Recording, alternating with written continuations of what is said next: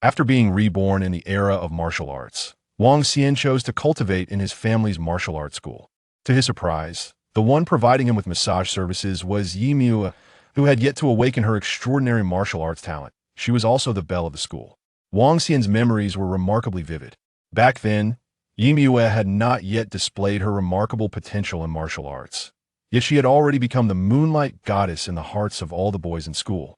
Thanks to her outstanding academic achievements, extraordinary beauty, and her cool, aloof demeanor, Wang Xian was no exception and harbored a secret admiration for her. However, in his previous life, he had no interaction with her and never anticipated that he would reunite with her in such a unique manner in this brand new era. You say you're already a half-step martial god, yet you insisted on facing a horde of otherworldly beasts to save those dozens of mortals. Was it truly worth sacrificing your own life for them?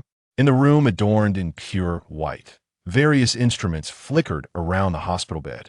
Wang Xian was wrapped in bandages, tubes inserted all over him, yet he paid them no heed, merely smiling at the man beside him. It doesn't matter whether it's worth it or not.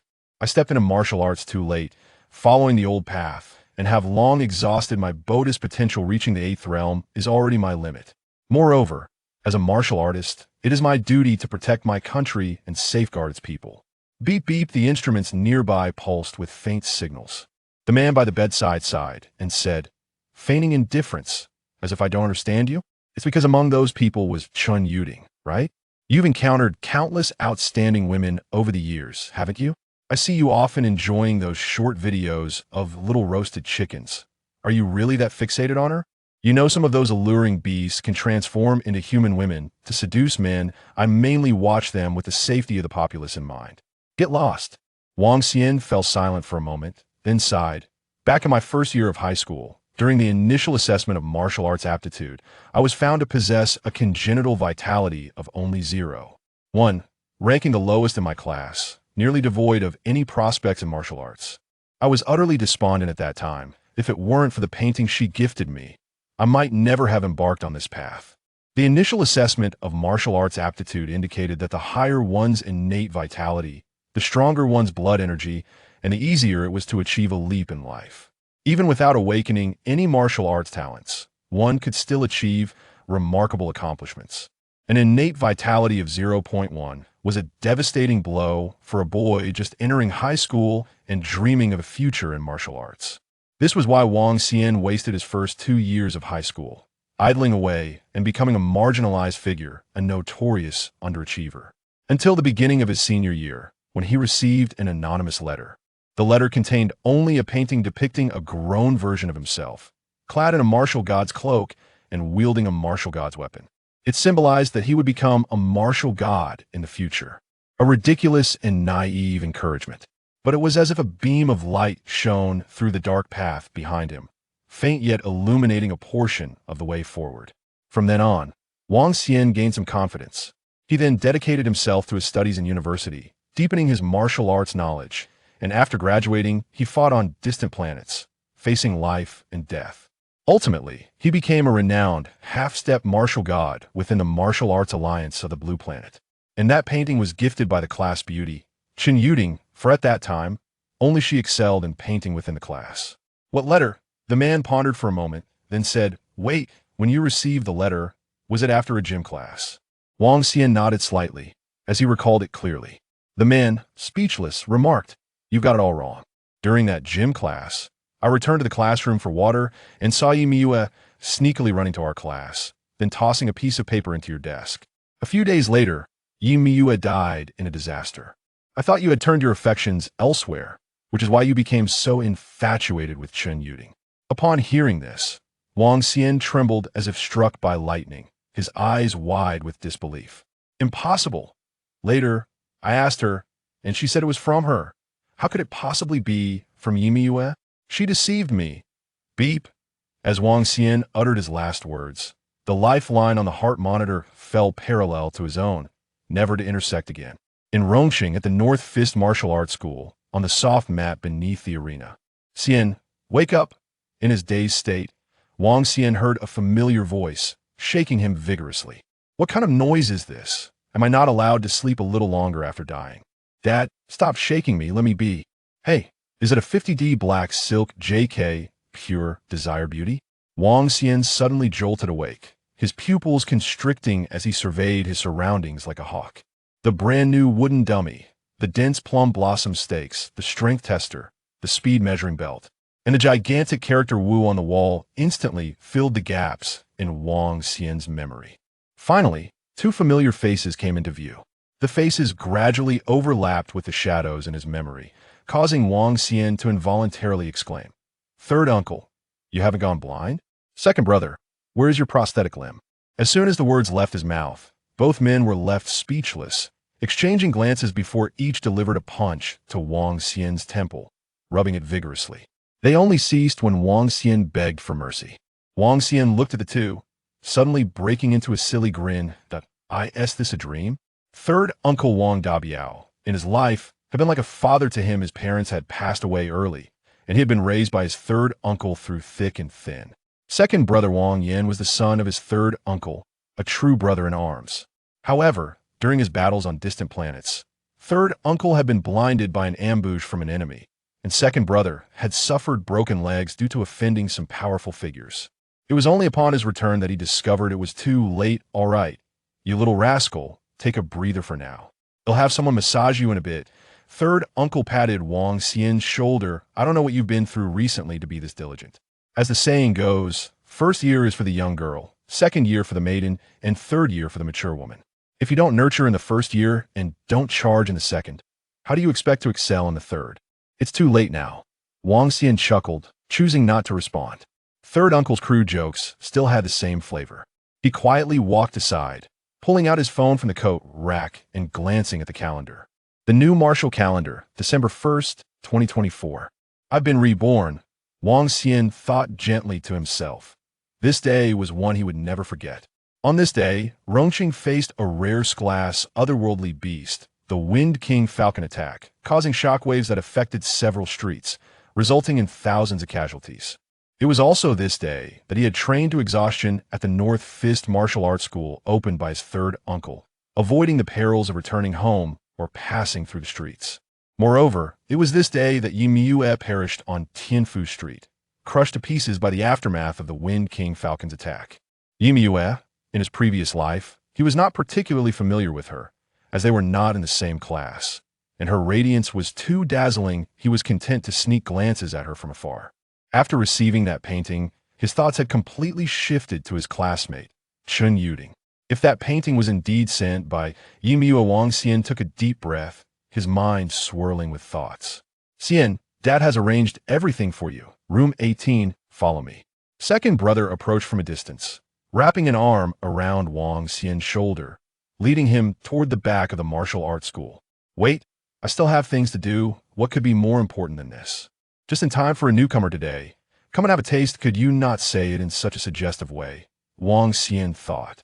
The North Fist Martial Arts School had a proper massage room.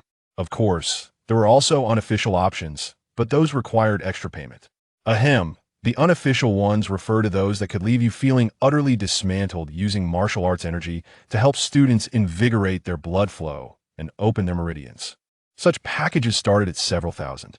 The official ones were only a few hundred to 1,000, aimed at relieving fatigue and refreshing the mind. Being dragged into room 18 by second brother, Wang Xian was laid upon the soft bed. "Youth, enjoy it well." The dim room, illuminated by soft indigo lights, relaxed Wang Xian's spirit. "I can't. I need to find Yi Miue."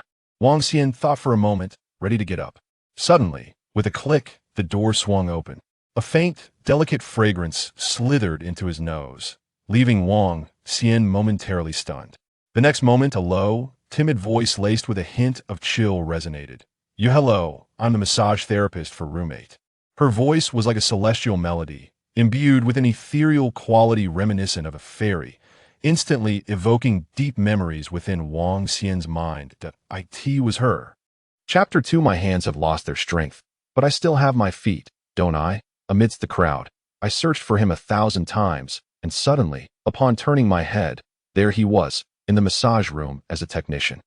Wang Xian gazed at the technician numbered 8 before him, the corners of his mouth twitching slightly. She was clad in a standard deep purple short-sleeved uniform and loose-fitting trousers, with her hair, tied back in a high ponytail. A mask covering her face and thick black-rimmed glasses resting on her prominent nose, obscuring her features in the dim light, especially as she was currently bowing her head slightly. Wang Xian could confidently assert that even if this were a fellow student from the same school and class, they would not recognize the person before him as the aloof school beauty, Yimue, who was infamous for her cold demeanor. Indeed, the moment he heard her voice, he recognized her instantly if it had been his past self. He wouldn't have been able to discern her voice at all, for Yimue rarely spoke at school, not to mention, her voice sounded somewhat timid due to her nervousness. However, as someone who once reached the threshold of martial godhood, even reborn in his youth before stepping into the martial arts realm, his keen discernment had not faded away. To illustrate, the frequency of a female mosquito's wing beats is approximately 450 Hz, while that of a male mosquito is around 600 Hz. Wang Xian could easily tell the difference. Compared to the myriad of complex and varied sounds made by exotic beasts, this was child's play. By observing Yimue's eye shape, forehead, brow spacing, hair, and her perfectly proportioned figure, as well as the fleeting panic in her watery eyes when they met his, he could assert with absolute certainty that this was indeed Yimue. After approaching the bed, Yimue feigned looking around, her peripheral vision lingering on Wang Xian as if to confirm something. Suddenly, she exclaimed, "Sorry that I seem to have entered the wrong room." She set down the nutritional lubricant in her hand and turned to leave, her urgency palpable. Witnessing this scene, Wang Xian surmised that the letter was indeed likely from Yimue IT school. She was known for her mantra of others know her, yet she knows no one.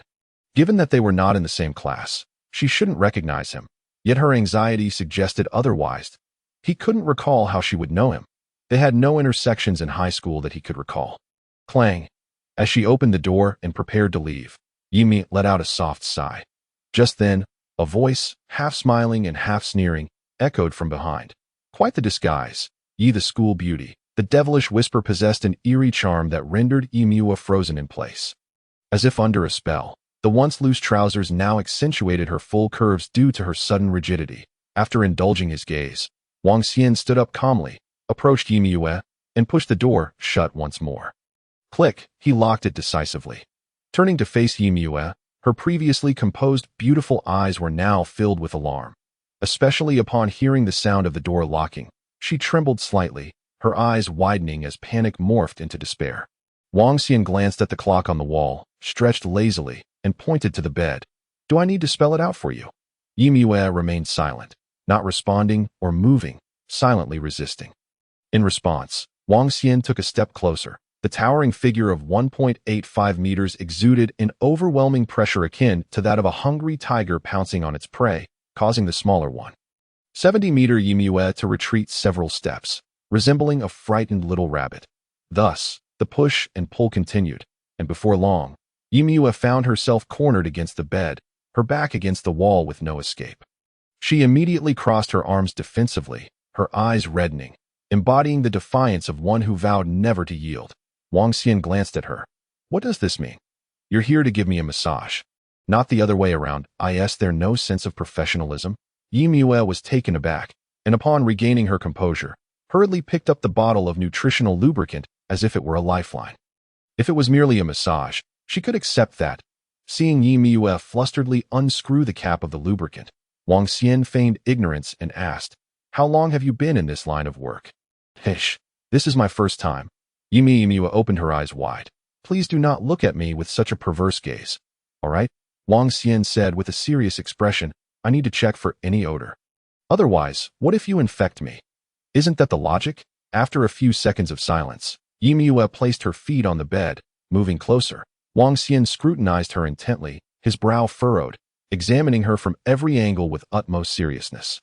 Then, he waved his hand as if fanning himself. Before Yimue could feel embarrassed and flinch, Wang Xian spoke first. "It has a bit of a sour smell." "Huh? Yishawa, you should go wash up." Yimue immediately stood up and hurriedly dashed to the washroom. Wang Xian clicked his tongue in surprise. "I didn't expect that she already has martial arts spiritual patterns on the soles of her feet." Indeed, he was genuinely observing her while Yimue's soles bore an exceedingly rare and special martial arts spiritual pattern in the year 2040. it was discovered that anyone awakening a martial arts talent of advanced level or above would exhibit the phenomenon of martial arts spiritual patterns on their body. The principle behind it is that the vitality of heaven and earth gathers in advance due to the latent talent within the body. Based on the clarity of the patterns that it indicates at least a royal-level talent. Wang Xian sighed softly, realizing that her future was guaranteed to be that of a seventh realm grandmaster. Martial arts talent became a hallmark of the new era, gradually replacing the old generation of humans since the new martial era began in 1912.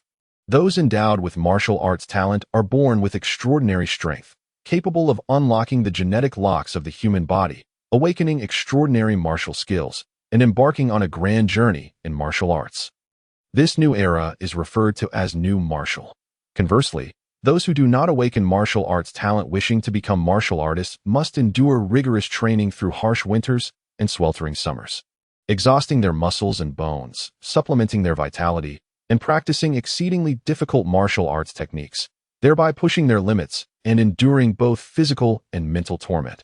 This is called old martial. New martial is the favored child of the times. The martial gods of the past all followed the new martial path. Among the old martial practitioners, aside from Wang Xian, none have even reached the 8th realm. Yet, it cannot be said that old martial is weak. On the contrary, even in the past, old martial remained formidable. It was simply that very few could endure the hardships of training. Not to mention, just moments ago, when Yimua pressed on her own body, it appeared deceptively simple to in reality. It was an exceedingly complex meridian opening technique from old martial. Opening the meridian involves the 12 primary meridians and the 8 extraordinary vessels within the human body, interwoven to facilitate the flow of the vitality of heaven and earth. For old martial practitioners to absorb this vital energy, they must open their meridians. Without this, they will forever fall short of new martial practitioners. Each meridian contains several crucial acupoints, some of which are life-threatening. A mere touch from an ordinary person could be fatal. To allow another to exert 100 pounds of force on these acupoints is akin to testing the waters at the gates of the underworld. Moreover, with the vital energy seeping from the nutritional bomb, the pain endured is several times greater than that of a cracked egg. Most people cannot withstand even a few presses. Only Wang Xian could endure the pain while calmly instructing Yimua to press herself comfortably. Thus, the difficulty of practicing old martial is beyond imagination. Furthermore, after the 21st century, with the gradual genetic replacement of the new generation of humans, the number of individuals awakening martial arts talent has increased significantly, leading to the gradual obsolescence of old martial.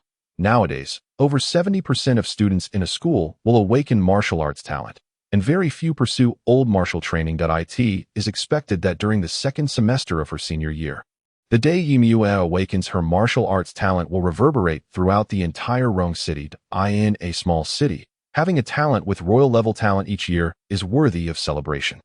The occurrence rate of advanced martial arts talent is less than 1 in 10,000, while that of royal-level talent is less than 1 in a million. Wang Xian never anticipated that the girl who perished in his previous life harbored royal-level martial arts talent. Before long, Yimua emerged, seemingly having composed herself, once again embodying the aloof school beauty. Before her part-time job, her training sister advised her not to fear anything, as long as the other party did not make any inappropriate moves. She should treat it as if she were merely handling a piece of pork. If it involves using her feet, then she should simply consider it as stepping on a piece of pork. Just then, noticing her calm approach, Wang Xian gestured. Yimua was puzzled by his intent. Wang Xian rummaged through the drawers beside the bed. Then with a smirk, he revealed an item and tossed it onto the bed. Put this on. When Yimua focused her gaze, her previously composed demeanor suddenly faltered, her eyes brimming with embarrassment. It was unmistakably a pair of neatly packaged black stockings. She glared at him, her eyes wide as if they could vanquish all filth and indecency. Don't give me that look as if I'm being lewd, Wang Xian retorted with a serious expression. Wearing stockings is to protect you. Do you understand the principle of propriety between men and women? Besides, do you wish to tread upon the body of a stranger barefoot? If you are willing, I have a cleanliness obsession. Chapter 4 Yishaohua. You wouldn't want to. Yimua was momentarily taken aback by his words. Her mouth slightly agape. After a moment's contemplation, she gently nodded. You have a point. Thus, she quietly picked up the stockings and walked into the restroom. Upon her return, Wang Xian beheld a pair of long, alluring legs elegantly adorned in black stockings striding towards him. Such a breathtaking sight was truly rare in the world. The only regret was that she wasn't wearing a short skirt. Wang Xian once again leaned over the bed, revealing a well-proportioned and firm back, just as before. Now, let us practice the stance, the mixed yuan stance. Have you ever stood in this stance? Not very familiar. Upon hearing her response, Wang Xian was not surprised. The stance is fundamental to old martial. Although old martial has gradually been phased out by the times, some essence remains preserved. The stance is one such practice. Typically taught to students after assessing their physical vitality, its primary purpose is to strengthen the students' bodies. However, in this era, with the overwhelming tide of new martial, most students do not place much importance on the stance. After all, as long as they awaken their martial arts talent and master extraordinary powers, other practices seem less significant, much like the civilian fitness exercises from before. Yet, in reality, both the mixed yuan stance and fitness exercises are the refined essence extracted from the old martial system by the state over several decades. It is not a simple matter to in his past life. Wang Xian practiced the mixed yuan stance daily until he reached the 7th realm, becoming a master of old martial. He then collaborated with numerous new martial practitioners for a long time, discovering through various improvements that if this stance were paired with a certain breathing technique, it could significantly enhance the foundation and potential of new martial practitioners. At that time, it was considered a groundbreaking initiative. Years of validation followed. It was only after Wang Xian fought in alien battlefields for many years that he confirmed its efficacy. Ultimately, the highest administrative body of the Dragon Kingdom's 5 martial arts committees officially named it the Mixed Yuan Breathing Method, integrating the old martial stance with the new martial genetic breathing technique. However, that was a matter for decades later. Regrettably, Wang Xian did not witness the promotion of this breathing method before his demise. Stand well, stand firm, and align correctly. You are not doing any of these correctly. Wang Xian glanced back at her. Yi Xiaohua, aren't you supposed to be an academic prodigy? Yet your stance is lacking. That if you can't even stand steadily, how can you possibly step on me? Press? Yi Mue remained silent, her gaze devoid of defiance, even tinged with a hint of shame. In truth, she was already standing quite well. Of course, this well was relative to the other students in the school, for Wang Xian. However, her stance was far from adequate. Upon a single glance, none of her posture met the standard. Lower your shoulders. Keep your hands together close to your body. Don't keep your feet too close. Spread them a bit. Wang Xian instructed her step by step. Before long, Yi Mue, clad in black stockings, began to assume the correct stance, her body taut like a drawn bowstring. The originally loose trousers now hugged her legs tightly, perfectly outlining her curves. After a few minutes, lift your foot to check. His command. Yi Mue raised one foot. Her lower body remained stable, yet her upper body lost its balance, beginning to sway slightly. In Wang Xian's eyes, 2 rabbit-like figures suddenly appeared, beginning to bounce lightly. You need to practice the stance more. If you had proficiency, this would merely be an entry-level 150 performance, Wang Xian observed while correcting her posture. Within less than 10 minutes of standing, her feet began to tremble lightly. Yi Mue lowered her head, her ears flushing crimson. All right, now you will breathe and cultivate as I instruct. Listen carefully. Draw the breath into your heart. Guide the energy through your body, accumulate strength, and sink into the depths of your being, emptying your mind. The mixed yuan breathing method is encapsulated in a concise mantra of about 100 words. Seemingly ordinary, yet mastering it without guidance is quite challenging. Only when one can effortlessly apply it in walking, sitting, and lying down can it be considered an accomplishment. Wang Xian elucidated each word, and with Yi Mue's inherent intelligence. Within half an hour, she had grasped the concept nearly perfectly. With this method of cultivation, Yi Mue's stance visibly stabilized, and her energy improved significantly. Now that you've adapted well enough, we can begin the pressing. Wang Xian yawned. After teaching for so long, it was time for him to enjoy himself. The teachings imparted by Wang Xian were not in vain. Yi Mue approached her task with utmost seriousness. Particularly evident in the intensity of her gaze, it is indeed difficult to envision that she was currently clad in stockings while providing a foot massage to a man, engaging in such a salacious act with an expression of earnestness. The juxtaposition of innocence and desire was striking. Had it been Chun Yuding, that little green tea, one could only imagine. Wang Xian found his thoughts drifting to another figure, casting a glance at the time. He was stirred by the sight of Yi Miue's focused demeanor as she next made contact with the ground. He subtly shifted his body. The toe wrapped in nourishing lubricant lost its aim and missed entirely. Thud! Losing her balance, Yi Miue tumbled forward, landing squarely on Wang Xian's back. In that instant, Wang Xian felt as though his body had been struck by jelly, bouncing several times. What on earth is happening? He exclaimed, turning to face the now flustered Yi Miue, who was blushing profusely. My uncle's martial arts school offers legitimate massages. What do you mean by this? Are you trying to seduce me? I'm not. Yi Miue hastily waved her hands in denial. Then why not get up? You're taking advantage of me. Yi Miue hurriedly stood, her eyes shimmering with unshed tears. Time's up. With that, she flexed her foot, indicating her exhaustion. Wang Xian acknowledged her with an "oh" and shifted his gaze behind her. It seemed she sensed something amiss, hastily covering her rear with her hands, shaking her head with unwavering resolve. Turning on her heel to depart without a backward glance, she resolved never to return for this part-time job. Yet, Wang Xian appeared to perceive her inner turmoil. You think you can just leave? What do you want? Yi Miue halted, her voice lowered. Wang Xian, now dressed, smiled slightly and produced a card from his pocket. This contains 30,000. Yi Miue was taken aback, shaking her head. I don't want it. Are you mad? Do you think I'm giving it to you? He chuckled. I need to recharge my membership. You come here every week during your break, earning 1,000 in tips each time. After 30 sessions, that money would be your rightful earnings. I also don't. Think it over. Wang Xian casually typed on his phone, accessing the campus forum. Ye campus bell. You wouldn't want your related news splashed across the front page tomorrow, would you? Yi Miue felt a shiver run down her spine, scratching her forehead in a mix of embarrassment and irritation.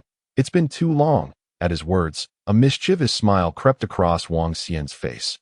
If you're looking for a quicker way to earn that money, it's not impossible. His gaze roamed her figure. I'll do it. Chapter 5.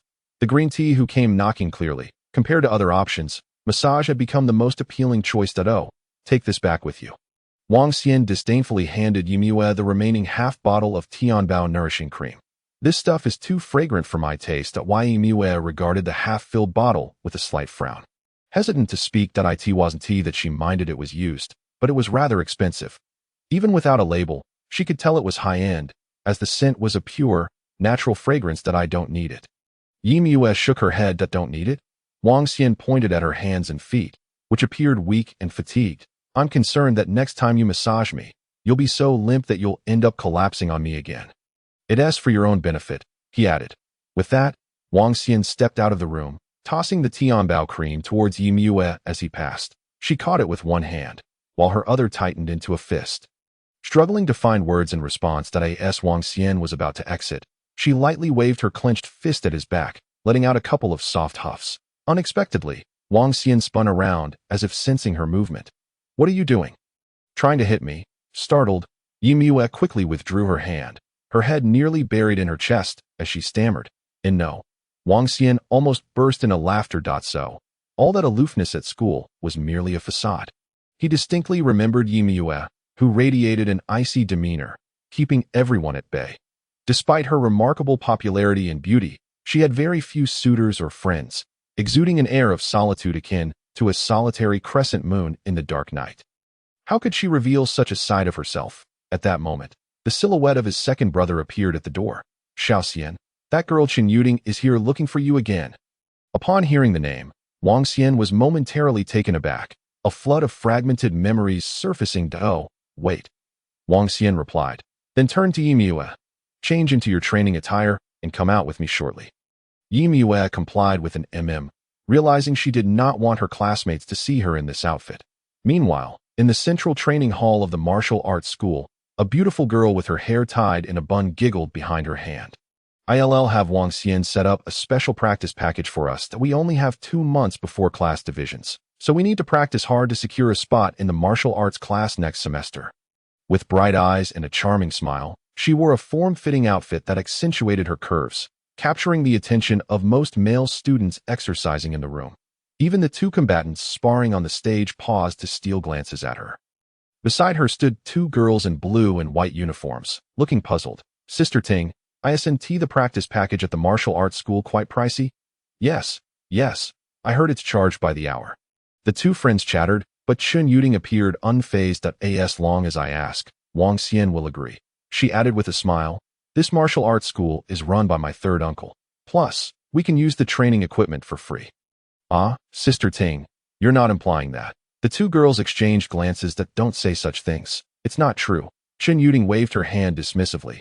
We're just classmates who get along quite well. The girls' expressions shifted to understanding. Oh, that's it. I thought Sister Ting's status was too high to come to this small martial arts school. It must be out of respect for Wang Xian. Hee, then we won't hold back. Although it was a modest establishment, the training equipment was indeed comprehensive. They even had a small gravity chamber. Wow, the signature martial art extreme stone throwing hands. Isn't that a foundational technique from an old martial school? Does anyone still practice that? Who even practices that now? Once we awaken our martial arts talents and acquire our innate skills, that be far superior. Many students training in the martial arts school frowned slightly upon hearing this.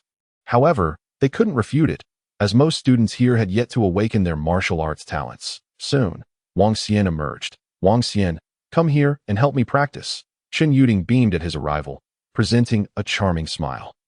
Wang Xian paused, returning her smile. In his previous life, due to that one sheet of drawing paper, he had spent several years as her devoted admirer throughout high school and college. He had only begun to see things clearly in college. But even then, he merely transitioned from an infatuated admirer to a caring friend, until he learned of her marriage into a wealthy family after graduation, which shattered his heart, leading him to the alien battlefield for decades of life and death struggles. Upon returning from the alien realm, Chun Yuting had, through her remarkable abilities, remarried multiple times, amassing an immense fortune and commanding the protection of several martial arts masters, establishing the renowned Qin group in Long Country. She had become a titan in the martial arts world.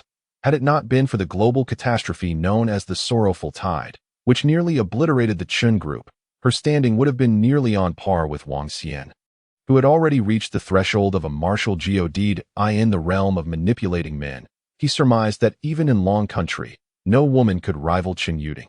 Yet now, practice, huh? Sure, Wang Xian replied, then turned to his brother, who bore a solemn expression, and inquired, Brother, how do we price the practice package at our school? His brother looked taken aback, astonished. He thought to himself, when this girl came for practice before, did Xiao Xian ever consider pricing it? The basic practice is 500 per hour, intermediate is 1,000, and the advanced package, with an entry-level martial artist, is 1,500 per hour. His brother answered with a smile. The practice was not merely a session. It often included various expensive supplements as well. Wang Xian nodded, addressing Chun Yuting. Then you should go to the front desk and make a payment. Chun Yuting was momentarily stunned, pointing to herself. You want to charge me? Why not? Wang Xian glanced at her two friends. Ladies, please don't meddle. This training equipment is reserved for martial arts students. The student fee seems to be 3,000 a month. Right, brother? Ha! His brother laughed heartily. For your classmate, we can offer a discount. Let us say 2,500. The two girls immediately withdrew their hands, their faces flushed with embarrassment, hurrying to stand beside Chun Yuting with odd expressions. Wang Xian, do you find this amusing? Chun Yuting's expression darkened, her voice laced with a mix of cold anger and indignation. It was you who begged me to come, Wang Xiandao remarked. I summoned you here. But I never claimed you wouldn't be compensated. Moreover, I currently have a training partner. Having paid your dues, you must be prepared to take a step back. Chun Yuting, trembling with rage, managed a disdainful smirk. Her eyes filled with contempt. You? Who, apart from me, would seek your companionship for practice, given your meager innate vitality of merely 0.1? To put it succinctly, had I not valued the conditions your martial arts school offers, I wouldn't have even bothered to come. Wang Xiandao shrugged, his body turning to reveal Yimue, who had changed into a pristine white training uniform and was now slowly approaching from a short distance away. In that instant, Chun Yuting and her companions were rendered speechless, their eyes widening in disbelief. How could this be possible? Chapter 6. S-Class Exotic Beast, Wind King Falcon Yimue approached, her countenance resembling an ancient, unyielding glacier. She bore no expression. Yet, Chun Yuding felt an inexplicable aura that compelled her to take a step back, as did the two imposing guardians flanking her, who retreated several paces to In Rongqing's martial arts community. If Yimue was akin to the radiant moon suspended in the heavens, then beneath that moon, Chun Yuding was merely a collection of twinkling stars. Without the comparison to the moon, she might shine brightly. Yet, in its presence, she appeared dull and insignificant that moment. As Yimue emerged, the gazes of many shifted away from Chun Yuding in an instant. Yimue spoke not a word, yet her silence gnawed at Chun Yuding, who clenched her silver teeth in disbelief that it was unfathomable that Yimue, who never mingled with others at school, would now be seen alongside Wang Xiandao, even if it were merely for practice. Tingjia, shall we leave? The two younger ones tugged at Chun Yuding. She withdrew her hand, as if revealing a deadly weapon, and declared, Wang Xiandao, if that's the case, then you shall no longer bring me breakfast. I shall only allow Li Zihong to bring it. With a clap of his hands, Wang Xiandao chuckled. A promise is a promise. The absurdity of having to negotiate breakfast privileges amused him. Was I ever so servile back in the day? Chun Yuding seethed, momentarily at a loss for words. After several deep breaths, she managed a cold laugh. Find out in truth, I wasn't very eager to come today. I already have prior engagements. Also, you are insufferably pretentious. With that, she turned on her heels, dragging the two younger ones along. Wait, Wang Xiandao's voice called from behind. Too late. Chun Yuding's lips curled into a smirk as she walked away without a backward glance. Her voice rising. Even if you beg me now. But before she could finish, she was interrupted. You forgot your coat. This is a martial arts school, not a laundromat. Chun Yuding's breath hitched as she scowled. Marching over to retrieve her coat from the nearby rack, hastily exiting the school as if fleeing. Once the trio departed, Wang Yin, the second brother, looked at Wang Xiandao with astonishment. You've shown a bit of manliness now, haven't you? He teased, nudging Wang Xiandao and nodding towards Yimue. Have you switched your target? But don't say I didn't warn you. This girl is far more formidable than the one who just left. He pondered when this girl had started attending the martial arts school. Evidently, he failed to recognize that Yimue was the same technician disguised moments ago. With a chuckle, he walked away without further comment. What are you still standing there for? Wang Xiandao asked Yimue, whose expression remained unchanged, yet her demeanor was taut. Yimue seemed dazed, walking towards the arena. What are you doing up there? I thought you were here to practice. Wang Xiandao laughed, finding her naivety endearing. She had taken his jest seriously. You should pay first. Upon hearing the mention of payment, Yimue hesitated, then indeed walked towards the front desk. Wang Xiandao, quick as lightning, seized her sleeve. Do you really think you have the strength to practice? How foolish. Yimue suddenly recalled something, her cheeks reddening slightly. It's a bit late now. I think I'll head back. Wang Xiandao nodded silently, following her out of the martial arts school. Upon exiting, Yimue noticed that Wang Xiandao showed no sign of halting his pace, prompting her to murmur, You don't need to accompany me. Accompany? Who said I was going to escort you? I'm just heading home. It's on the way. Wang Xiandao replied with a bemused expression at why Yimue hesitated, then broke into a run. After a brief moment, Wang Xiandao matched her pace. 20 minutes later, as they reached the subway entrance, she could no longer contain herself, spinning around to glare at him, her meaning unmistakable. Stop following me. Yet, she found Wang Xiandao had also come to a halt, his gaze fixed solemnly upon the darkening sky. It's coming. Before long, a colossal shadow soared overhead, casting an ominous pall over the throng of people below. The once golden sky appeared as though a curtain had been drawn, plunging into darkness. What just flew by? That appears to be an exotic beast, perhaps. What nonsense. What kind of exotic beast could be that immense? A plane. Maybe. No. The Rongqing Twin Star Airport is over 100 kilometers from here. This seems larger than any aircraft. Run. With a resounding crack, the massive shadow sent waves of panic through the crowd, many bystanders hastily brandishing their phones to capture the spectacle. Yet, in the next moment, as if time had frozen, numerous onlookers halted their actions.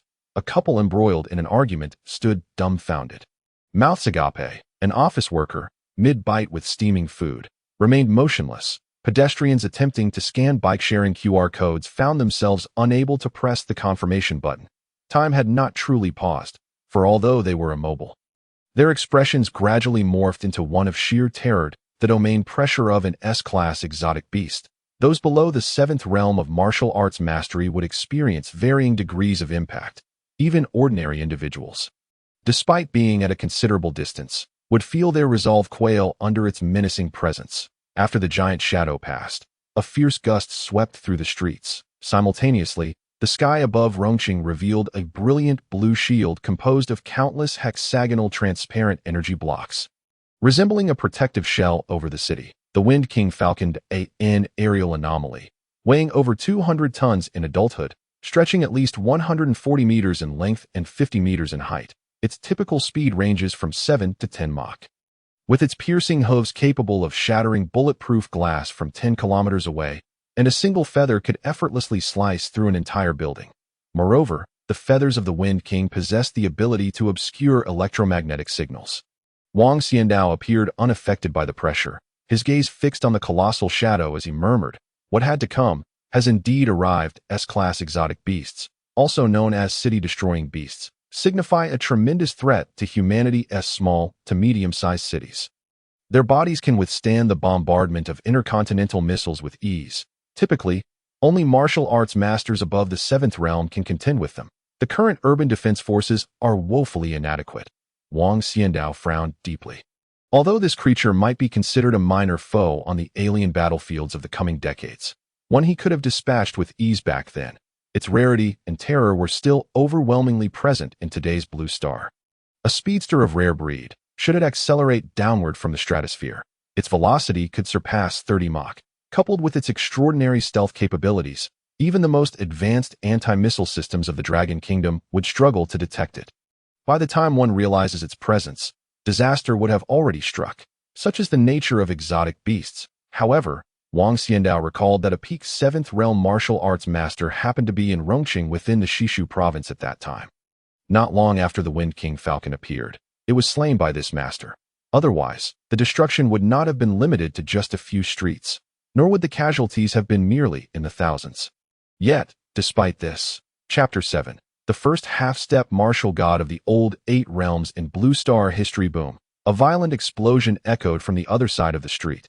The sound jolted the entranced crowd, sending them scattering like startled birds. "Get down." Wang Xiandao swiftly pulled the dazed Yimiyue to the inner side of the subway station.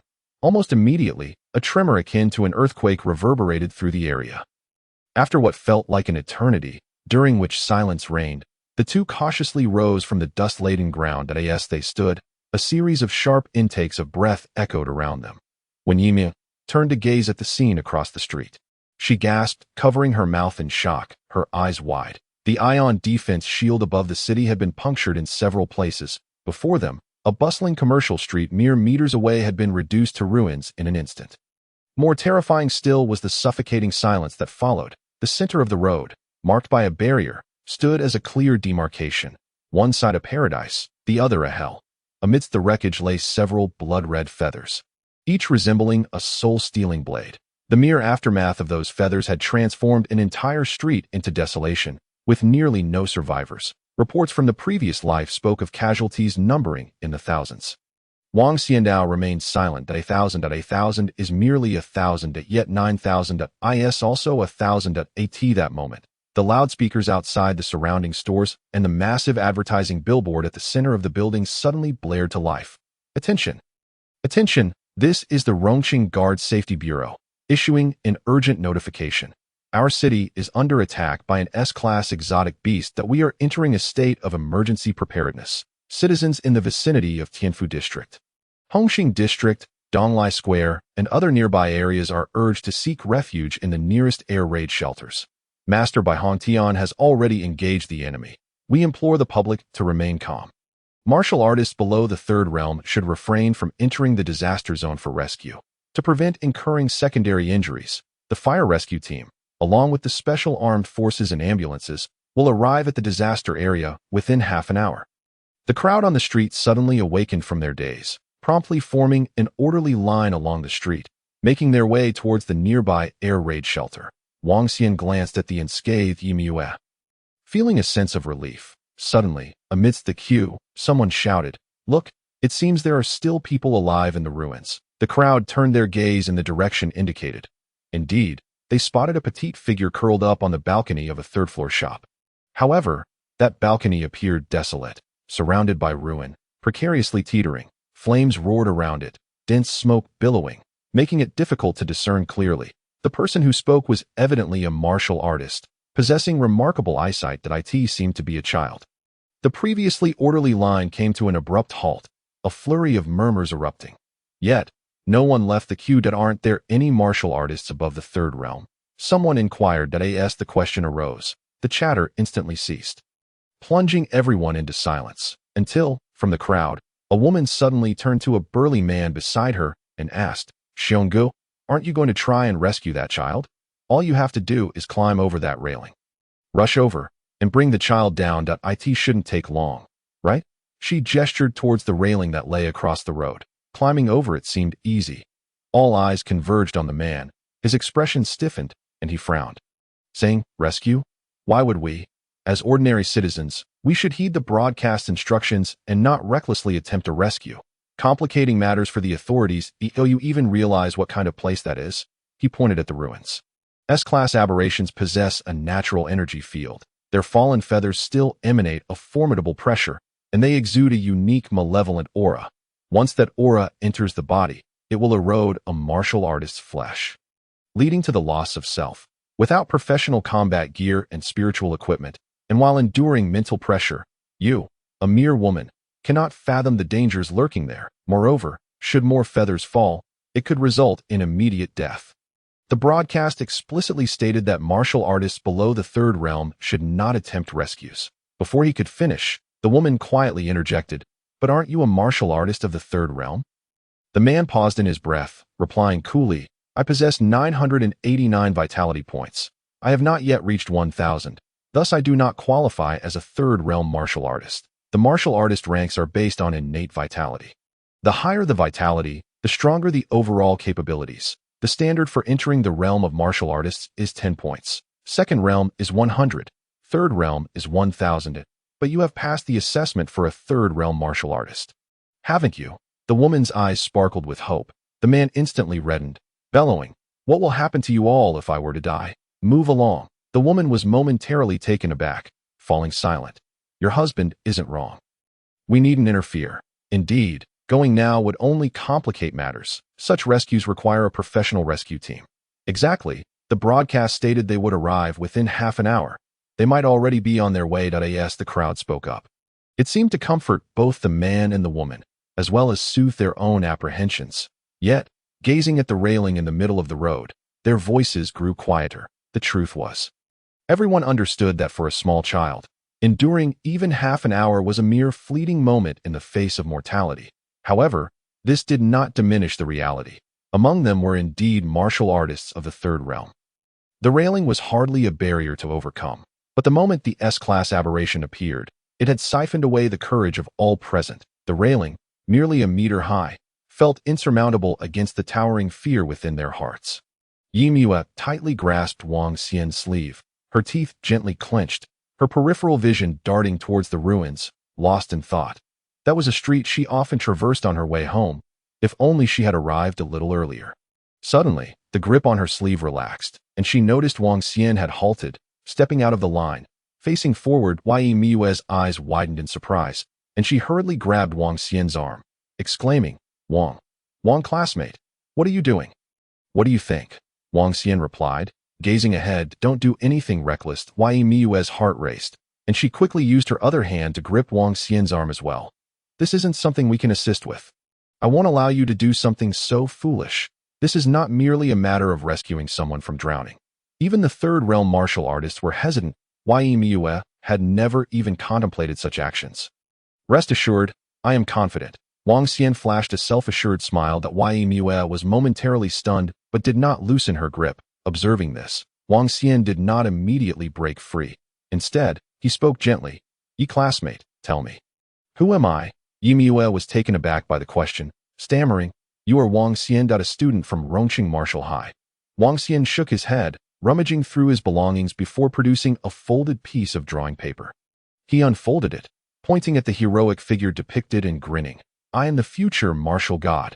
As the words fell, Yimue's eyes widened in astonishment, staring at the drawing, her mind swirling with myriad thoughts.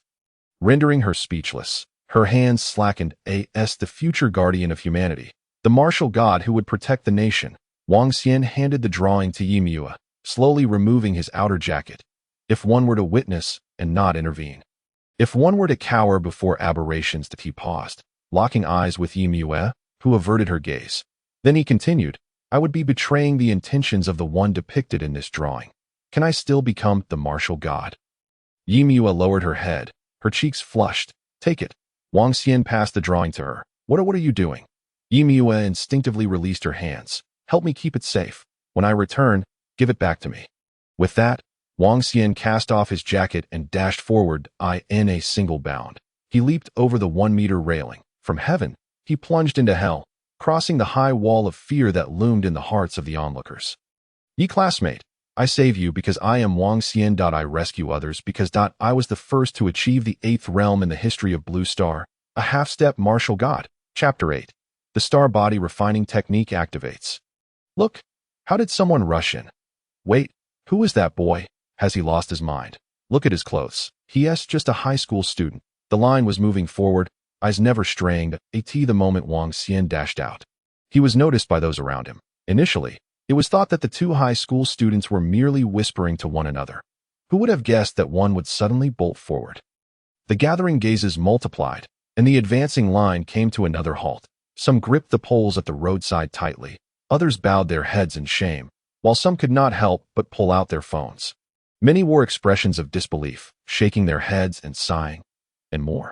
This is sheer folly. A high school student without awakened martial arts talent rushing in is nothing short of suicide. I've always said the nation should impose stricter regulations on passionate martial arts anime. Watching too much leads a group of students to fantasize about saving the world. Isn't that harmful? I feel this is simply complicating the rescue efforts for the teams that will come later. The difficulties are inconsequential.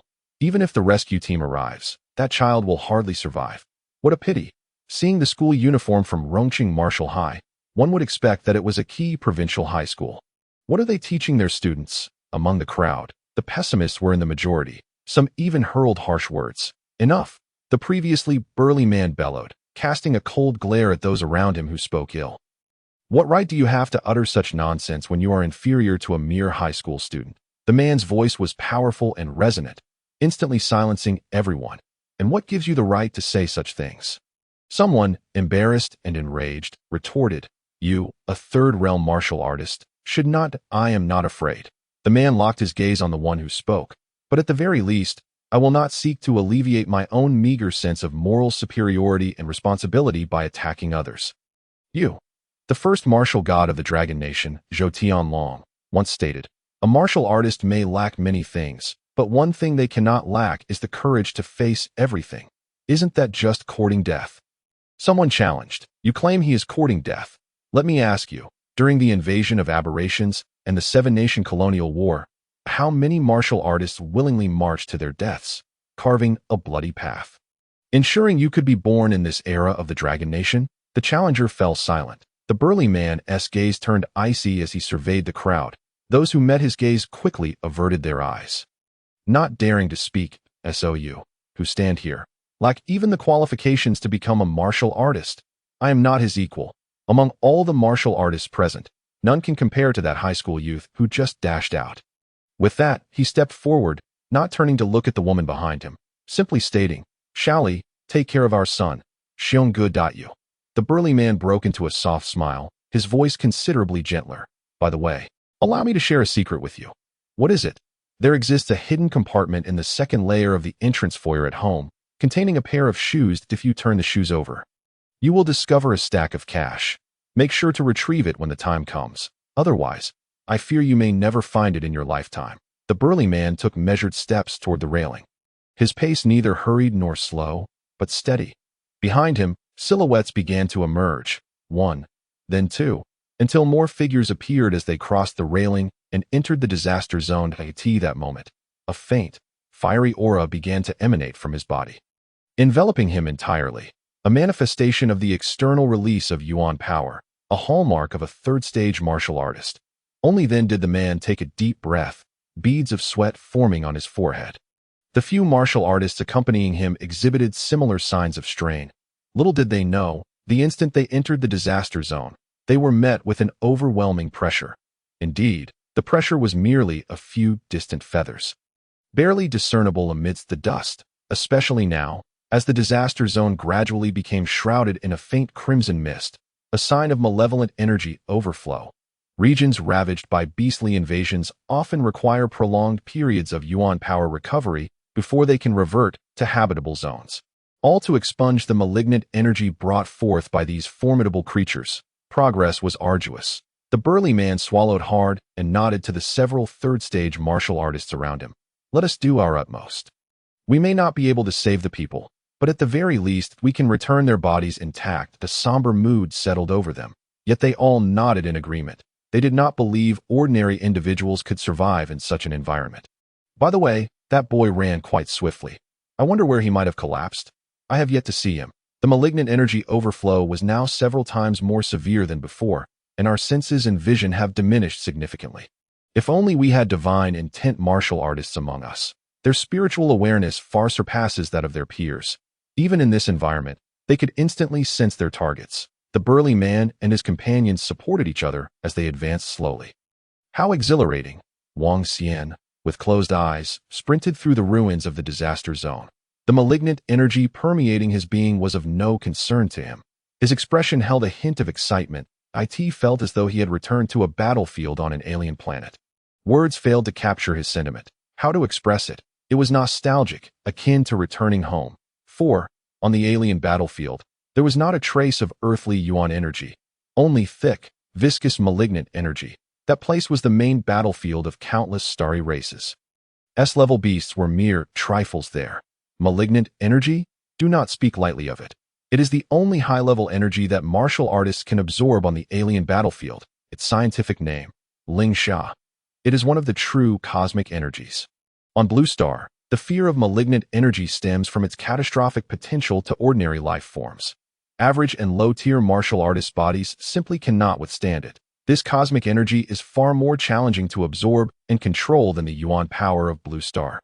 And it is also more tyrannical. Wang Xian had long tested the effectiveness of martial arts fueled by Ling Sha on the alien battlefield, discovering they were at least several times stronger than usual.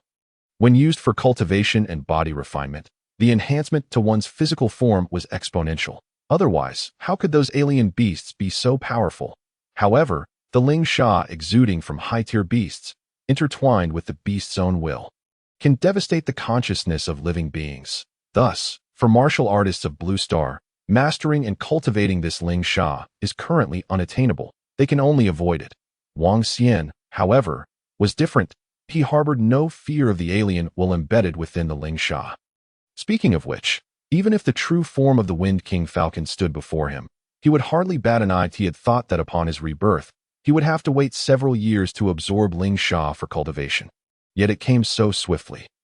Thankfully, not long ago, he had YMU massage him, and coupled with his own acupoint adjustments, he had managed to open a yang meridian. Otherwise, absorbing Ling Sha would have been a challenge. Without open meridians, one cannot absorb any energy. The consequence would be the forceful intrusion of Ling Sha into the body, wreaking havoc on cells, resulting in a fortunate demise, or, in less fortunate cases, an explosive death. But with a meridian opened, the situation was vastly different. Thus, the starry sky body refinement technique. Activate. A smirk curled at the corners of Wang Xian's mouth as he briskly made his way toward the distant third-floor balcony while silently urging himself. Chapter 9. The Divine Meridian is established. Little one, would you like me to take you with me? Wang Xian had not forgotten his purpose of rescue to be precise. The moment he entered this area, he had advanced toward his target. He had confidence in his decision to enter. After all, if the individual were an ordinary person incapable of absorbing Ling Sha, they would not survive long in this place. However, upon sensing some peculiarities about the individual, he slowed his pace slightly, taking the opportunity to cultivate in this location. This way, he would not lack strength when the time came to rescue. The Starry Sky Body Refinement Technique was a culmination of Wang Xian's decades of martial arts expertise, merging various philosophical ideas from different martial arts schools, specifically designed to adapt to the brutal combat against the myriad of races on alien battlefields. When perfected, it could transform one's body into a celestial furnace. allowing one to forge a starry sky martial body capable of swallowing stars and moons. Unfortunately, that realm currently existed only in theory, as it had been too late for Wang Xian to realize this after he had created this technique, which encapsulated the blood, sweat, and tears of his life. But now, everything aligned perfectly. The first step of the starry sky body refinement technique requires the absorption of powerful cosmic energy to fill the body's 12 primary meridians and 8 extraordinary vessels, a total of 20 meridians. When these 20 meridians unite, they form the divine meridian. Once established, it grants the strength to move mountains and infinite potential. The body is no longer constrained by the various energies of the universe, allowing one to inhale the power of the cosmos, refine oneself, and transcend the ordinary. In simpler terms, it enables the absorption of any energy into the body for cultivation.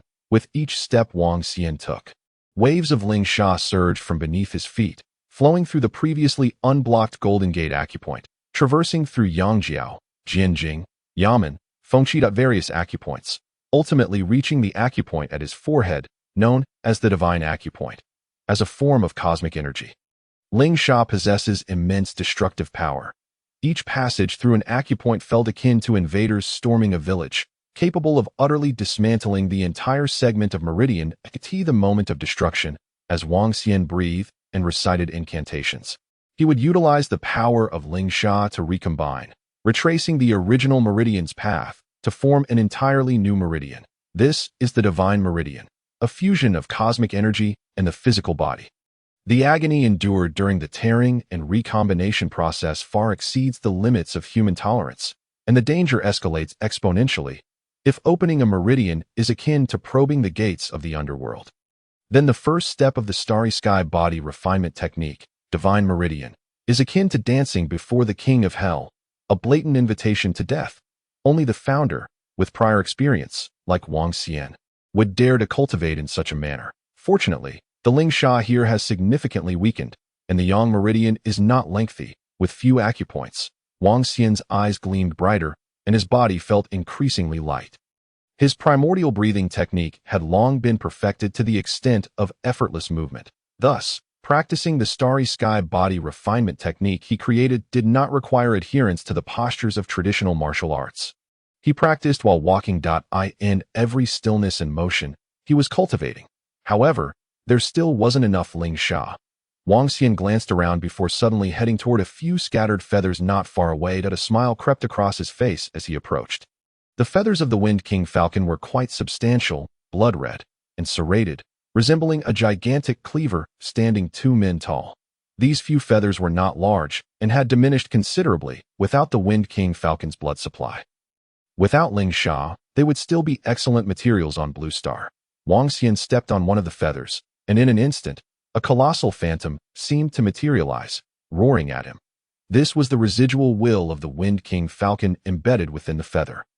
Wang Xian scoffed dismissively, poking it with a finger, and then forcefully crushed the feather beneath his foot. Subsequently, he activated the starry sky body refinement technique with all his might, voraciously absorbing the Ling Sha contained within. Once he had fully absorbed it, a glimmer shone in Wang Xian's eyes as a powerful aura began to circulate throughout his body. The Yang meridian was established. Wang Xian clenched his fists. Feeling the power contained within, he estimated that a full-strength punch could exceed 1,000 pounds. However, his overall life vitality was only 0.5. Innate life vitality merely indicates a martial artist's innate potential. Life vitality can be enhanced, but the higher the innate life vitality, the easier it becomes to improve the acquired vitality. The acquired life vitality represents the overall life quality of a martial artist, often equated with their combat prowess. For example, YMU currently possesses an innate life vitality of 0.5, allowing her to exert a maximum punch force of 500 pounds. She can only manage 400 pounds, leaving ample room for improvement. That a martial artist with a life vitality of 1 can exert a maximum punch force of 1,000 pounds. Wang Xian, having established a divine meridian, possesses a life vitality of only 0.5, yet can output a punch force exceeding 1,000 pounds. In simpler terms, under equal life combat power, Wang Xian's strength will always surpass theirs. This is the power of cultivating with cosmic energy, resulting in the divine meridian. Each one offers a terrifying enhancement to oneself. This is the formidable nature of Ling Sha, a cosmic energy, purely numerical allure. Now, let's make use of this waste. Wang Xian picked up the massive feather from the ground and slung it over his shoulder. Suddenly, he glanced back but paid no further heed, turning to stride toward the nearby third-floor balcony. Meanwhile, not far off, the burly man clutched his chest, appearing weak as he leaned against a broken wall. Staring in astonishment at the distance, that boy.is alive. Impossible. This is the disaster zone, overflowing with malignant energy. Even I, as a third-stage martial artist, can only rely on the external release of Yuan power to shield myself from the malignant energy and move forward with great difficulty. Having arrived at this point, I have reached my limit. Even the vital energy within me has been nearly depleted. Yet, that young lad, devoid of any aura surrounding him, has managed to arrive here solely through the strength of his physical body. Is he truly unscathed? Could it be an extraordinary talent in martial arts? No, martial prowess typically awakens only close to the entrance examinations. Moreover, even if he had awakened such talent prematurely, it would be impossible for him to reach this place. Who exactly is he? As I ponder, I observe the boy suddenly stride towards a feather that lies upon the ravaged ground, the source of malevolent energy. The burly man knows all too well how terrifying this object is. The danger does not merely stem from the malevolence itself, but from the S-rank beasts contained within the feather that it could instantly reduce us, mere third-tier martial artists, to mindless puppets. Yet, the boy remains entirely unaffected. Even going so far as to stomp it underfoot, it is clear that he has heard a ferocious roar emanating from the feather that unmistakably belongs to the remnants of an S-rank beast's consciousness. Even from this distance, I can feel my head spinning and my heart's fear intensifying. Thud, thud, thud. The boy stomped repeatedly, relishing in the act, using his heel to mercilessly trample in that fleeting moment. The understanding I had cultivated over a decade in the martial arts was utterly upended.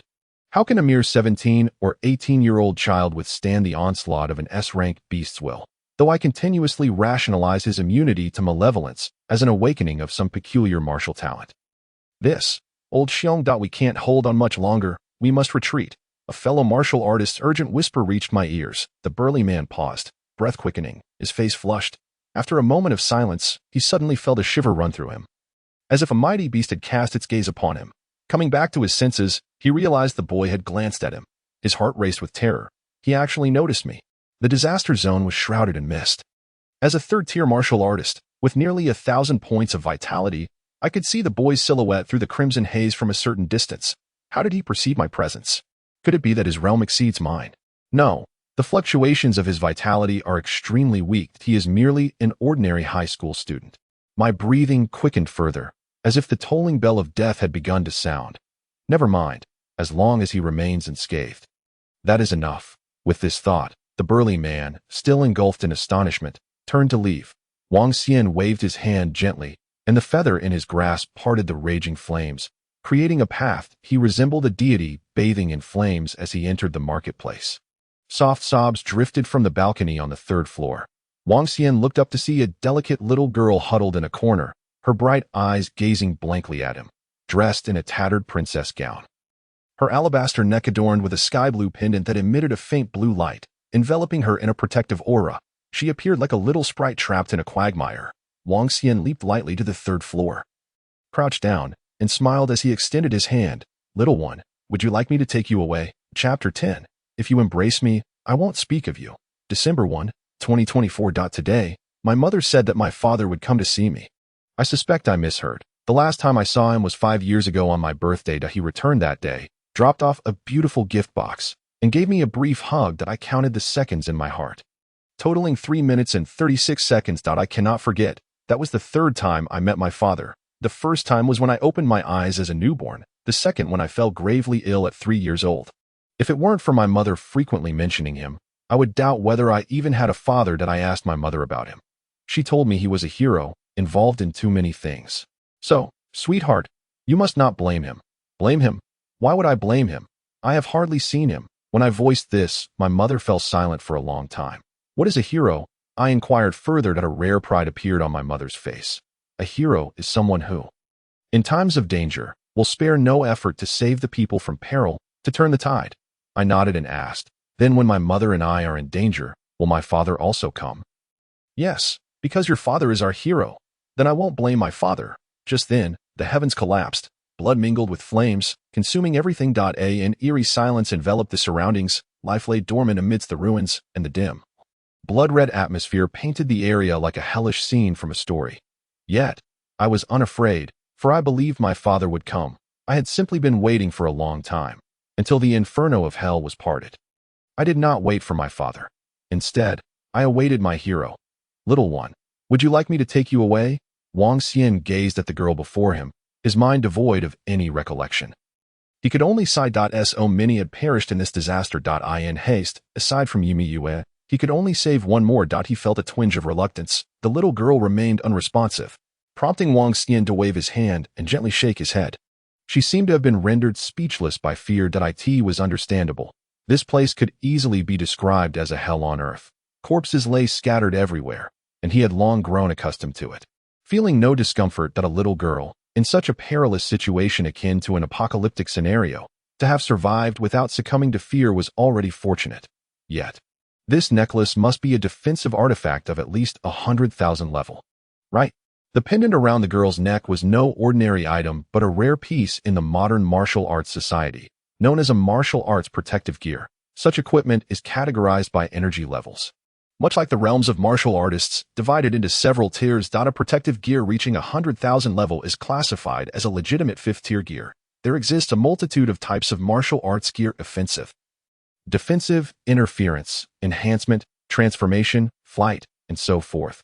Countless in variety. High-level gear is typically only usable by martial artists whose vitality corresponds to the gear's level. For instance, only a 5th-tier martial artist with a vitality of 100,000 can don 100,000 level gear.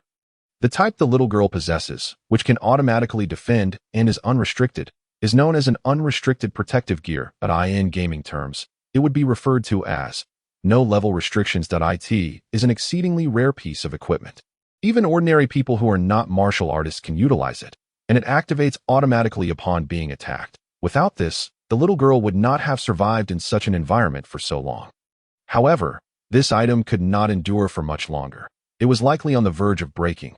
The malevolent energy possesses a strong corrosive effect on such modern high-tech martial arts gear. Fortunately, it was only a few feathers. Are you part of the rescue team? The little girl suddenly spoke, her voice clear and melodious. You're still conscious? Wang Xian chuckled.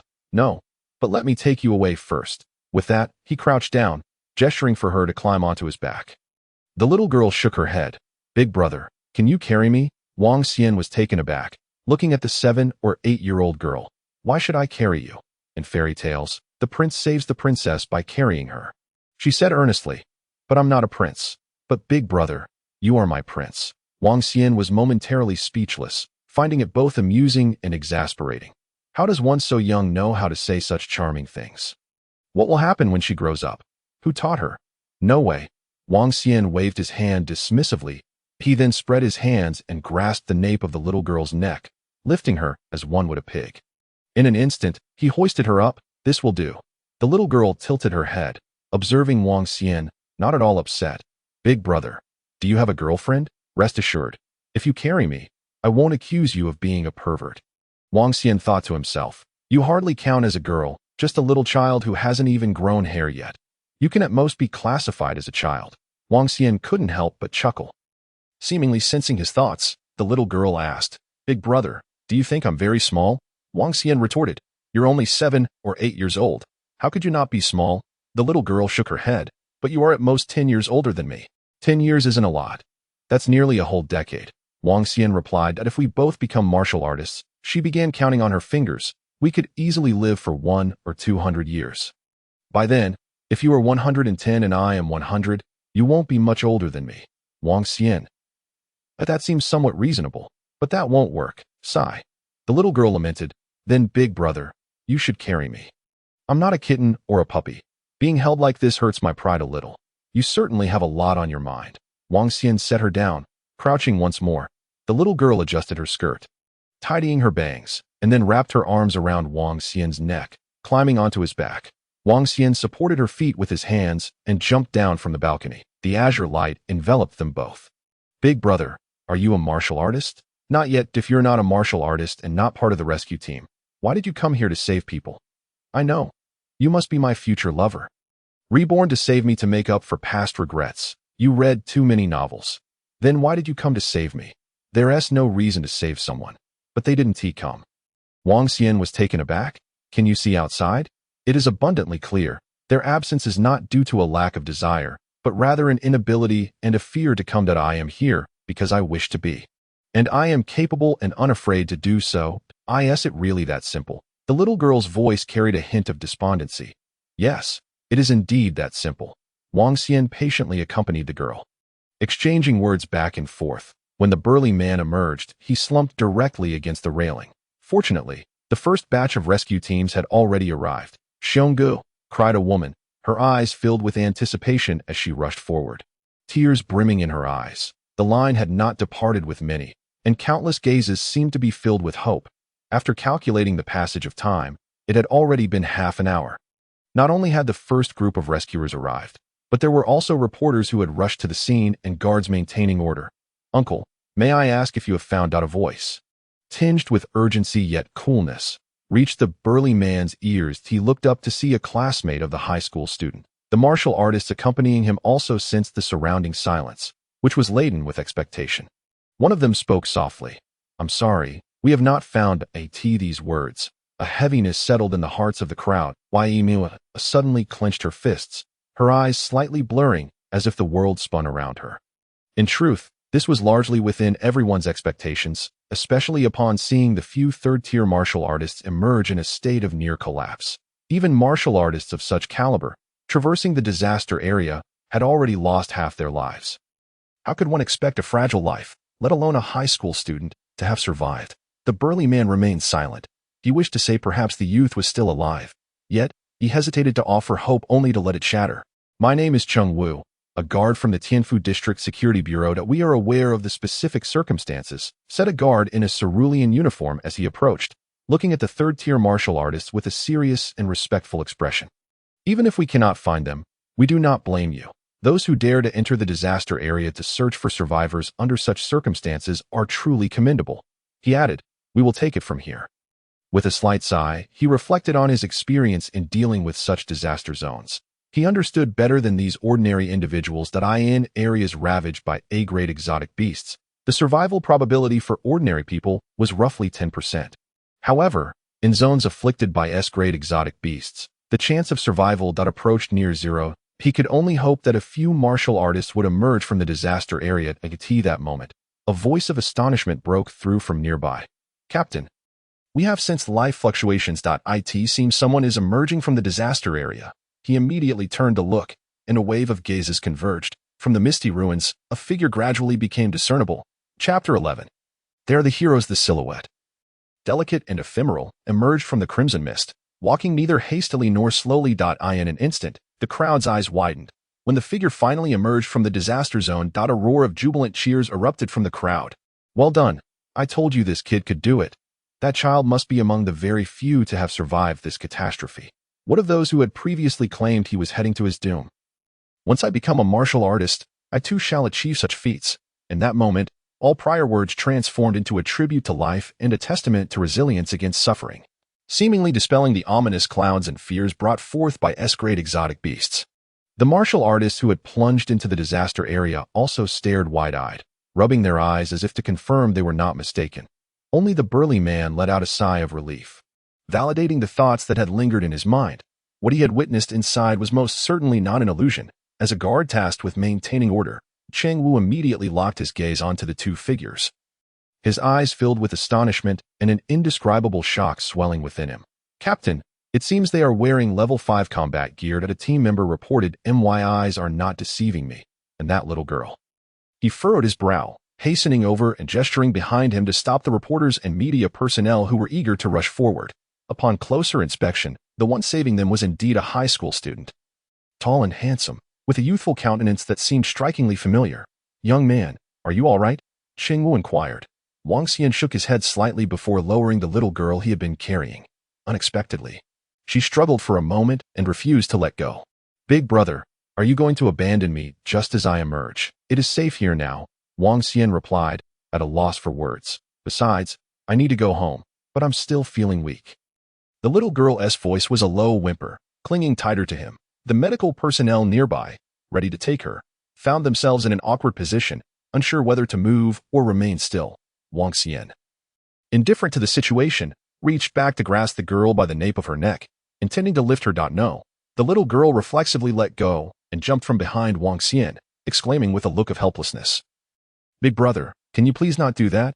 She did not wish to be seen as being carried like a small dog in front of so many people. Goodbye. Wang Xian waved his hand, ready to leave, when Qingwu cleared his throat and said, Young man, since you've come out of the disaster area, you should accompany her for a health check. The disaster zone contained malevolent energy. Even with level 5 armor, the isolation was not perfect, and some influence was inevitable. No need. Wang Xian shook his head. Given my current cultivation with spirit energy, being checked would inevitably reveal something, complicating matters further. There is no need to rush. Qingwu said, Young man, please wait and come with us to the bureau for a moment. Your courageous act will surely be recognized by our security bureau, and a reward will be presented to you. In truth, this was no mere act of chivalry. It could be described as a life-risking rescue. The perils of the disaster zone were lethal for ordinary people. Moreover, this young man could not possibly know that the little girl possessed such a treasure as level 5 armor. To charge and was to embrace the certainty of death. Such deeds and courage are rare in any era. In modern society, many enter the martial path with excessive utilitarianism. This incident could serve as a powerful testament and establish a model for others. That is unnecessary, Wang Xian replied with a slight smile. I am not motivated by such things, and personally, I prefer not to publicize this incident. Qingwu was taken aback. Wang Xian pushed through the surrounding crowd and made his way outside. Young man, what is your name? Which martial arts school do you attend? Qingwu inhaled deeply and asked, eager to know which martial arts school in Rongqing could produce such a remarkable youth. Rongqing Martial Arts School. Class 34, last row by the window, Wang Xian responded. Qingwu was momentarily stunned, then chuckled softly. This young man, while claiming to be uninterested in recognition, had even specified his class and seat. However, the media reporters were not so easily dissuaded. Before Wang Xian could reach the crowd, those media personnel, blocked by the police, surged forward. Even with a few guards from the security team beside him, they could not withstand the throng that he found the scene amusing. Familiar with such occurrences in modern society, when a martial artist reaches the 7th realm, congratulatory messages pour in from all directions.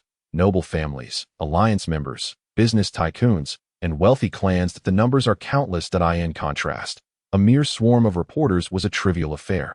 Just then, a man in formal attire broke through the barrier. Before he even arrived, his microphone was thrust towards Wang Xian's lips. Young hero, what is your relationship with that little girl? What compelled you to recklessly rush into the disaster zone? Weren't you afraid of death? Wang Xian paused momentarily, casting a sidelong glance at the man but refraining from answering, simply stating, What did you call me? The reporter was taken aback for a moment and quickly replied, Young hero. No. Wang Xian pushed aside the microphone. I am not a hero. The reporter chuckled. If you're not a hero, then who is? Wang Xian pointed to the guards beside him, then to the medical personnel in the distance, and finally to the rescue teams that had rushed into the disaster zone to manage the crisis, stating, They are the true heroes. The reporter was left speechless for a long while, having prepared countless eye-catching questions to garner attention, yet now found himself at a loss for words. Even those around them stood in stunned silence. Seizing the moment, Wang Xian approached the crowd, grabbed the dazed Yimue, and ran off without looking back. As the sun set, a young man and woman navigated the streets until they distanced themselves from the clamor, finally stopping at the entrance of the next subway station. The evening glow bathed Yumiue's flawless face, revealing traces of dried tears. Hey, ye classmate, have you been crying? Wang Xian inched closer with a smile. No. Yimue quickly turned away, taking a few steps to let the shadow conceal her. Wang Xian did not press further. Instead, he extended his hand. Give it to me. What? Yimue seemed still caught in her previous state. What do you think? After a moment of contemplation, Yimue hurriedly handed over her tightly clutched jacket to Wang Xian, followed by the drawing paper, her head bowed and cheeks growing increasingly rosy. Here you go. Wang Xian took the drawing paper and softly uttered a phrase left unspoken in a past life. Thank you. No need, Yimue stammered, her attempts at concealment only revealing her true feelings. Perhaps in a rush, she spoke and then departed, her home nearby. Wang Xian gazed at her retreating figure and suddenly called out, "Classmate Yi, be sure to practice those techniques I taught you." Yi Miwa halted for a moment, her pace quickening slightly.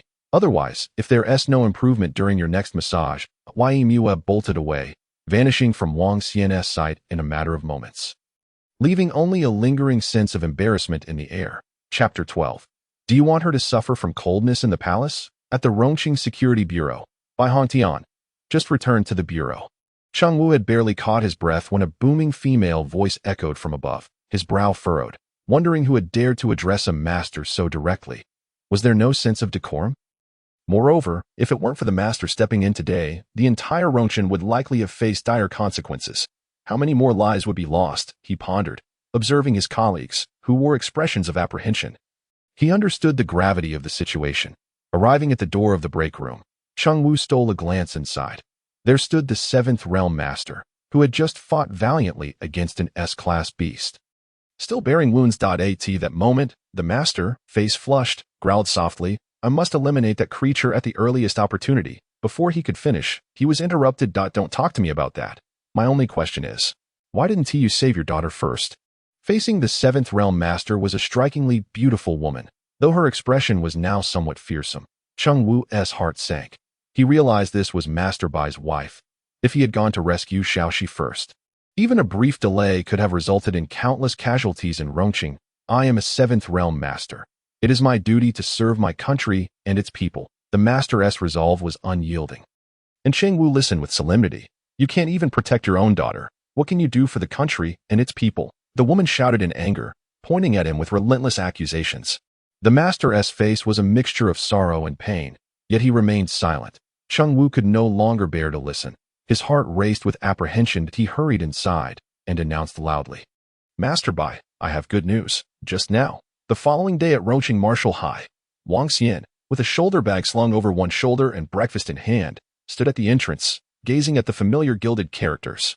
A wave of nostalgia washed over him as he stepped inside, greeted by the sight of the well-known teaching building, martial arts arena, cafeteria, and the frost-laden forest path, all merging in his memory into a faded ancient painting. At the end of this painting stood a teaching building, Yifu Building. "The furthest distance in the world is that you were here 60 years ago while I am here 60 years later. Yet we both share this Yifu Building together in pursuit of knowledge." Suddenly, a sharp reprimand broke through his reverie. "Hey, you there. The school strictly forbids martial arts students from climbing high buildings. Which class are you in?" Wang Xian turned to see a somewhat handsome boy effortlessly leaping several meters high, landing on the corridor of the 2nd floor and looking back down. "Teacher, I'm in class 1. The inspecting teacher's demeanor softened upon recognizing him. "Xia Xiqing, pay attention." Nearby students couldn't help but murmur, "Xia Xiqing is such a show-off. If you had a vitality of 0.6 at birth, you'd easily reach 1.2 by the end of your senior year too. Did that guy really surpass 1 in vitality? And he looks so handsome, with such a level of martial arts talent. Even with a mediocre awakening of martial arts affinity, he should easily gain admission to a top martial arts academy. That I have him on WeChat. He spent all day yesterday playing martial arts without boundaries, winning solo chicken dinners." Wang Xian glanced around and indeed recognized Xia Xiqing, a standout scholar from high school. Excellent grades, good looks, and high potential. He was the type who didn't study hard but could succeed with minimal effort when it mattered. In his previous life, Wang Xian had envied him. Yet, after witnessing so many martial arts prodigies, even Xia Xiqing, who later awakened a high-level martial arts talent called Flame Bone, paled in comparison. If memory served him right, he eventually became a teacher at a prestigious academy, didn't he? Shaking his head, Wang Xian entered the teaching building.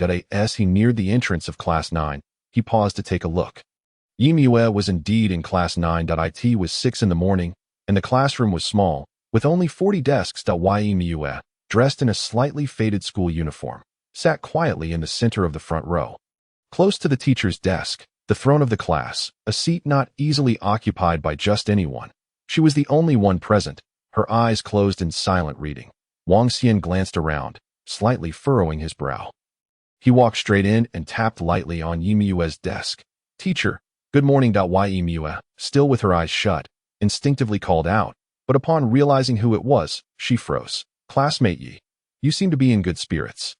Wang Xian smiled warmly. "Have you had breakfast?" "I have. Where did you eat? At the school cafeteria? What did you have? This time, Yimua pondered for a moment before replying, noodles. What kind of noodles? Beef. Stop pretending. The cafeteria doesn't serve beef noodles on Monday mornings. Wang Xian directly exposed her lie, then placed the breakfast he was holding onto her desk. You clearly haven't eaten. The aroma wafted through the air. I don't want it. Yimua shook her head. You'd best eat it while no one is around. Wang Xian paid her protests no mind. Otherwise, I can't guarantee what might appear on the campus forum today. With that, he turned and left, not lingering. Hey, you, Yimua called out. But Wang Xian had already exited Class 9, that she frowned as she stared at the breakfast before her. A pancake filled with 2 layers of savory meat and a cup of warm milk. Sufficient to replenish a student's energy for the morning. After a moment's hesitation, she glanced around and then picked up the pancake, taking a bite like a thief, her cheeks puffed up as she munched away. Upon returning to Class 4, Wang Xian found several classmates already present. What the hell, is the sun rising in the west? You actually didn't arrive right on the dot, as he settled back into his seat. A boy with a blend of roguish charm and slight handsomeness leaned over, staring at Wang Xian in shock.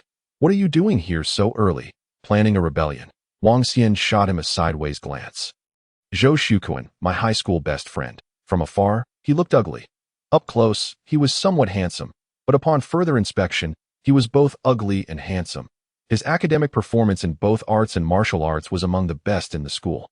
If Xia Xiqing was the pride of Martial High, a true disciple of the sect, then Zhou Shuquan was the backbone of the school, an elite from the inner circle. As for myself at this moment, I was likely the lowly son of a mundane family serving under the management of a sect S.R.B.O.Y. In my previous life, Zhou Shuquan gained admission to a top-tier university in Longhua and later delved into the field of medicine. He was also the last person to stand by me before my demise. Feeling bored, I suppose. Wang Xian shrugged. What about the breakfast you were supposed to bring for Chen Yuding? Zhou Shuquan didn't pry further. Merely assuming his friend was being eccentric. I gave it to someone else. Who did you give it to? Yimua from Class 9. Zhou Shuquan paused, then laughed. You gave breakfast to the Ice Mountain Yi. What's the deal? You trying to cool her down with breakfast before letting Chen Yuding suffer from palace cold? Chapter 13. How can a person compete with a dog for attention? This guy's tongue really is sharp. The two exchanged barbs for a while until more classmates began to trickle in. Soon, a striking figure appeared at the door, rousing many male classmates who had just awakened. Although Chen Yuding adhered to the school's dress code and wore the standard uniform, she had clearly altered it to fit more snugly, capturing attention effortlessly. Upon entering the classroom, when her gaze fell upon Wang Xian, she snorted softly and, without a word, strode to a seat in the 3rd row. Following her was a tall boy with several pimples on his face, who approached Chen Yuding proudly, shouting, "Here's the breakfast I brought for you today." The tall boy arrived at Chen Yuding's side, wearing a smug expression, his gaze flickering towards Wang Xian as if he were a victorious general. Thanks, class monitor. Chen Yuding accepted the breakfast with a faint smile. Seeing her smile, the tall boy seemed invigorated, almost as if he had been given a shot of adrenaline. Wang Xian remarked, "Hey, Zhou Shuquan," surprised, whispered, "Dude, it looks like your position as her admirer has been usurped by that idiot Li Zihong. It used to be you who brought her breakfast. How can a person compete with a dog for attention?" Wang Xian commented casually as he rested his head on the desk. Zhou Shuquan blinked in realization. Damn, that makes sense. Chen Yuding, from the front, glanced back at Wang Xian, her brow slightly furrowing upon noticing his indifferent demeanor. Put on a show, will you? Let us see how long you can keep it up. Silence fell over the group as they began their morning self-study. While Martial High had morning self-study, the most important aspect was the morning broadcast and martial arts demonstration. Thus, shortly after self-study began, with the sound of broadcasting echoing outside, the classes commenced their orderly descent from the playground at exactly 7 o'clock. The physical training, naturally, focused on the National Promoted Health Exercises. As a prominent high school, most students had a fair grasp of these exercises, though they were merely at the introductory stage. The health exercises consist of 10 forms, encompassing the utilization of various body joints. Those who practice poorly may invigorate their vital energy and strengthen their physique, while those who excel can engage in combat, fortifying their foundational strength. The lower threshold is quite accessible, yet the upper limit is exceedingly high. However, it is challenging for average martial artists to reach the upper limits of these exercises, which typically require profound martial understanding. In the gymnasium, Each class has a leader, indicating the most skilled practitioner among them. To lead is indeed an honor. For instance, the leader of Class 1 is the illustrious Xia Xiqing, while Class 4 is led by the class monitor Li Zihong. Surprisingly, Class 9's leader is not Yumi Yue, but rather another female student. At the forefront stands a teacher resembling a standard bearer, tall and stern in demeanor, Zhou Dehai, the school's director of education, first form. Wind rising from Kunlun. The entire playground fell silent, save for the director's booming voice. Wang Xian cast a glance. From the initial stance, he could discern the director's proficiency in the health exercises, mastery at its peak. Perhaps in another decade or so, he might reach the zenith. A martial artist of the third realm achieving such proficiency in health exercises can be deemed diligent. Many practitioners, upon reaching the first realm, either enhance their martial talent or engage in combat training, with few continuing to practice health exercises. Wang Xian had little interest in observing further. His gaze shifted to a figure in Class 9, appreciating the sight with keen interest, given that the formation was arranged by height. His stature commanded attention, placing him in the front row, making his glance quite conspicuous. Wang Xian, focus. As the class's standard bearer, Li Zihong seized the opportunity to admonish him. With a swift turn, he scolded. Practicing so poorly and gazing about, you disrupt the class's decorum. Beware of being spotted by Cui Sanin. To be fair, although Wang Xian had turned his head, his body continued to follow the director's instructions in a disciplined manner, giving the impression of being nonchalant. This did not disrupt the class's overall performance. Of course, Wang Xian did not believe Li Zihong could discern that his practice had already reached a state of simplicity, embodying both form and spirit. Even the director on stage might not perceive that much. He lacked the discernment. Just practice your own, Wang Xian replied curtly. You. Li Zihong frowned, snorting, let me share some good news. Today there will be an in-class martial arts assessment. Dare to slack off during the exercises, and you'll see if Cui Sanyin will let you off lightly. Cui Sanyin, the monitor of Class 4, often lurked outside the classroom, scrutinizing the students, leading to the class's private nickname for him, Cui Sanyin, the third eye. Wang Xian paid little heed, occasionally glancing back at Yumi Yue from Class 9. She appeared to be practicing earnestly. Wang Xian nodded slightly. The Hunyuan breathing technique could indeed be harmonized with both the standing exercises and the health exercises. A brief observation confirmed that she had taken to heart the massage techniques he had mentioned. Meanwhile, Yumi Yue practiced with utmost seriousness, so focused that she seemed oblivious to her surroundings. On the stage, Zhou Dehai, in his 40s and a veteran, had been practicing health exercises for 2 decades since his retirement. Having taught numerous cohorts at Rongqing Martial High, he understood the critical importance of health exercises as a foundational martial art promoted at the high school level. Zhao Jun from Class 8 had made rapid progress, barely brushing the threshold of minor accomplishment in health exercises. In martial arts, regardless of whether it's traditional or modern techniques, there are 4 realms: initial insight, minor accomplishment, mastery, and peak excellence. While the nomenclature differs domestically and internationally, the Blue Star Martial Arts Alliance classifies them into these 4 realms. For example, abroad, they are simply categorized as first realm, second realm, third realm, and so on. Easy to understand. It is said that above the 4th realm lies the elusive return to simplicity, a state pursued by countless martial artists.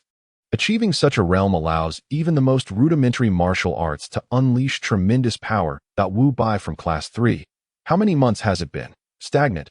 Merely at the entry level after 2 years. Li Zihong from Class 4 has some innate talent. Yet his mind is too scattered. Entry is easy, but minor accomplishment is exceedingly difficult. Xia Xiqing from Class 1 possesses exceptional talent, likely has recently stepped into minor accomplishment. Observing Class 1, Zhou Dehai nodded slightly, expressing satisfaction. Although the martial arts realms appear to consist of only 4 levels, they are worlds apart in reality. Health exercises are particularly simple to learn, yet challenging to master. Attaining mastery requires more than just innate talent. Without at least a decade of diligent practice, it is nearly impossible for reaching peak excellence. Even many masters of the 7th realm in the country struggle to achieve it. Regarding the legendary state of return to simplicity in health exercises, there are scarcely a handful throughout the entire Dragon Kingdom. He is acutely aware that these exercises are a synthesis of the essence of countless traditional martial arts refined over centuries. Now, in this school, after 2.5 years, among the thousands of senior students, only Xia Xiqing has reached minor accomplishment. For the freshmen and sophomores just beginning to practice, they hardly warrant mention. Suddenly, Zhou Dahai's gaze fell upon Yimue from Class 9, that watching intently. Zhou Dahai was taken aback. When did she attain minor accomplishment? As the director of education, while he may not be familiar with all students' academic achievements, he is intimately acquainted with their proficiency in health exercises. I recall she was merely above the entry level. Achieving minor accomplishment would typically require at least another year of effort, not possible until college. Yimue possesses commendable talent, often ranking first in the humanities, while her martial skills are also exceptional.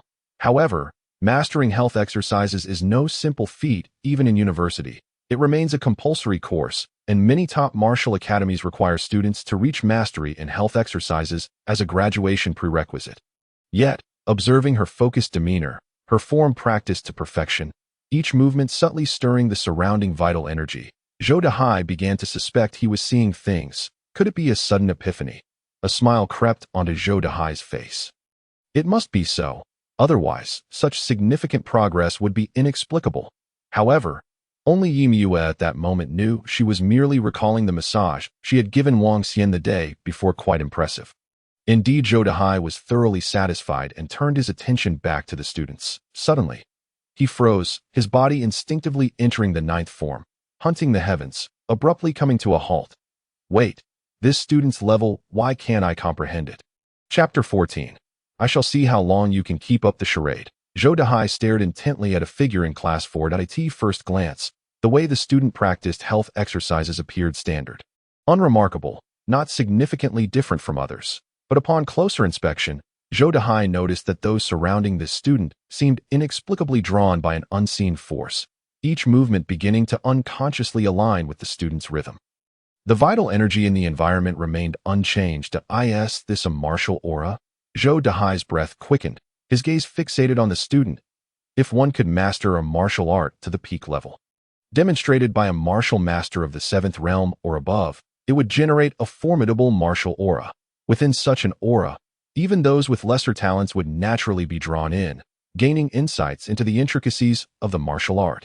Some premier academies periodically invite grandmasters for lectures, precisely for this reason. However, grandmasters of the 7th realm are not easily invited, nor are such opportunities common.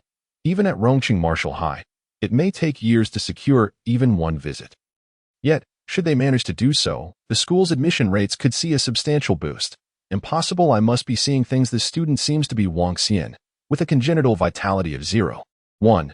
Even if he truly mastered health exercises to peak excellence, he shouldn't be able to evoke a martial aura. Zhou Dahai shook his head, dismissing the notion as a dream. Moreover, the more he watched, the more ordinary it appeared. Some movements even seemed less than perfect, yet the transitions were remarkably fluid. Call it entry level seems inaccurate. If it were minor accomplishment, the vital energy in the environment should have shifted. Signifying minor accomplishment in health exercises involves subtly stirring the surrounding vital energy. To claim mastery, he himself exemplifies mastery, and mastery in health exercises manifest with tremendous power in every move: a finger, a fist, a kick, an elbow, each capable of producing distinct bursts of energy. As for peak excellence, Zhou Dahai has never achieved it, but he has witnessed it. When executed, even in demonstration, it feels as if only one person exists in the world, an endless mystery, profound and intricate. Yet at this moment Zhou Dahai experienced an indescribable sense of confusion. Could it be that this young man has merely made some adjustments? Rubbing his eyes, he continued to watch, unknowingly becoming engrossed. A ludicrous thought crossed his mind. Could it be returned to simplicity? Strangely, it did bear a resemblance. But in the next moment, he swiftly dismissed it. Impossible. Absolutely impossible. Zhou Dahai shook his head. A student, even if raised practicing health exercises, could hardly achieve such a realm in this foundational martial art, which amalgamates the essence of countless traditional techniques. Unbeknownst to him, the demonstration concluded. Today, I find myself feeling unusually fluid in my practice of the GNT Quan. Do you share this sentiment as well? Could it be that Teacher Zhou's skills have improved? I'm not certain. I barely noticed Teacher Zhou just now. I know. It must be that our proficiency in GNT Quan has reached a new level. A breakthrough. The students surrounding Wang Xian whispered among themselves, most of them from Class 4. Wang Xian paid them no mind, merely exhaling softly, his demeanor vibrant and invigorated. The benefits of GNT Quan are manifold. Performing it in the morning can leave one spirited throughout the day, while a session before bed can lead to deep, restorative sleep. However, to experience such pronounced effects, one must achieve a level of mastery. Otherwise, prestigious universities would not include GNT Quan as part of their graduation assessments. To speak candidly, if an ordinary person were to dedicate their life to practicing GNT Quan, even without pursuing martial arts, they could live a long and healthy life, free from ailments. At 7:30, following the martial arts demonstration, formal classes commenced. This morning, we had a foreign language class, which was quite delightful. Upon returning to the classroom, Zhou Shuquan had already taken out his textbook, his eyes gleaming with enthusiasm. The foreign language teacher, Su Wei, is a strikingly beautiful woman in her early 30s, with glamorous waves cascading down her shoulders. Despite her consistent choice of dark professional attire, she does nothing to diminish the students' eagerness for her class. As for Zhou Shuquan, Wang Xian recalls that this fellow later married his own university instructor, who was also divorced, a clear indication of his preference for mature women, significantly older than himself. Yet, the sparkle in Zhou Shuquan's eyes vanished the moment a bald head appeared in the classroom. Your foreign language teacher is unwell. The martial arts arena gathered, and the next 3 periods would consist of martial arts classes and a series of assessments. The homeroom teacher, Chui Sanyin, tossed out a couple of remarks before departing. Instantly, the classroom erupted into cries of despair. The reason was simple. A martial arts assessment loomed ahead. The 2 components of the evaluation were stance training and skill testing, both of which were quite taxing for most students. Additionally, Chui Sanyin was notoriously strict. How many times has Teacher Su been ill? Zhou Shuquan sighed. Although the scores from the arts subjects only accounted for 30%, this seemed excessive. With that, he stood and walked out of the classroom alongside Wang Xian. One by one, they made their way to the martial arts arena, which spans at least several football fields in size, divided into various sections to prevent multiple classes from competing for space. At that moment, it was not just Class 4 present. 2 or 3 other classes were also engaged in their assessments. During the senior year, such evaluations occurred several times a month. The arena was filled with an array of weapons, swords, spears, axes, and various martial arts equipment, including gloves, brass knuckles, and throwing knives. Along with an assortment of testing instruments. Class 9 is also here. Zhou Shuquan patted Wang Xian on the shoulder. Ye Bingshan is here too. This assessment isn't entirely unacceptable. Class 9 boasts a higher concentration of female students, known for their exceptional quality, earning them the moniker of the ladies' class at Wu Gao, not to mention the renowned Yi Miue. Especially striking in her form-fitting training attire, with her hair pulled back in a ponytail, her long, graceful figure radiates youthfulness, even in workout gear. Her exquisitely beautiful face, calm and composed, still manages to capture the attention of many students. Only Chun Yuding from Class 4 can barely rival her in beauty. When Wang Xian glanced over, he noticed her eyes quickly darting away, clearly having realized his gaze upon her. What are you looking at? Chui Sanyin barked. 3 minutes. Everyone, head to the changing rooms and put on your training attire. Many boys dashed toward the changing rooms as if invigorated by a stimulant. Wang Xian had yet to enter when a familiar voice called out to him. Turning around, he saw Chun Yuding, holding her training gear, her chin slightly raised, her beautiful face adorned with pride. Given your previous performance, you might last only 2 to 3 minutes, once you finish standing. Fetch me some water. Don't forget to bring several bottles. I might forgive you. You have hands and feet. Go yourself. Wang Xian turned and walked into the changing room, adding, I don't have time to fetch you water. Wait. Chen Yuding hurriedly blocked his path, casting him a sidelong glance with her sharp eyes. You only brought me breakfast for such a short time. Have you given up? Consider this. If a girl were so easily won over, would you truly cherish her? Wang Xian paused, calmly regarding her at this moment. Her words held truth. Besides, your grades are so poor. Chen Yuding extended a finger, exuding an air of disappointment. Even if I agree to this, can you guarantee admission to my future university? Sooner or later, we would part ways, and then it would end. They say that perseverance is paramount in martial arts. Yet, you can't even persist in pursuing a girl. No wonder you've made little progress in martial arts over the past 2 years. Now you're asked to endure a little longer, and you choose to give up. You even attempt to shift the target. Playing hard to get is it amusing? Do you think I am unaware of your little schemes? Clap, clap, clap. Wang Xian applauded. Truly, she is worthy of her past reputation as a captivating sorceress in the martial arts world. Adept at bewitching wealthy families and ultimately establishing the Chen group.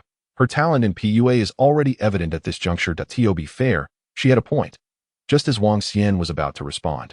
Suddenly, lo and behold, Chen Yuding produced a 100 yuan bill that if you don't want to spend your own money, I'll lend you some.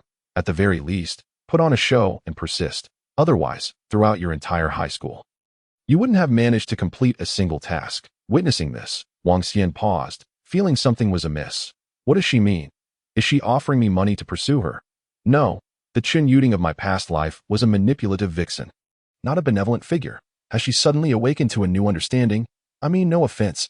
Chen Yuding huffed. I merely want you to attempt to persist in doing something. Wang Xian remained silent for a few seconds before shaking his head and replying. Sorry. I truly don't have time to fetch you water. You should ask someone else. With that, he stepped into the changing room. You. Chen Yuding stomped her foot, her cheeks visibly reddening with anger, words caught in her throat. Clearly frustrated. You enjoy acting, don't you? I shall see just how long you can keep this up. Chapter 15 Wang Xian. Full marks. 3 minutes later, homeroom teacher Cui Sanyan glanced at the time and said flatly, I won't reiterate the rules. Let's begin the Hunyuan stance. As per tradition, 20 minutes is the minimum for passing, 30 minutes for excellence, and 40 minutes for full marks. Upon hearing this, the expressions of the students shifted dramatically, some elated, others dismayed. Teacher, wasn't the previous standard a mere 20 minutes for full marks? Li Zihong raised his hand to inquire. That was in the past. Cui Sanyan frowned, noting that in just over a month, you will undergo the martial arts class assessment, and this will be the standard. For those among you wishing to join the martial arts class, this is an essential examination. The martial arts class, also known as the martial arts acceleration class, was specially established by Wu Gao for top-performing students. Those who join the martial arts class can often exempt themselves from most academic subjects, focusing solely on martial arts. Additionally, the school allocates certain resources and provides extra support to help martial arts students rapidly enhance their vitality and skills. Various martial arts high schools in Rongqing have similar classes. Generally, joining the martial arts class signifies a guaranteed entry into a top-tier martial arts university, with even greater prospects for special recommendations. The spots are limited. Wu Gao Senior 3 has nearly 20 classes, but only 50 students will be selected. Each class will have only about 2 slots available. There isn't a single student in Wu Gao who doesn't aspire to join the martial arts class. Enough chatter, take your stances. The students exchanged glances before moving to their respective positions. Remember, stand firm and steady. Cui Sanyan's expression remained impassive as he lowered his shoulders and raised his neck, his body unyielding as a rock. With each passing minute, their postures must not waver. Any change would result in imbalance, rendering their efforts futile. He scanned the room, and within 2 or 3 minutes, some students began to tremble.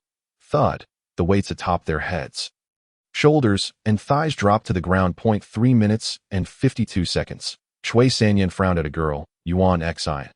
Teacher knows you intend to pursue the arts rather than martial studies, but your physical foundation must also meet a vitality level of 0.5 for the arts examination. Your innate vitality is 0.2, and while you've barely improved to 0.38 over the past 2 years, you must increase your basic physical qualities through stance training. Otherwise, it won't suffice. Teacher, I will work hard. The girl stepped aside, drenched in sweat, her face pale. She suddenly glanced toward a certain individual in the crowd, muttering, strange, wasn't Wang Xian the first to falter? Having seemingly heard her, Cui Sanyan's gaze shifted to Wang Xian. Oh, he was taken aback. This kid.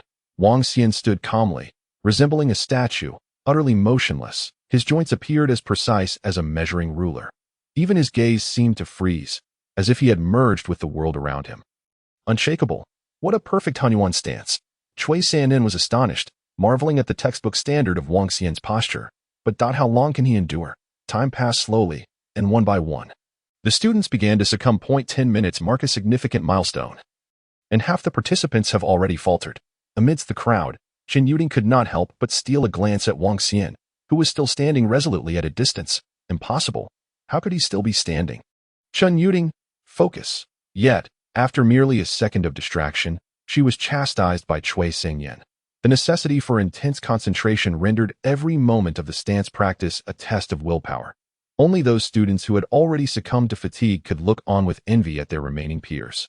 Though the presence of their teacher silenced any discussion, After 20 minutes, another half of the participants had fallen.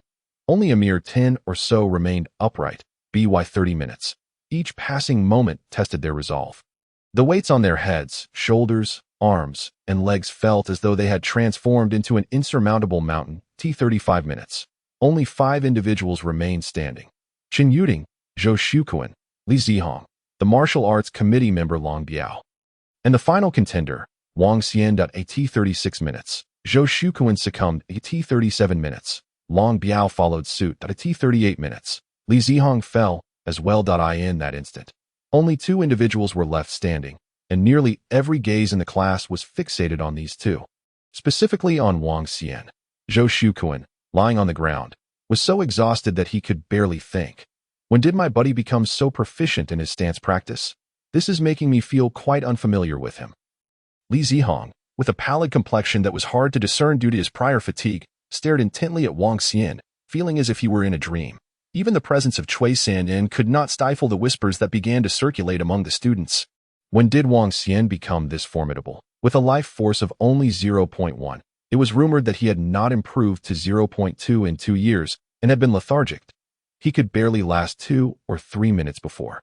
And now he has nearly reached 40 minutes? Could it be that his stance practice is at full marks? Has he been possessed by a spirit? Don't speak recklessly. Someone chimed in. I heard Chen Yuding's family runs a martial arts school. Perhaps he's receiving guidance from professional martial artists.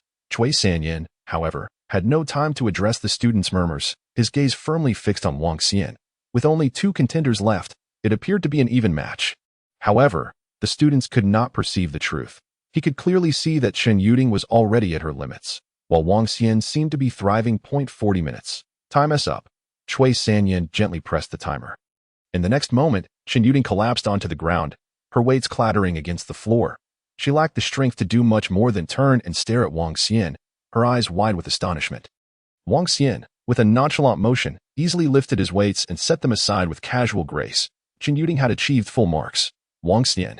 Cui Sanyin paused, also at full marks. The students erupted in astonishment.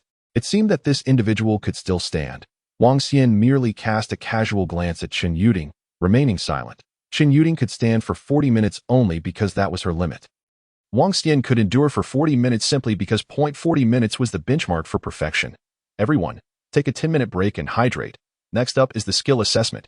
Cui Sanyin's voice boomed, and after surveying the crowd, he temporarily exited the dojo. The students, regaining their senses, began to chatter excitedly at this moment. Chen Yuding stood up and looked at Wang Xian, her initial shock gradually giving way to disappointment. Wang Xian, was that really necessary?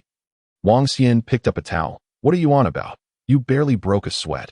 Chen Yuding retorted coldly. This is too far-fetched. Did you take some kind of performance-enhancing drug? Her words sent shockwaves through the crowd. Li Zihong, stunned for a moment, burst into laughter. So you did take something. With a life force of 0.1, how could you last this long? You must have taken a temporary vitality-boosting potion. Otherwise, your physical condition wouldn't allow you to endure such rigorous stance practice. The rest of the students nodded in realization that I thought it was odd. A month ago, he couldn't even match Yuan Xian's performance. How could he have improved so drastically in just a month? It seems implausible. Those kinds of drugs aren't cheap, are they? In the crowd, Zhou Shuquan frowned and spoke up. Stop spreading nonsense. It's just a test. Who would take such drugs? Nonsense. Even you don't believe that. Li Zihong scoffed. Some people might go to great lengths for attention, but ultimately, what's the point? In a formal exam, who would let you take such substances? The side effects afterward. Enough? Chen Yuding shot Li Zihong a glare. He fell silent. Wang Xian, I think. Wang Xian smiled and interrupted. You might as well present some evidence. That would be more convincing. With that, he lost interest in the group. He had no intention of participating in the assessment. His sole reason for attending school was to check on Yimye as for studying. Not even in high school or college could anyone teach him anything worthwhile. Of course, he still had to take exams. For within a prestigious martial arts academy lay information and treasures he needed. Having missed them in his past life, he would not let this opportunity slip away again. I don't need any evidence. Chen Yuding sighed. Wang Xian, the upcoming skill assessment will reveal everything. Even if you took drugs, it won't help you. You need to go talk to Teacher Cui right away. He might still forgive you. Didn't you see him leave? He wants to give you a chance. Otherwise, he might expose you in front of the entire class. and you could face disciplinary action. By then, there will be no room for negotiation. Temporary vitality-boosting drugs are often prohibited by schools, as they can have irreversible side effects on students. Chun, what are you trying to persuade him for? Upon noticing Chun Yuting's support for Wang Xian, Li Zihong's expression darkened. Be quiet. We are all classmates, Chun Yuting retorted. As the class leader, shouldn't you care about your fellow students? Li Zihong, caught between admiration and struggle, could only plead. What Chun said is not wrong. Stop. Wang Xian waved his hand. I need a break. You can think whatever you like. With that, he walked off to get some water. See? No use at all. Li Zihong shrugged. Chun Yuting, however, ignored him and followed Wang Xian. Meanwhile, in Class 9, was it truly necessary to take drugs for a simple assessment? I know of vitality-boosting drugs. If they can enhance one's capabilities so drastically, they must be potent. That guy named Wang Xian looks quite handsome. How come I never noticed before? Puffed. You're such a lovesick fool. That guy is infamous for being a slacker in Class 4. What a pity. Ye Miua, who had been quietly observing Wang Xian's stance practice, suddenly overheard the gossiping voices and stood up. She fixed her gaze on the group of gossiping girls, her expression devoid of emotion. Can you refrain from spreading baseless rumors? The girls in her class were momentarily taken aback. Feeling an icy chill wash over them, they awkwardly fell silent, and the discussions faded away. Ye Miu then left, her tone not harsh, but naturally imbued with a chill that left few willing to confront her directly. Wait, Chun Yuting called out to Wang Xian, who was drinking water with gusto. What is it that you truly want? If you're too embarrassed to admit it, Chun Yuting said coolly. I can help you ask the teacher for a leave of absence so you won't have to participate in the skill assessment. Haha. Thanks, but no need for now. Wang Xian glanced at the time. Chun, you should hurry and wipe off your sweat or change your clothes. He pointed to Chun Yuting's practice attire. Chun Yuting was taken aback and looked down. Due to excessive sweating, her outfit clung to her form, outlining her undergarments, particularly the strap at her back. Her cheeks flushed, and when she raised her head again, she found that Wang Xian had already walked away. You truly disappoint me. 10 minutes passed in the blink of an eye. Soon, Cui Sanyan re-entered the dojo, holding a long staff. Observing the students, who had composed themselves once more, he nodded slightly, indicating he had no intention of saying much. Martial arts skills differ from stance practice.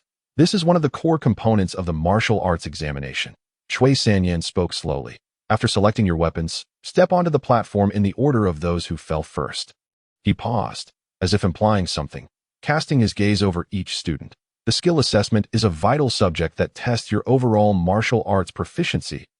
Do not harbor any delusions of luck, especially certain individuals. Chapter 16. Heart of a Fierce Tiger. Blade in hand, Wang Xian approached the weapon rack. The weapons and tools, regardless of weight or material, were indeed authentic, though most lacked sharp edges. As they were intended for student practice and did not qualify as genuine combat equipment, he gazed upon a long spear. It felt as though he were encountering an old friend. His eyes softening slightly. Indeed, in his past life, he had wielded a spear. The saying goes, a lifetime of staffs and sabers, a lifetime of spears, swords kept close. Among the three primary weapons, swords, sabers, and spears, spear techniques are the most challenging to master. As a once formidable warrior on ancient battlefields, the most effective way to hone his marksmanship was to endure countless skirmishes across various war zones. In his previous life, he practiced shooting with the firm resolve to enter alien battlefields. Similarly, decades of conflict in those extraterrestrial arenas had forged his extraordinary skills, culminating in a remarkable mastery of marksmanship at the 10th level. However, achieving such a level of proficiency was simply unattainable in his current physical form. To transcend the 10th level of marksmanship was also beyond his reach at present, as the prerequisite for such advancement required at least the strength equivalent to the 8th level from his previous life.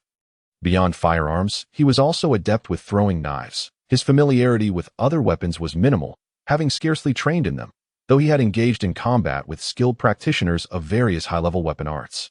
As for now, Wang Xian's gaze fell upon the blades and swords before him. Swords represented the predominant martial arts technique among most students, or rather, the mainstream practice among modern warriors. This was largely due to the fact that the first martial deity of Longwo wielded a sword.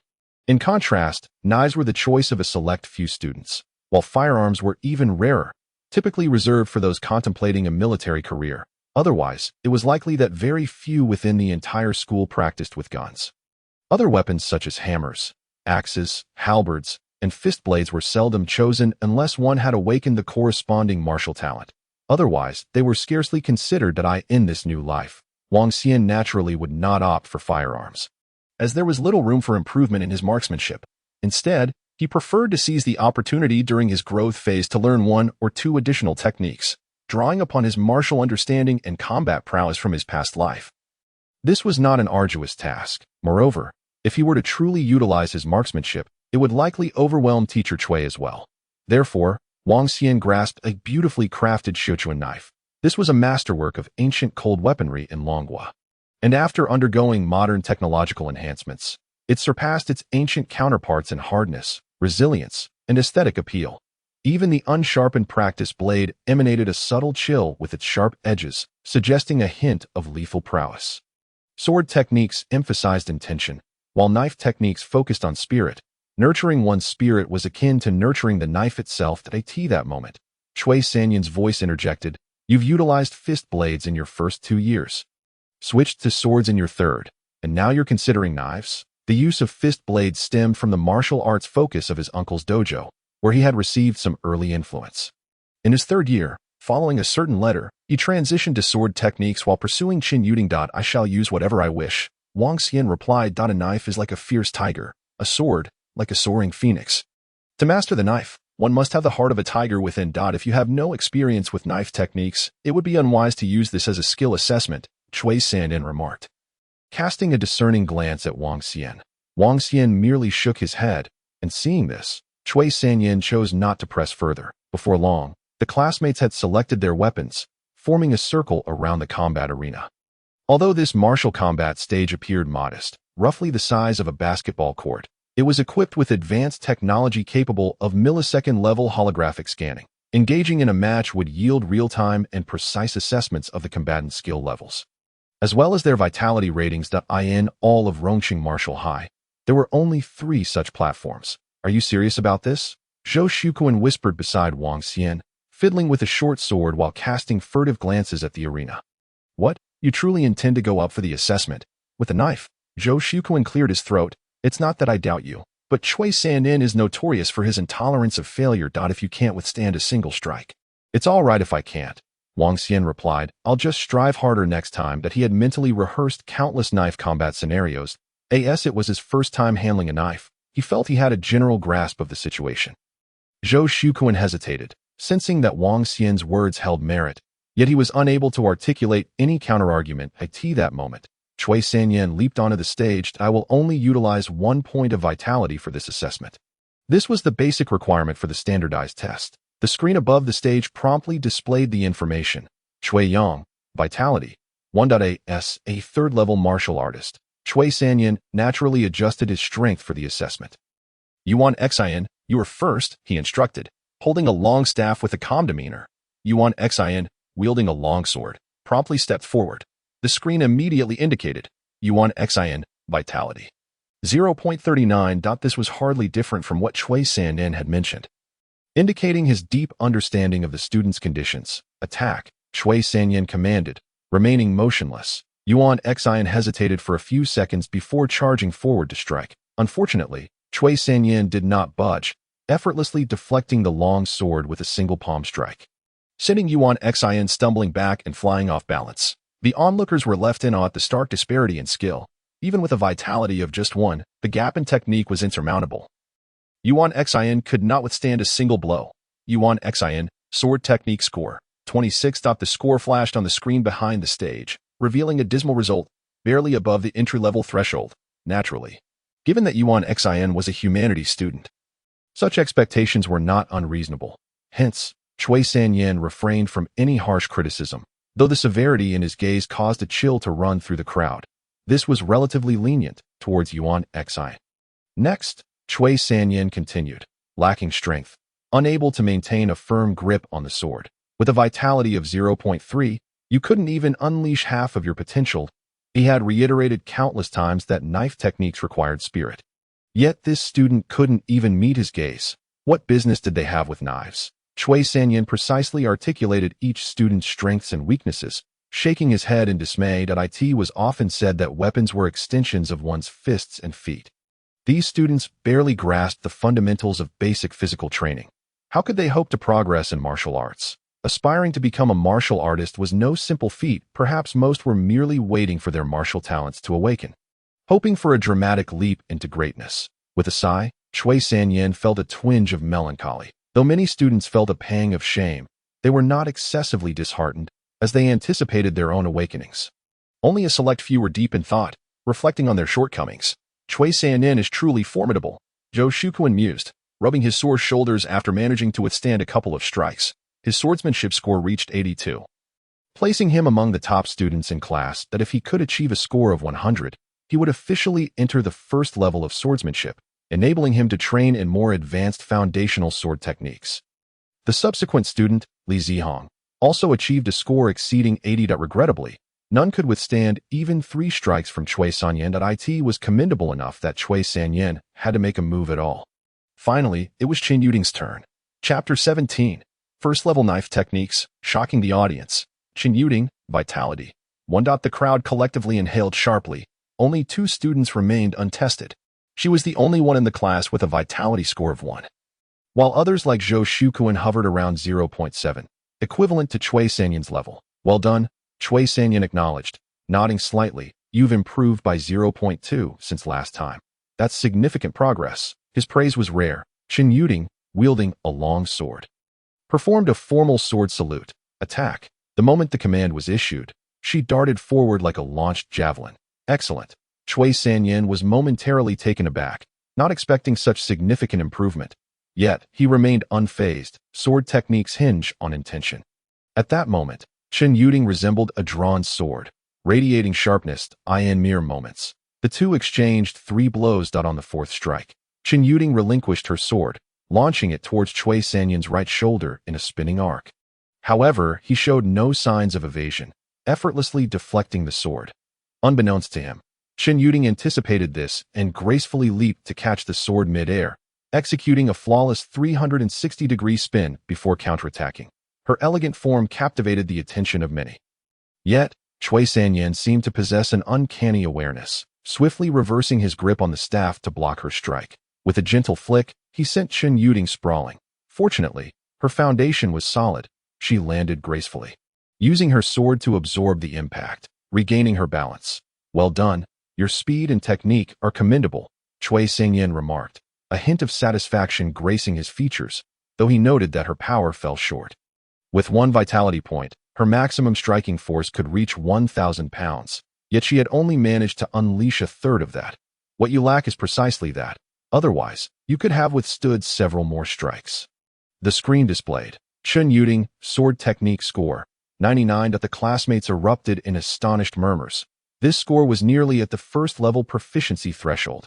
Remarkably, this achievement was reached before the end of their 3rd year, with at least 6 months remaining until the martial assessment. Thus, only 1 student remained in Class 4, as assessments were conducted in the order of their standing. Wang Xian found himself last, but the anticipation among the crowd was palpable. Employing substances to artificially enhance vitality was a misguided endeavor. Martial arts skills were beyond deception. The moment one stepped onto the stage, any discrepancies would be detected. Li Zihong wore an expression of sheer excitement. He had initially intended to mock a few words, but was swiftly silenced by a piercing glare from Qin Yuding. Meanwhile, in Class 9, students who had completed the majority of their assessments also cast their gazes in this direction, eagerly anticipating the unfolding drama. You don't heed my words. The look in Qin Yuding's eyes was imbued with an indescribable nuance as she regarded Wang Xian, her peripheral vision seemingly catching sight of the Class 9 seating. There sat Yi Miue, perched high in her seat. Having finished their evaluations, Class 9 was now in a period of free activity. She had always been solitary, yet there was no hint of the awkwardness typically associated with being an outcast. Rather, she appeared to revel in her solitude. Clutching a long towel, each time she wiped her forehead, it obscured her view, allowing her to surreptitiously glance at the arena where Class 4 was situated. Qin Yuding's gaze subtly shifted upon witnessing this scene. What are you staring at? Waiting for him to embarrass himself, Qin Yuding silently scoffed, choosing not to voice her thoughts. She observed Wang Xian quietly, curious whether he would truly dare to step forward. Wang Xian, you are the last. Chui Sanyan announced his name. Wang Xian nodded, grasped his knife, and ascended the stage. Class 4 had only a handful of knife practitioners. Yet regrettably, their skills were quite lacking. The weight of the blade demanded a certain presence, and for most high school seniors, even facing their teachers required a courage they lacked. As a result, mastering the art of knife fighting proved exceedingly difficult, unless one had years of dedicated training or came from a privileged background. Of course, the school was not devoid of skilled knife practitioners, just not in class 4. Upon stepping onto the arena, Wang Xian engaged for merely 2 to 3 seconds. The results displayed above the platform read, Wang Xian. Vitality, 0.59. Upon seeing this figure, the students collectively fell silent. This number was not particularly high. The vitality of most students in the class hovered around 0.5. Chui Sanyan appeared momentarily taken aback. Your previous vitality assessment was 0.17. With a congenital vitality of 0.1, his innate potential was already quite poor. Coupled with 2 years of neglect, there had been little improvement during that time. However, this time, he had leaped over 0.4, surpassing even Chen Yuding, who had shown the greatest improvement in the class. Moreover, given his initial vitality of 0.1, the difficulty of enhancement was colossal. The evidence was irrefutable. He had undoubtedly taken performance-enhancing drugs. Li Zihong spoke without hesitation. Previously, it had only been speculation, but now it was substantiated by hard data. Even Zhou Shuquan was at a loss for words. Yet, he remained skeptical. Vitality nurtures the blade. Even if Wang Xian relies on drugs to achieve a vitality close to 0.6, I doubt he can withstand a single strike. Long Biao interjected. He was among the few in the class who practiced with a knife. His score was not high, yet it was an achievement nonetheless. The other students nodded in agreement. On the stage, Chui Sanyan remained silent, simply stating, attack. Wang Xian gripped his Xiuquan knife. Suddenly, the unsharpened side of the blade emitted a chilling gleam. Chui Sanyan's heart skipped a beat. The weight of the knife was palpable. For some inexplicable reason, this seemingly ordinary movement of the blade evoked an impression akin to facing a monstrous beast poised to pounce. In the next moment, Wang Xian surged forward with astonishing speed, akin to a fleeting shadow. So fast was the collective reaction of the onlookers. His velocity appeared to surpass even that of Chen Yuding. Something felt amiss. Indeed, it was. Only Chui Sanyan's pupils constricted slightly. Limit speed. What is going on with this kid? How can he achieve a vitality of 0.59 and reach such limit speed? Vitality is an expression of a warrior's physical prowess. Though physical attributes can fluctuate and evolve, attaining a limit is exceedingly challenging. Both punching power and speed have their thresholds. Chui Sanyan did not dwell on the thought, as he was met with a standard technique, force cleaving Mount Hua. The essence of knife techniques is direct. To cleave, the act of cleaving embodies the power of the blade. A single strike descended, akin to a fierce tiger pouncing on its prey. It was enough to make one's heart race. Chui Sanyan's eyes lit up, and he swiftly raised his staff to defend. The instant their weapons clashed, a violent resonance erupted. In the next moment, a shocking scene unfolded. Chui Sanyan, who had remained stationary the entire time, was forced back a step upon blocking the strike. His expression revealed clear excitement and astonishment. Extreme power? This kid had managed to achieve a limit strength of 0.59. No, it was impossible that he relied on drugs. He must have immersed himself in training for an extended period, establishing an exceptionally solid foundation. He could feel the might behind this strike. 600 pounds, coupled with the power of his knife techniques. It likely surpassed 600 pounds. What a formidable force-cleaving Mount Hua. Chui Sanyan chuckled, then casually used his staff to guide the blade in a sweeping arc, deftly deflecting it. Many students had witnessed this technique before. The staff's force could neutralize the impact. Once ensnared, the weapon would inevitably be disarmed. Yet, Wang Xian had anticipated this. His hand did not leave the hilt of the knife, but rather, with a light tap of his toes, he executed a nimble maneuver and struck down again. Chui Sanyan's eyes brightened once more. This kid certainly did not strike one as a novice with the knife. Such rich combat experience could only stem from countless encounters. How intriguing, indeed. Chui Sanyan seemed to ignite with a desire for battle that he no longer remained stationary, but began to move. His body swayed like a roly-poly toy, shifting seamlessly within a confined space, deftly countering the torrent of strikes from Wang Xian that flowed like a stream. Simultaneously, Wang Xian's comprehension of knife techniques rapidly ascended. Though he had never wielded a knife before, this was his first encounter in this life. Yet armed with exceptional combat talent and a fitting opponent, he was growing at an astonishing pace. Any skill, including martial arts, unless under extraordinary circumstances, could only truly flourish through practical application.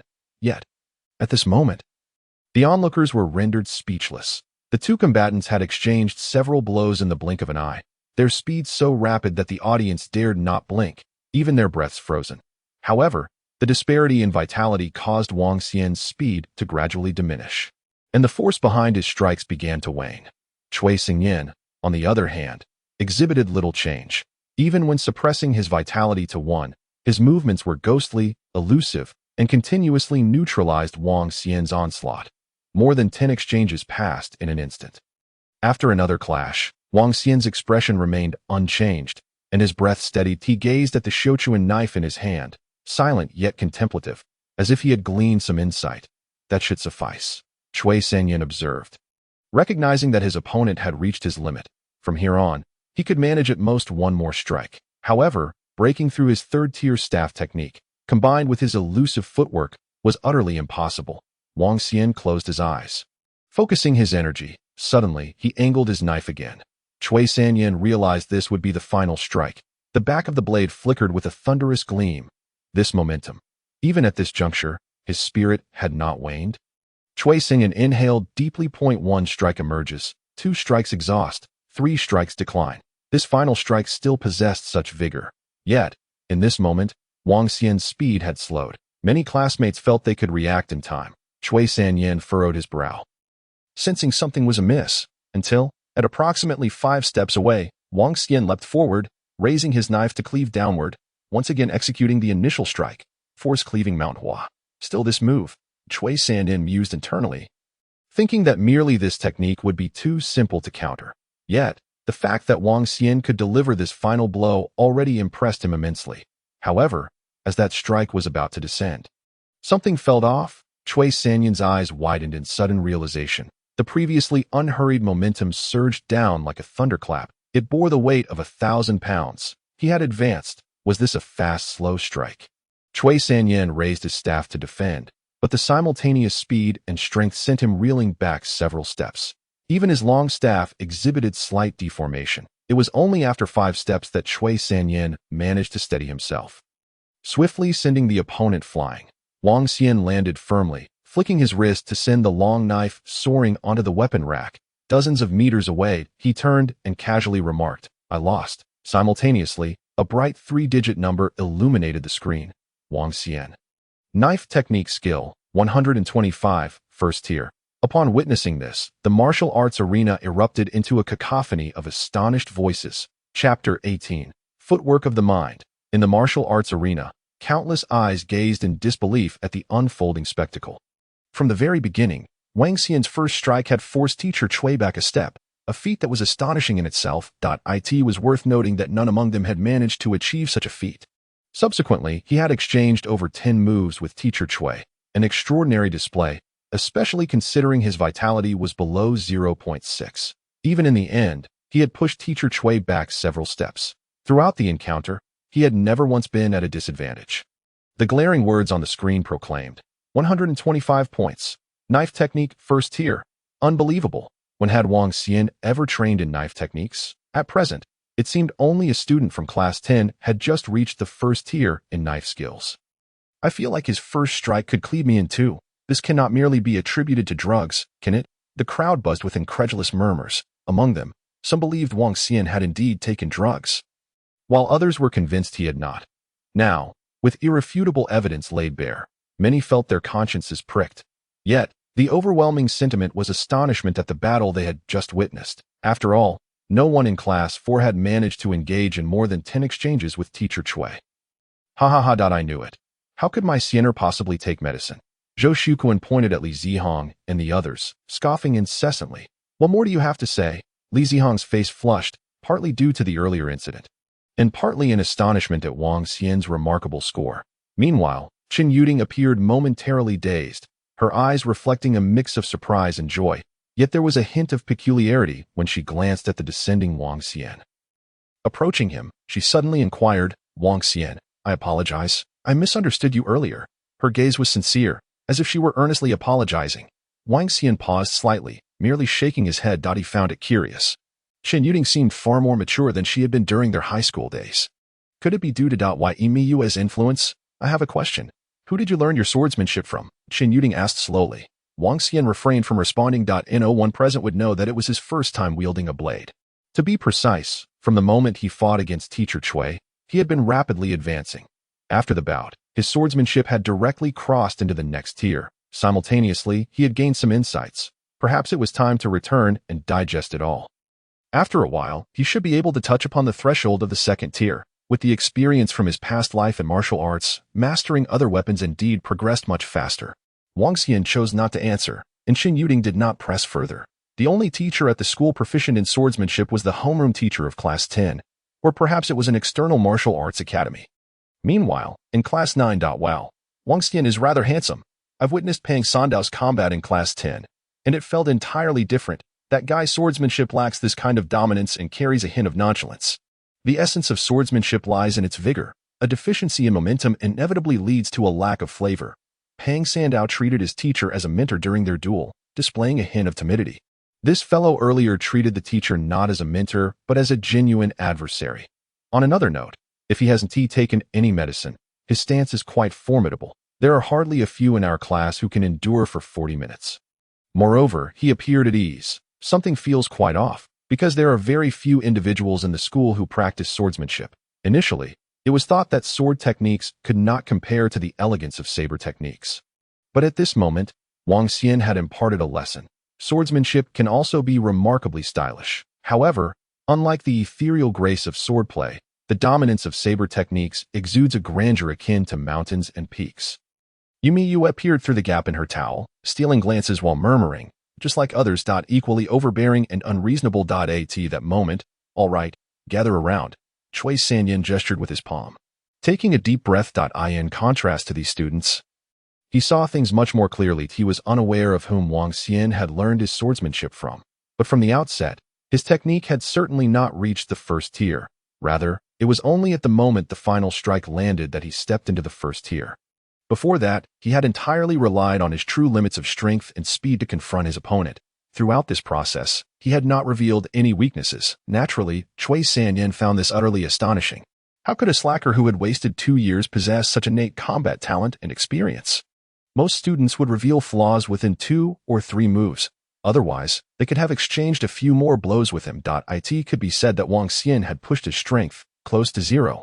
6 life force to its limits. This was a challenging feat for high school students. Even many professional martial artists might not be able to exert their full potential at this stage. In reality, Wang Xian had not fully unleashed his strength. With the enhancement of divine veins, his punch could reach over 1,000 pounds. Should he unleash the Shochuan blade with all his might, it would easily surpass 1,000 pounds.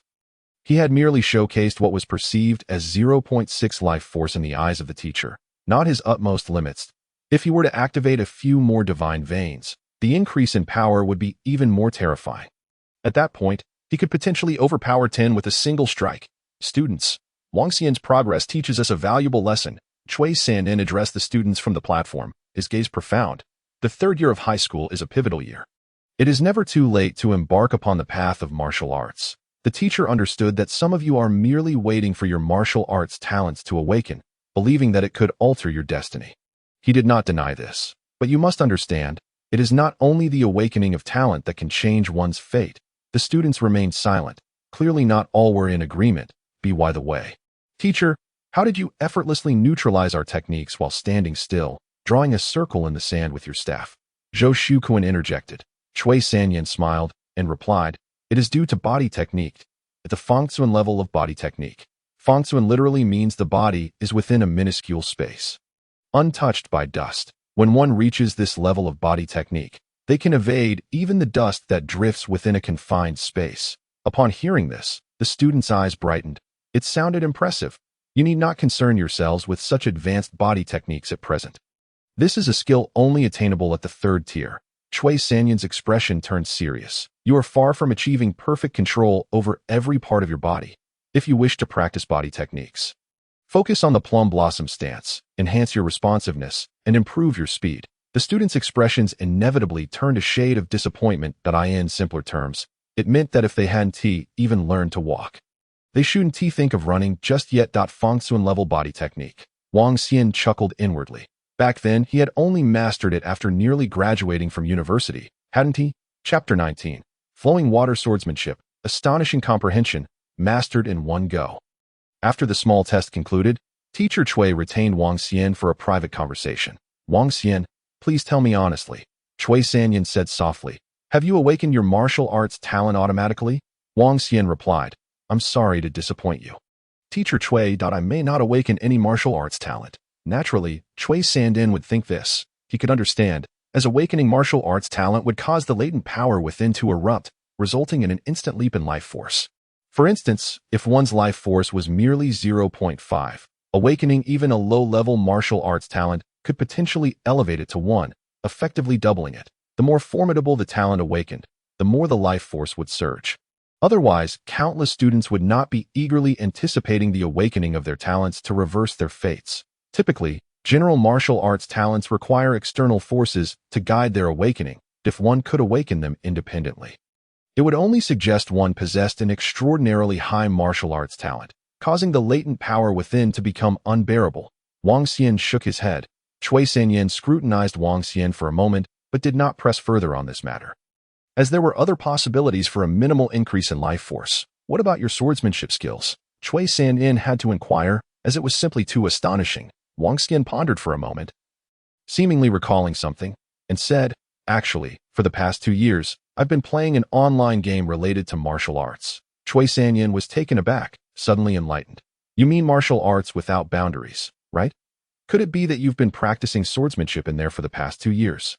Martial Arts Without Boundaries, a virtual combat martial arts MMORPG jointly developed by the state and several large domestic gaming companies.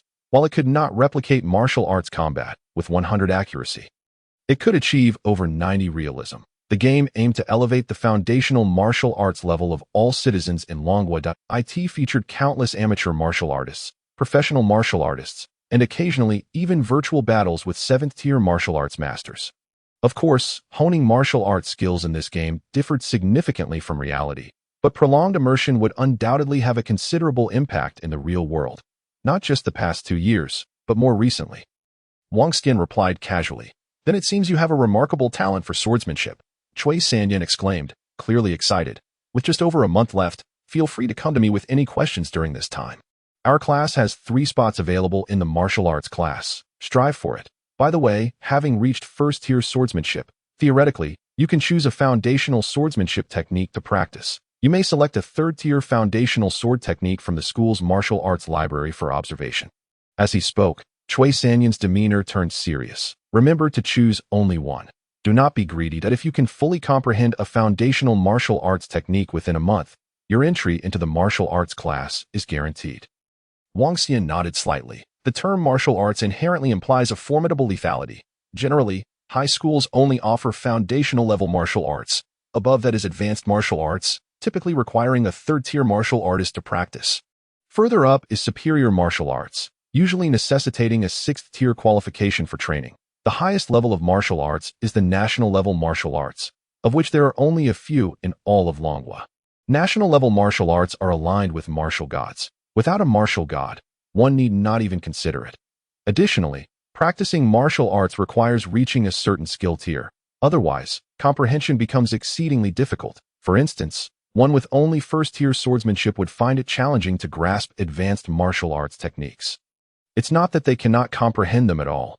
Even the most gifted would progress at a snail's pace, even if they mastered it. If their life force did not meet the required standard, they would be unable to unleash the martial arts' true power.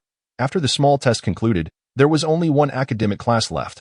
Following that would be lunchtime. As the bell rang, students who had long been awaiting the signal surged toward the cafeteria. Chun Yuding remained seated, quietly awaiting the unfolding events. Her peripheral vision caught a glimpse of Wang Xian, who was seated a few places away. To her surprise, he stood up and walked directly towards the back door. Observing this, Chun Yuding hastily rose and called out, Wang Xian, what on earth do you mean by this? Wang Xian turned his head slightly, a look of confusion etched upon his face. I admit, I was wrong before, he said. Chun Yuding bit her lip, but I have already apologized, haven't I? Can't we just move on? I turned down Li Zihong. that I have rejected many others as well. You mentioned wanting to have lunch with me. I declined back then because you had already brought me breakfast that morning that I didn't want you to spend more money on me at noon. Yet, at the very least, you would come to ask me every day for lunch. Now you don't even bother to ask? Wang Xian sighed. Well, I thought you didn't want to waste money, so. However, as soon as he spoke, Qin Yuding seemed to have anticipated his response. So, as long as you ask me, I can pay for the meal. You don't think I'm someone who only knows how to spend other people's money, do you? Wang Xian retorted. Isn't that so? You. Qin Yuding stamped her foot in frustration. Her demeanor a mix of indignation and shyness. Then this time, I'll pay, all right? Wiping the corners of her eyes, she declared, from now on, I will pay for lunch. Wang Xian looked at her, suddenly understanding something that in his previous life. Whenever he heard news of Qin Yuding remarrying, he often pondered what kind of wealthy young masters had not experienced various women. How was it that Qin Yuding captivated them so deeply? What methods did she employ? Now, upon reflection, he found himself beginning to comprehend. However, during high school, she hadn't been so adept at manipulating the hearts of men that I'm sorry, but I still prefer to be alone. Wang Xian said before swiftly exiting the classroom that he felt that something was off with Qin Yuding. Recalling his previous life, he deemed it wise to keep his distance from her. Upon arriving at the cafeteria, it was already a sea of people. Wang Xian ordered a 30 yuan meal consisting of 2 meat dishes and a vegetable dish. Just as he was about to sit down, he paused, lost in thought. He ordered an additional portion, left the cafeteria, and headed straight to the rooftop of the teaching building. Before he even opened the door, he heard a faint sound of chewing. Upon entering, he was indeed greeted by a solitary figure. He smiled at the sight. On the rooftop's edge, Yimue held a large white bun with both hands, her cheeks puffing as she chewed, reminiscent of a hamster at play, seemingly alerted by the noise. She looked up in bewilderment. Upon spotting Wang Xian, her large, watery eyes filled with surprise and panic. Wang Xian approached, glancing at her food box, which was filled entirely with pickled vegetables. He sighed inwardly. No wonder Yimue had scored a mere 0.5 in her initial life vitality test during high school. Yet even by the time they reached their senior year, her vitality had scarcely improved. Consuming such fare daily, how could one expect to nourish the body and spirit? Surviving on it was already a stroke of luck.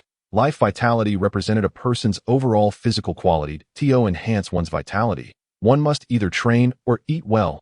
If one's diet is subpar, even the best training would yield limited improvements. Should the diet be inadequate, it could even lead to regression. No wonder your massage technique is so feeble, Wang Xian remarked sternly. How can you expect to give me a massage while eating this? After that, he snatched the large white bun and food box from Yimue's hands, placing his own meal in her grasp. I'll eat this. You eat mine, he said before taking a hearty bite of the bun. Devouring a third of it in one go. That's mine. Yimue's cheeks flushed crimson.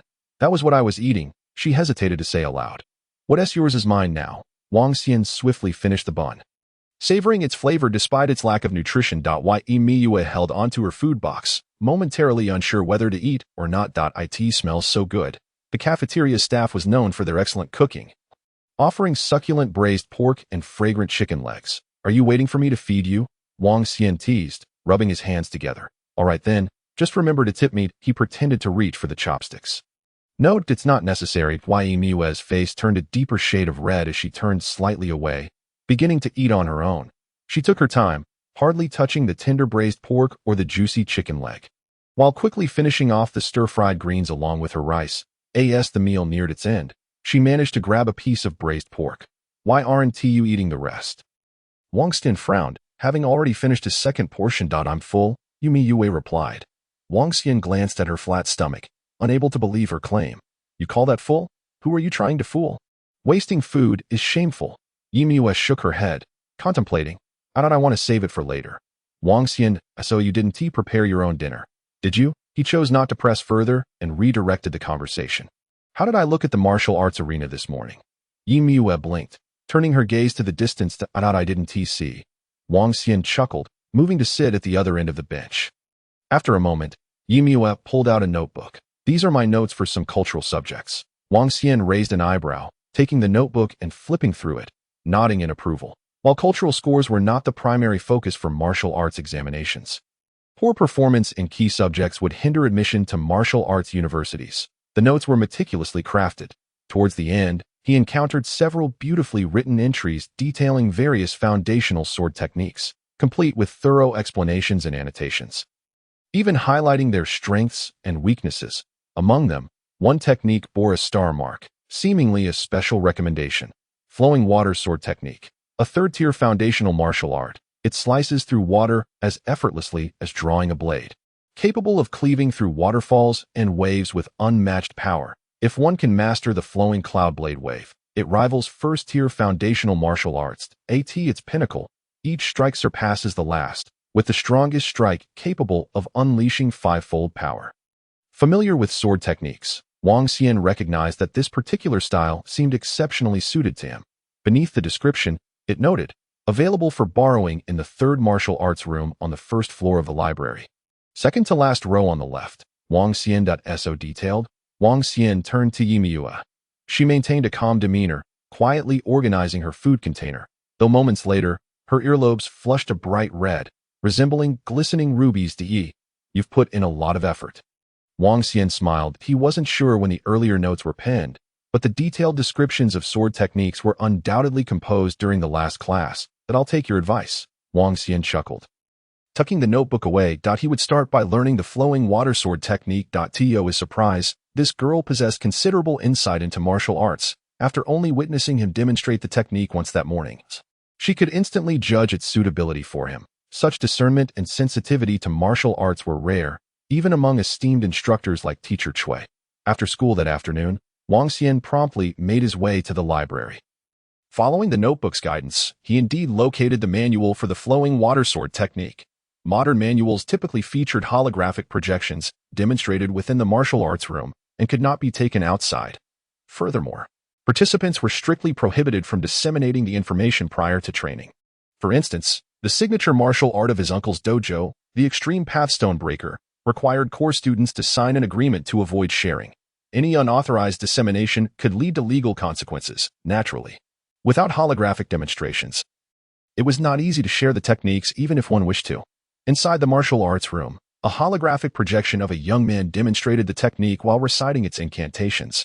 The flowing water sword technique comprised 3 forms: flowing clouds, wind and rain, and roaring waves. Each form was further divided into several strikes. The final form required at least 5 consecutive strikes to truly achieve roaring waves. The methods of exerting force varied significantly, making it one of the more challenging foundational martial arts techniques to master. To fully comprehend the entire set of techniques, 1 month could be seen as neither too long nor too short.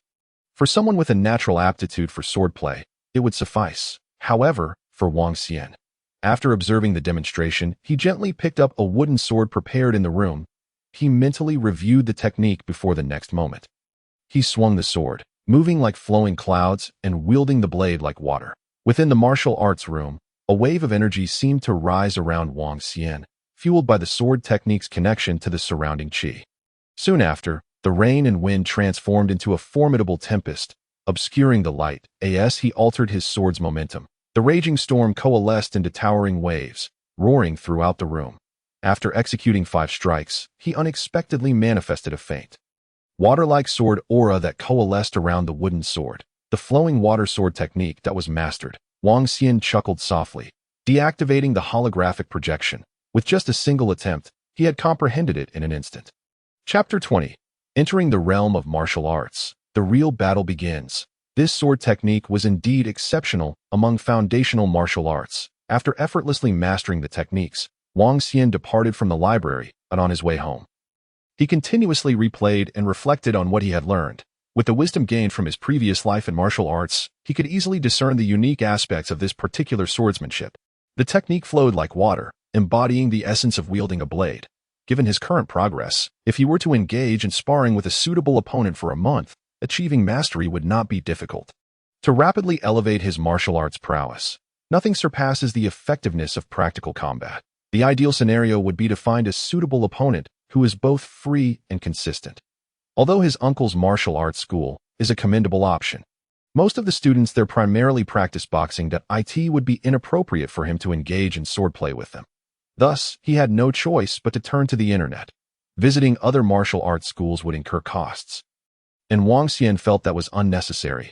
especially since he currently lacked disposable funds. Therefore, he considered martial arts without boundaries in the old district of Rongqing, Hailong Community, Unit 3, 10th floor, number 38. Upon returning home, this game immediately came to Wang Xian's mind. Eagerly, he made his way to the study, swiftly donned the virtual helmet, and equipped the corresponding virtual gear. This house, inherited from his parents, was solely occupied by him, allowing him the freedom to engage in whatever activities he desired. The helmet and accompanying gear had cost him several thousand yuan when he purchased them at the start of high school. Most people in Longhua could afford them, which contributed to the widespread popularity of this martial arts game. You have not logged into the game for 3 months. Pow Pow has prepared a return reward for you. As soon as he logged in, a notification chimed. Wang Xian recalled that after entering his senior year, he had seldom returned to this game. Without the stringent evening study sessions typical of senior year, he often practiced martial arts upon returning home. Generally, he would read novels or seek opportunities to accompany Chen Yuding to the martial arts school as her sparring partner. Even when he logged in to play games, he usually opted for the Battle Royale mode, which, while entertaining, adjusted players' real-world martial arts levels through the system. It was a mode favored by the masses. Pow Pow served as the game's artificial intelligence. Entering the solo martial arts arena for ranked matches, Wang Xian wasted no time. The solo martial arts arena was the most prestigious mode in the game. In this setting, a player's real-world martial arts ability underwent no system adjustments. Merely a margin of error. Essentially, what you were in reality would be reflected here, with an error margin not exceeding 5. Naturally, this 5 could significantly impact practitioners above the 3rd realm, particularly those above the 6th realm, where even a 1 difference could be magnified infinitely. However, for those below the 3rd realm, a 5 disparity had minimal effect. With such prestige, it naturally attracted numerous spectators, leading to increasingly skilled competitors within. Player vitality recorded at 0.5. This is your first ranked match. Would you like to adjust your senses? Note, the higher the sense threshold, the more realistic the experience, and the stronger the sensation of pain you will feel. Adjust all to the maximum. Adjustment complete. Your current rank is bronze, with 0 wins and 0 losses, matching you with an opponent. Match successful. Your opponent is I Am Little Roast Chicken, bronze. Vitality 0.6, 5 wins and 2 losses. The moment the match was confirmed, Wang Xian felt a fleeting sensation as he appeared on a martial arts arena. Simultaneously, across the arena, a shorter man emerged, wielding a longsword, donned in a mask. With long hair flowing, exuding a chivalrous aura. Of course, Wang Xian understood that this was merely the opponent's virtual attire or skin. Please enlighten me, the opponent chuckled, seemingly delighted to encounter a novice with no prior victories. Anticipating an easy win, Wang Xian nodded in acknowledgement. No sooner had he spoken than the cold sword flashed like light. The opponent lunged toward him with a somewhat peculiar movement, remarkably swift. Wang Xian's eyes brightened. Indeed, those who dared to engage in martial arts ranked matches in this game possessed considerable skill. Although the opponent's vitality appeared average, his speed surpassed that of anyone in Wang Xian's class. This indicated that he could harness at least 80 of his vitality's potential. Wang Xian remained calm, standing still, gently tilting his longsword to await the opponent's move. The flow of water is unpredictable, and the essence of the blade is equally so. In due course, Wang Xian channeled an invisible force through his longsword and struck. The opponent seemed momentarily taken aback, hastily raising his sword in defense. In the next instant, Wang Xian's longsword descended like a tempest, swift and fluid. Within mere strokes, the opponent struggled to withstand the assault, ultimately succumbing to a decisive blow, collapsing and transforming into particles of light, vanishing from the arena. Congratulations on your victory. Your current record is 1 win and 0 losses. Win 9 more matches to advance to bronze I. Wang Xian smacked his lips. The flowing sword technique was executed with such fluidity that the opponent was dispatched before the full sequence of movements could be completed. However, he had to admit that engaging in online combat held a certain charm. The initial movement of the flowing sword technique was akin to a stream, emphasizing continuous strikes that gradually wore down the opponent's strength. Like an unending flow of water, the swordsmanship was indeed captivating. In his previous life, he had solely relied on firearms. In this life, he could explore various martial arts, enriching his understanding of combat. After defeating his opponent, Wang Xian did not pause and continued to match with another. The The second opponent boasted slightly superior vitality and record compared to the last. However, even this challenger barely managed to endure the flowing strikes. It wasn't until the fifth opponent that Wang Xian was compelled to employ his second move, Wind and Rain in Turmoil. Within the flowing sword technique, this move emphasized a downward slash, creating a myriad of sword shadows. Resembling wind and rain, blending the real with the illusory. It served as a semi-lethal technique. Once executed after the initial flowing strikes, abruptly shifting the rhythm made it exceedingly difficult to defend against. Under this maneuver, Wang Xian achieved another 4 consecutive victories. By now, he felt his comprehension of the flowing sword technique deepening. Regrettably, no opponent had yet compelled him to unleash the final move. Currently, he was merely on the brink of understanding. If he could implement the final technique, raging waves across the universe, in actual combat, he would likely attain completeness in the initial realm within just a few days. However, following his consecutive victories, the opponents he faced grew increasingly formidable. The last 2 had vitality nearing 1, and most possessed a foundational grasp of martial arts. Detected that you have achieved 9 consecutive victories. Your next match will be a ranking match. Do you wish to continue? Continue. Matching. Match successful. Your opponent is loyal to the end, Grandpa Tong, Bronze Eye, vitality 1.5, 58 wins and 3 losses. Upon seeing this information, Wang Xian was momentarily taken aback, his expression one of incredulity. Good heavens, what an excellent matching mechanism. Wang Xian shook his head, immediately recognizing that this opponent clearly did not belong to this rank. This was a player who, after the seasonal rank reset, had descended to the lower tiers to dominate. Chapter 21. Fishing for easy wins, yet being challenged. The sword technique slightly refined. Meanwhile, on Donai Live, in a room titled, Lose One Match and Live Stream the Fan, a handsome youth smiled at the camera directed at the arena. Rest assured, everyone, this season I will certainly ascend to gold. Of course, I'm not fishing for easy wins. If I match against players below gold, my vitality will automatically drop to the corresponding tier. As soon as he spoke, laughter erupted throughout the live stream. Dog Tong, you really have no shame, do you? Hey, why don't you listen to what you're saying? You, a practitioner of the first realm, dropping down to prey on those in lower ranks. Easy wins, that's what we want to see. Fishing is good. I enjoy watching it. Tonggu, I'm not asking for much. Just let me see your sister. Tong Dog, if you lose, you won't need to use your fan anymore. Just let your sister come out. Arena 186952. Everyone rush to take him down. Just wait. Grandpa Tong is bound to flip. Getting to silver might still be possible. But bronze is impossible. Just a bunch of weaklings who can't even be called martial artists. Old Tong, how about this? You call me brother-in-law? I'll take a hit and move into your house. A Tong, I want to. Watching the chaotic barrage of comments in the live stream, the handsome youth chuckled. The internal broadcasting system of martial arts without boundaries enhanced his spirits. The more viewers, the faster he felt his martial arts training progressed. He relished in showcasing his prowess. Everyone seems to adore his sister. The handsome youth laughed heartily, yet regrettably, his sister was not fond of being in the limelight. Enough chit-chat, everyone. Let us match. Let us see who the lucky player matched with me will be. With that, he focused on the arena. Match successful. Your opponent is Chao Zhai misguided me, bronze. Vitality 0.5, 9 wins and 0 losses. Upon seeing this information, the handsome youth, Grandpa Tong, was momentarily stunned. Brothers, 9 wins and 0 losses. A ranking match. Grandpa Tong laughed heartily. What do you think? Should I go easy on him and make a friendly connection? He glanced at the comments. Sima's matching mechanism. How could they match me with Dog Tong? The mechanism of martial arts without boundaries was such that ranking matches would always pair you with a player of a higher tier, ensuring that you wouldn't have an easy ascent. To be fair, Old Tong, I just happened to watch this person's 9 matches. That vitality. Quite formidable. You might not necessarily win. Enough already. Even if he were to have his vitality, he could still easily massacre. Have you all forgotten that this scoundrel is a top student currently enrolled at Tindu Jingwu University? Tong, I beseech you, just let me catch a glimpse of my sister. How intriguing. Grandpa Tong gazed at the young man before the arena. Due to the virtual nature of his appearance and the ability to wear skins, his true visage remained concealed. However, judging by his vitality, he seemed to be a high school student that in solo arena ranking matches.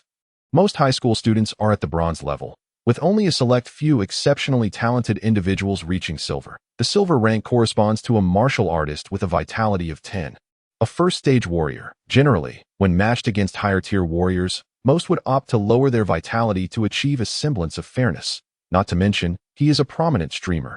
Yet in reality, whether in combat experience, martial arts intensity, or the development of one's limits, there exists a vast disparity. For instance, he himself is already a first-stage warrior, nearing second-stage. My friend, how do you intend to fight? Grandpa Tong spoke candidly. Should I further lower my vitality? The opponent paused for a moment before responding. As you wish. Grandpa Tong chuckled, sensing the opponent had conceded. Indeed, a bronze-level contender would likely lose all desire to fight upon seeing their own record. Very well, then I shall refrain from using martial arts. Grandpa Tong intended to show a measure of respect to his opponent and simultaneously sent a message to the chat, stating that he would take this opportunity to offer some instruction. The opponent appeared to be a senior in high school, and many of my fans are likely high school students as well. As a senior, I can provide some guidance. With that, he focused his palm, and a long spear materialized in his hand. The opponent wielded a knife, while he held a spear. His marksmanship, learned from his sister, was only at the first-tier level, but it should suffice against the opponent. As he spoke, a countdown appeared in the arena. 3, 2, 1. The instant the countdown reached 1, Chao Zue Wu transformed into a streak of light, launching forward. The blade's radiance turned icy, startling even the viewers in the live stream, rendering the chat momentarily silent. Grandpa Tong was taken aback by this speed. With 0.5 vitality, the maximum speed is 100 meters in 10 seconds, yet reaching such a limit is no easy feat. Grandpa Tong's expression grew serious as he explained to the viewers the initiation of his swordplay seems to be a martial art, likely the flowing cloud sword technique. Wait a moment, did he learn martial arts with only 0.5 vitality? Moreover, his proficiency is remarkable. He must be an academic prodigy. He chuckled. When he had 0.5 vitality, he could barely reach the first-tier skill level. It was only when he approached one that he grasped his first foundational martial art. Not to mention, he had yet to reach the limit of his speed. A martial arts prodigy of this caliber would be quite rare even within a large province. Having processed this information, he felt a slight sense of relief. Everyone, take note. The flowing water sword technique is a foundational martial art that is exceptionally difficult to master. Once the first move, flowing clouds, is executed, its blade will flow like water, creating an unending offensive. Thus, to counter this move, it is best to break it with the first strike. With that, he raised his spear, ready to meet the incoming blade. He executed a seemingly unremarkable mid-level spear thrust, intending to dissipate the opponent's blade momentum. The sword relies on a single breath. If that breath is disrupted, the subsequent techniques will be considerably weakened, thereby determining the outcome of the match. However, Chao Zue Wu seemed to have anticipated this. He deftly evaded the spear tip by a hair's breadth, his body shifting elegantly. Grandpa Tong's pupils constricted. This young man's agility is unusual, but before he could react, the blade, flowing like water, entwined around him in a relentless assault. Bang! The soft yet forceful blade momentum seemed to possess an unyielding power that accumulated with each strike. When it landed on Grandpa Tong's spear, it made his hands tremble with pain. This is not right. This blade technique's power, how can it be so strong? Struggling to withstand the onslaught with his formidable vitality, he inwardly lamented, I should have refrained from boasting earlier. Without using martial arts and relying solely on my first-tier spear technique, I find myself overwhelmed. Given the nature of the flowing water sword technique, creating distance will prove exceedingly difficult. Just hold on a little longer. The challenge of the flowing water sword technique lies in its final move. He must not have fully mastered this martial art yet. Once the second move is completed, he will inevitably attempt to chain it with the first, exhausting me. At that moment, I shall seize the opportunity to counter. He was not a swordsman, but he understood that the flowing water sword technique is among the most challenging foundational martial arts to master, particularly the final move. The relentless blade momentum and the accumulating force weighed heavily on Grandpa Tong's heart. He calculated his next move until, suddenly, a tempest of blade shadows enveloped him, seemingly activating all prior accumulated energies, transforming into an endless cascade of fine rain. Grandpa Tong squinted, his spear swirling wildly in an attempt to withstand this onslaught. Now is the moment, he exclaimed. However, just then, he saw the opponent's long knife cross before him. leaping high into the air, resembling an immense wave of thunder. The faint mist of water enveloped the blade, transforming into a brilliant azure light.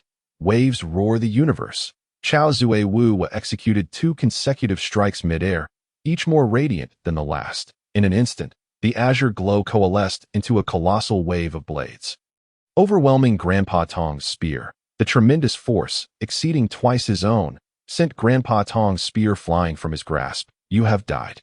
Hearing the notification chime, Grandpa Tong took a deep breath. He had lost in the live stream.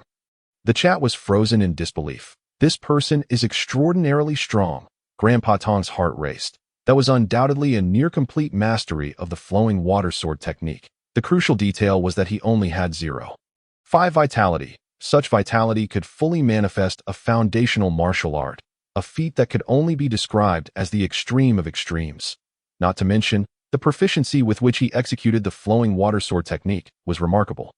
Could this individual be a prodigy of ancient martial arts, or perhaps someone who has awakened their innate martial talent?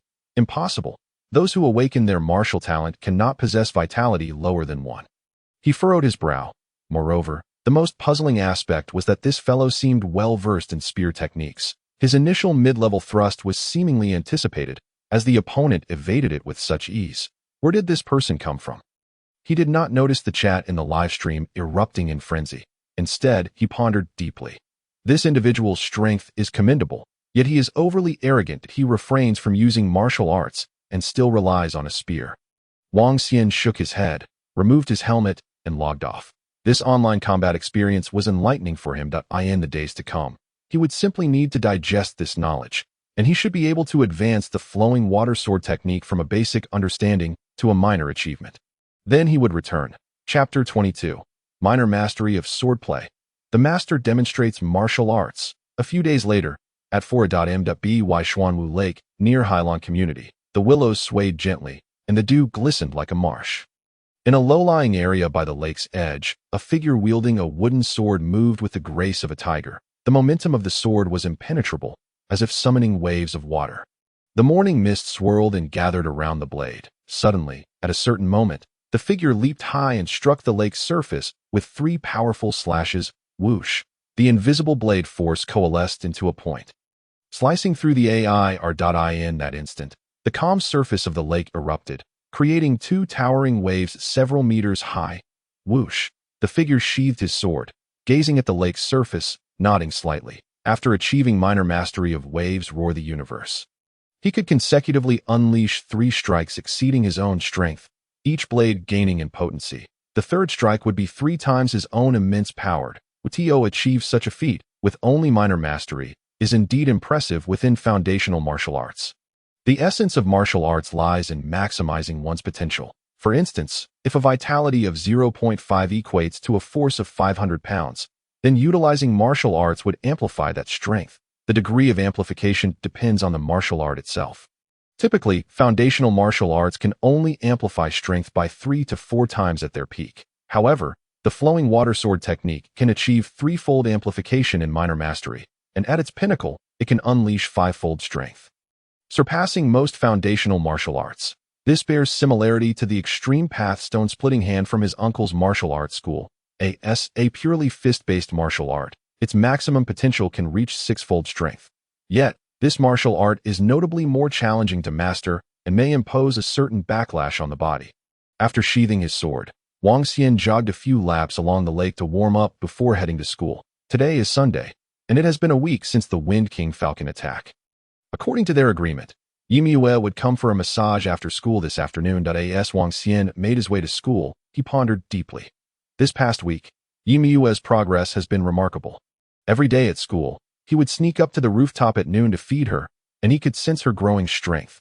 Aside from the first day, Wang Xian had not attended morning self-study sessions. Most mornings and evenings, he sought out a quiet place to contemplate and practice the flowing water sword technique before heading directly to class. Wang Xian arrived at school punctually. Wang Xian, why have you been absent from morning self-study and the early morning martial arts broadcast these past few days? Just as he settled into his seat, Qin Yuding approached with an irritated expression. Today, she wore her hair in a ponytail and appeared even less made up than usual. Her alluring figure and long, toned legs remained captivating, though today she exuded a youthful charm rather than seduction. I overslept, Wang Xian replied casually. Do not make excuses. Chen Yuding rapped on Wang Xian's desk. Are you contemplating giving up on yourself once more? Wang Xian was taken aback. This is serious, Chen Yuding. Zhou Shuquan interjected from the side.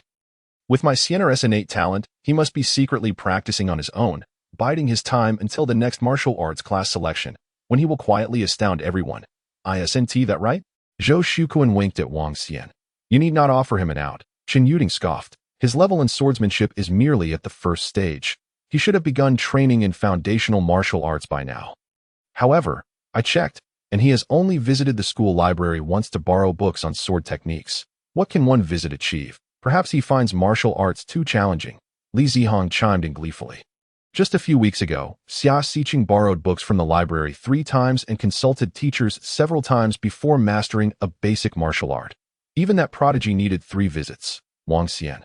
Even if you possess some talent in swordsmanship, without a teacher's guidance, it's unreasonable to expect to learn everything in one go. Zhou Shuquan remained silent. He had made considerable progress this week. Nearing the first stage of his skills, naturally, he had also glimpsed the difficulty of martial arts training. Otherwise, the requirements for the martial arts acceleration class would not be simply to master one martial art to gain entry. With less than a month remaining, time was indeed tight. Therefore, he had visited once, recognized the challenge, and decided to take a step back for further contemplation. Wang Xian, do not shrink back at the first sign of difficulty. Chen Yuding urged gently, her voice softening. Martial arts are challenging to learn, but they require perseverance. Not to mention, Yu Haven T even participated in the morning broadcasting martial arts demonstration. How can that be acceptable? This remark made Li Zihong beside them feel quite envious. Chen Yuding had never spoken to him in such a tone. Wang Xian furrowed his brow at Chen Yuding. This former little schemer seemed increasingly off. Had she awakened early? Moreover, her fashion style and makeup bore a hint of Yumiyua's influence. He was disinclined to respond. As it would be utterly futile. The other students practiced daily in the morning broadcast martial arts session, learning body conditioning exercises from director Zhou Dehai, which undoubtedly yielded improvements. However, for him to attend daily yielded no results. He would be better off practicing alone in the mornings, moving directly to sword training for greater efficacy. Chen Yuding's brows furrowed, seemingly on the verge of anger, but she took a deep breath and restrained herself at that moment. The bell for class rang, and she could only return to her seat. Wang Xian still valued his academic studies. In his previous life, he had fared poorly in academics, and now, reborn, while he excelled in martial arts, his knowledge in academic subjects left much to be desired. During the morning, he attended 3 academic classes, taking his studies quite seriously, especially history. Having suffered academically in his past life, while following the main force into the alien battlefield, he had felt like a headless fly, facing perilous situations multiple times. Although the history class did not elaborate much on the alien battlefield, it did cover the origins of martial arts and the changes in the world's vital energy. All of these elements were interconnected with the emergence of the alien battlefield. After 3 classes, the final session was a martial arts class. Today's lesson focused solely on theory, not practice. Chui Sanyan entered with a peculiar expression. His eyes were spirited, yet his face looked quite pale. Before we begin, I have 2 announcements, Chui Sanyan said, taking a deep breath. Tomorrow afternoon, that is, Monday, we will have a half-day off. The students were taken aback. Isn't there a half-day off on the weekend? What significant event is happening next Monday to warrant this? Chui Sanyan continued. The school has invited Grandmaster Bai Hongtian, a master of the 7 realms, to give an impromptu martial arts lecture. Instantly, the classroom erupted in a commotion. A 7 realms Grandmaster. There aren't many in Longhua, perhaps just a few in Shishu province. Yet, each one is a national treasure of high esteem. Most of the time, they are not within the province, and their rare appearances are typically reported in the news. Only well-known universities can afford to invite a 7 realms Grandmaster for a martial arts lecture. It is already quite remarkable for a martial arts school to invite a 6 realm master, let alone, our Rongqing is not even a major city. How could our martial arts school possibly invite a 7 realms Grandmaster? Is this true? A 7 realms Grandmaster, isn't that a figure reserved for the news? No. Does our Rongqing number 7 even have the resources to invite such a person? A 7 realms Grandmaster's martial arts lecture. Even if he merely demonstrates a set of conditioning exercises, it would be beneficial. Grandmaster by Tian. Just a week ago, he was the one who defeated the S-rank alien beast, Wind King Falcon, above Rongqing. Right? I can't believe I might witness a Seven Realms Grandmaster in high school. Is it possible that our Principal Xia has extraordinary connections? In an instant, the students' faces flushed with excitement. And the entire classroom buzzed with chatter, only quieting after Cui Sanyan cleared his throat several times. The serious-looking class teacher, over 40, and with an earnest demeanor, spoke slowly. At that time, each class will send 2 to 3 students to observe Grandmaster Bai's demonstration up close.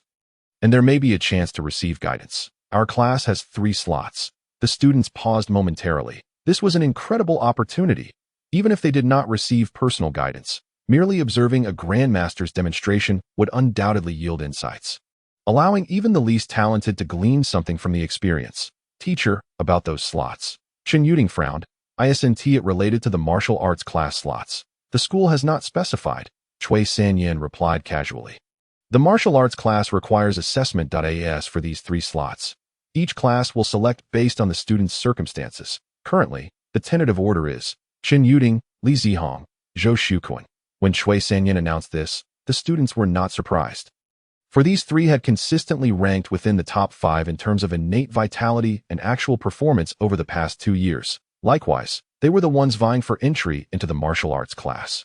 Thus, when the slots were mentioned, most students understood that it was likely these 3 would also secure the martial arts class slots. Wang Xian was not surprised. In his previous life, it had indeed been these 3. As for the Grandmaster by Tian, this was T in my previous life, was it? Wang Xian pondered, somewhat perplexed, unsure if subtle changes had occurred in the world due to his rebirth. If only. Cui Sanyan's tone grew more serious. If any of us can master a martial art, then this slot could potentially be altered. With that, his gaze fell upon Wang Xian, as did the gazes of the other classmates, clearly indicating that he was referring to Wang Xian.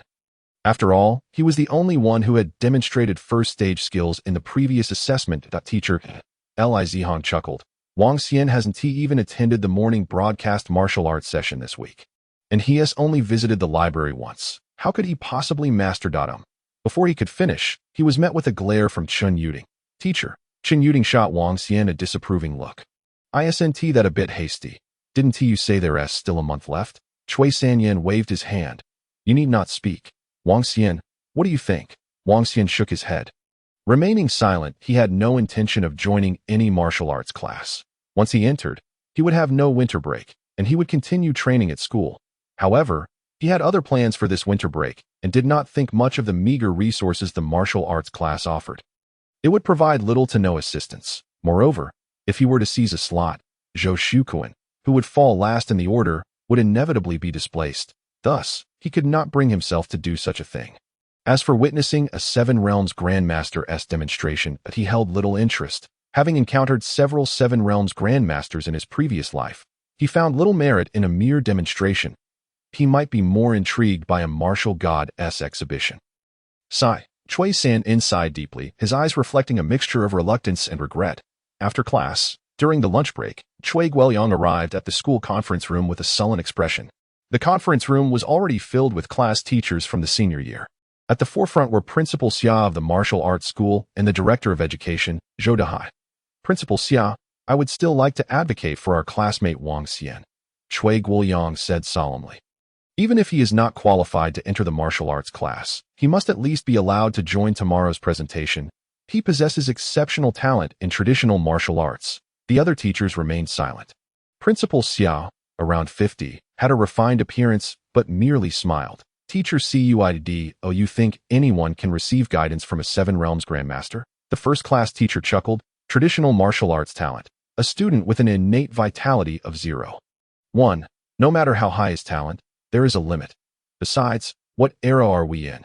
Indeed, it is already quite remarkable that your class has 3 slots, but my class only has 2, and you still wish to secure another? It was merely a small assessment.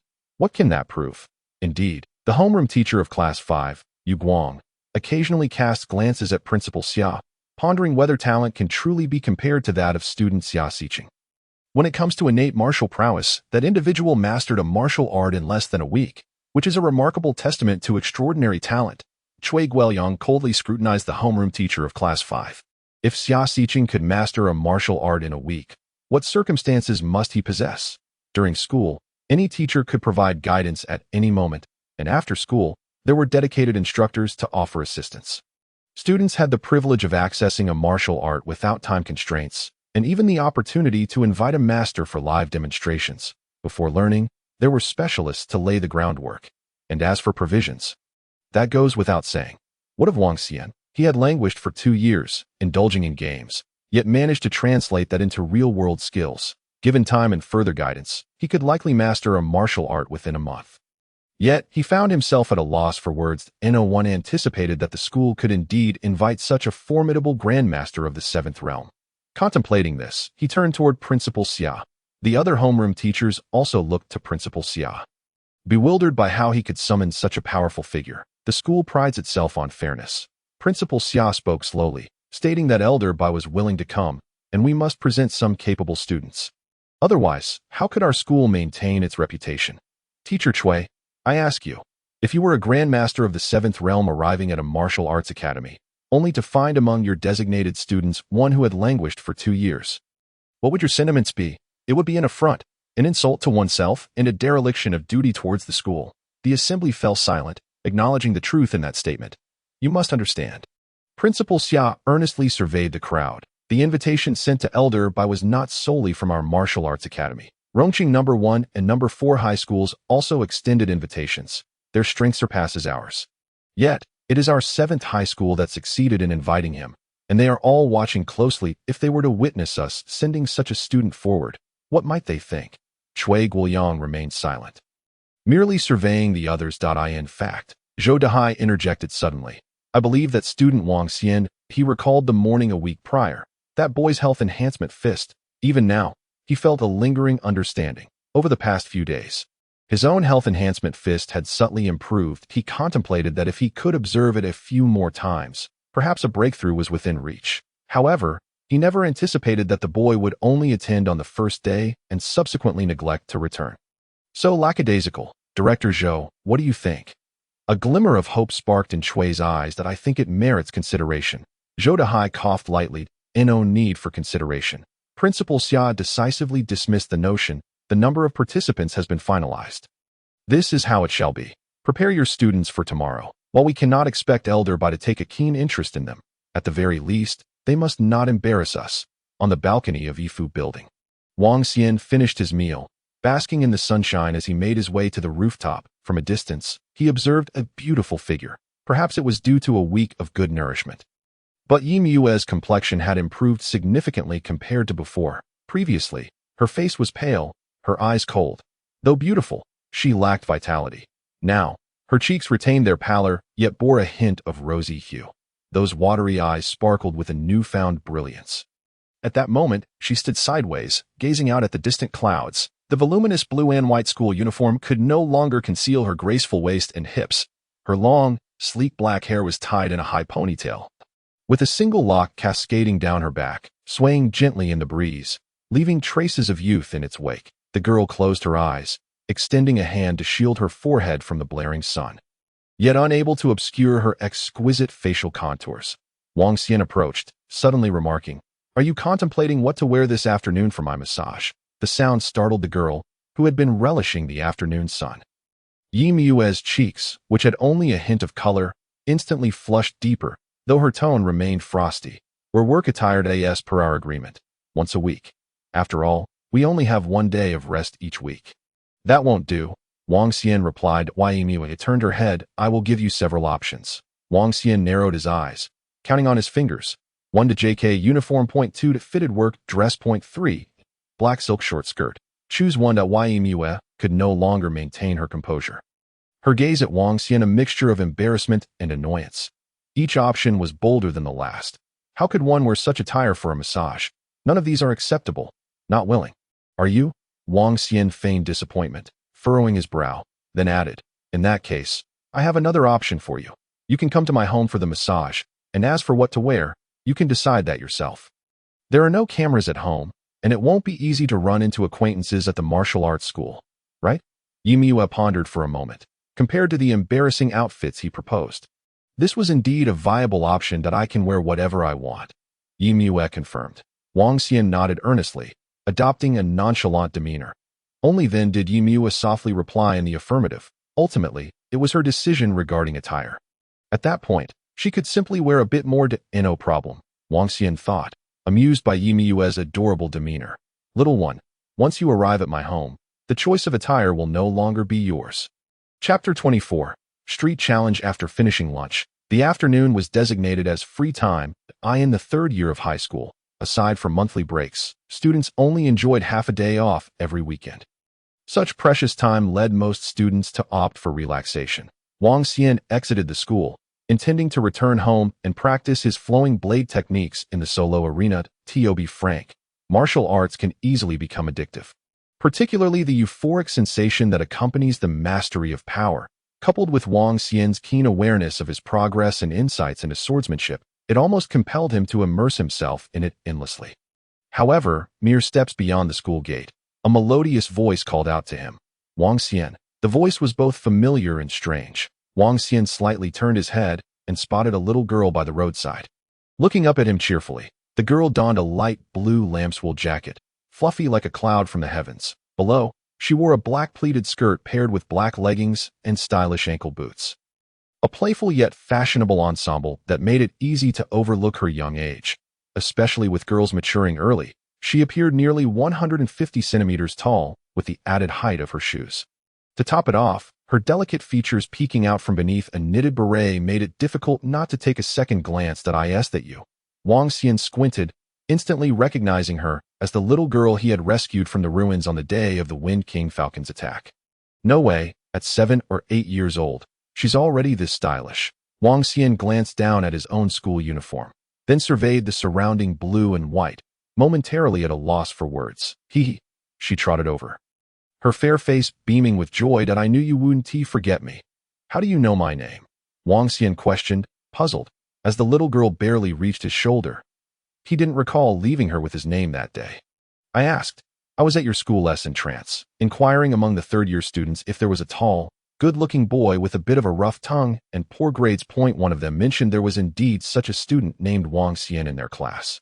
I inquired about his seat, and they told me it was in the last row by the window. Haha, I guessed it must be you. As soon as you came out, I shouted, and you stopped. The little girl chattered excitedly that you're quite clever. You're not shy at all. How did you know my grades were poor? Wang Xian was left speechless. That day amidst the ruins, I noticed your vitality was quite low. The little girl beamed with pride. It was probably around 0.1 or 0.2 to your age. Having such little vitality means your innate life force is lacking, making martial arts seem hopeless and your grades likely poor as well. Wang Xian maintained a blank expression. Your judgment is quite astute. It's all right. Being small is perfectly fine. The little girl patted Wang Xian's arm, generously offering comfort. You can perceive my life force, Wang Xian inquired. Generally, life force can only be accurately measured with specific instruments, or through extensive experience, as he had done. Yes, I can sense it.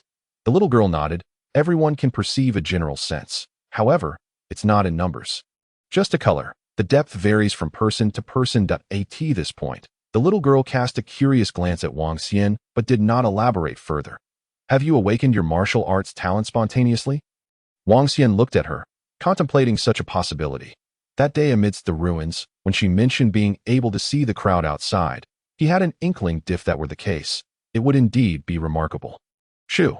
The little girl glanced around, remaining silent. Wang Xian had no intention of pressing further. Although spontaneous awakening of martial arts talent is rare and regarded as a national treasure-level talent, he had encountered a few in his previous life. What brings you here today? I came to play with you. The little girl looked up, her small head tilted. That I know you third-year students have half a day off in the afternoon. Can you spend the afternoon playing with me? Wang Xian initially intended to decline, yet the hopeful glint in the little girl's eyes caused him to hesitate. I have matters to attend to this afternoon. Before the words could fully escape, she implored, spend the entire afternoon with me, and I shall reward you with $1 million. It was nothing of great significance. Wang Xian promptly nodded. Very well. The little girl's face lit up with joy. Call me Xiaoxi. Let us go, let us go. Off we go. Grasping Wang Xian's hand, Xiaoxi dashed out with palpable excitement.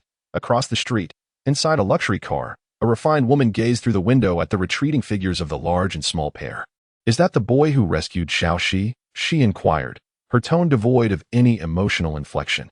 "Indeed," replied Chung Wu, wiping the sweat from his brow, a result of the tense atmosphere within the vehicle. He stole a sidelong glance at the helpless-looking young man. He appeared rather ordinary. The woman nodded slightly. Cheng Wu let out a sigh of relief and quickly added, "Certainly, the child acted purely out of courage in saving someone. He harbors no ulterior motives. His family background is entirely unblemished. His parents passed away when he was very young, and his nominal guardian is his uncle. Moreover, he could not possibly know your daughter." The woman remained silent, her gaze shifting towards the entrance of the school. If it were not so, Old Bai would not have come here. The afternoon slipped away swiftly. The child's energy was indeed boundless. Wang Xian was dragged hither and thither. One moment they were at the arcade, the next at the amusement park, and then meandering along the street, sampling various treats. This child had an impressive appetite. From the very start, her little mouth was chattering incessantly as she devoured an array of street snacks, skewers, fried chicken, and milk tea, clamoring for anything that wafted an enticing aroma, regardless of whether she could finish it. Any uneaten morsels she deemed unsatisfactory were promptly discarded in Wang Xian's direction. Though Wang Xian had frequented these spots countless times and tasted these snacks on numerous occasions, it seemed to be Xiao Shi's first experience. Her excitement endured for 2 or 3 hours. "Wang Xian, I want that." On the street, Xiao Shi, holding a skewer of spiral potato chips, suddenly spotted something that made her eyes sparkle. Wang Xian, feeling somewhat full, glanced over. It was a stall boasting the words, "Extreme Challenge, 10 attempts." A throng of people surrounded the stall, obscuring the details. However, Wang Xian surmised it was likely a series of classic street challenges. These challenges were often difficult to accomplish, yet the rewards were typically quite appealing. Xiao Shi's interest was piqued by a charming snow leopard pendant displayed among the prizes. As they drew closer, they observed the rules for a while and discerned they were quite simple. One must strike a punching bag 10 times. The challenge lay in the requirement that each punch must deliver the exact specified force, without employing any martial prowess, as mandated by the stall owner. For instance, if the owner stipulated a force of 350 pounds, there could be no deviation. Success in all 10 attempts would result in a grand prize. The apparatus used was a standard small force meter. "This seems a bit challenging," Xiao Shi murmured, taking a bite of her potato chip and frowning. Chapter 25. Absolute Control, Shocking the Crowd. A Million Treasures. The campus belle offers her services. It is not merely a tad difficult. Achieving accuracy across 10 attempts without error is a feat even professional martial artists might struggle with. Mastering precise control over one's strength is no simple task. It is more challenging than unleashing one's utmost potential. For a martial artist with a vitality of 1 to exert an extreme force of 1,000 pounds is conceivable with practice. But to achieve an exact force of 153 pounds might elude them even after numerous attempts. This challenge, demanding 10 precise strikes without a single mistake, is indeed a rare and formidable street challenge. Naturally, for the populace in an era of universal martial arts, spending $20 or $30 to give it a go is likely to be met with enthusiasm. Another failure. A young man emerged from the crowd. A look of frustration etched on his face. "Isn't that a student from Shu University in Rongqing? Even college students can't manage it." The onlookers murmured. Shu University is a national martial arts 985 institution. This challenge seems to ensnare even the 985 students, as it is unlikely to deceive the average person. He did quite well, having succeeded 5 times. The stall owner was distracting him during the 6th attempt. A voice chimed in. "Haha, the rules permit it. Besides, how could a martial arts university student be daunted by distractions?" Amid the crowd, a youthful challenger stepped forward, appearing to be a high school student.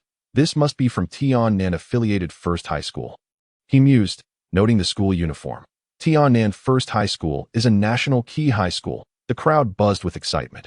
Rongqing boasts several high schools, with the 7th high school, where Wang Xian studied, being a provincial key institution. Provincial key schools are relatively common, while national key high schools are typically limited to 2 within a province. Tiannan Affiliated First High School, also known as Rongqing First High School, is one of the 2 national key high schools in West Shu. The affiliated Tiannan Martial Arts University is among the premier martial arts institutions in the southwestern region of Long Country.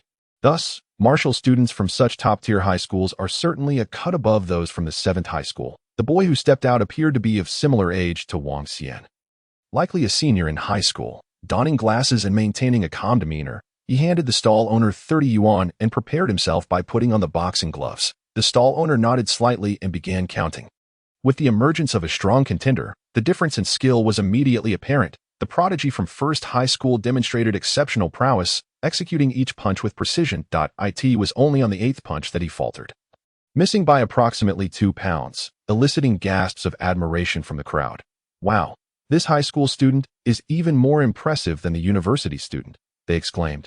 This is a genius from first high school. The lowest achievers there likely end up at Shu University. Indeed, Shu University is right next door to first high school. The teachers there often say that if you don't work hard, you'll only end up at the neighboring university. Is it true that no one can accomplish this challenge? A skilled professional martial artist should be able to manage it. But how many would come to attempt this challenge? Challenges continued to be attempted. And the stall owner breathed a sigh of relief. In this day and age, high school students seem to be more formidable than university students. Perhaps it was time to call it a day. Xiaoxi watched with great interest and finally turned to Wang Xian. Big brother, you're a bit of a slacker. Even that unparalleled talent from first high school couldn't succeed. That it might be a tad too challenging for you.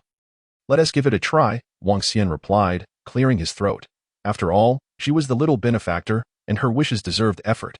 You can do it, big brother. Xiaoxi cheered, clenching her fist. Wang Xian stepped forward.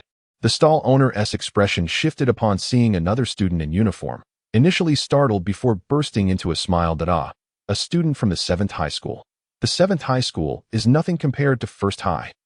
Even a mere underachiever from first high could easily be your superior. A saying circulated in the martial arts community in Rongqing.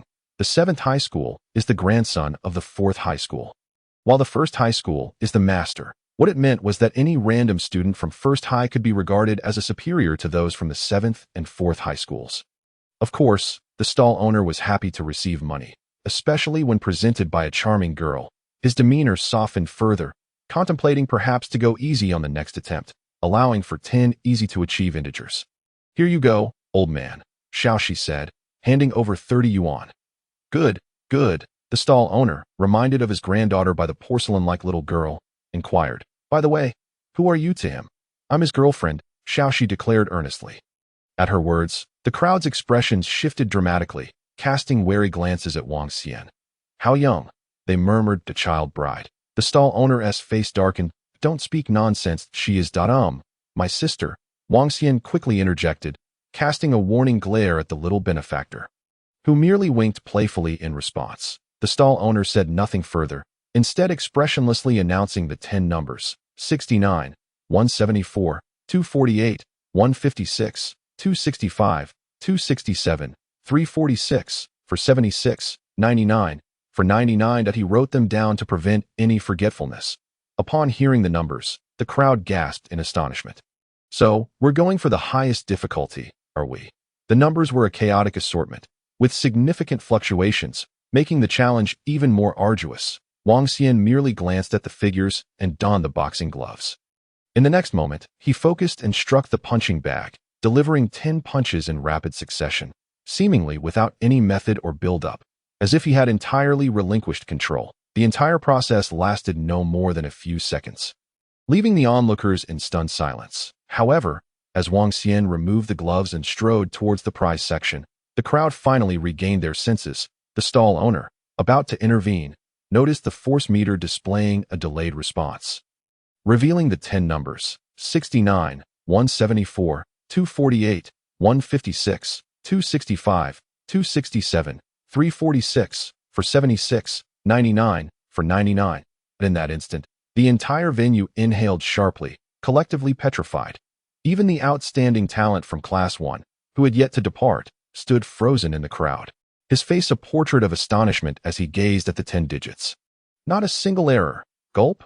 Every individual present could not help but swallow hard. It wasn't until Wang Xian claimed his reward and took Xiaoxi away from the throng that the crowd abruptly awakened, erupting into waves of incredulous exclamations. Has he hacked the system? Is this real? That cannot be a student. He is undoubtedly a professional martial artist, and of a remarkably high rank at that. Good heavens. How boastful, he didn't even take half a minute in previous challenges. One had to prepare even to throw a single punch, yet he delivered 10 in quick succession. Vendor, is he your plant? Have you been training together for ages? Indeed, it looks far too staged. Who can be so monstrous? The vendor was left in disarray amidst the crowd that he fixed his gaze on Wang Xian's retreating figure, muttering several times, "Freak, truly a freak, utter nonsense." That little snow leopard pendant is a legitimate piece of martial combat gear. Although merely a first-tier decorative protection, it is still a valuable item. Who would use such a thing as a prop? It is worth tens of thousands. Among the crowd, only the prodigy from Class 1 remained fixated on the power gauge, contemplating for an extended period. Absolute controlled, is it possible for a student from Class 7 to achieve such mastery over their own strength? Could it be Xia Xichen, Peng Sandao? No, they lack that level. Who could this person be? Wang Xian handed the little snow leopard pendant to Xiao Shi. Wang Xian, you are incredible. Xiao Shi's eyes sparkled with admiration. How can someone as remarkable as you be considered a failure? Are your teachers blind? She began to advocate for Wang Xian. He smiled faintly, saying nothing. Such street challenges might be daunting for most. Yet for him, they were utterly trivial. Within the realm of martial prowess, there exists a unique skill known as absolute control. Some may learn it at the second or third tier, while others might only grasp it at the fourth or fifth. There are also extraordinary geniuses who can master it from the first tier. In essence, it is the ability to exert absolute control over one's own strength. With pinpoint accuracy, he had acquired this skill in his previous life. Engaging in such challenges was exceedingly easy for him. However, even after mastering this skill, achieving the level of proficiency he just displayed would not come instantly. Today, Xiaoxi was elated, clutching the little snow leopard pendant. Her delicate face radiated happiness. Big brother, I might not have a million. Wang Xian gently ruffled her hair. As long as you're happy. He certainly did not expect a child to produce such a large sum of money. Although I don't have a million. Xiaoxi pulled out a small vial from her pocket. But I have this. Here, this should be worth 1,000,000. Wang Xian exclaimed in surprise. Yuan crystal water, with a single glance. He recognized the valuable substance within, a high-concentration liquid essence of elemental power, compressed through modern technology. Its applications are vast. For martial artists, internal use can rapidly restore strength, enhance talent, and indirectly elevate vitality when applied externally. It can improve physical condition and refine the body. Among other benefits. On the market, this substance is worth 1,000,000 per gram. Wang Xian took the vial, weighing it in his hand, excluding the weight of the bottle. It contained at least 4 or 5 grams. His expression tightened. This is worth far more than 1,000,000. He glanced at her, surveyed the surroundings, and spotted a familiar luxury car parked at the roadside. After a moment of contemplation, he accepted it earnestly, saying, "This is excellent. Xiaoxi, please thank your parents for me when you return." Xiaoxi nodded eagerly, her face beaming as she dashed towards the luxury car. Upon entering, she immediately rolled down the window, waving goodbye with reluctance. "Big brother, I'll come to play with you again next time." Wang Xian waved back. Helping others is not for the sake of reward. Yet, to stubbornly refuse someone's gratitude is itself a form of rudeness. After all, no one wishes to be indebted to another. The more affluent and powerful one becomes, the less they relish being beholden to others. Thus, Wang Xian accepted the gift without hesitation. Checking the time, it was just past 4. With this vial of Yuan crystal water, he should be able to unlock all the extraordinary meridians except for Ren and Du. Wang Xian tucked the vial securely away. His goal was to unlock all 12 primary meridians and the extraordinary 8 meridians before the martial examination in 6 months, while also refining at least half of these meridians into divine meridians through the star refining body technique. Only then could he support the subsequent training. The future held numerous threats, such as the Wind King Falcon attacks at the North Song ruins, uprising tens of thousands perishing in the tide of alien beasts.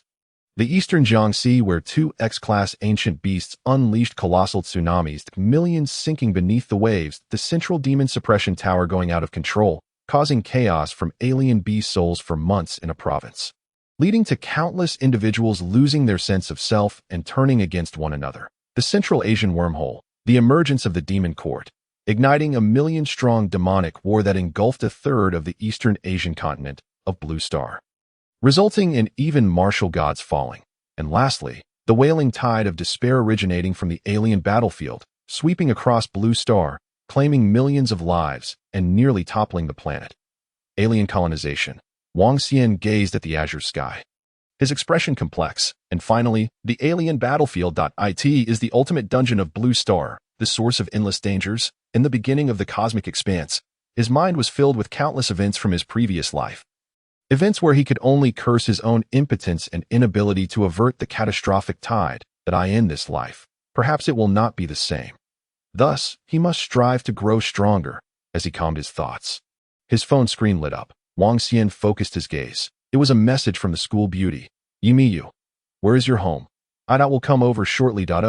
Calculating the time, it seems Yimiyu is about to provide her home service. Chapter 26. Personal guidance from Yimiyu. Wang Xian sent her the location of his home and then went to the market to buy some groceries. Tofu, potatoes, pork loin, beef. Unfortunately, current technology has yet to achieve mass production of alien beast meat. Carrying the groceries, Wang Xian returned home. Cooking was not a daunting task for him, having grown up alone, especially during the several decades spent in the alien battlefield, where supplies were scarce and one had to rely on local resources to sustain themselves and enhance their strength. In the subsequent major disasters, alien beasts appeared in abundance on Blue Star. Gradually, humanity began to produce large quantities of edible alien beast meat. Nowadays, most of this meat is rendered inedible due to the presence of spiritual miasma, resulting in it being discarded. Moreover, many materials from alien beasts, tainted by spiritual miasma, cannot be thoroughly cleansed, leaving most of these materials unusable for humans. Often, after hunting an alien beast, only a minuscule portion of its materials can be utilized, leading to minimal profits from such endeavors. Otherwise, with the star refining body technique, even without being in the alien battlefield, I could absorb the spiritual miasma from consuming alien beast meat to cultivate more divine meridians. My aim is not merely to cultivate half of the divine meridians before the martial examination, but to refine all 20 meridians into divine meridians. Upon returning home, Wang Xian began preparing the ingredients for dinner. Although he had eaten quite a bit in the afternoon, as a martial artist, those street snacks barely suffice. Adequate nutrition is essential. After about an hour, 3 dishes and a soup were ready. Stir-fried vegetables, beef stew with potatoes, shredded pork with green peppers, and cabbage tofu soup. Simple home-cooked fare. Just then, the doorbell rang. It was just past 5. Wang Xian opened the door and couldn't help but chuckle. Dressed like that, are you expecting a burglary? Outside stood Yimiyu, still in her school uniform, but seemingly wearing several sweaters underneath. She was bundled up tightly, leaving only her plain, beautiful face exposed. I just feel a bit cold. Yimiyu replied softly, looking down. Have you eaten? Yes. Have that, ye school beauty, if you keep lying in front of me. Wang Xian pulled Yimiyu into the house, handing her a pair of shoes. I'll spill all your secrets. Yimiyu's face flushed, and she felt somewhat wronged, lowering her head in silence. Have you eaten? No. Wang Xian nodded in satisfaction. This girl loves to lie in front of me. Perfect timing. I just made some. Wang Xian gestured to the 3 dishes on the table. Yimiyu glanced at them, and as the tantalizing aromas of meat and seasonings wafted into her nostrils, her appetite was instantly stirred. However, she remained still. What are you staring at? This isn't free, Wang Xian reminded her. First, you need to eat well to have the energy to give me a massage. Secondly, after the massage, we should exchange martial arts experiences. I need to see how well you've learned. Lastly, if we have time, we can review some cultural subjects. Wang Xian laid out several demands in quick succession. All right. Yimiyu promptly agreed, feeling a sense of relief afterward. Yes, it turned out Wang Xian's culinary skills were quite commendable, and Yimiyu enjoyed her meal immensely. After finishing, she even took the initiative to wash the dishes, tidying up the kitchen thoroughly. Following this flurry of activity, Yimiyu's face began to flush rapidly. The high caloric intake from the meal combined with her numerous layers of clothing and the warmth of the indoors made it hard for her to contain herself. It's too hot. When the clock struck 6, she could no longer hold back and removed a layer of clothing in the bathroom. Outside, Wang Xian wore a broad smile. How amusing. I shall see to your end. What use is it for you to wear so much in my home? With that, Wang Xian led Yimiyu into the training chamber within the house. This room, originally the master bedroom, was quite spacious. Eventually, Wang Xian transformed it into a 20-square-meter training space, sufficient for basic skill refinement. Given that this 156-square-meter residence was rather large for a single occupant, modifications were necessary. Otherwise, many areas would remain unused. Let us first observe your stance and your body conditioning exercises. Wang Xian indicated. Yi Miwei did not hesitate, recognizing this as her work.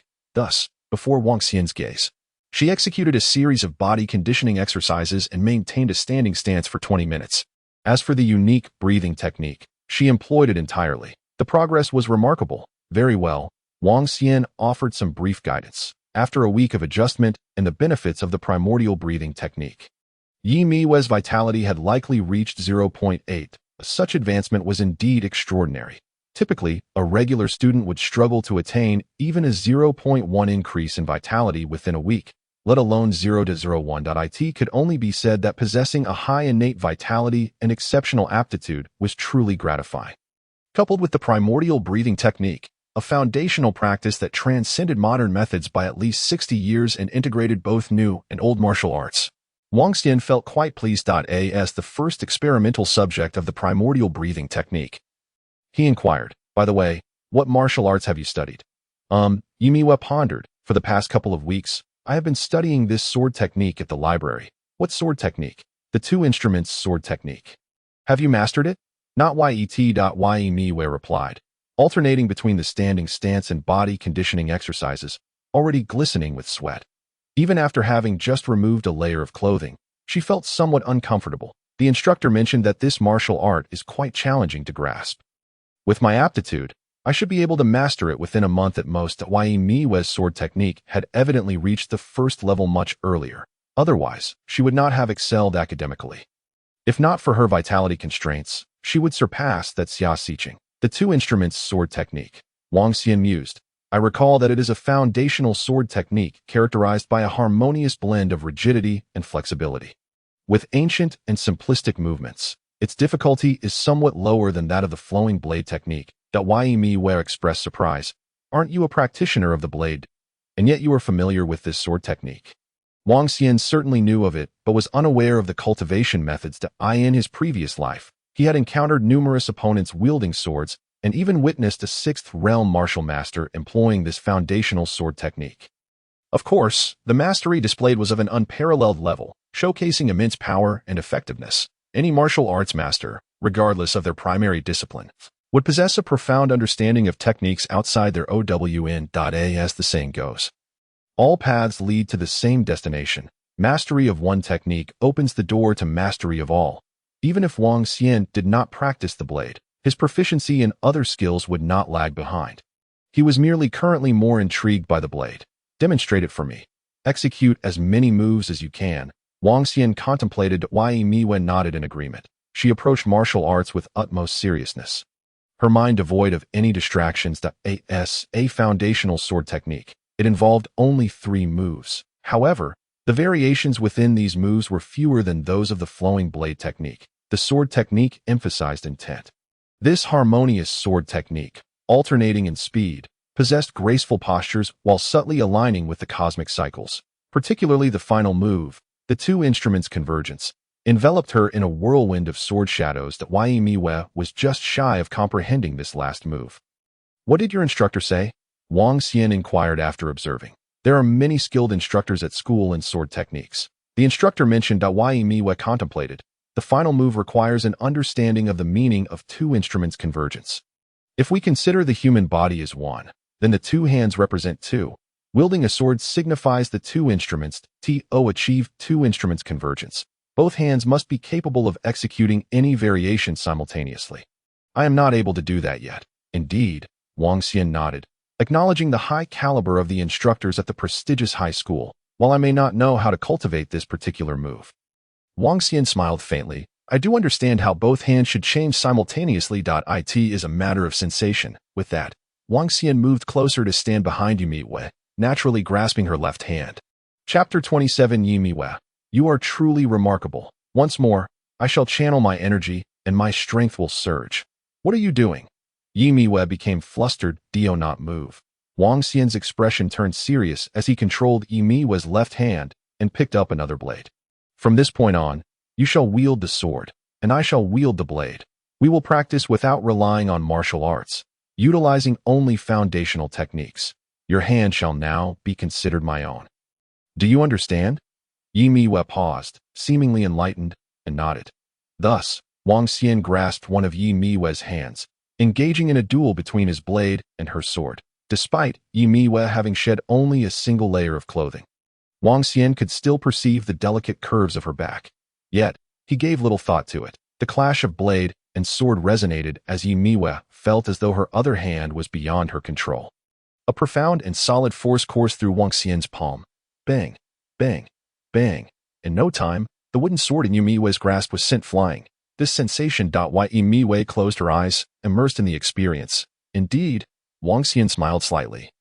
I believe the key to executing this sword technique lies in not perceiving your other hand as lacking a sword. Instead, you must envision both hands wielding a sword simultaneously, treating both hands as the two instruments. Shifting seamlessly between them during the sword play will ultimately allow you to execute the two instruments' convergence, resulting in a flurry of sword shadows. I understand. Yimiwe opened her eyes, her expression brimming with excitement. Wang Xian nodded, quietly caressing Yimiwe's soft, jade-like hand before stepping back to observe. Before long, Yimiwe effortlessly executed a complete set of the two instruments' sword technique. Your comprehension is truly impressive. Wang Xian remarked. You grasped it after just one explanation. Of course, it may still be slightly inferior to my own. From this, one could discern why the school eagerly sought 7th realm masters to offer guidance. In the realm of martial arts, attaining the 7th realm meant a broad exposure to various techniques. Such foundational martial arts could yield immense benefits from casual guidance by a master-level practitioner. With a bit of heightened aptitude and comprehension, one could achieve breakthroughs on the spot. You think this would greatly enhance the student's skills. However, having a 7th realm master come to a high school to teach foundational martial arts was akin to using a cannon to hunt mosquitoes. It would be a sheer waste of time. Wang Xian. Yimiwe's eyes sparkled with delight, her smile as pure as a blooming white lotus. The genuine admiration and joy radiated from her, prompting her to exclaim, "You are incredible!" She had not anticipated that Wang Xian possessed such innate talent in the way of the sword. The sword technique she had observed and practiced numerous times, he had never seen.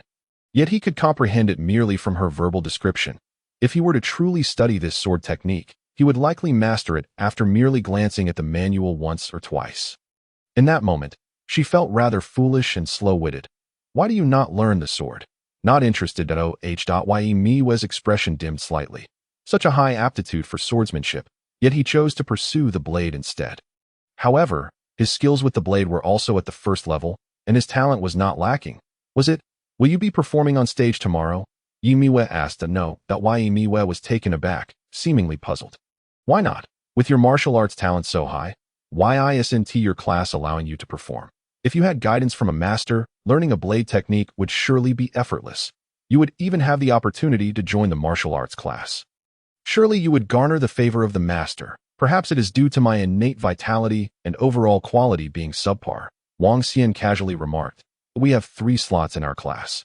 It is rather excessive, and the other classes would not consent. Yimiwe fell silent, recalling Wang Xian's innate vitality and his 2 years as a struggling student. All right, it is time for a massage. Wang Xian yawned and waved his hand dismissively to him.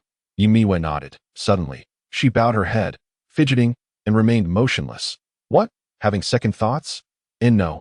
Then what? Yimiwe's cheeks flushed even deeper, her voice gradually lowering.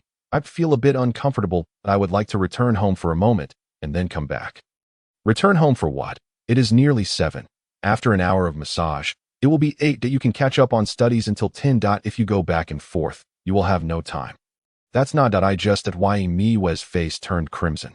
After eating, standing, practicing punches, and training with the sword, she was now drenched in sweat. She felt sticky all over and thus uncomfortable. Moreover, in such a state, how could she possibly receive a massage? Would she not end up leaving her sweat all over her masseur? State your needs clearly, Wang Xian asked earnestly. Yimiwe pondered for a long while, finally conceding that the back and forth was indeed a waste of time. She lowered her head and whispered, I would like to take a shower and freshen up. Oh, that is simple. I have a bathroom here. There are fresh towels and bathing supplies to be, but I have no change of clothes. There are clothes here. They belong to my mother. Having spoken, Wang Xian approached the warehouse and handed the already prepared clothing to Yimiwe, saying, If you need to change, this will suffice. Rest assured, it is quite clean. I wash it regularly. Yimua took a glance and found a set of a short skirt and a JK uniform, complemented by black stockings. Her face flushed crimson. Did your mother wear this? She did in her youth. Is that so wrong? Everyone has their youthful days, don't they? But this is clearly brand new. You do talk a lot. Are you having second thoughts now? You either put this on now or tidy yourself up and wear it. Had this been earlier, Yimua would have certainly protested. Yet the circumstances had changed. Little girl, the food isn't that delectable, and my guidance isn't freed. Yimua remained silent, reluctantly taking the outfit and stepping into the bathroom. Feeling both wronged and helpless, witnessing this, Wang Xian couldn't help but chuckle. I told you, no matter how much you wear, it matters not. Now that you're in my house, what you wear is ultimately my decision. The sound of splashing water emanated from the bathroom, a rhythmic drip that aroused a flicker of anticipation within Wang Xian. He returned to his bedroom and retrieved the bottle of yuan crystal water gifted by Xiaoxi. One could only imagine the wealth of Xiaoxi's family. In this day and age, such a substance must be specially allocated. It was a precious item for high-level martial artists, nearly impossible to procure in the market. Utilizing this, one could potentially open at least 5 of the meridians in traditional martial arts training. The method for opening meridians not only had high requirements for the martial artist, but also demanded significant amounts of vital energy during the process.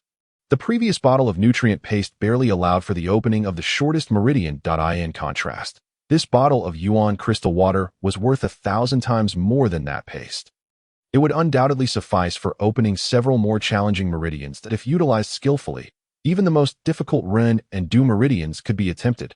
Wang Xian took out the lubricant that Yimua had acquired from the martial arts hall.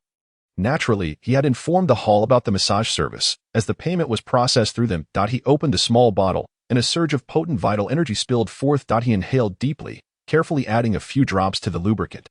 This yuan crystal water could not be applied directly to the skin. There were only a few drops in total. Mixing it with the lubricant would yield the highest efficiency when applied to the body. Thus, by dropping it into the lubricant and combining it with a massage, it would penetrate the body swiftly and gently. Alternatively, one could soak in a bath for a similar quick effect. However, with Yimua present, Wang Xian naturally wouldn't opt for a soak. With a massage available, why not take that route? Before long, as the bathroom door swung open, Wang Xian turned to look and his eyes brightened. Emerging from the bath was the young girl. Her exquisite face veiled in a delicate mist, rendering her eyes even more alluring. The snug white short shirt, due to size constraints, was indented in various places. The high-waisted pleated skirt accentuated her slender waist perfectly. Delicate and graceful, as if a single hand could embrace her entirely. Her long legs were adorned in black stockings, which, resting just above the knee, revealed a segment of her snow-white thigh. Dawayimi timidly stepped out, one hand grasping the hem of her skirt, tugging it down as if in an attempt to cover the enticingly smooth skin. However, due to the perfect fit, her efforts were in vain. Her bashful demeanor only added to the innocent allure of the outfit, stirring a surge of excitement. Very well done, indeed fitting, Wang Xian mused, satisfied with his choice of size. Yimua was too shy to utter a word. The top was tighter than her work uniform, and the skirt was excessively short. If she were outside, she would never dare to wear such an outfit. All right, let us proceed. Wang Xian produced a meticulously drawn blueprint, a proportional body sketch with marked acupoints for massage, indicating the meridian points. He was too lazy to explain further. Even if he were to miss a point slightly, it mattered not. He possessed the ancient martial arts technique of adjusting points and positions. Wang Xian had an acute understanding of his own anatomy. With the experience from the last session, Yimua quickly adapted. Though the attire was uncomfortable, her diligent work ethic allowed her to immerse herself in the task. Soon, powerful and pure vital energy was being infused into every critical point of the meridians under Yimua's firm massage. The previously blocked meridians, akin to a long-congested sewer, were instantaneously cleared amidst the tearing pain. A wave of exhilaration surged within Wang Xian, prompting him to exclaim inwardly about the pleasure of this experience. In his past life, he had never utilized such superior materials for meridian opening. This yuan crystal water was not merely a compressed form of natural vital energy. During its compression, numerous medicinal ingredients imbued with the essence of the natural world were added, extracted, and refined. No wonder it commanded such a high price. One by one, the meridians began to open, Faint sounds reverberated through the body as if delicate whispers echoed. Yimua, focused on her work, paid little heed to these details. Only noticing that Wang Xian's physique felt increasingly solid. It no longer seemed to possess a mere strength of 0.6. While meridian opening does not significantly elevate vitality. Only through the cultivation of divine meridians could one experience an explosive enhancement in vitality. However, due to the Yuan crystal water, each open meridian allowed the water to flow through Wang Xian's body, naturally enhancing his vitality. The process continued for an hour and a half until the Yangqiao meridian and Yinwei meridian were successfully opened, at which point Yimua succumbed to exhaustion. That was invigorating, Wang Xian exclaimed, springing to his feet. In contrast, Yimua, slumped by the bedside, appearing utterly spent, a portrait of delicate fragility. She truly had no strength left. Puzzled, she wondered how Wang Xian, whose vitality had tested at only 0.6, could feel so laborious to massage, especially in certain areas. There seemed to be an underlying, explosive power. Unbeknownst to her, the Yangwei meridian opened by Wang Xian brimmed with formidable spirit energy. And once unleashed, it would be terrifying. The newly opened meridians, while not as potent as divine meridians, were nevertheless substantial and wide, boasting a vitality nearing 1. Wang Xian mused inwardly, marveling at the wonders of Yuan crystal water. Merely through the act of opening meridians could yield such a significant increase, and he had only used a few drops. Yimua's face flushed crimson as she struggled to rise, turning away to avoid looking directly at Wang Xian. Perhaps due to her weakness, as she stood, her legs wobbled, nearly causing her to tumble.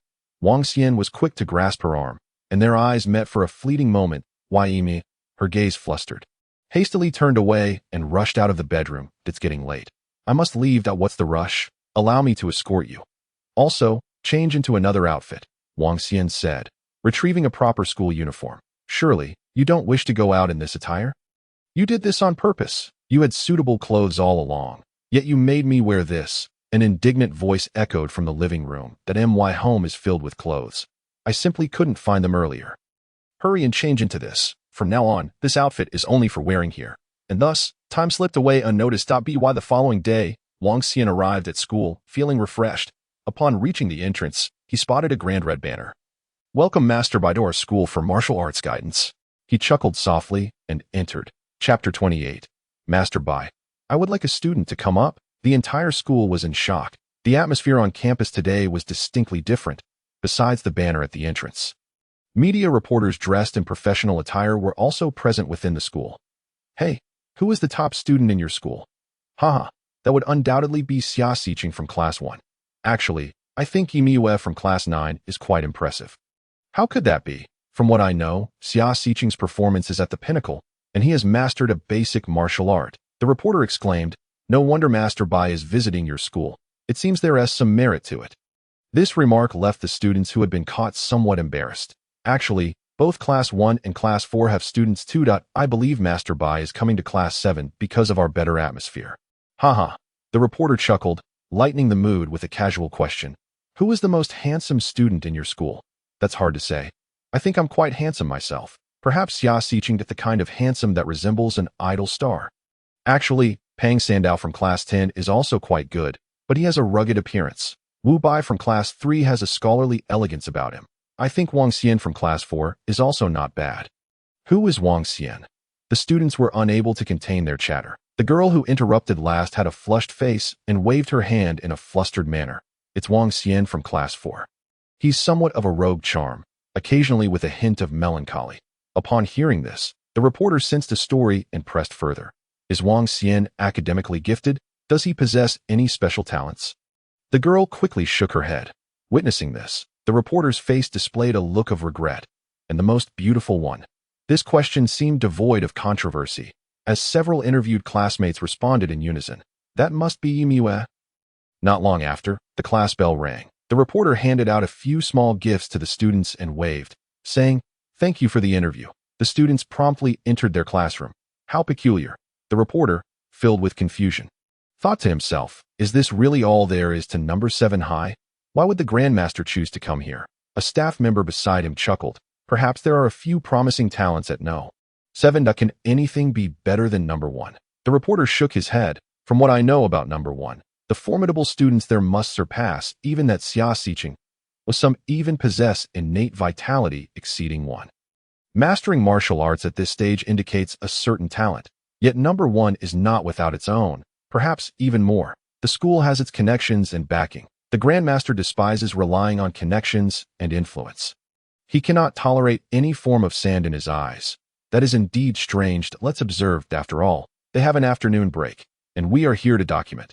The morning passed swiftly. Damn it, I absorbed nothing all morning.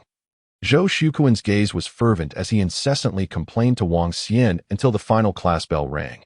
Thank goodness for Mr. Su's class this morning. Otherwise, I would have been daydreaming. Wang Xian chuckled. Zhou Shuquan's state was not an isolated one, that the rest of the classmates seemed to share a similar disposition.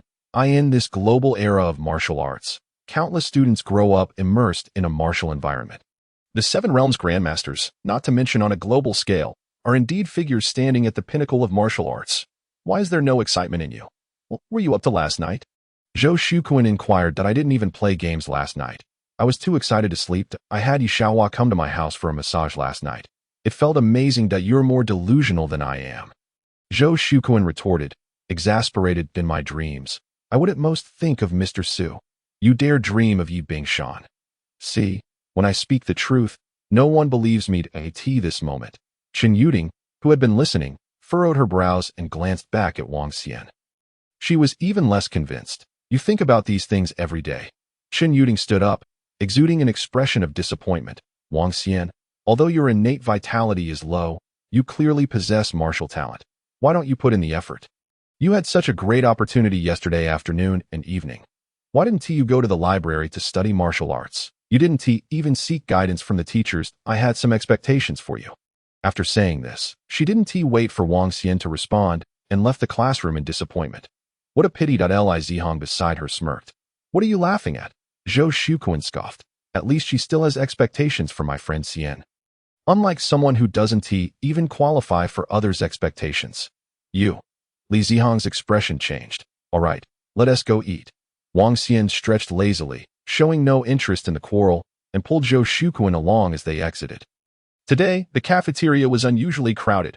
Perhaps it was due to the Grandmaster's visit, as the school generously announced that today's meals were free. Consequently, even Yumi Yue was dining in the cafeteria alongside students from Class 9, a rare occurrence indeed. Wang Xian surmised the school's intentions. They surely wouldn't want the Grandmaster to witness any of the students going hungry. After all, the Grandmaster's perception could effortlessly encompass the entire school.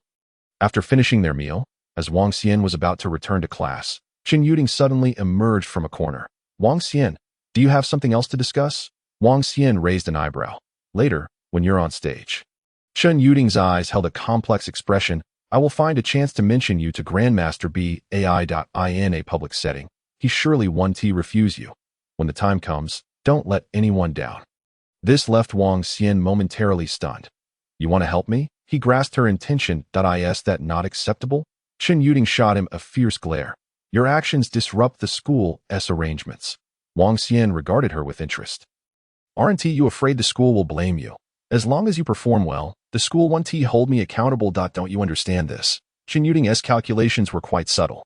Indeed, it was a gamble, betting that Wang Xian would shine on stage and earn the Grandmaster's praise. But on what grounds was she placing her bet? Based on his performance from a week ago in a minor test. Logically, Chen Yuding's impression of him should still cling to the image of Wang Xian, the slacker. Even if there were some changes, they wouldn't be significant. If Yumi Yue were to do this, Wang Xian could comprehend, as their understanding of each other was sufficient. But how well could Chen Yuding know him? Wang Xian remained silent, merely squinting at Chen Yuding. The latter seemed flustered under his gaze, feeling quite uncomfortable. Why are you looking at me like that? She retorted, slightly annoyed. Never mind. Wang Xian shook his head. What do you mean? Chen Yuding's expression shifted. I said, no thanks. Wang Xian resolutely declined her offer. I appreciate your kindness, but I think I'll pass. He had no intention of going on stage. You. Chen Yuding's face flushed crimson with anger. Don't regret this. You're going to spend so much time making up for this lost opportunity. With that, she stomped her foot in frustration and turned to leave. Wang Xian watched her retreating figure, lost in thought. How intriguing. Upon returning to class, Wang Xian followed the crowd in an orderly fashion to the playground. At this moment, the playground was not only filled with school students, but also had special security personnel from the Rongqing Safety Bureau overseeing safety measures. There were not many media reporters present. The few who came were from official news outlets. The gentle sunlight spilled over the excited faces, reflecting a serene picture of aspirations at T-130. The sky suddenly dimmed slightly. The figure commanded the sunlight, hovering in midair like a fighter jet before gracefully descending onto the high platform at the front of the playground. The gust of wind created during the descent swept through the students' blue and white uniforms, transforming them into a sea of color. "Hello, classmates. I am Bai Hongtian." A crisp voice resonated within this blue and white ocean, instantly stirring a tumultuous wave of applause. Among the crowd, Wang Xian watched this grandmaster Bai clapping along. Bai Hongtian appeared to be around 40, with a square face, prominent eyebrows, and phoenix-like eyes, resembling a general who had battled on the fields for years, even with a warm smile gracing his face. He exuded a subtle pressure among countless students. His aura was formidable, suggesting he was just a step away from the 8th realm. Wang Xian mused. This meant Bai Hongtian was a peak grandmaster, not merely one who had recently entered the 7th realm. The prestige was indeed high, and no wonder he could resolve the Wind King Falcon in such a short time. During the subsequent speech, it was evident that this grandmaster did not rely on a script, delivering his words spontaneously. Of course, even in improvisation, with his extensive experience, what he shared was enough to inspire all present. 30 years ago, I was still at the 4th realm, undergoing military training at the capital's Qinglong University, that I was responsible for leading a group of freshmen on a training expedition to the Daxing Mountain ruins.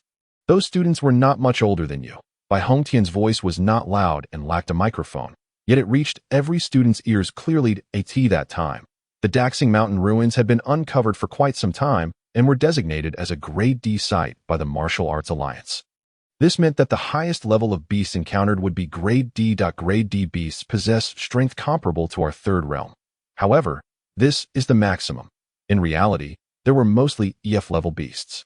With the quality of the freshmen from Qinglong University, they could barely manage. After all, there were many of them. Qinglong University is the top martial arts university in the capital, a dream institution for countless martial artists. Unfortunately, Bai Hongtian's tone shifted. At that time, the martial examination was different from now. There were no practical requirements.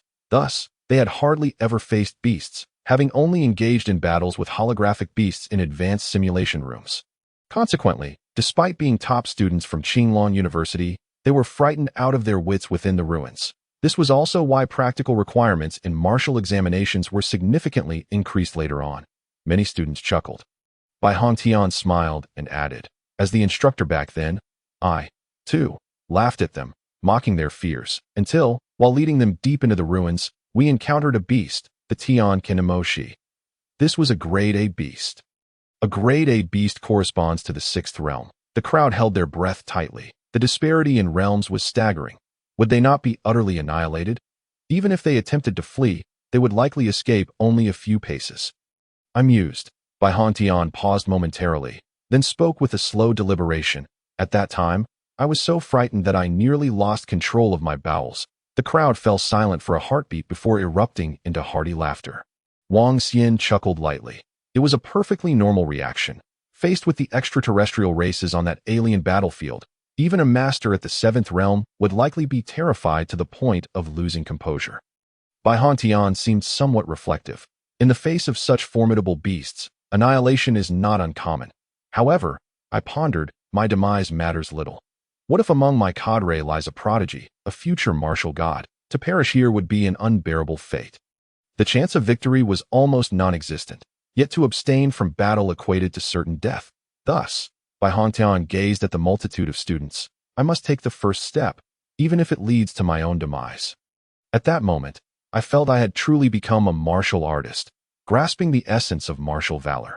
To live in defiance of death. The students stood in silence, their minds tumultuous with thoughts. After a lengthy pause, one student boldly inquired, "What happened next?" Bai Hongtian smiled. After embracing the resolve to fight, I discovered that the celestial demon lizard was already injured, its combat prowess merely at the B grade. Armed with this crucial information, those frightened freshmen began to confront the challenge alongside me. and we triumphed over that beast without casualties. The conclusion was rather uneventful. The caliber of students at Qinglong University was terrifyingly high 30 years ago. At this moment, many students contemplated whether they would dare to rise to the occasion if placed in a similar situation. This tale was succinct, its ending unremarkable, yet the inherent dangers and the courage to face true mortality could only be truly understood by the individual. Particularly, the essence of a martial artist. To live in defiance of death, that it seemed that no one in the entire school could grasp this. It required genuine experience to live in defiance of death.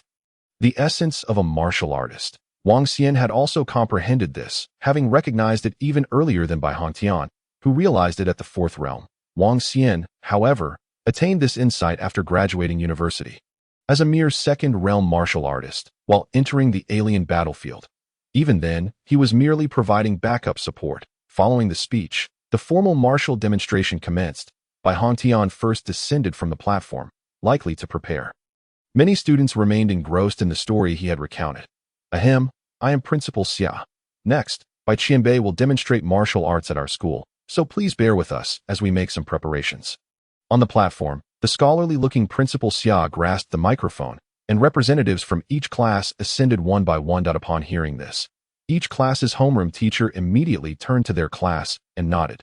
Consequently, a sparse array of figures emerged from the orderly ranks, each striding confidently onto the platform. Such an honor indeed stirred envy among countless students. Most of the girls' gazes were fixated on Xia Xiqing, while nearly all the boys were captivated by Yi Miue. At that moment, Yi Miue, seemingly unaware of the commotion, remained dressed as usual, yet exuded an ethereal aura that set her apart. Like a magnetic field, she attracted the attention of many. The Hunyuan breathing technique and body enhancement fist had both reached minor mastery. Wang Xian nodded slightly. After achieving minor mastery in the Hunyuan breathing technique, he could barely circulate the elemental energy within his body while walking, forming a unique magnetic field, coupled with his recent good fortune in nourishment. His vitality surged rapidly, and having mastered a sword technique, his demeanor became even more aloof, yet distinctly exceptional. Even Xia Xiqing frequently glanced towards Yi Miue. Regrettably, her demeanor, which suggested an air of distance, instinctively deterred approach. Much like the moon in the sky, only to be admired from afar. Of course, if it weren't for the massage incident at his home last night, Wang Xian might have thought the same. As the representatives took their positions, Bai Hongtian emerged from behind the platform, accompanied by a security officer in uniform. Elder Bai, please take a look. Principal Xia and the homeroom teacher stood aside, gesturing towards the representatives. In the realm of martial arts, these children are exceptionally gifted in various aspects. Bai Hongtian merely nodded. Among them, Cui Guoyang from class 4 opened his mouth, hesitated, then fell silent. Bai Hongtian scrutinized each student with utmost seriousness, causing Principal Xia and the homeroom teachers to feel a tightening in their chests. They are all commendable. After inspecting, Bai Hongtian simply remarked. Suddenly, he furrowed his brow. Is that all? Principal Xia was taken aback. He had intended to negotiate this process in advance, but due to the hurried nature of the guest's arrival and his somewhat volatile temperament, the selections were made without any favoritism. That is insufficient. For now, this is all. Principal Xia felt a bit awkward. Indeed, the martial talent was somewhat lacking compared to classes 1 and 4, yet the top performers were not far behind. Bai Hongtian remained silent for a moment. Finally, casting a glance at the roster, he nodded to the security officer beside him and stepped onto the platform. Before the demonstration begins, I would like to invite a student to come forward. Bai Hongtian began to speak slowly. The crowd was momentarily stunned. Even Principal Xia in the back was caught off guard. What does this mean? Is there someone who hasn't come up yet? No. Wait. Invite? Isn't that a bit too grand? Who among us holds the merit to be invited by a master at the 7th realm? Each class representative was taken aback. The school leaders and homeroom teachers exchanged bewildered glances, their expressions a mixture of confusion. What was happening? Even the reporters outside perked up. Wait, something significant is happening. On the platform, a week prior, Bai Hongtian spoke calmly. An S-grade beast, the Wind King Falcon, attacked Rong City, and I was commissioned to slay it. The audience listened quietly, uncertain of the implications behind this proclamation. Naturally, everyone was aware of this incident. However, due to its swift conclusion, the news had not received widespread attention, and given the distance from the school, few discussed it regularly. Yet, no one was oblivious to it. As the entire Rome city was inevitably affected by the S-grade beast's rampage, I fought valiantly to slay it. Bai Hongtian sighed softly. Yet, the affected areas saw scant survivors. His words carried a weight. It was nearly impossible for ordinary individuals to survive in the aftermath of an S-grade beast attack. Not even martial artists could guarantee their survival. Such was the reality. However, fortunate, Bai Hongtian continued, there was one person who survived in the disaster zone.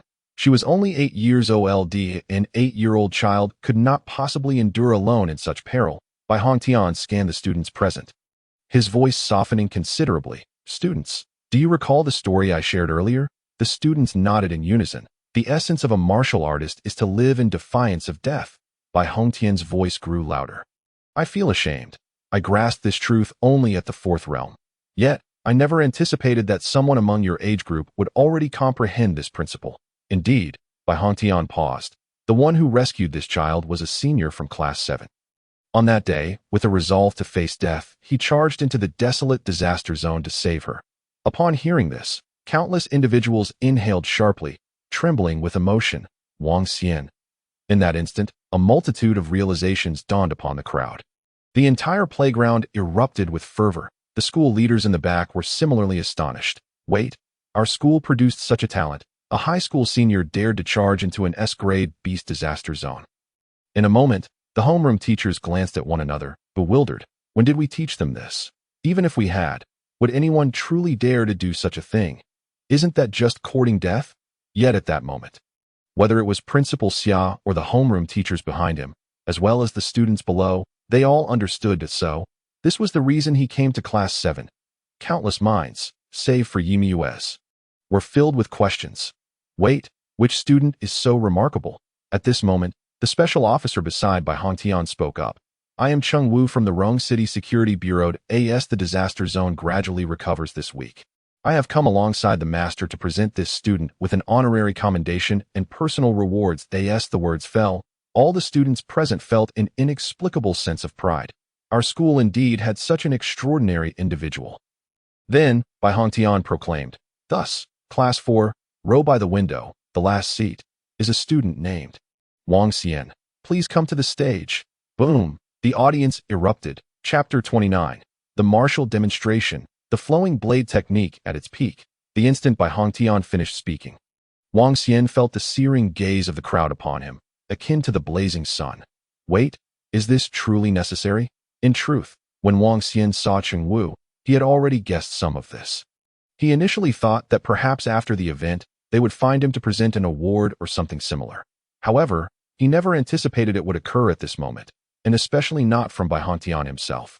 Wang Xian found it quite perplexing that it was merely one person. Even if one wishes to use this as a model, is it necessary for a master of the 7th realm to speak in such a tone? Unless, Wang Xian was taken aback, as if he had guessed something. However, at this moment it could not be said that he was the center of attention. All the students from Class 4 turned their gazes towards Wang Xian, momentarily rendered speechless in astonishment. Not just anybody.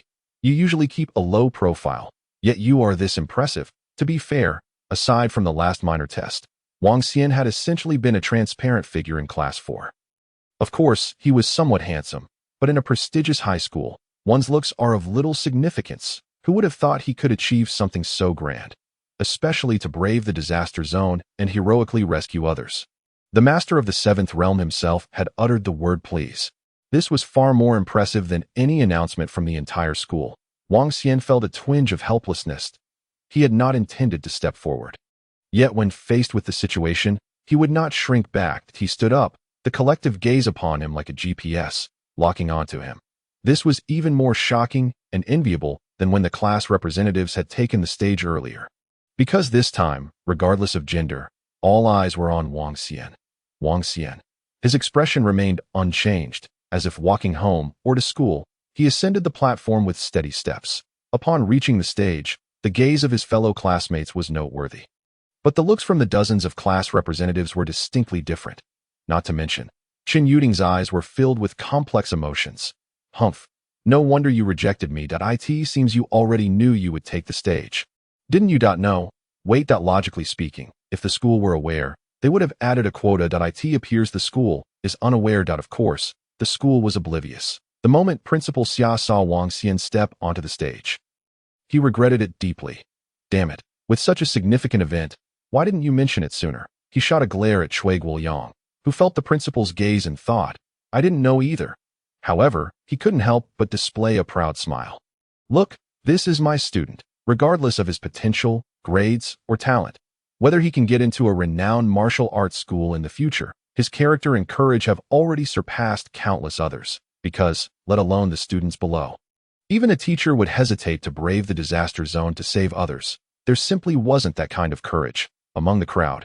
Only Yimue appeared relatively unfazed for her. The shock had long been etched in her heart from the moment she saw Wang Xian rush out alone. Vaulting over the barricade, she merely winked at Wang Xian discreetly. Wang Xian. Chengwu smiled brightly. Am I late in coming to find you? Wang Xian shook his head. Chengwu looked at the unassuming yet poised young man before him, nodding in satisfaction. From today's events, it was clear that this lad had not publicized that day's incident. He had bravely rescued others without seeking fame or fortune, exuding no bravado, behaving like an ordinary person. This calm demeanor was something he greatly admired. Subsequently, Chengwu glanced at Master Bai. Bai Hongtian personally retrieved the prepared certificate of reward and approached Wang Xian. Wang Xian, you have done remarkably well. Frankly speaking, I was not as accomplished as you were at your age. Wang Xian accepted the certificate and replied, Master need not belittle yourself. I am not your equal. After all, the true essence of a martial artist can be understood at any time. Bai Hongtian was taken aback and laughed heartily, nodding repeatedly. Along with the certificate, there was also a substantial cash reward. However, this reward, representing the Safety Bureau, was not significant, only amounting to a few tens of thousands. More symbolic than anything, Wang Xian tucked the certificate away, preparing to step down. You need not leave just yet, Bai Hongtian chuckled, for someone who can grasp the true essence of a martial artist. Your talent here is no less than theirs, wouldn't you agree? He glanced at Principal Xia behind him. Indeed, Principal Xia wiped the sweat from his brow. Wang Xian possesses exceptional martial arts talent, as his homeroom teacher.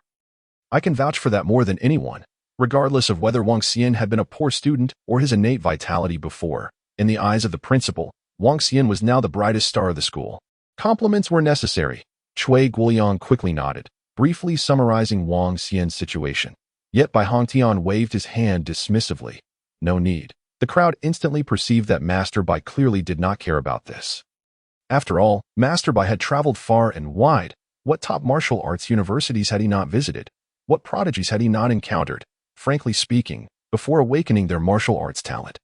The dozens of top students on stage would not appear significantly different to Bai Hongtian. What he valued was Wang Xian himself. This evidently left some of the class representatives on stage feeling somewhat resentful. They looked at Wang Xian, their gazes tinged with a hint of rivalry. Indeed, you fear nothing and heroically rescue others. We concede to that. You have every right to stand here. But if we were to discuss other matters, that would be another story. I have wielded my blade for 60 years. Mastering the pinnacle of 8 stages in swordsmanship. My martial arts talent awakened with the name Tiger's Soul Divine Arm. Master Bai stepped forward. While he had dabbled in other arts, including sword and staff, he had only reached 3 or 4 stages in those. In brief, he excelled in saber techniques, while his skills in sword and staff were at a mere 3 or 4 stages. Today, I shall first showcase my renowned extraordinary martial skill, Tiger's Soul Overlord Slash. In recalling the essence of the Overlord Blade, should you grasp even a fraction of it, you will surely achieve success in the path of martial arts. The confidence exuded by Bai Hongtian was unparalleled. Extraordinary martial skills are those that awaken after a martial artist discovers their talent, growing stronger alongside it, inherently infused with their own cultivated martial arts. Wang Xian glanced to the side, eyeing the transition from old martial arts to new. Extraordinary martial skills represent an insurmountable barrier for traditional martial artists, as those lacking martial arts talent can never possess such skills. It is akin to being born with a significant disadvantage in the most powerful techniques. Bai Hongtian's voice fell. He suddenly stepped forward, gripping an ancient, formidable saber. The saber exuded a sense of technological sophistication, its blade adorned with unique patterns, and it was larger than a standard saber by several inches. It was hard to fathom just how heavy this saber might be. Immediately, Bai Hongtian's right sleeve began to retract, revealing a muscular arm. On that arm, a tiger-shaped phantom roared, vividly alive. Through the phantom, one could even see a terrifying power coursing through the bones, the innate talent of a higher grade. Wang Xian observed. The types of martial arts talents are diverse, with the most common being innate talents related to the body. Those possessing such talents typically exhibit greater strength when practicing corresponding martial arts. This is the era of new martial arts, especially this kind of talent, which aligns exceptionally well with many saber techniques. Do not be deceived by the apparent level of the talent. Its actual potential is not inferior to that of the king level. Overlord Slash. By Hong Tian's eyes were as cold as ice. An endless power converging upon his arm, he leaped, as if he were a giant beast, cleaving towards the sky with his saber. A fierce howling sound resonated throughout the campus in an instant. With echoes reaching miles away, with a single slash, a red blade aura extending hundreds of meters was visible to the naked eye. All students present were left in shock. In that moment, even Bai Hongtian himself vanished, merging with the saber, as if transformed into a roaring celestial tiger leaping into the sky. Boom! The originally azure sky was cleaved into two vast expanses of clouds. From a distance, they seemed endless. Under such a terrifying display of might, even the school leaders and homeroom teachers in the back trembled uncontrollably, struggling to remain upright as they hurriedly sat down. Countless students were likewise overwhelmed by the essence of the overlord blade within that slash. Crouching down as they stared in awe, some students even lay down. Xia Siqing, feeling the pressure, trembled on his feet, barely managing to stand for a moment, ultimately extending a hand to grip the railing for support. He surveyed his surroundings. As the most outstanding student of the 7th High, who could maintain their composure in the face of such a terrifying saber technique, seeing the state of others, and then glancing at Yimue. His pupils constricted while Yimue's gaze was resolute. Though her posture was not particularly upright, she stood firmly in place without relying on any external support, her eyes unwaveringly fixed on that slash, fearless. Witnessing this, Xia Siqing gritted his teeth, released his grip, and strained to stand once more. His gaze shifted again, suddenly landing on Wang Xian. This time, he was struck with immense shock. There stood that fellow, hands clasped behind his back. His posture as straight as a pine, eyes ablaze, merely gazing at that slash with utter indifference, as if he had been entirely unaffected. Impossible. This was the extraordinary martial skill of a master of the 7th realm. Under such a slash, how could he remain completely unperturbed? Furthermore, there was a contemplative glint in his eyes. He had restrained his power, yet was truly without reservation. Wang Xian observed for a while, feeling a deep respect for Bai Hongtian. To showcase one's ultimate skill without holding back is the most sincere form of demonstration. This slash must have been derived from an advanced saber technique, the overlord breaking slash. However, the essence within that blade was something he had never encountered before. In his previous life, Wang Xian had never battled with this master, but he had fought against other martial artists who practiced the overlord breaking slash. Yet none had achieved the perfection of this slash, because this slash was too well aligned with Bai Hongtian's innate talent, truly worthy of being an extraordinary martial skill. At this moment, witnessing this unreserved display, he felt an immense enlightenment. For a moment, even his hands tingled with anticipation. Accompanied by this, he experienced a remarkable breakthrough in his understanding of blade techniques. With his eyes closed, he contemplated for a considerable time. In his mind, countless figures seemed to be demonstrating the profound intricacies of this strike, he even interwove with the martial arts he practiced. When he finally opened his eyes, he had gained insight. Elevating his blade skills to the pinnacle of the 2nd tier, Wang Xian exhaled deeply, his heart enlightened. Even the recently achieved minor success in the flowing blade technique felt like a mastery in his mind. Regrettably, constrained by the venue, although his intent with the blade was unreserved, and only a few lines of his innate genetic locks had been unlocked, the full power of this strike was not entirely unleashed. He had likely only utilized 1/3 of his strength, yet that 1/3 of his strength left the entire audience in a state of profound shock, rendering them momentarily speechless. Of course, they could not perceive how much power this master Bai had truly exhibited. All they felt was awe. This was the strike of a grand master capable of splitting mountains and severing seas. To put it bluntly, if Rong City had no protective barrier, it could have been cleaved in two with that single stroke. One strike to topple a city. Such was the prowess of a master of the 7th realm. Frankly, Hosting a high school martial arts demonstration felt like a gross underutilization of talent at least. That was how Wang Xian felt. The students here were unlikely to grasp any insights, except for himself. Nonetheless, the lack of understanding was inconsequential if it could ignite a spark of desire and determination for martial arts in a few students. It would still be of value. Master Bai Hongtian sheathed his blade and returned to his original position, smiling. After a long while, the ambience gradually recovered. Indeed, Bai Hongtian understood that it was unlikely for any student to truly glean anything from his strike.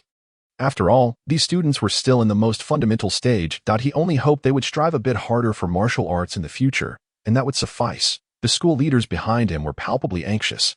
The homeroom teacher of Class 10, possessing 4th-tier blade skills, was utterly captivated. Unfortunately, with limited comprehension, he could only grasp a fraction of the essence from that strike. Next, it was your turn. Bai Hongtian looked at the representatives from dozens of classes, pondering for a moment before saying, "At your current stage, you should still be attempting to master basic martial arts. How about this? I have some knowledge of blades, swords, and staffs. You may demonstrate, and I will offer guidance based on what I observe." Principal Xia behind him was elated. Master Bai was indeed a down-to-earth individual. He would personally provide guidance. One must understand that the opportunity to receive insights from a master is worth its weight in gold. Initially, it was presumed that Master Bai would only select 1 or 2 students for symbolic instruction. The implication of his words clearly indicated individual guidance. This would greatly benefit the students below. Moreover, since most students practice sword techniques, it posed no challenge at all. So, one by one, they stepped forward, some excited and others apprehensive. Bai Hongtian exhibited remarkable patience while offering guidance. And with his elevated perspective, he could discern the issues a student faced after merely a single demonstration. Thus, even though most students practiced sword techniques, he navigated the guidance with ease. Each student who received his instruction gained valuable insights. And many others began to understand, experiencing their own epiphanies. You practiced the blade?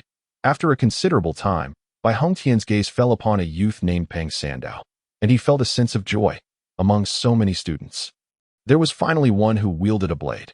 Yes, Master Bai. I practice the 8 cuts blade. Currently, I am only a step away from mastering the final technique. The rest I have fully grasped. Upon speaking, he exhibited a hint of pride. The 8 cuts blade. Bai Hongtian nodded slightly. Among the foundational blade techniques, this one is relatively challenging to master. Have reached a point where you are merely a step away from the final cut, suggests considerable talent in blade arts. Receiving praise, Peng Sandao couldn't help but display a bashful grin. Show me your technique. Peng Sandao nodded and promptly executed a set of 8 cuts blade techniques. Wang Xian observed and immediately understood why this individual had yet to master it. There was a lack of energy. The 8 cuts blade emphasizes a seamless execution of 8 strikes. Even a slight deviation would significantly diminish its power. It is not particularly difficult. Continuous practice suffices. Peng Sandao had sufficient proficiency, yet his gaze wavered, indicating a lack of focus and composure. Thus, he always fell short of the final cut. Wang Xian felt that Peng Sandao was more suited to practicing the staff rather than the blade. What a pity. Bai Hongtian merely took a glance, nodded slightly, and then offered a few pointers, demonstrating simply he continued to provide guidance until it was Xia Xiqing's turn. Bai Hongtian's eyes sparkled. The ink marks sword technique. Excellent. Bai Hongtian smiled. Among foundational sword techniques, this one's training difficulty is second only to the 2 elements sword technique. Most students began to gradually explore martial arts in their senior year. And for you to have fully mastered this set of sword techniques, that your talent is indeed high. Xia Xiqing immediately stood tall and proud. To receive such praise from a master, he likely stood alone in the entire school. Many students below looked on with envy. This was the talent for martial arts. At this stage, it seemed only Xia Xiqing could fully grasp a martial art. Bai Hongtian offered simple guidance, although the student had mastered it. It was evident that he had only just grasped it, with numerous issues remaining. Next came Yimue. Upon Yimeue's initial movement, Bai Hongtian expressed mild surprise. The 2 elements sword technique. This foundational sword technique is not easy to master. However, as Yimue executed her sword technique, Bai Hongtian's surprise deepened. By the time she completed the final move, his expression turned serious. You have already caught a glimpse of the pathway. Bai Hongtian nodded. Speaking softly. As these words left his lips, numerous representatives gazed at Yumi in astonishment. The distance from merely mastering a set of sword techniques to catching a glimpse of the pathway is significant. To catch a glimpse of the pathway indicates a nascent understanding of this martial art, signifying an entry into a brand new realm of martial arts. The power exhibited through her martial arts was gradually transcendent.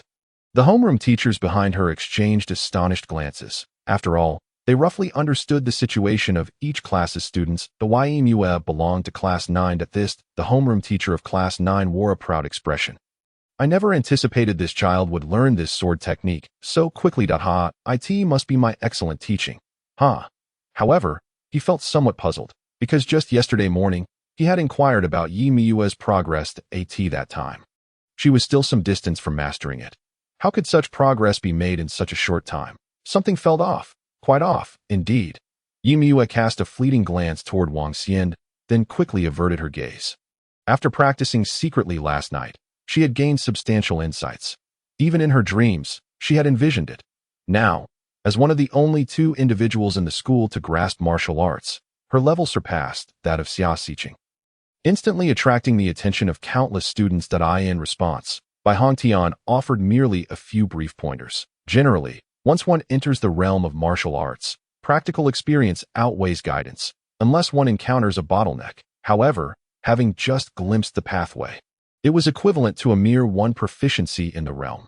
Even if there were a bottleneck, one would require 99 proficiency to warrant guidance for breakthrough. Thus, he could only offer simple pointers to enhance the student's familiarity with this realm.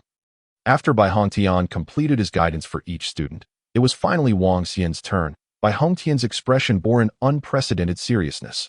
Wang Xian, you have yet to master any martial arts. Whatever questions or difficulties you may have, I shall assist you. Through his tone, many could sense the unusual weight Bai Hongtian placed on this moment. Chapter 30. Shocking the entire school. Under the watchful eyes of many, Wang Xian shook his head. No. Thank you. He genuinely felt that allowing Bai Hongtian to guide him was unnecessary at this stage, especially with the flowing blade technique. Any further guidance would not surpass the insights he had just gained. Wang Xian believed that Bai Hongtian's unreserved demonstration of the overwhelming intent behind that strike had already been a sincere exhibition of martial prowess. For students to comprehend such a concept, unless they were truly exceptional geniuses, few could glean anything meaningful. The fact that he could extract some understanding from it was already a tremendous benefit to know. Upon hearing this, the crowd fell silent. Any discerning observer could see that the master held you in high regard. To directly forfeit such an opportunity, in an instant, the class representatives wore expressions of disbelief. Their reactions varied. Class teacher Cui Guoyang felt a surge of anxiety. Wishing he could speak up, several representatives from Class 4, especially Zhou Shukuan, were also at a loss for words.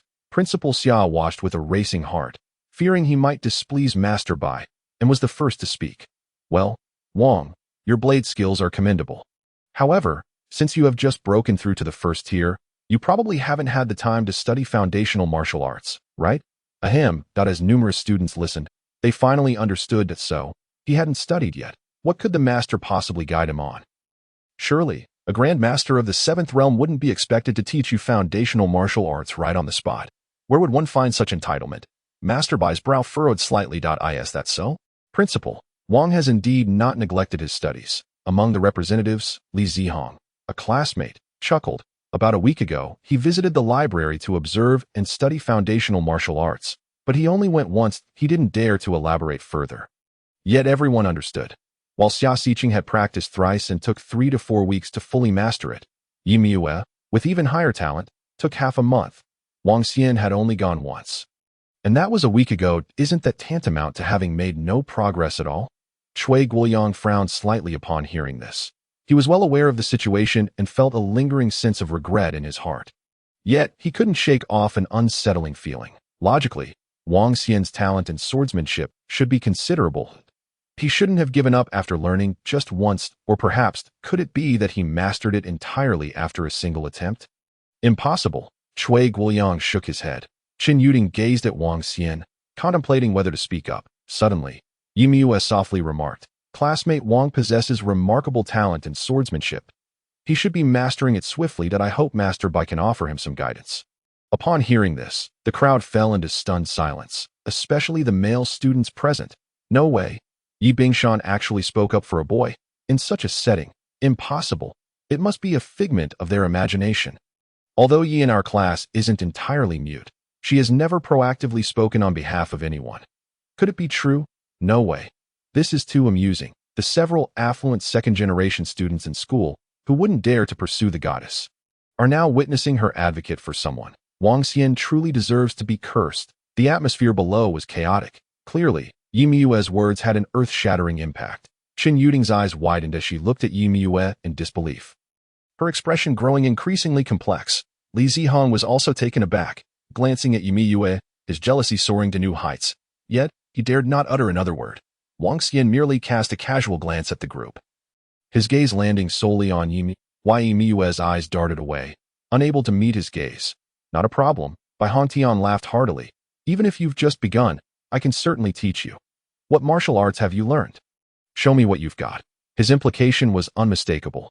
Even if you genuinely know nothing, I can teach you a foundational martial art on the spot. Generally, a student wouldn't warrant such attention from a grandmaster, even if he were a paragon of heroism. Understanding Bai Hongtian's intentions, Wang Xian realized there was no way out that he stepped aside, grasping a large blade from the weapon rack, merely weighing it lightly in his hand. In the next moment, he swung the blade, the flowing water blade technique, first form. Flowing clouds and flowing water, a faint blue blade aura surged between the blade's edge, cascading forth like a torrent. As if it were a natural phenomenon, at the very instant Wang Xian made his move, Pang Sandao instinctively exclaimed, "This is the very technique I yearned to learn." Unfortunately, the difficulty of this foundational technique was far too high. After several attempts, he was left bewildered and could only settle for learning the 8/blade instead. However, witnessing the flawless execution of the technique before him, each move as fluid as flowing water, his mind exploded with realization. This was not a matter of having not mastered the flowing water blade technique. Rather, he couldn't comprehend the realm Wang Xian had reached, perhaps only by witnessing the final form. The roaring waves across the universe. Could one make an easier judgment? Simultaneously, nearly everyone's eyes widened as Wang Xian unleashed his technique. They were utterly absorbed in the true flowing water blade technique unfolding before them. Amidst the stormy chaos, Wang Xian swung his blade, the blade aura unfurling like a curtain. Each strike seemed to coalesce into a torrential downpour, intertwined with fierce winds. Every cut exhibited a blend of reality and illusion, leaving onlookers spellbound. It was as if their very spirits were shaken. Until, with a leap into the air, Wang Xian concealed himself within the deluge of blade shadows. His figure appeared to vanish completely. Roaring waves across the universe. In the next instant, the curtain of rain was abruptly cleaved apart, the overwhelming wave of blade energy crashing forth like a tsunami. The immense force was terrifying. Faintly, there lingered an elusive essence. Each wave of blade energy surged forth, each one eclipsing the last, until the final fourth wave erupted, visibly raising a dozen meters of pale blue blade aura, resembling genuine ocean waves. Boom! The elevated platform, crafted from superior gold and stone, was marked by a long scar spanning several meters, directly cleaved by the last wave of blade energy. The scar extended to the feet of Principal Xia behind.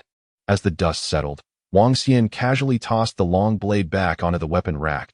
In an instant, the entire venue fell into a hushed silence, every mouth agape in astonishment. The atmosphere was so quiet that a pin drop could be heard. Shock was etched on every face. Even Bai Hongtian's eyes reflected unmistakable surprise. Goodness, this lad's flowing water blade technique has reached an extraordinary level. From the moment the award was presented, Cheng Wu, who had been watching the spectacle with keen interest, couldn't help but curse at a high school junior, who had only recently begun his journey into martial arts, could elevate a foundational technique to such heights. Is this for real? Pang Sandao staggered back several steps, his neck flushed, breath quickening, his gaze vacant. 4 consecutive strikes of roaring waves across the universe that perfected. How could this be? He could hardly accept it. According to those from Class 4, Wang Xian had only attended one lesson, and it had been merely a week. How could he have reached such a realm? At that moment, he found himself wishing he had never touched a blade in his life. Chapter 31. Win me another round, and I'll introduce you to my sister. Not only him, But also Xia Xiqing beside him felt his eyelids twitched. He didn't practice blade techniques, yet he understood the difficulty of mastering this art. If someone were to tell him that a junior student could learn a technique in just 1 week and reach such an advanced level, even if that student were from the best school, he wouldn't believe it. Unless the student had awakened an innate talent for martial arts, with such a gift, he might understand. But what lay before him was utterly incomprehensible. Yet, the truth was right in front of them. Xia Xiqing couldn't fathom it, let alone the others, especially Li Zihong from class 4. I must be dreaming. I'm definitely dreaming. Li Zihong wore a dazed expression. Meanwhile, Qin Yuding had been astounded since Wang Xian had begun, trembling in disbelief until she finally calmed down, watching Wang Xian with an inscrutable expression. Perhaps only Yimue observed the entire scene with a gentle smile, even if by the end, she felt a surge of frustration. How could he be so formidable? Yesterday was all a ruse, wasn't it? Claiming that his inherent vitality and overall aptitude were lacking, that there were limited spots if the homeroom teacher of class 4 were aware of this. The school would undoubtedly allocate a spot for him that he simply didn't wish to take the stage. After all, having practiced to this extent, the only thing left to enhance would be his vitality. For even with a Grandmaster's guidance, reaching the pinnacle is challenging. It's quite simple. The greater the martial prowess, the higher the physical requirements, and the more demanding the vitality, even with a foundational technique. To manifest its peak power, a certain level of physical strength is essential. Hence, without achieving this strength, comprehension is futile. Humph! Bai Hongtian squinted at the young man before him. The astonishment in his eyes stemmed half from the young man's remarkable mastery of the technique and half from something else. Principal Xia. Bai Hongtian turned towards Principal Xia at the back, his voice carrying a weight of meaning. I never anticipated your esteemed institution harbored such a martial arts prodigy in my years of traveling across the land. Such talent is rare. His words were sincere. At his own stage, he had barely grasped the flowing water blade technique, achieving perfection only after the martial examination. Naturally, his martial arts talent was not exceptional. Merely adequate for the era of Longwood. For someone who could reach this level in just 1 week. It was difficult to say that if we set aside the extraordinary factors of martial talent. It was indeed a first for him. Principal Xia thought to himself, after all these years as principal, this is a first for me. Wang Xian's immediate priority was not the martial arts realm. Bai Hongtian, seeing through the situation, smiled and said, guidance is unnecessary. Focus instead on enhancing your vitality. With your martial talent, even if you awaken the most mediocre of gifts, your future will not pale in comparison to mine. Such a high appraisal. Unfortunately that you'll be disappointed. I don't even possess the most mediocre of talents. Wang Xian chuckled inwardly, as the only individual in his previous life to reach the pinnacle of the 8 realms within the outdated martial system. Wang Xian was acutely aware that the extraordinary power of martial talent in this new era had no bearing on one's innate aptitude. That was a certainty. Wang Xian's courageous rescue and noble character speak volumes. Principal Xia vowed, our school will undoubtedly make every effort to cultivate classmate Wang Xian. Await the day he shines brightly in the martial examination. What a joke. This year's ace from the 7th school. After being overshadowed by the 1st and 4th schools for so long, we shall finally turn the tide. What nonsense about the 7th school being the offspring of the 4th school, with the 1st school as a mere minion? Let us reverse that narrative. Ha! Bai Hongtian chuckled a few times. Then I shall await the innovations of this year's martial examination, as one of the chief examiners for this cohort in Shishu. I shall be present. Thus, the Grandmaster's demonstration concluded splendidly. The name of Wang Xian reverberated throughout the campus at that moment. Courageously saving others without seeking fame. A martial arts genius cannot hide his brilliance. Rongqing 7th School, a decade of sharpening blades. Shishu Martial High shall test the frost blade once more. As the reporters who witnessed the event from beginning to end wielded their pens, they chronicled the various headlines surrounding this grand martial arts demonstration. After the lessons concluded, a classmate named Wang was approached by Master Bai, who wished to have a private conversation with him. At the school gate, Cheng Wu smiled as he wrapped an arm around Wang Xian. Wang Xian did not resist, and promptly followed Cheng Wu into a vehicle adorned with a white background and black lettering. Student Wang, Bai Hongtian nodded slightly and began. Today's martial arts exhibition was at your school's invitation that I would like to speak with you privately. I have some personal matters to discuss.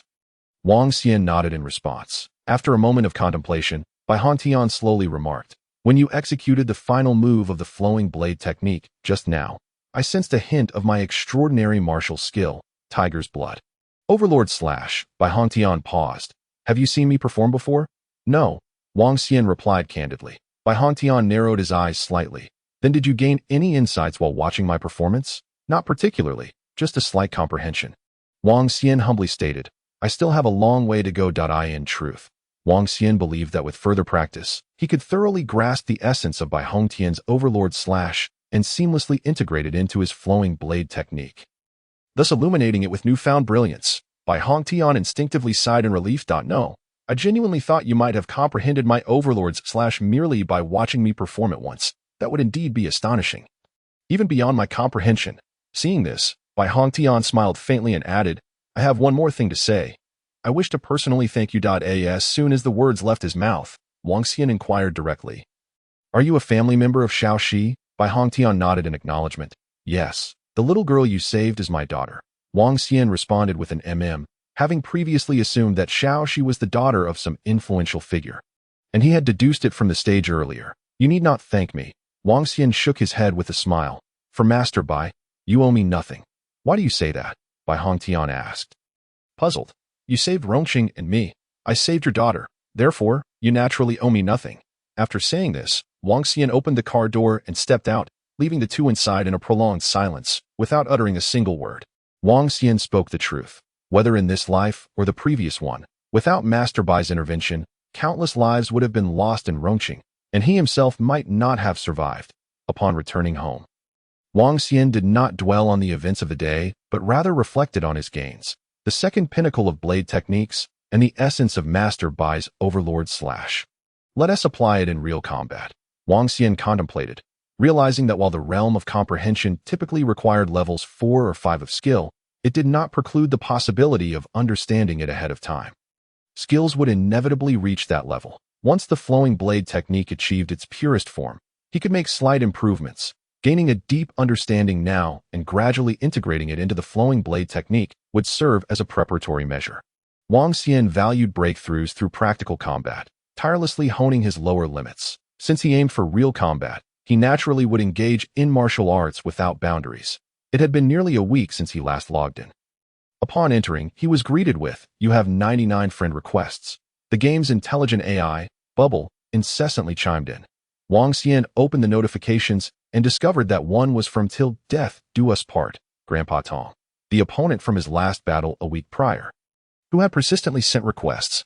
Wang Xian, not willing to concede defeat, "Are you eager for a rematch?" Wang Xian pondered for a moment before choosing to accept. Grandpa Tong, finally, you added me. Just kidding. Losing a match means I must recover my honor. Besides, I'm a big streamer, and intuitively, I sense that Chow Thief misled me is no ordinary opponent. Unfortunately, they have not logged in all week.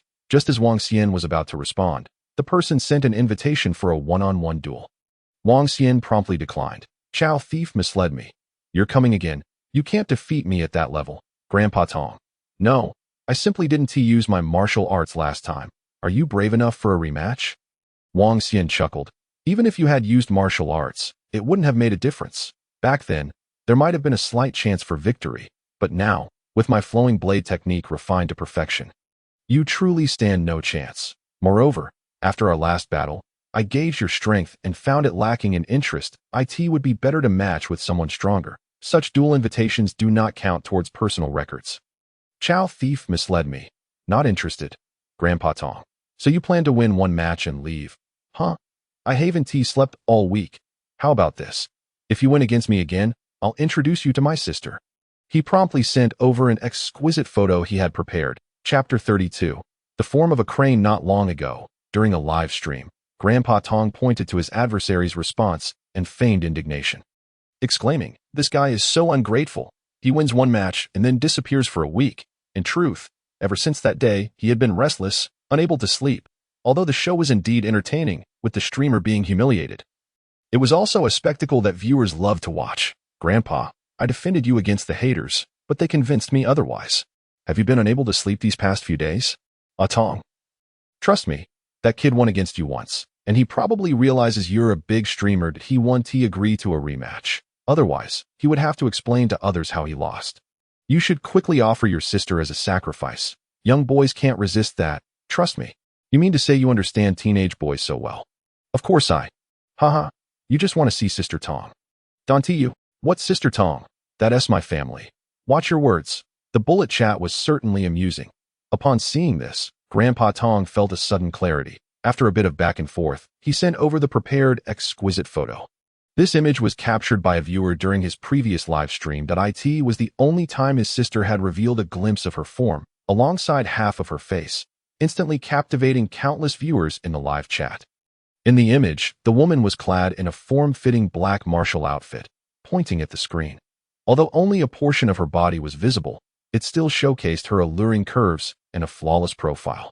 Particularly striking were her eyes, which seemed to regard Grandpa Tong with disdain, extending a finger in his direction, clearly indicating her disdain for him, but a sense of cold indifference radiated from her, embodying the essence of a world-weary queen. Chow thief misled me. Truly not interested, Grandpa Tong was taken aback, about to reply when he saw the other party's status change to entering matchmaking. Please do not disturb. What a pure, strong-willed man. The bullet chat erupted in laughter. Brothers, he's not falling for it. Grandpa Tong coughed. You foolish dog, they matched as soon as they entered. Clearly, they're a martial arts enthusiast. If you had a stunning beauty in reality, perhaps he might show some interest. Who cares online? Foolish one, just admit your loss and bring in some experts to play with him. Upon reading this message, Grandpa Tong was enlightened. Have the youth of today all become martial arts enthusiasts? No. Wait, as he pondered, he suddenly noticed the other party's status had returned to normal so soon. Was the match over?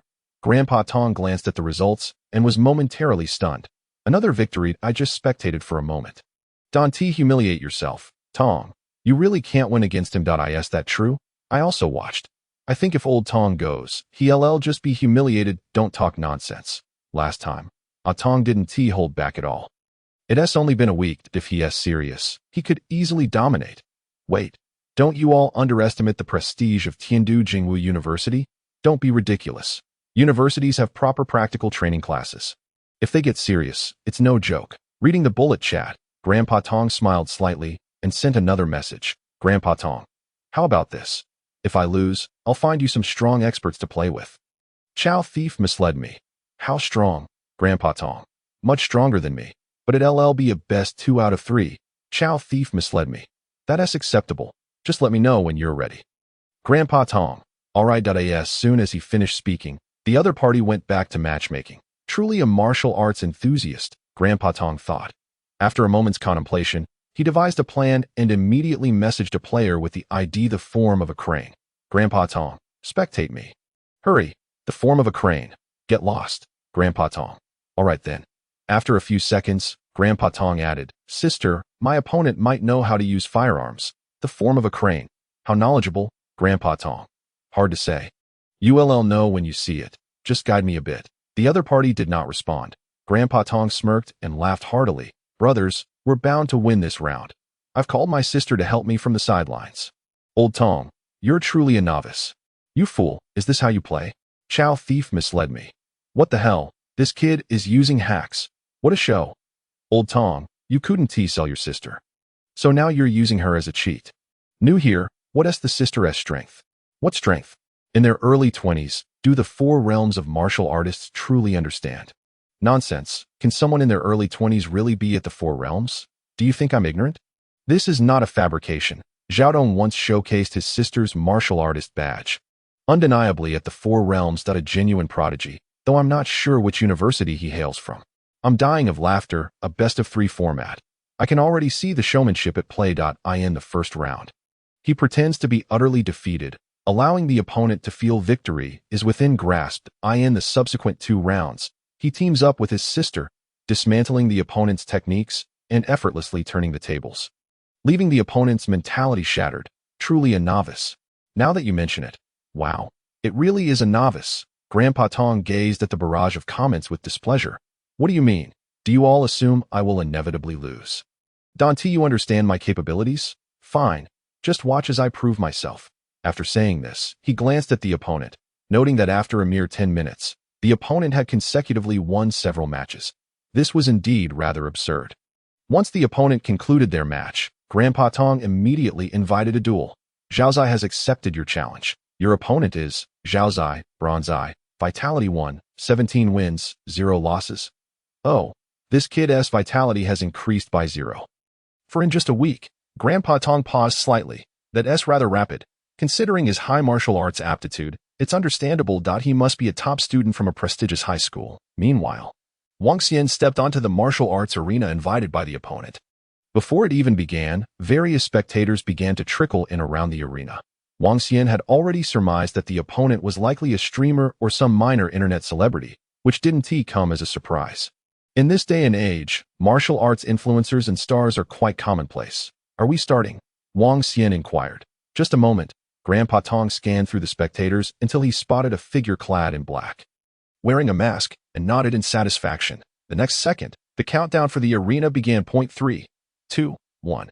As the final mechanical voice of the AI echoed, Wang Xian, with his long knife at his side, surged forward like a startled rabbit, leaving behind a fleeting afterimage. With a vitality of 1, lacking any martial arts techniques to enhance his speed, his maximum velocity was around 8 seconds per 100 meters. He had already surpassed the physical limits of humans prior to the resurgence of vitality. This kid is truly abnormal. His vitality is increasing so rapidly, and he is adapting just as fast, Grandpa Tong observed in astonishment. After a boost in vitality, martial artists typically require a period of adjustment. An increase this significant within a week must have occurred recently, perhaps just yesterday or even today. Logically speaking, having just reached this level of vitality, it should be difficult to unleash their full potential. However, to seek a swift resolution to the battle, it seems he underestimates me. Chapter 33. So impressive. Are you a parasite in my sister's womb? Grandpa Tong thrust his spear forward with a sudden flick. His expertise lay not in the spear but in the sword.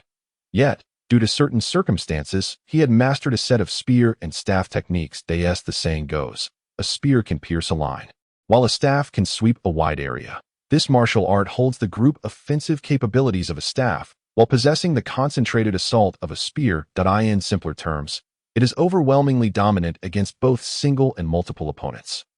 The first form of the Thousand Armies spear technique, piercing the mountain and lifting the moon. The moment Wang Xian observed the opponent's initial move, he understood. He had a flicker of recollection.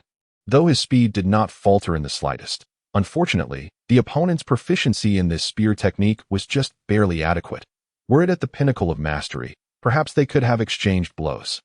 Otherwise, the only option left would be to exceed the limits of vitality and break the rules to defeat oneself. In the blink of an eye, Wang Xian was merely 5 steps away from the opponent.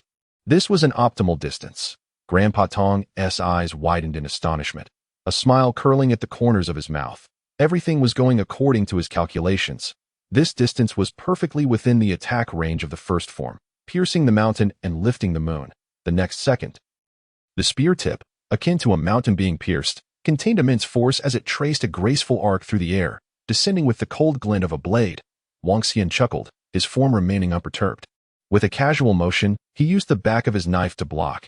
As if he had anticipated the spear's descent, he released the handle of the knife. The blade immediately followed the spear's descent, tracing an arc and beginning to spiral upwards around the spear tip. Grandpa Tong was taken aback, feeling the spear in his hand tremble violently. The knife was flung away in that instant. The opponent leapt up, grasping the spinning handle, and unleashed a torrent of knife techniques akin to a tempest. Before the second form, stormy weather, could even commence, he was engulfed by the fluidity of the knife techniques. The entire exchange transpired within mere seconds. Instantly defeated. Wow, that was so cool. That was the piercing the mountain and lifting the moon from the Thousand Armies spear technique, right? This is the first time I've seen someone counter with a knife like that. Lao Tong, your underpants were exposed. I find this rather absurd. Very few can even grasp the Thousand Armies spear technique. Even if he has a slight understanding, practical flaws are not easily overlooked. Moreover, his nonchalant counter gives me the illusion that I could do it too. He has improved since last time.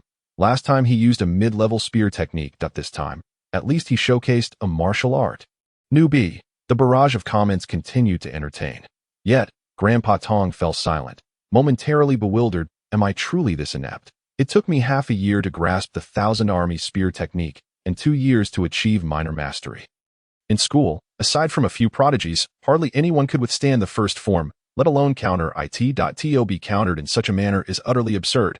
Hurry up, the next round, Wang Xian stated.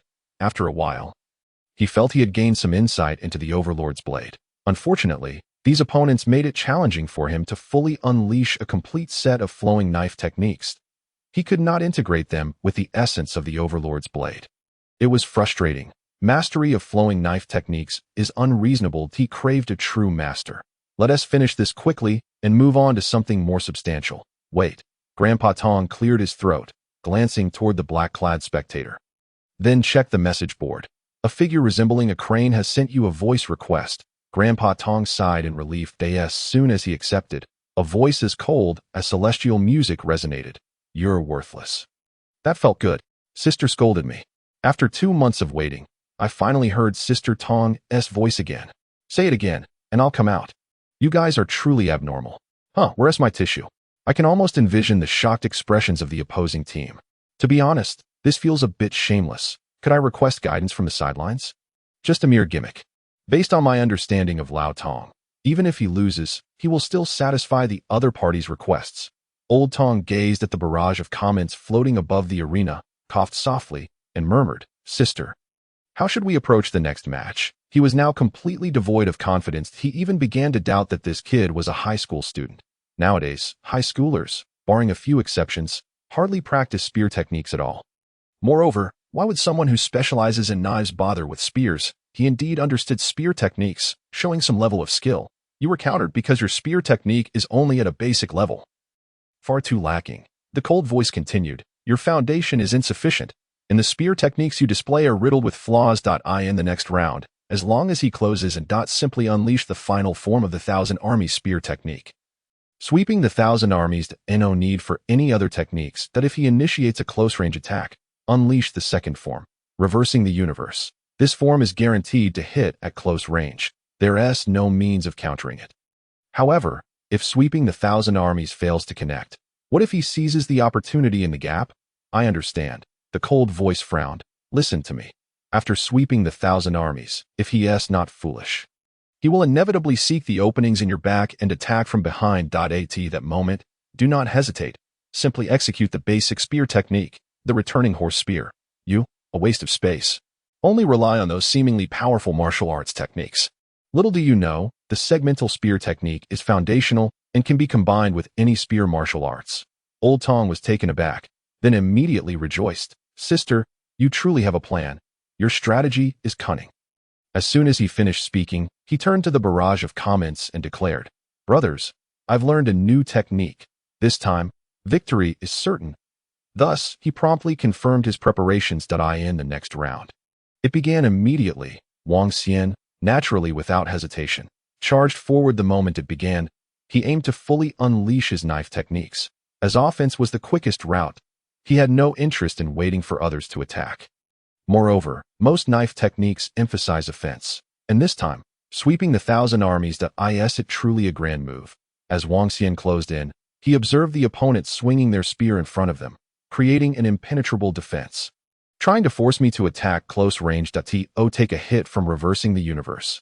Wang Xian shook his head. The reversal of the universe, a formidable move in the thousand-arm spear technique, proves to be exceptionally powerful. Once an opponent gets too close, the possibility of countering becomes non-existent. The principle behind it is the transformation of a spear into a staff, as the staff sweeps broadly. Harnessing the overwhelming momentum of the spear, a backward strike can send all nearby adversaries flying. This is the brilliance of the thousand-arm spear technique, naturally deterring any reckless assaults. If a direct attack is not feasible, one must seek an opening behind. Yet at that moment, should a counter move, the reverse spear strike be employed. Wang Xian raised an eyebrow. This streamer lacks the skill and intellect, doesn't he? A mere glance reveals all. Wang Xian leaped behind, waiting for the opponent's spear momentum to falter, and struck with his blade, as expected. The moment he descended, he saw the opponent's spear seemingly possessing a will of its own, curving around to thrust at his back. Without even turning, the spearhead was already upon him. A textbook reverse spear strike. Wang Xian chuckled. Is someone providing guidance? What a pity. The skill level is rather mediocre.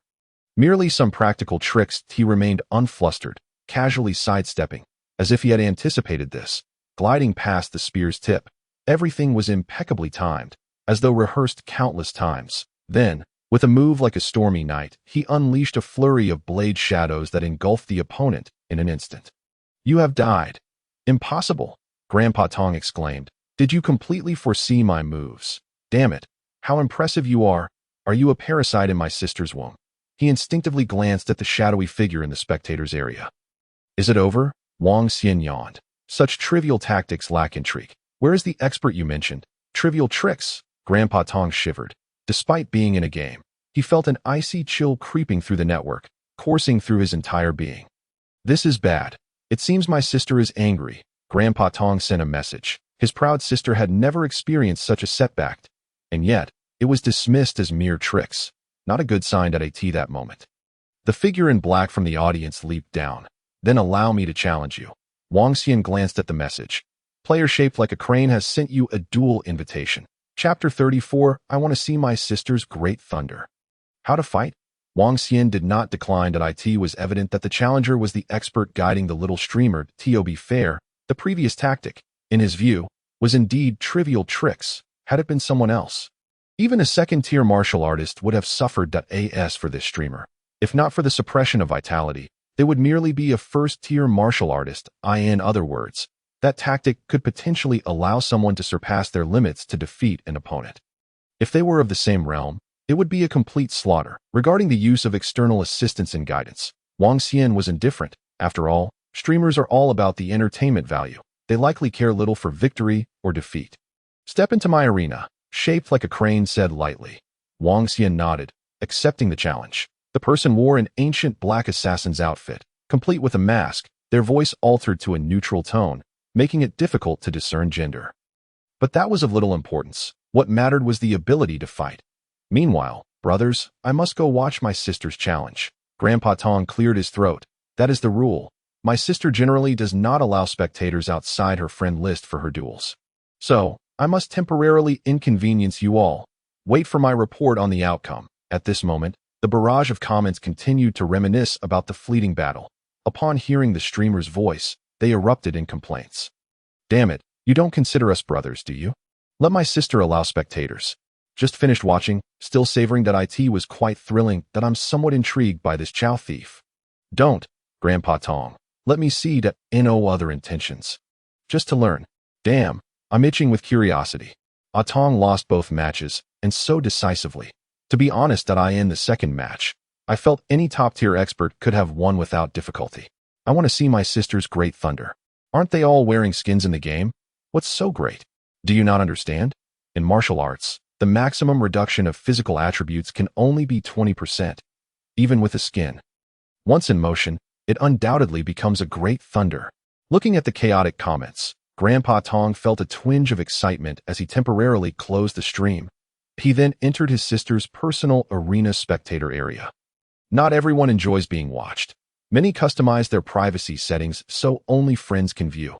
Just like his sister's arena, aside from him, there were only a couple of others present, likely her friends. He recognized one as his sister's admirer and another as a sort of close friend.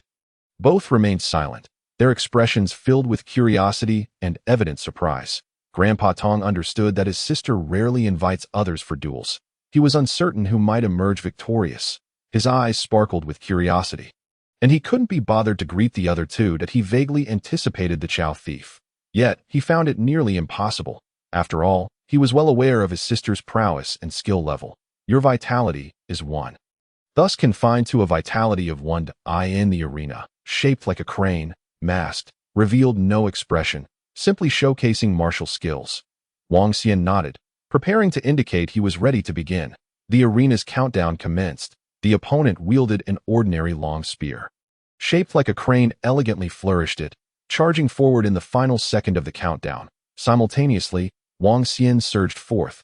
Both moved at once, one wielding a blade, the other a spear. However, when a master strikes, there is no hesitation. Employing the first move of the thousand-arm spear technique, the mountain lifting and moon reaching, shaped like a crane thrust, moving at high speed, as elusive as an antelope's horn, leaving no trace. Yet, this movement added 2 arcs to her form, resembling two large rabbits dashing toward Wang Xian. Indeed, swift as a startled hare, as oh it turns out she's a woman. Wang Xian grasped this detail. Internally acknowledging her skill, the pinnacle of the thousand-arm spear technique had finally graced him with a worthy opponent. However, there was a slight flaw. Wang Xian's mind momentarily paused, then he smiled. Achieving this level with the spear technique is no easy feat. Moreover, the execution of martial arts requires the entire body to work in unison. Techniques performed at high speed differ significantly from standard practice, leading to diminished power and effectiveness, potentially exposing vulnerabilities. This is why Grandpa Tong preferred a waiting strategy. Most lower-tier martial artists also dislike taking the initiative, as it allows them to execute their techniques in the best possible form. Yet, achieving flawless execution in high-speed combat is a formidable challenge, requiring not only exceptional martial skill but also specific agility. Wang Xian did not shy away. He replicated his previous tactic, using the back of his blade as a block the instant the spear descended. He released the hilt, lightly leaping to catch the hilt as the blade was deflected away. Attempting this move again, the opponent's gaze turned icy. This was a blatant disregard for her capabilities, trying to counter her technique with the same ploy that had dispatched her incompetent brother. Was that even possible? In a flash, she released her grip, ceasing to apply force. The mountain lifting and moon reaching lost its source of power, causing a sudden drop in strength. Yet, the moment she let go, she instantly adhered to the spear's shaft, writhing around like an eel until she reached the spear's tip, completing the initiation of another technique, the reversal of the universe. A cold arc formed at her lips. Witnessing this, Grandpa Tong was filled with admiration. Truly, his sister was remarkable. The thousand-arm spear technique in her hands flowed effortlessly, as if it were an extension of her limbs, granting no opportunity for counterattack. Transforming the spear into a staff, she unleashed a powerful strike, accompanied by visible energy waves at that moment. Wang Xian stood merely 2 paces away. The blade had not been deflected but instead fell to the ground, separating man from weapon, thrusting him into a perilous predicament. Despite possessing some practical experience, he was still somewhat naive. Wang Xian, however, felt no inkling of danger, observing the incoming staff strike, the reversal of the universe. Within the thousand-arm spear technique, theoretically cannot be countered, especially at close range. Moreover, the opponent's transition was exceptionally swift, clearly premeditated. Witnessing this, Wang Xian did not flinch or evade. His hand darted out like a swimming dragon. Grasping the staff shaft, the immense force propelled him backward, yet he did not relinquish his grip. The opponent's eyes widened in shocked eye. In the next moment, she felt a powerful force pulling her as well. To dare accept the reversal of the universe, utilizing the opportunity of her descent, Wang Xian seized the long blade that had fallen to the ground. She snorted coldly, mercilessly launching Wang Xian into the air. Undeterred by the reversal of the universe, she knew that if he dared to accept, he would suffer significant damage while falling into a passive state. Then did the dragon's tail sweep, shaped like a crane leaped, her spear transforming into a soaring dragon, its tip becoming the dragon's tail, aimed directly at her airborne opponent. This technique is certainly not the thousand-troop spear technique, but rather a maneuver from the foundational cloud dragon spear technique. What she possesses goes far beyond merely the thousand-troop spear technique. Her mastery is equally at an unparalleled level. Truly remarkable. My sister.it flows with the grace of a river. Grandpa Tong was utterly exhilarated by the display. However, before he could fully relish the moment, Chapter 35. Integration, the will of the Overlord's blade, the legendary realm of martial arts. Suddenly, the rebel Chao soared through the air, executing a mid-air flip, and his long blade unleashed a tempestuous strike. The crane-like figure's eyes flickered with surprise. They had not anticipated that their opponent could still unleash martial prowess at this moment. Yet, futilely struggling against death proved ineffectual. Your flowing blade technique lacks the pinnacle of mastery.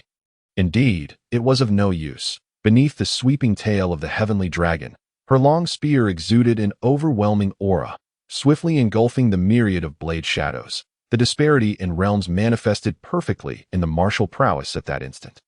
However, concealed within the blade shadows, the roaring waves of heaven and earth, behind the myriad blade shadows, a wave-like surge of blade energy cleaved through the air with ferocious might. It was as mighty as a waterfall, as cataclysmic as a tsunami. Ineffectual, the crane-like figure mused quietly. She maintained her spear's momentum, merely observing in silence. Point 1 strike, 2 strikes, 3 strikes that at last. The spear that resembled the sweeping tail of a cloud dragon was sent flying. Witnessing this, there must be another strike, right? The consummate flowing blade technique is indeed formidable, she thought. So young, a prodigy in blade arts, and no wonder they exude such arrogance. Yet, she remained entirely unperturbed, effortlessly catching the long spear midair. And then, with a graceful flip, turned her body and thrust forward. Then let me deliver the final blow. The proud dragon turns back. In the air, a surge of energy pierced through the void.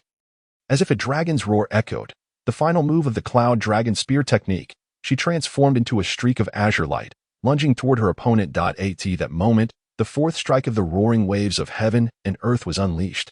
In the instant that the blade was swung, an overwhelming, tyrannical aura surged forth. The onlookers were momentarily stunned. By heavens, Grandpa Tong trembled all over, gazing at this strike, and I felt no mistake could be made. This was, boom.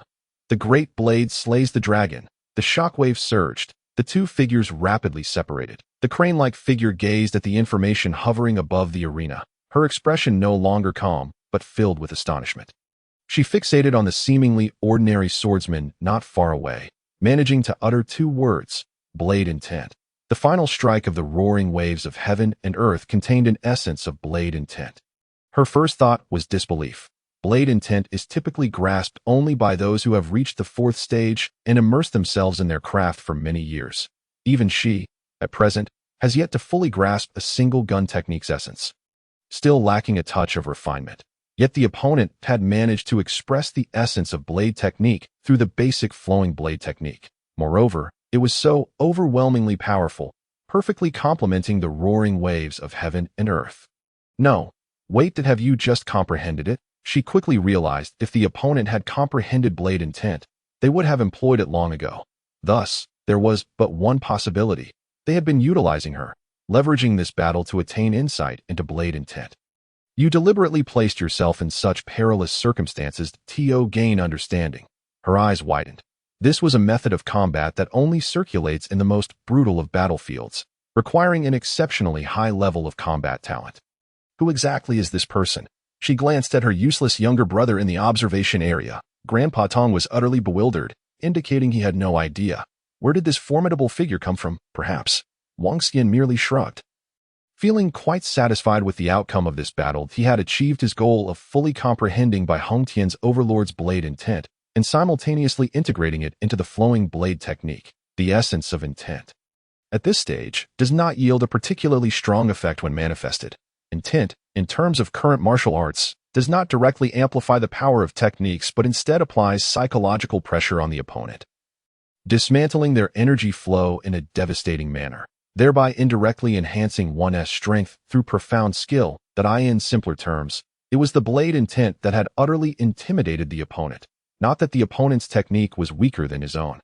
Generally, only those who reach the 5th realm of martial artists can unlock the 5 genetic chains of their talents, achieving heightened cerebral function and mental cohesion. Only then will intent provide a tangible amplification to martial arts. Therefore, it is common for martial artists at the 4th realm to gradually begin comprehending intent. Some martial geniuses, excelling in their craft, may even start to grasp it at the 2nd or 3rd realm. Upon reaching the 5th realm, intent and martial arts fuse together, leading to a meteoric rise in power. The nation does not advocate for premature comprehension of intent, as it is intricately linked to personal thought, intellect, enlightenment, and experience. Attempting to grasp it without sufficient experience often leads to madness. Cases abound of those who ponder for ages, only to descend into insanity. Thus, it is generally advised to attain a certain level of skill, such as reaching the 4th or 5th segment, before safely comprehending intent. One more round. The crane-like figure fell silent for a moment before speaking. No more. Wang Xian waved his hand. His goal had been achieved, and he was quite content. Next, he merely needed to utilize that vial of essence crystal water to continue opening his meridians, then focus on cultivating some martial secrets or body techniques to know. The crane-like figure insisted, her voice low. You have only won one match. I will not lose in another. If the opponent were a 4th or 5th realm master with an understanding of intent, there would indeed be little room for contest. However, at the first life stage, not even a true martial artist, the gap was not insurmountable. Moreover, she had witnessed martial arts intent before. Just now, she had entirely overlooked this possibility, especially since the opponent's blade technique realm was merely consummate, certainly inferior to her own. Another attempt, now that she was psychologically prepared, would not be as simple. "No, you cannot defeat me," Wang Xian stated. "Het," the other party scoffed. "You consider yourself a genius. Who isn't a genius?" "Very well, since that is the case." Wang Xian regarded the defiant glint in her eyes and calmly said, "Let us not have another match. Just one strike. If I lose a strike, then I concede defeat." The opponent furrowed her brow slightly, about to speak. "Follow my lead," Wang Xian instructed. He glanced around, suggesting they repeat the earlier reversal of the situation. "What do you mean?" "Just do as I say." The crane-like figure remained silent. Seeing the opponent once again leap toward her, she coldly swept her gaze and directly executed the reversal of the situation. Wang Xian similarly grasped the incoming spear handle once more. The scene mirrored the previous one. With the pivotal moment approaching, he had been swept away under this move and plunged into peril. This time, however, the reversal of the situation theoretically should be unbreakable, but that depended on who executed it. At the moment he seized the spear's body, Wang Xian gently shook his hand. The next second, he thrust the spear upward, turning the tables dramatically to that moment. The spear's tip was aimed directly at her. It was precisely a mountain-lifting moon grasp. Almost instantaneously, she lost her voice, simultaneously being thrust into the air. This was even more shocking than when she had witnessed the opponent unleash intent, because it was broken. Her technique had been shattered. Moreover, it was the reversal of the situation, a move that had never been broken before. Clang! She landed, with the spear's tip striking the ground beside her. The vibrating spear seemed to convey the immense power of this strike. The arena trembled uncontrollably. "Apologies, but when it comes to spear play, you truly have no chance of victory." Wang Xian cast one last glance at her, leaving behind a parting remark before logging off. "Besides, I have no interest in sparring with someone who is already injured." The three individuals on the stage stared in astonishment. This lad truly knows spear techniques. But what realm of the 1,000-troop spear technique is this? I can't comprehend it at all. Grandpa Tong trembled all over. "Wait, injured? Is my sister injured?" He wished to ask more, but the other party had already nonchalantly logged off. Stepping into the arena, Grandpa Tong could only witness his sister's dazed expression, her lips whispering in disbelief. So that is how it is, the legendary realm of martial arts. Returning to simplicity. Chapter 36. Chow the rebel misled me. He must be an old hand. Grandpa Tong rubbed his nose, reluctant to interrupt his sister's contemplation. Until today, it was akin to a small knife pricking the rear, opening his eyes to new truths. In the audience, a woman adorned in the head of the brothel skin gracefully descended. This skin was flamboyant, expensive, and quite pleasing to the eye. Grandpa Tong recognized her as a close friend of his sister, Su Jie. "So, what is the story?" Grandpa Tong gazed at the brothel head with eager anticipation. "What story?" The brothel head, Su Jie, squinted with a smile. "Little Tong, your eyes aren't blind, right? Did you not comprehend what transpired? I seek your guidance." Grandpa Tong, eager to learn, was unashamed to inquire, as he genuinely did not understand how his sister's reversal of the situation was broken. How could that be? There was no choice. Martial arts were not his strong suit, as the opponent's 1,000-troop spear technique had indeed reached the realm of returning to simplicity. The brothel head, Su Jie, stretched leisurely, explaining slowly. Grandpa Tong was taken aback. Is there truly such a realm in martial arts? Regarding this legendary realm of martial arts, he had always thought the Martial Arts Alliance had merely devised it for the sake of categorization. Yes, it certainly exists. The illustrious leader of the brothel remarked that upon reaching such a pinnacle, any technique within a martial art could transmute the decayed into the miraculous. Even the most rudimentary foundational martial arts could unleash power and efficacy rivaling that of advanced disciplines. The individual had just seized the initiative, effortlessly disarming his opponent and shattering the reversal of fortune. This indicated that his 1,000-arm spear technique truly embodied a return to simplicity. However, as of now, no one had managed to achieve such a return with the 1,000-arm spear. It was said that the creator of this battlefield martial art had honed his skills for decades in the theater of war before comprehending this spear technique. To attain such a state, Grandpa Tong understood, inwardly exclaiming in astonishment. Realizing this, it seemed that for him to win, he could do so at any time, not just in the first battle. The leader of the brothel gazed at Grandpa Tong, inquiring, "Where did you meet this esteemed elder?" This was troublesome. It had left your sister with psychological scars. Chairman Yin, could you share your feelings on the sense of defeat after being overwhelmed? She held one hand up as if it were a microphone, bringing it close to the beak-like mouth of the crane-like figure. Esteemed elder? Grandpa Tong muttered. Surely he cannot be an elder. His vitality resembles that of a high school student. Could there be a mistake? A high school student? Do you think your sister would believe that? Grandpa Tong glanced at his elder sister. She remained silent, merely directing her gaze at Grandpa Tong and saying, "Introduce me to his friend." "Oh my," the brothel leader chuckled. "It's the first time I've seen you take the initiative to add someone that you don't truly think he is just a student. Do you? It matters not." The crane-like figure clenched her hands. "All I desire is to battle with him, but you cannot win. Even if I cannot win, I still wish to fight." Grandpa Tong scratched his nose, feeling compelled to introduce the opponent's friend. "Actually, I have a way for you to defeat him." The brothel leader suddenly interjected. Both individuals turned to her in unison. "You?" The crane-like figure frowned. "I could lend you one hand, and you still wouldn't be able to approach me. How could you possibly defeat him?" The brothel leader nodded, a proud smile gracing her lips.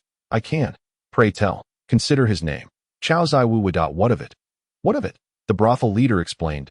"Chao Zai is a notorious figure in history. The fact that he named himself Chao Zai Wu would suggest he has been influenced by this Chao Zai. Thus his inner self must also be quite notorious. The next time you face him, were something revealing, expose a bit of your thunderous chest and your posterior. Take advantage of his distraction before she could finish. Get lost." Grandpa Tong thought to himself, "Xiejia, you are truly provocative. Unfortunately, he shows no interest in such things." Ahem. After all, he had already tested the waters using his sister's photograph. By the way, Xiejia, what did he mean when he said you were injured? Grandpa Tong suddenly asked, recalling something. Injuries in reality would reflect back into the game. Yet, he had completely overlooked this. Even the brothel leader, standing beside him, looked curiously at the crane-like figure. "There's nothing. He is just talking nonsense," she replied, her demeanor unchanged, though her heart was stirred by tumultuous waves. She was indeed injured, but it was no ordinary wound. It was something that even those closest to her could not perceive. It was worth noting that in everyday life, countless individuals sparred with her without noticing a single thing. How was it possible for a mere online swordsman, having only clashed with her twice in cyberspace, to discern this? This was unfathomable. Even if the opponent possessed martial talents related to vision, it should not be possible to ascertain her real-life condition through the internet. Right? Unless it was merely a straightforward judgment? Yet, during their combat, she had not exhibited any abnormalities. Who exactly was this person? In that moment, her heart brimmed with curiosity, having not touched a spear in a while. Wang Xian reclined on his bed, reminiscing slightly. The thousand-arm spear. It was the foundational martial art he had wielded the longest in his previous life. This was a battlefield martial art, and it was also the first foundational spear technique he had mastered. Even after later acquiring a national spear technique through late-blooming insight and talent, he could not forget this thousand-arm spear in his heart. It was the true luminescent spear technique. Of course, the spear techniques he had achieved a return to simplicity with were not limited to this one. After a moment's contemplation, he suddenly felt a twinge of ennui. Presently, the knife techniques appeared far more intriguing. The following day, after his morning practice, Wang Xian arrived at school, and no sooner had he settled into his seat than he discovered 2 letters sealed with a heart emoji in his drawer. Love letters. Wang Xian felt a surge of emotion. "I can't believe I received love letters." Without a doubt, it was the aftermath of the events from yesterday. "Stop looking. Those 2 were sent by me," said Zhou Shikuan. "I mainly wanted to give you a surprise. No, this is a fright," Wang Xian replied. Zhou Shikuan chuckled. "With such a significant event occurring yesterday, wouldn't you feel disappointed if you didn't receive 1 or 2 love letters?" After saying this, he wore an envious expression. No one in high school could achieve such prominence. Heroic recognition, esteemed masters taking notice, TSK. Even if Zhou Shikuan were to relive his high school days, he would not be able to replicate such a feat. "Honestly, who did you send them to, and how much did you take as a kickback?" 300 each. Zhou Shikuan laughed heartily, then cleared his throat. "1 from class 7 and 1 from class 11. They both know me, so I discreetly delivered them to you. I checked them for you. Those two girls are too fiery for you to handle. Better let me take care of it. Wang Xian merely smiled. Not taking it to heart. In truth, today at school, he could distinctly sense that his classmates' gazes were different. However, he felt no discomfort. After all, within half a month, or even just a few days, everyone would revert to the monotonous and repetitive life of high school. Thus, a little over a month later, on January 17, 2025, the first semester of senior year was nearing its conclusion. On this day, Li Zihong, Chen Yuding, and Zhou Shiquan at the podium. Cui Sanyan's expression was tranquil. You three have passed the martial arts class assessment. The three below let out a collective sigh of relief. 2 days before the semester ended, the school conducted a final simple test for the representatives of each class, and all had passed. After all, they had benefited from the guidance of an esteemed master. Wang Xian, however, did not participate in the assessment. To be precise, after the master's demonstration that day, the school had granted him early entry into the martial arts class. Tomorrow, the break would commence. Cui Sanyan looked down at the students. There is only 1 month for the winter break. After this month, the college entrance examination will be less than 4 months away. Teachers hope you do not assume that just because it's winter break, you can relax your training. Furthermore, the 4 of you who joined the martial arts class, you may rest for a day. But report for additional training the day after tomorrow. The martial arts speed class would naturally not miss out on the opportunity of winter break. To surpass others, one must invest more time than others. Chapter 37. 1 month later, vitality surges, renewing the contract with Yi Mua. Thus, I have no desire to join any martial arts class. Wang Xian mused. He had long made other arrangements for the winter break and had no intention of training at school. Over the past month, relying on a vial of essence crystal water, his meridians had all been opened except for the Ren and Du vessels, and his vitality had surged to 3.2, signifying a significant increase. The essence crystal water was nearly exhausted. Such a considerable enhancement could not have been achieved solely through the opening of the meridians. It was all thanks to the essence crystal water. In fact, if it were not used for opening meridians but rather for prolonged use, the vitality boost it could provide would multiply several times. Yet for Wang Xian, the significance of opening the meridians was immense. During the upcoming winter break, Wang Xian planned to leave the urban area of Rongqing and venture to a rather unique beast relic site, seeking the opportunity to open the Ren and Du vessels and subsequently cultivate these 7 meridians into divine vessels. Of course, prior to this, he needed a week to prepare adequately.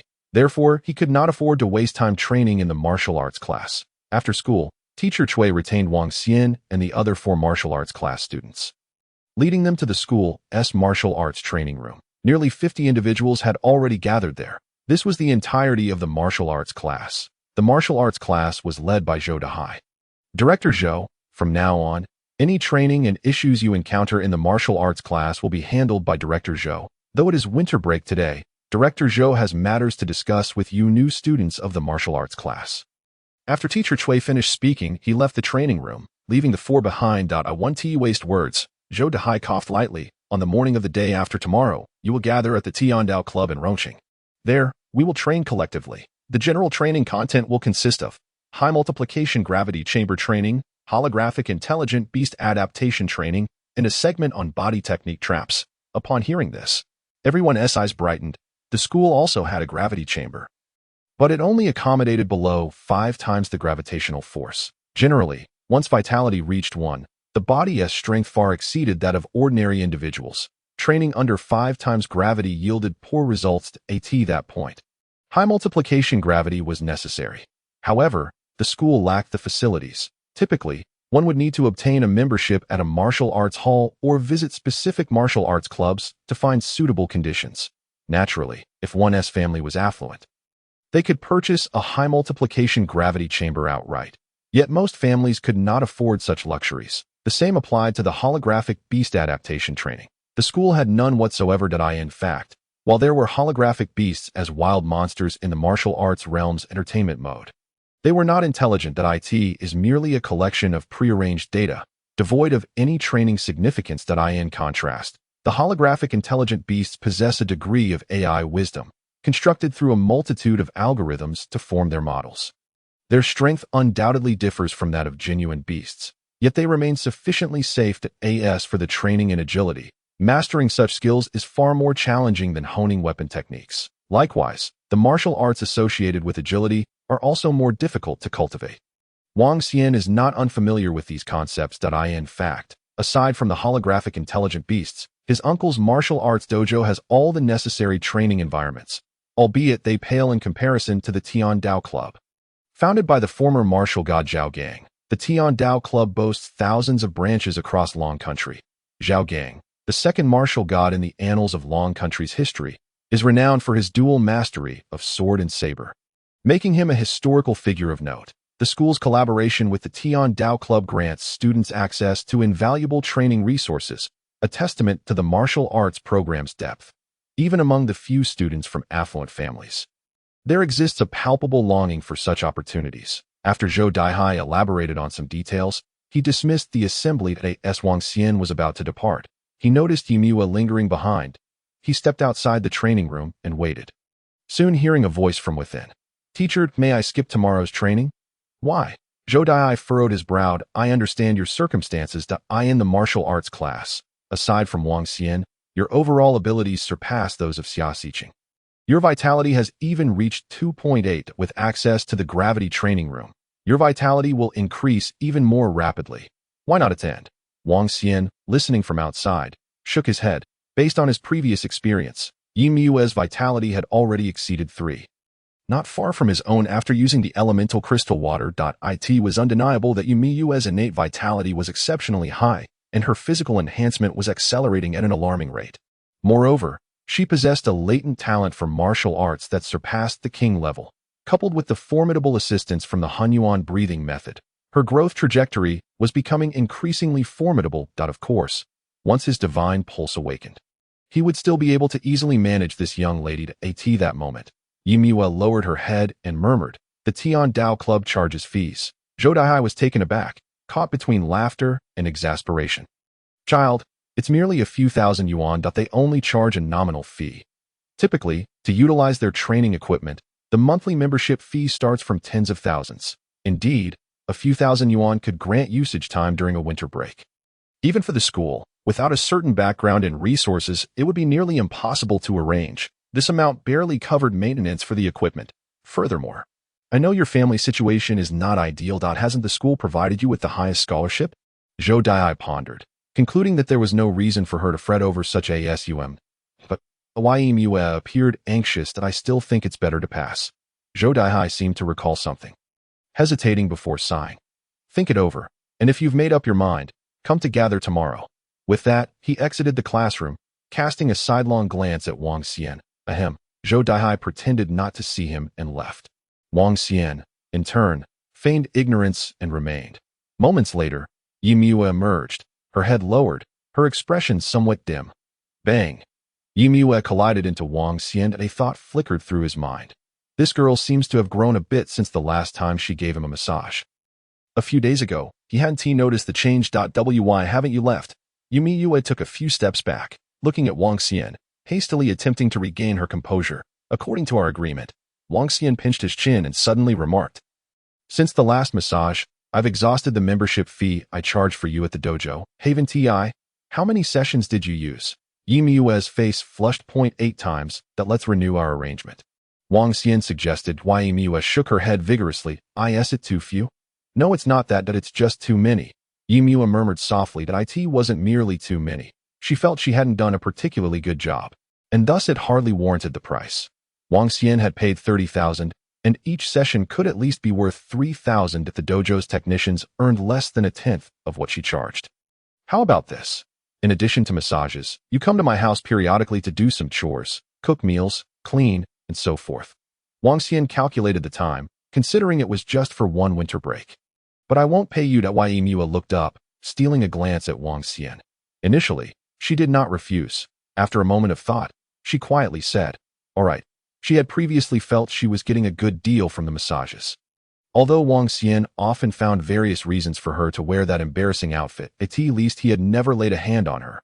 Upon hearing her agreement, Wang Xian chuckled. "You think I want to freeload off you? Please, I'm not that kind of person that I can help cover your training fees." Wang Xian did not inquire about where her previous earnings had gone. He simply addressed the matter directly. intending to pay the school.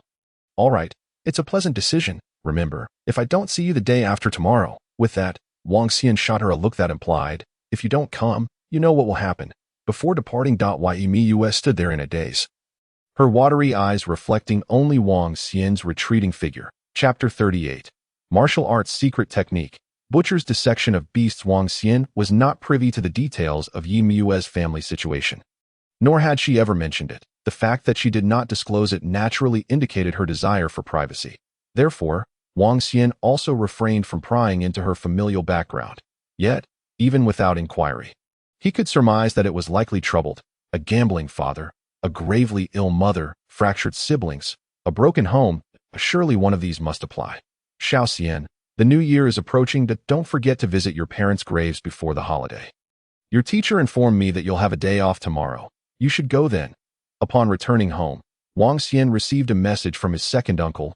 He calculated silently and replied affirmatively. By the time he returned home, it was already evening. He opened his computer and searched for Tian Dao Club. In his previous life, he hadn't been particularly familiar with this club, though he had sparred with some of its practitioners. Beyond that, his knowledge was scant, as most of his post-university life had been spent on alien battlefields. After perusing the information online, a glimmer flickered in Wang Xian's eyes. The Tian Dao Club indeed possessed martial arts secret techniques related to swordsmanship. Martial arts secret techniques are an integral component of the modern martial arts system. In simple terms, a secret technique is a passive ability that produces significant effects once mastered. Such techniques are often the result of collaborative research and refinement over time, culminating in various forms of skills. For instance, the Tian Dao Club offers several secret techniques associated with swords and sabers. The most classic and revered of these is known as Butcher's dissection of beasts. As the name suggests, this technique originates from an ancient martial artist named Butcher Ding, who, through the use of a slaughtering knife to dispatch various beasts, comprehended this technique, allowing him to effortlessly dismember creatures with exquisite knife skills. The effect of this secret technique is straightforward and brutal. Once learned, and after slaying a certain number of beasts, the power of one's knife techniques against them significantly increases. Moreover, there are no realms associated with martial arts secret techniques. Only proficiency matters. Independent of comprehension. To enhance the proficiency of this technique, one must dedicate time to slaughtering a plethora of beasts. Each kill contributes to improvement. After achieving a sufficient number, the technique reaches its pinnacle, signifying perfect mastery. Modern martial arts secret techniques are coveted by every martial artist. With effort comes reward. This distinctive characteristic renders some secret techniques more precious than many martial arts, albeit they are also more challenging to cultivate. After all, time is often the most valuable resource. Slaying beasts inherently entails equal peril. If I could obtain this secret technique, it would greatly benefit my knife training. This is indeed a passive ability with tangible enhancements. Furthermore, it is one of the most easily accessible secret techniques at the Tian Dao Club. As long as one contributes to the club or signs a contract with them, they can acquire this technique. However, for students, opportunities are undoubtedly limited. To sign a contract with them, one must at least be a professional martial artist. It isn't entirely without chance. The following day, Wang Xian arrived at the dojo. Before he even stepped inside, he heard his uncle's booming voice. I'm not boasting. My nephew has been featured in Rongqing's news as a little hero. Even the Grandmaster Bai Hongtian of the 7th Realm has high hopes for him. So, choosing my dojo is definitely a wise decision, no doubt about it. Rest assured, martial examination, with my nephew's current potential, even if he awakens a mediocre talent, he could easily enroll in a top-tier institution like 985. Admission to one of the 5 elite schools in Long Country would be a breeze. At that time, you all must come to the graduation banquet. Old Wang is at it again, using your name to boast. Wang Yan, his second brother, shook his head helplessly as they headed toward the cemetery. Wang Xian nodded in agreement. His uncle, as his guardian, was naturally aware of school matters. It was customary for the school to notify family members when a student received recognition, such as being commended by the security bureau. Although Wang Xian did not live with his uncle, they would occasionally share meals, and if any issues arose, the school would promptly reach out to his uncle. For the martial arts school, this is undoubtedly a positive development. Uncle San, being merely a second-tier warrior, lacks significant competitive edge in Rongqing. However, With a bit of renown, he can still manage to attract some individuals to sign up for memberships. Speaking of which, you've made quite a leap in your progress. Wang Yin chuckled, as we pondered whether you might have awakened your innate talent ahead of time. Even your eldest sister has inquired about you. Wang Xian shook his head. His elder sister is Uncle San's eldest daughter and also a warrior, albeit studying at a prestigious university in another city. As he conversed casually with his second brother. They soon arrived at the soldiers' cemetery on the outskirts of Rongcheng. In the customs of West Shu, it is customary to pay respects to deceased family members by tidying their graves and burning paper offerings before the new year. Dad, Mom, I'm offering paper for you. I wonder if the money I burned last year was sufficient. This year, I'll burn a bit more for you. I might not come during Qingming. After locating the gravestone, Wang Xian knelt down, sighed inwardly, arranged the purchased paper money in a circle, then lit it, burned incense, and bowed in reverence. His parents, both warriors, had once served in the same unit as Uncle San. They perished during an incident involving a beast riot, sacrificing their lives to protect the city. Some from that unit have died, some are maimed, and others linger in a half-alive state. Before their demise, his parents entrusted him to Uncle San, handing over their young son, who was merely a few years old at the time. Wang Yin also knelt beside him to pay his respects. After roughly 2 hours, Wang Xian composed himself, and he and his brother departed from the cemetery. Instead of returning home, they purchased a plethora of gifts and headed to a nursing home in the old district of Rongqing. The nursing home housed warriors who had been grievously injured and were beyond healing. A few of them were from the same unit as his parents. Every year, around New Year's or during certain holidays, Uncle San would take him and his brother to visit these individuals. Regrettably, most of the warriors here could barely walk, resembling little more than vegetative states, while others were tormented by ailments that had driven them to madness. It was a dismal sight. Yet, it also served as a reflection of the modern-day warriors. Are you still planning to donate money to those patients this year? His second brother suddenly inquired. Your strength has improved significantly, and there are plenty of places you could allocate your funds. Although you only donate a few tens of thousands each year. But he said no more. Donate, Wang Xian said, slightly taken aback, then nodded. In his previous life, during the first 2 years of high school, he had succumbed to despair, believing he had no future in martial arts, which led him to neglect his studies. Yet, his character remained intact. Otherwise, he wouldn't have ended up on the alien battlefield later. Thus, he had donated some of the money left by his parents, thinking that since he had no use for it in martial arts, it was better to give it to those in need. Coupled with his long-standing visits to the nursing home, he eventually decided to donate to the patients there. I received a commendation earlier and earned a few tens of thousands in bonuses. Wang Xian remarked, that amount isn't much, and since it was a reward, it's fitting to give it to them. You rascal, Wang Yin chuckled, wiping his eyes, you're truly destined to be a warrior. The two made their way to the nursing home's office and proceeded to donate according to protocol. You come here every year to donate money to always anonymously. Without leaving your name. The director, a sprightly grandmother in her 80s, noted. Even if the amount is modest, it's heartfelt. Leaving a name would allow some of the patients' families to express their gratitude. That won't be necessary, Wang Xian replied with a smile. Their families are probably not well off, so there's no need for thanks. It's actually becoming less necessary. The old lady sighed. One of the patients is nearing the end. The treatment requires a considerable sum, and even having money may not guarantee a cure. There's simply isn't the right medication. Wang Xian and his brother exchanged glances, remaining silent. What ailment is it? Beast cancer, his second brother gasped. Wang Xian furrowed his brow. The two departed from the nursing home with heavy hearts. Approximately an hour after their departure, a swift figure hurriedly entered the care facility. Grandma, Xiaoyu, you're here? I fear your father. Yes, I know. Warriors, everyone only sees the glamorous side, but aside from the nation, who truly cares about this small nursing home for disabled warriors? By the way, that child who came to donate money a couple of years ago is here again this year. That child has a genuinely kind heart, never leaving a name. On January 19th, Wang Xian took Line 9 and traveled 4 stops to arrive at the Tiandao Club. Chapter 39, Tiandao Club, Holographic Intelligent Beast Challenge.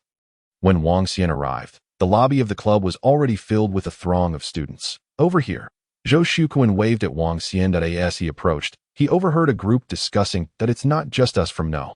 7 Middle School here. Number 4 Middle School, Wangfu Martial High. It seems they all have students here. That's normal. We have a martial arts class. and they all have 1-2. These high schools all possess strength. I heard that the students from number 1 middle school are going to the Rongqing Divine Sword Club S branch. The Divine Sword Club, ISNT, that the largest martial arts club in our dragon country? It's much more formidable than the Tiandao Club. Amidst the whispers, Wang Xian listened for a while, lacking interest in interjecting. After waiting for about 10 minutes, he finally spotted Yimi entering the lobby. Clad in a simple school uniform that he nodded to himself. All right, everyone is here. Zhou Dehai counted the number of people. Follow me. Prepare to enter training mode. The students nodded in unison, refraining from further conversation, and followed Zhou Dehai and a club staff member into the elevator to the 5th floor. The Tiandao Club S branch in Rongqing occupies an independent building with more than 20 stories. From the 5th floor onward, there are numerous training facilities. Along the way, the staff briefly explained the training process, which was easily understood when paired with Zhou Dehai's explanations in the gravity training room. We will temporarily provide you students with 2 options. One is 10 times normal gravity. You need to fully execute a martial art you've learned in a 10-fold gravity environment for it to count as successful training. The shorter the time taken, the higher the score. As for the scoring, the staff member smiled. It serves as an assessment from our club to you. You need not worry. The score will not impose any restrictions on your use of training equipment. The crowd nodded in agreement. The other option is 20 times gravity, which is only available to students with vitality above 5. This will not be accessible during the winter break. It wouldn't be useful anyway. Dante even mentioned 20 times. Even 10 times gravity makes it nearly impossible to execute a martial art in there that a student couldn't help, but as 10 times gravity can be barely endured by ordinary people. But only with great difficulty. Moving even slightly in such an environment is nearly impossible, and one cannot remain there for long. As a warrior, once you reach 1 vitality, you can adapt to such gravity for extended periods. However, that merely means adaptation. Being able to run, move, or execute martial arts in that environment is immensely challenging. Even with 2 or 3 vitality, it remains a tall order. You haven't had a successful training session yet. Zhou Dehai explained. You have all winter break to achieve this goal. Furthermore, executing a martial art even once doesn't require you to demonstrate its full power. Although this was said, the degree of difficulty genuinely made many students feel apprehensive. Martial arts training demands rapid growth, indeed, but this training can greatly enhance their abilities. Yet, it seemed excessively difficult. Exactly. The staff member glanced at a transparent tablet, smiling as he spoke. According to previous data, the fastest to achieve this in a 10-fold gravity environment was a student from No. 4 middle school. He took about 15 days. In the entire Rongqing. It should be the number 1 middle school prodigy from the Divine Sword Club who reached it in the fastest time of 7 days. With a vitality around 5.2 at that time. After speaking, he adjusted his glasses. 7 days? The dozens of students in the martial arts class exchanged incredulous glances. That's astonishingly fast. Next came the holographic intelligent beast training.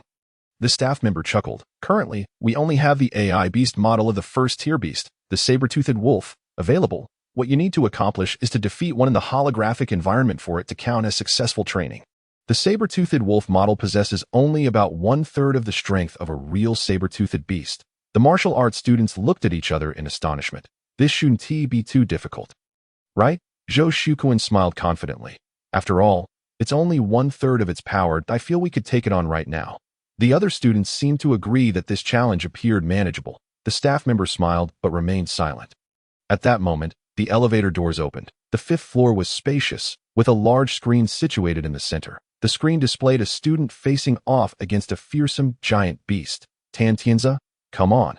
You can do it. Damn, you've been in the gravity room for 2 hours, and you're the best from number 4 middle school. Don't let a model take you down.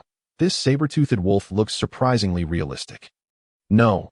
Tan, move already. What is wrong with him? Teacher, what is happening with Tan? Below the screen, many students dressed in martial attire were flushed with excitement.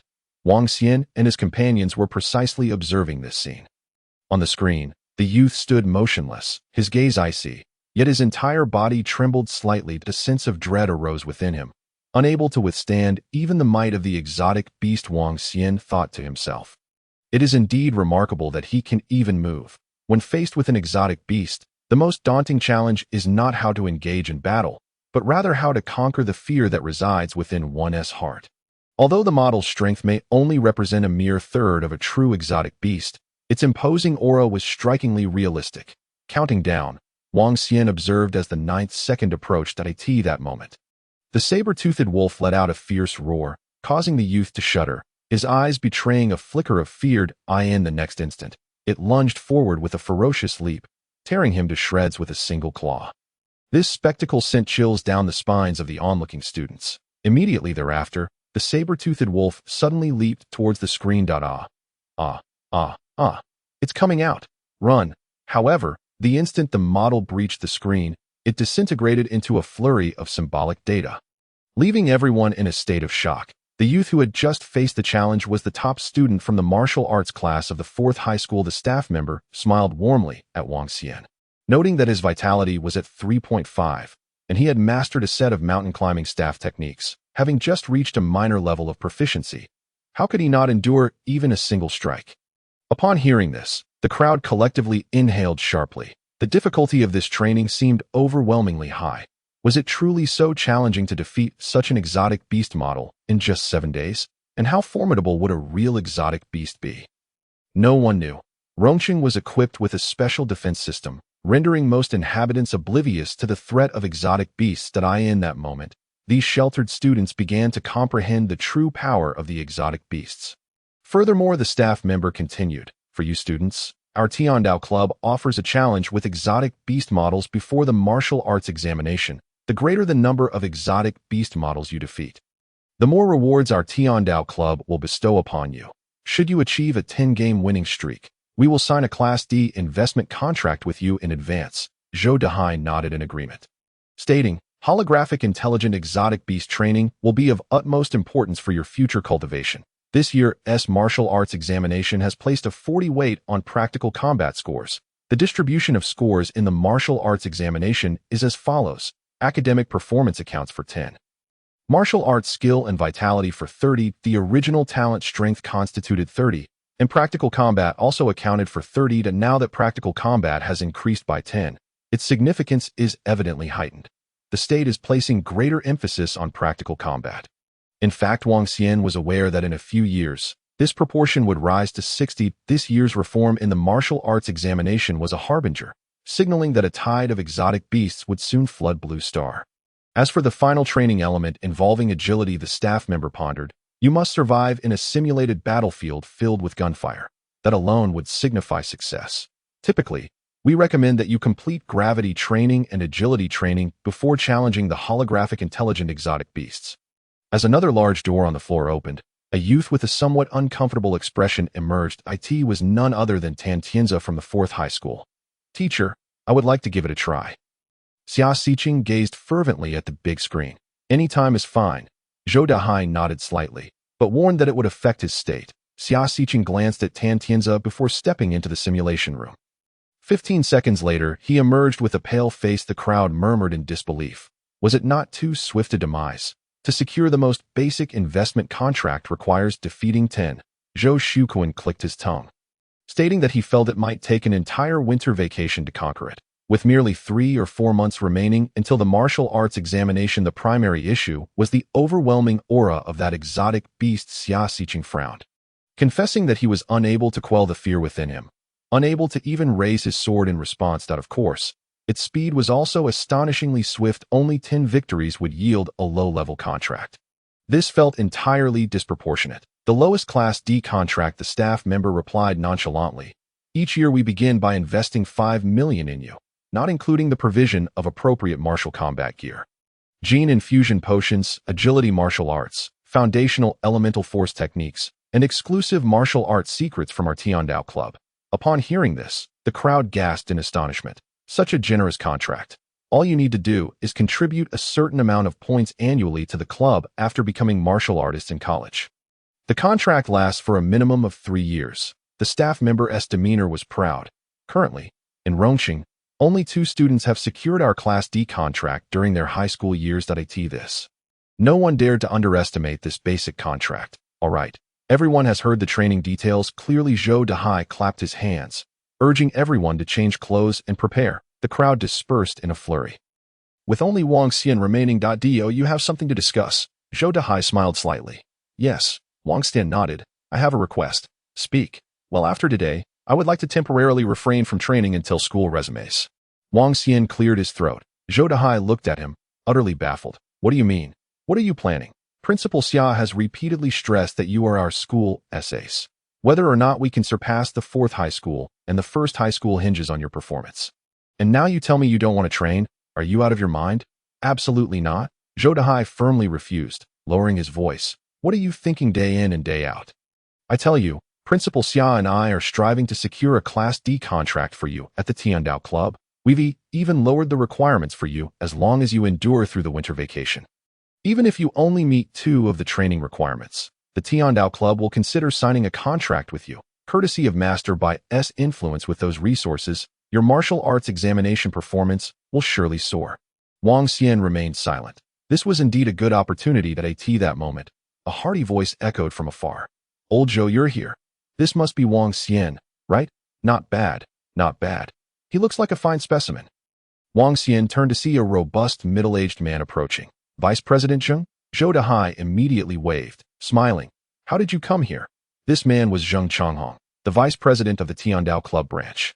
And he was also a disciple of Bai Hongtian. The two exchanged pleasantries, shaking hands and chatting amiably for a few moments. I heard your earlier conversation, Zheng Changhong said, his expression warm. My master has mentioned you. Why do you wish to forego training? Have you encountered any difficulties? If so, feel free to share with us. Wang Xian contemplated for a moment before stating candidly, these training sessions do not hold much benefit for me at this time. Upon hearing this, Zhou Dehai was taken aback, and Zheng Changhong was equally stunned. Noticing their silence, Wang Xian continued, if I complete the training content you mentioned, Mr. Zhou, may I skip the winter vacation training? Zhou Dehai was about to speak when Zheng Changhong raised his hand to interrupt him, declaring, very well, we shall proceed as you suggest. Xiao Bai, you will personally prepare the training content immediately. A nearby staff member acknowledged and cast a peculiar glance at Wang Xian before departing. Observing this, Wang Xian finally went to change clothes. Chapter 40. You are so humble. I find you quite unfamiliar. Students from the 4th high school, I apologize, but we need to recalibrate the holographic intelligent exotic beast challenge and we'll have to pause its usage for now. The staff member from the Tiandao Club explained to the group of students from the 4th high school. Isn't it well calibrated? No. We need to recalibrate it to prevent any deviations in the exotic beast model due to an upcoming challenge. The staff member responded with a smile that I doubt anyone can overcome it now. Right? I agree. It shouldn't be that critical. The students from the 4th high school felt puzzled. The challenge with the holographic intelligent exotic beasts was indeed fascinating, and thus, nearly everyone was eager to experience it. This was inherently part of their cultivation. The more they practiced, the more likely there would be slight fluctuations in the data of these exotic beast models. However, it was not of significant concern. The staff member nodded, indicating that students from the 7th high school would soon be challenging the exotic beast model. The 7th high school, was it that one? Xia Xiqing, right? I know him. He only lasted 15 seconds. Remarked a tall and sturdy youth, asserting that even Tan Gu paled in comparison. Right, brother? He glanced at the calm-faced youth beside him. The youth was neither strikingly handsome nor particularly tall, yet his presence radiated a sense of immovable weight. Akin to a mountain, the staff member is here to recalibrate, so why waste words? Tan Tianzi waved, urging everyone to head to the gravity training room as the central figure of the 4th high school's martial arts class. His word held sway, and the other students dared not speak further. May I ask who from the 7th high school intends to challenge? Tan Tianzi inquired of the staff member. Wang Xian from the 7th high school. The staff member pondered for a moment, surmising that he might be somewhat stronger than that Xia student. However, it was unlikely he would succeed on his first attempt as a veteran who has worked in the club for several years. He has witnessed several generations of martial arts prodigies from prestigious high schools. Not to mention the challenge of the holographic intelligent beasts, no one has succeeded in the other 2 challenges on the first day. Wang Xian. Tan Tianzi nodded slightly, acknowledging him. I know him. It is said that he was the first in the history of the 7th high school to master a fundamental martial art, specifically swordplay, to an extraordinary level within just a week. That I hold him in high regard. Will you inform me when he is about to challenge? I wish to observe. The staff, feeling quite fond of this polite and humble student, smiled and replied, you can watch directly on the large screen in the hall. I can give you a heads up, but the footage will have a 30-second delay from the live battle. Thank you. Changing clothes was a swift affair. While Wang Xian changed, he deliberately waited for Yi Miue. The martial arts attire was self-provided, and Yi Miue's was a pale white. It was evident today that she was in high spirits. Having her long hair styled into a bun for training added a playful charm to her originally delicate and beautiful face. "What is the matter?" Upon seeing Wang Xian at the door, Yi Miue's beautiful eyes flickered, and she suddenly tightened the long belt around her waist. "Wang Xian, what do you take me for?" "Here, a key to my home." With no one around, Wang Xian tossed it over, saying, "You'll cook tonight. I've already bought the ingredients. They're in the fridge." After speaking, he turned to leave. Yi Miue hurriedly reached out to catch the key, glanced around, then returned to the changing room to discreetly place the key in her backpack. "Hey, Yi classmate, why are you back? I forgot to take something out. I think I just heard Wang classmate's voice outside. What does he want from you?" "You must have misheard." Chen Yuding, who had just finished changing, frowned slightly and stepped out of the changing room, glancing at Wang Xian's retreating figure, and jogged a few steps to catch up. "Wang Xian," she called out. Wang Xian did not turn back, pausing his steps slightly. "Is there something you need?" "Regarding this winter holidays training." Chen Yuding suddenly lowered her voice. "I have a way for you to obtain a D-level contract with the Tiandao Club in just 2 days." Wang Xian turned to look at her, a hint of amusement in his eyes. "I have no particular demands." Chen Yuding's gaze wandered, her tone becoming more sincere. "As long as you can accompany me in training this winter holiday, that would suffice. We just need to be assigned to the same gravity room. If you have time." She did not finish her sentence, merely lowering her head slightly, her cheeks tinged with shyness. "What method do you have?" Wang Xian asked, intrigued. Wang Xian did not know much about Yi Miue's family, but he was well aware of Chen Yuding's background due to past experiences that it could only be considered a middle-class family, with no particularly deep roots. The conditions for obtaining a D-level contract with the Tiandao Club were clearly stated. For high school students, it required defeating 10 models of alien beasts before the martial arts examination. Even for schools with connections, they only relaxed this requirement slightly. However, one still needed to achieve 2 results in winter holiday training. "What can you do, Chen Yuding, to help me obtain a D-level contract in just 2 days?" That you don't need to worry about that." Chen Yuding was quite confident, insisting that she had a solution. "My demands aren't too high, right?" "Indeed, they are not. The Tiandao Club's tenfold gravity room is a large facility, typically capable of accommodating at least a dozen individuals for simultaneous training.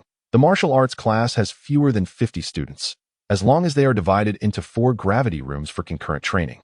It suffices. Being grouped together is hardly a condition. However, Chen Yuding, your humility makes you seem quite unfamiliar. Is it my transformation that makes you feel so alien? I apologize." Wang Xian shook his head, stating that he might not be able to train with them this winter holiday. "Why not?" Chen Yuding looked at him, her voice faltering, her expression revealing a hint of confusion. "Is even this too much to ask? You will find out shortly." Wang Xian said no more, returning to the hall on the floor. Before long, the class reconvened. "Apart from Wang Xian, you can all proceed with your training," Zhou Dehai said. "The names have been written outside the gravity rooms 6 to 10. Just go directly, and for no other reason. Do not wander into other gravity rooms to disturb others." "Wang Xian, come with me." After Zhou Dehai finished speaking, he led Wang Xian away. The others were merely puzzled, but did not dwell on it for long. "Are you ready?" "All set." Zhou Dehai took Wang Xian to a private gravity room. "Go in." Zhou Dehai inhaled deeply, and then turned to enter another room. Wang Xian stepped into the gravity room. Aside from the weapon rack, there were no extraneous items. Standing at the center, Wang Xian gestured towards the monitoring position, indicating that he was ready to commence. Meanwhile, in another room, in truth, we have set the conditions quite leniently. Deputy Minister Zheng Changhong observed the young man entering the room through the monitor and smiled. "Today, as long as he can pass 2 tests, it will suffice for the holographic intelligent beast challenge. Failing it is inconsequential. What worries me is excessive confidence." Zhou Dehai sighed, aware that it can lead to disappointment. Completing a set of martial arts in a 10-fold gravity room is no simple feat. In recent years, students have merely managed to engage in free activity in the 10-fold gravity room on the first day. Zheng Changhong remained silent until he saw the young man wielding the long sword. Signaling to begin. "Start," he instructed the staff beside him. "Understood. Activating 10-fold gravity." Chapter 41. Wang Xian has already passed 3 training sessions. He will not be coming this winter holiday. The moment the words fell, The screen seemed to warp slightly before quickly returning to normal. The young man on the screen remained motionless, and after a prolonged silence, he still did not stir. As anticipated, it is not so simple. Zhou Dehai frowned in observation. The school's maximum gravity room allows for only 5 times the gravity. Now, with it set to 10 times, the adjustment alone is incredibly challenging. In a rush, it is merely the first attempt. Zheng Changhong remarked casually. As soon as he finished speaking, Wang Xian suddenly sprang into action. His form was like the wind, the long sword in his hand flowed like water, and a flawless, elegant display of flowing swordplay unfolded before their eyes. The onlookers instantly grew serious. Step by, are you certain the gravity switch is activated in the room? Zheng Changhong, unable to turn his head, spoke with gravity. Huh? The staff, momentarily stunned, hurried to check the instruments. It's on. It's on, there's no issue. All readings are normal, and it shows. It shows that his flowing swordplay exhibits no sense of stagnation, no missteps, and is identical to the demonstrated technique, based on the intensity of the final move. Data analysis suggests that his mastery is nearing perfection. Evaluating. Score. Full marks? As soon as he said this, he was momentarily taken aback. Hiss. The two gasped in unison. Not long after, Wang Xian exited the gravity room. A hint of reminiscence in his demeanor. If only there were 100-fold gravity difference. I might be able to experience a taste of the alien battlefield. Wang Xian shook his head, feeling no discomfort in his body. Indeed, training in such an environment must be beneficial for martial artists. Under high gravity, the latent energy within the martial artist's body accelerates its fusion with their physique, especially during martial arts execution. The entire body engages in high-intensity motion, rapidly enhancing the martial artist's overall abilities and vitality. However, for him, it holds little significance, as he possesses minimal latent energy within him, with only a single divine vein containing spiritual energy. Yet, this formidable cosmic energy is unaffected by gravitational influence. Of course, if he could execute a set of martial arts in such an environment, it would also rapidly elevate his martial arts mastery. However, my flowing swordplay is already approaching perfection. There isn't much room for improvement. Teacher Zhou, Minister Zheng, let us move on to the next item. Wang Xian knocked on the door, rousing the still-stunned Zhou Dehai and Zheng Changhong. All right, we'll immediately arrange the next item, Zheng Changhong said excitedly. Teacher, your eye for talent is truly remarkable. You managed to discover such a gem hidden within the 7th high school. The next item is agility training. This training requires a large room, the agility simulation chamber. Upon entering, one can select from several challenging environments. Tiglin Landing, unlocked. Flash Strike at Pearl Alley, locked. Battle Falcon Pursuit, locked. These simulated battles must stem from ancient historical conflicts. Right? During that tumultuous era, the first battle is the classic beach landing operation. It narrates a time of war when a large army landed at the Tiglin beach. Countless trenches had already been prepared on the beach, making the landing akin to a hellish ordeal amidst a hail of gunfire. The vast array of firearms formed an enormous web, capable of ensnaring any soldier attempting to land. With the modern martial artist's physical prowess, if they were transported to that era, successfully dodging these firearms for a limited time would suffice to deem their agility training complete. In this simulation, the martial artist's speed, reaction, observation, evasion, perception, and more are all held to extremely high standards. This is a comprehensive demonstration of agility, not merely relying on sheer speed.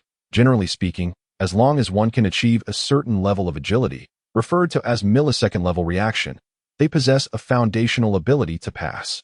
With a few more training sessions, overcoming such a training checkpoint typically isn't difficult. The challenge lies solely in reaching that level of agility. The so-called millisecond-level reaction refers to a reaction speed of 50 milliseconds, equivalent to 0.05 seconds. During that era of warfare, such a response time far exceeded the limits of human capability. It was simply inconceivable for anyone to traverse the Tiglin beach solely relying on their own abilities. Success could only be achieved through sheer numbers and a stroke of luck during the landing. Generally speaking, even a practitioner at the first realm would struggle to attain a certain level of agility. For those not at the first realm, achieving such a degree of finesse and movement is exceedingly challenging. Many excel in martial disciplines, yet few truly master the art of agility. Inside the room, Zhou Dehai and Zheng Changhong observed with exhilaration. Having successfully completed the first task, they now held considerable confidence in Wang Xian.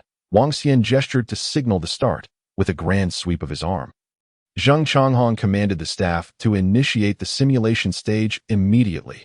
In the next moment, the walls and ceiling of the room transformed into a holographic projection. The scene depicted ominous clouds and the relentless crack of firearms. Countless serpents of fire exhaled the breath of death, slicing through the air and transforming into signs of mortality. Yet, the youth within the imagery remained serene and unflustered with each step he took. Dozens of fiery serpents whisked past him, yet not a single one made contact. In the haze, his form appeared to quiver, manifesting phantoms. This was due to his extraordinary speed and evasion, creating the illusion of stasis, an indication of millisecond-level reactions. Zhou Dehai erupted into laughter, proclaiming, "I knew it. This lad's agility must surely be at the first realm." Moreover, he was evidently no stranger to this kind of battle. After all, his uncle's martial arts school likely incorporated similar training methods, which I can somewhat comprehend. However, Zheng Changhong furrowed his brow. It seems more than just first-realm agility. There's a hint of second-realm bullet time in play. No. His vitality isn't potent enough to achieve the instantaneous superhuman reaction associated with bullet time. Zhou Dehai countered. After a brief discussion, Zheng Changhong was swiftly persuaded. The second-realm bullet time necessitates the body to achieve a peak reaction in an instant, effectively slowing down the opponent's speed to evade critical attacks, requiring a certain level of physical conditioning to accomplish. Before long, Wang Xian effortlessly completed the agility training in a mere 13 minutes and 32 seconds, with 0 hits. The staff member, Xiao Bai, reported the astonishing results, his eyes wide with shock.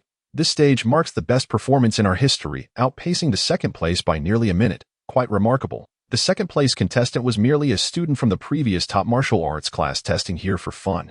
With only the final challenge remaining, the two took a deep breath and exchanged glances. Could it be that this young man truly achieved it? Minister, Director Zhao from the Divine Sword Club is calling. Suddenly spoke Xiao Bai. Several clubs in Longhua had both overt and covert competitive relationships, and naturally, this branch was no exception. Take it, old Zheng. What's the rush? Came a cheerful voice from the other end. Isn't today the first training day for the martial arts class from the top school? Several promising talents have emerged. You might not believe it, but on the very first day of training, one individual has already passed both the gravity and agility tests. Ha! Can you imagine? Zheng Changhong's lips twitched. In the past, that would have been unimaginable. Yes, for today. And then, he inquired nonchalantly, you needn't feign indifference. I am well aware of your club's data. The previous best before gravity training was a completion in 7 days. Unfortunately, your club still lacks a bit of fire. Look at the progress since the top school chose us these past years. Is that why you called me? Just to share this? Zheng Changhong chuckled. Had the call come an hour earlier, he might have felt astonished or envious. But now, it was merely a passing thought. What about the final challenge against the holographic intelligent beasts? Zheng Changhong inquired. See? Eager again. Within 2 days, it will absolutely succeed. The top school has produced several remarkable talents this time. Doesn't that mean it hasn't succeeded yet? Well, you seem to be getting worked up? Fine, I won't disturb you further. We'll talk again in a couple of days. After finishing, he hung up. Zhou Dehai chuckled knowingly, aware of the competitive dynamics between the two clubs. Let us send Wang Xian for the holographic intelligent beast challenge, Zheng Changhong declared with a wave of his hand. The staff nodded and, after a moment's thought, discreetly signaled to someone outside a gravity room. Inside, Tan Tianzi noticed and leisurely walked out. Is it about to begin? Indeed, let us exchange contact information, Tan Tianzi suggested. They added each other on a messaging platform. Ding, you have received a red envelope from Tan Tianzi. A message appeared on the staff member's phone. Causing him to pause, he opened the envelope to find 500 coins. That you're too generous, he replied, feeling somewhat bashful. Not at all. It's only right. Tan Tianzi smiled, then proceeded to the central hall. Gazing at the large screen, the floor was quiet since everyone else had gone to the gravity room for training, leaving no one to challenge the holographic intelligent beasts. Before long, the screen gradually came to life. Tan Tianzi squinted, unblinking as he focused on the display. The name Wang Xian had echoed in his ears numerous times over the past month. Initially, he had little interest in the figures from the 7th school. Let me see what kind of prowess you possessed. He tilted his head to examine the screen as the image of a youth materialized. Opposite him stood a first-tier beast, the saber-toothed wolf model. First-tier beasts were classified as F-grade by the Martial Arts Alliance, the lowest tier of beasts. However, even the lowest tier could claim the lives of countless martial artists. Suddenly, before the battle commenced, the door of the holographic intelligent beast simulation chamber swung open, and Wang Xian emerged, heading to another room. What is going on? Tan Tianzi pondered. Did he fail? The screen displayed a 30-second delay, typically implemented to prevent external viewers from utilizing extraordinary powers to intervene or cheat for those challenging inside. With the opponent having exited, it indicated the challenge was over, while he had only just begun watching, which suggested, had he failed in 30 seconds, Tan Tianzi amused, that would place him just slightly above Xia Xiqing. He shook his head, preparing to leave when suddenly the saber-toothed wolf unleashed a thunderous roar, its powerful presence causing Tan Tianzi, merely spectating, to furrow his brow. In the next instant, the saber-toothed wolf transformed into a fleeting shadow, charging towards Wang Xian. What followed was an unforgettable spectacle. The youth remained motionless, not even glancing at the approaching beast, instead lowering his gaze to the large blade in his hand, just as the saber-toothed wolf lunged, its claws poised to rend the boy's flesh. The youth seemed to anticipate the attack, sidestepping effortlessly before executing a lightning-fast slash. In an instant, the wolf's head was severed from its body, disintegrating into a flurry of data fragments. The boy, expressionless, sheathed his blade and vanished from the holographic environment. He hadn't failed in 30 seconds. Rather, he had succeeded in that brief span, without employing martial arts, simply the most fundamental of strikes. Tan Tianzi stood there, dazed. What kind of strike was that? Neither too slow nor too fast, exquisite, precise, as if divinely inspired. Words failed to encapsulate. In the observation room, Zhou Dehai and Zheng Changhong swallowed hard, staring in disbelief at the dimming screen. Too swift, too swift. Is it over? Wang Xian pushed open the door and walked in, startling the two from their reverie. It's over. Zhou Dehai appeared somewhat dazed. Come, come, come. Zheng Changhong, snapping back to reality, laughed heartily. Wang Xian, follow me. I have something important to discuss with you, he exclaimed, pulling Wang Xian along while dialing a number without delay. As soon as he hung up, he remarked, why are you calling me now? A hearty laugh echoed from the other end. Zheng Changhong steadied his emotions and casually replied, oh, well, I wasn't particularly keen on discussing this. Just now, we had a student from the 7th school who, on the very first day, passed all 3 training phases. Today's youth are truly remarkable. Old Zhao, don't you agree? A prolonged silence followed from the other end before a booming voice retorted, nonsense. I don't believe it. Beep. Zheng Changhong hung up, feeling a wave of relief wash over him. Before long, noon arrived, and the students of the 7th school gathered for a break and meal. Teacher, where's Wang Xian? Zhou Shuquan suddenly inquired. I didn't see him in any of the gravity rooms during this morning's training. The other students exhibited puzzled expressions, as indeed, none had spotted Wang Xian's presence. Zhou Dehai regarded the martial arts class students with a complex expression and spoke in a tone of forced calm. Wang Xian has successfully completed all 3 training sessions at the Divine Sword Club. During this winter break, it seems unlikely that he will return. As the words left his mouth, dozens of students were left in a state of shock. What? Chapter 42. No, we just created our game characters. And he has already completed it. Zhou Dehai was rather reluctant to share this news with everyone, as it might be somewhat disheartening. However, if he refrained from saying it, the fact that the person would not return in the future would undoubtedly fuel suspicions. Teacher, is that true? Zhou Shuquan scratched his head, momentarily bewildered. The students in the martial arts class began to murmur amongst themselves, exchanging glances, unable to comprehend or accept the situation. Wait, we have only just begun. And you've already finished? Zhou Laosher, you must be joking, right? Xia Xiqing felt a warmth rising in his chest, almost suffocating him. The 3 training modules, without going into detail. He was currently the only one who had attempted the holographic intelligent beast challenge. No one else could possibly understand the fear he faced when confronting these beasts, standing before a towering 3-meter beast, with razor-sharp fangs, a coat bristling like thorns, and a bloodthirsty glint in its eyes. Even knowing it was merely a model and not real, the overwhelming sense of pressure could not be dismissed psychologically. According to his plan, even at an accelerated pace, it would take him at least 10 days to adapt. Only after adapting would he be able to engage in battle. The process of combat could not be won on the first try. He still needed to practice his movements and martial arts. Otherwise, even if he dared to fight, without the requisite skills, he would be dispatched with a single swipe, much like that Tan Tianzi. Thus, his fastest estimation to defeat the saber-toothed wolf within about 25 days lined up perfectly with the end of the winter break. The rest of his classmates would likely struggle to complete all 3 training modules in the span of a single winter break. Completing 2 would be commendable. And now, to be told that on the very first day of training, that Wang Xian had already completed everything, the feeling.it was as if they had merely entered the game interface and created their characters, while he had already reached the end. Just the thought was unfathomable. Only Chun Yuding's expression conveyed a complexity that surpassed mere shock, as if she began to comprehend. No wonder you said that that moment. She understood the words Wang Xian had spoken earlier. In other words, that he intended to do this from the very beginning. If you're not training, what do you wish to do instead? Teacher Emu suddenly spoke softly. May I see his holographic intelligent beast challenge?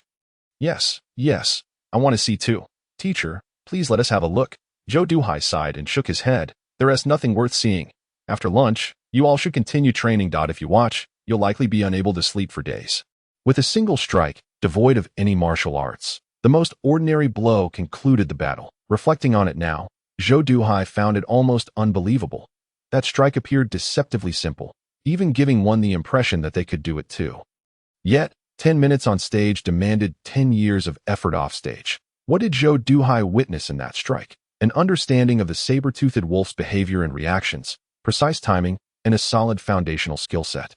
The utmost concentration and psychological composure, each of these required long-term practice, particularly the latter. If someone possessed such innate abilities, they undoubtedly harbored an extraordinary talent for combat. Upon realizing this, Zhou Duhai observed the debating students and thought to himself that they would only feel a vast disparity. Thus, it would be best if they did not watch. Zheng Changhong was currently reveling in his position. After many years serving as the vice president of the Rongqing Tiandao Club, he had never felt this exhilarated. Zheng Changhong could almost envision the expression of his longtime rival from the Divine Sword Club, looking utterly defeated. Naturally, there was also a sense of genuine delight at having struck gold. Teacher, your judgment is truly exceptional. Leading Wang Xian to the 10th floor office, he waved his hand. Xiaobai, please bring a meal for Wang Xian. Let him eat here. Understood. After which, Zheng Changhong turned to Wang Xian, inspecting him from head to toe. Not bad. Well-defined features, tall stature, and especially now, a calm demeanor, showing no signs of excitement at all. This indicates absolute confidence from the previous training assessment. Next, while you eat, I will explain the terms of our club's contract to you. Zheng Changhong produced a pre-prepared contract, one he had intended to present after the winter break, depending on the circumstances. The specifics, your teacher Zhou has already discussed with you. Wang Xian nodded. The conditions for the Ding-level contract we offer are all outlined here. Let me elaborate on them. He spoke patiently as Wang Xian listened. The Ding-level contract is aimed at promising mid to low-tier martial artists and is not typically extended to high school students. For high school students, many aspects of the contract are largely irrelevant. For instance, the martial arts secret techniques and the art of beast dissection. High school students are essentially unable to cultivate the martial arts secret techniques. It is quite simple. High schoolers cannot venture outside the city to hunt beasts unless they come from affluent families who can afford to hire a substantial number of martial artists for protection, specifically to act as enforcers to severely injure beasts for them to kill. However, in reality, such training yields little improvement in proficiency with martial arts secret techniques, as the process of battling beasts is fundamentally about understanding how their bodies change during combat. Only through first-hand experience can one maximize their proficiency in these techniques. If you merely deliver the final blow, how much can you truly learn? Of course, it is not entirely useless, but it necessitates the killing of far more beasts. If someone else hunts 100, they might master the technique to its peak, while you would need to slay hundreds, or even thousands, to achieve the same. This places an immense burden on the martial artist. And even if one can afford it, it is uncertain how much time and financial resources would be required. The remaining energy cultivation methods require one to at least be a first-level martial artist with over 10 vitality points to practice. Furthermore, the gene refining potions are only useful after one awakens their talent. The martial combat gear, similarly, is the most basic first-level protective equipment, which can only be utilized by those with first-level martial artist prowess. Movement martial arts are particularly challenging to master. Some first-level martial artists lack even a basic movement technique, let alone advanced martial arts.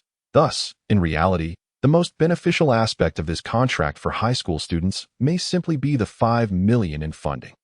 However, this is merely the perspective of ordinary students. For exceptional talents, it certainly holds value. Naturally, these contracts, when extended to students, would be for those who are outstanding across the board, hence the establishment of special conditions.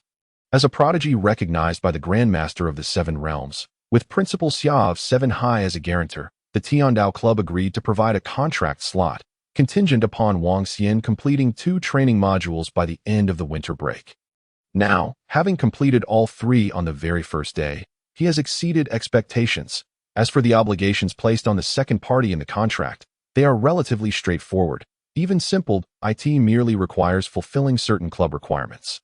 Most of these tasks are not difficult and simply necessitate some time, such as practicing newly developed martial arts techniques and providing feedback, forming teams to clear clusters of beasts outside the city and gather data, or occasionally visiting the club to check in and guide newcomers, as well as testing various newly developed instruments. None of these are particularly challenging, coupled with the 3-year contract, which includes various forms of support each year. Should one advance, they can directly make requests. Wang Xian, what do you think? Zheng Changhong smiled slightly. It's quite excellent. Wang Xian nodded. In his previous life at university, he had never even qualified to join a club, let alone receive any form of support. However, Wang Xian pondered. Zheng Changhong inquired, what's wrong? Do you have conditions? However, the content of the Ding-level contract is already quite generous for a student. Moreover, it does not align with the club's standard regulations. Were it not for the connections with by Hong Tian and Principal Xia, even with the completion of 3 training modules on the first day, the club headquarters might not have agreed to sign a contract with a third-year student who had yet to awaken their martial talent. There are no conditions, Wang Xian replied, but I have a request. Please, share it. Chapter 43. The Overlord's Blade Intent, swiftly slaying 10 wolves. Wang Xian pointed at the contract. I do not wish to sign this contract. Could it be left for the other students in our class? Zheng Changhong was taken aback, momentarily doubting his own hearing. This contract was secured for him by Principal Xia and Master Bai. Right? Wang Xian continued. If I leave it for my classmates, they can sign it if they meet the requirements. That is acceptable. ISNT it. That could be arranged. Zheng Changhong was astonished. But do you mean that I never said I wouldn't sign the contract? Wang Xian smiled. Zheng Changhong frowned. But there is only one contract. Securing one is already quite a feat. The Divine Sword Club holds a high regard for Yizhong, and they might not even be able to offer one. Issuing 2 contracts would surely not be approved by headquarters. The risks are too great. What if the person who signs ends up not awakening their martial talent? What will happen then? The investment for the next 3 years would be in vain. Although the martial arts class consists of top students, it is not impossible for someone to not awaken. With a country as vast as Longhua, there are numerous instances at that moment. A staff member named Xiao Bai entered with a sumptuous lunch. Wang Xian stood up to receive the tray, and while he was at it, he remarked, ISNT there a way to sign the contract. As soon as the words left his lips, Zheng Changhong widened his eyes. Instantly comprehending the other person's intention, he took a deep breath and said, You wish to challenge the hollow intelligent beasts 10 times in succession. Indeed, to sign a Class D contract. The alternative is to directly meet the requirements set by their club. Prior to the martial arts examination, there were students who managed to challenge successfully 10 times in a row, achieving 10 consecutive victories. Impossible, Zheng Changhong exclaimed, rising to his feet in agitation. This is unachievable. His skepticism was understandable. Over the past decade in Rongqing, only 2 individuals had accomplished such a feat. Moreover, those 2 had achieved it just before the martial arts examination, after enduring countless failures. For a high school senior to triumph over each of the 10 hollow intelligent beasts consecutively is akin to repeatedly facing 2 genuine F-class beasts. Even a group of dozens of high school seniors would struggle to defeat a single F-class beast, let alone 2 in succession. If one were to awaken their talent prematurely, perhaps they could defeat one. But certainly not the second. The difficulty of challenging 10 beasts is magnified, as the toll on one's stamina is immense. Wang Xian took a large mouthful of rice and mumbled, We'll know if we try. Surely, attempting is possible, right? Of course, trying is permissible, but a failed hollow challenge will only lead to some mental strain. Wang, you cannot fathom the magnitude of this challenge, Zheng Changhong said gravely. First and foremost, your physical condition cannot endure it. You might defeat 1, 2, or even 3, but by the 5th, you would be utterly incapable of drawing your weapon again. Wang Xian nodded. He recognized the truth in the other's words. This was indeed the crux of the matter. Otherwise, it wouldn't be so arduous. Your vitality hovers just above 3. Your body cannot withstand such consumption. Zheng Changhong shook his head. At this stage, for a student, this is undeniably an impossible challenge. However, in a few months, with that stunning blade of yours, as you approach the martial examination, if your vitality reaches 8 or 9, I firmly believe you would have a substantial chance of succeeding. Thus, he pondered, could the challenge rules be adjusted? Wang Xian squinted and smiled, suggesting, what if we alter it to a single challenge against 10? Zheng Changhong's mouth fell open. No, my fellow student. Are you imposing a self-inflicted buff to increase the difficulty?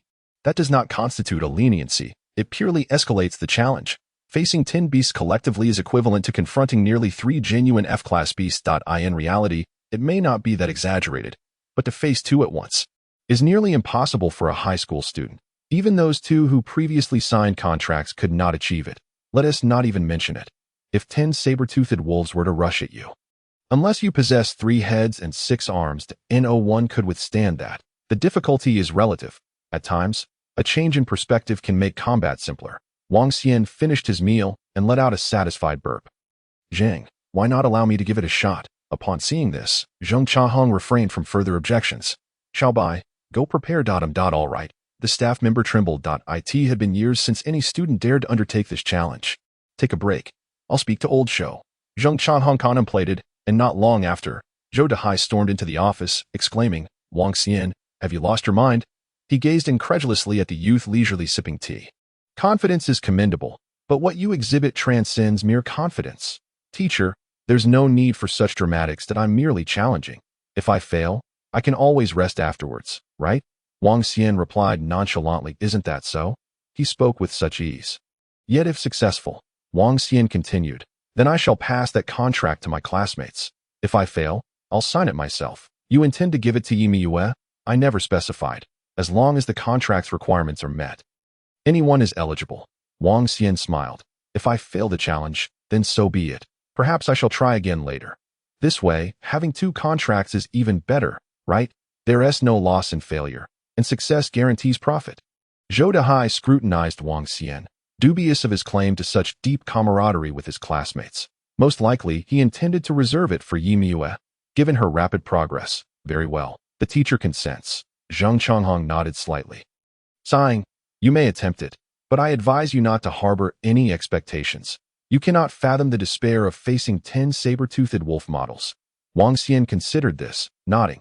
Indeed, he had no prior experience. Yet, he was aware of the scene where one confronts thousands of S-class beasts. In the afternoon, Wang Xian ascended to the 7th floor, entering a special hollow beast simulation chamber. The 8th floor was devoid of students, occupied solely by warriors from the club engaged in training. The hollow intelligent beast challenges here comprised F-class beasts, albeit at a higher difficulty level. Casual challenges typically began with 7 or 8 beasts, even reaching double digits, as they were all martial artists at the 1st realm or above. However, having just finished their meal, most were now resting. Zheng Changhong glanced at the staff member Xiaobai as he prepared for a closed hollow challenge. Understood.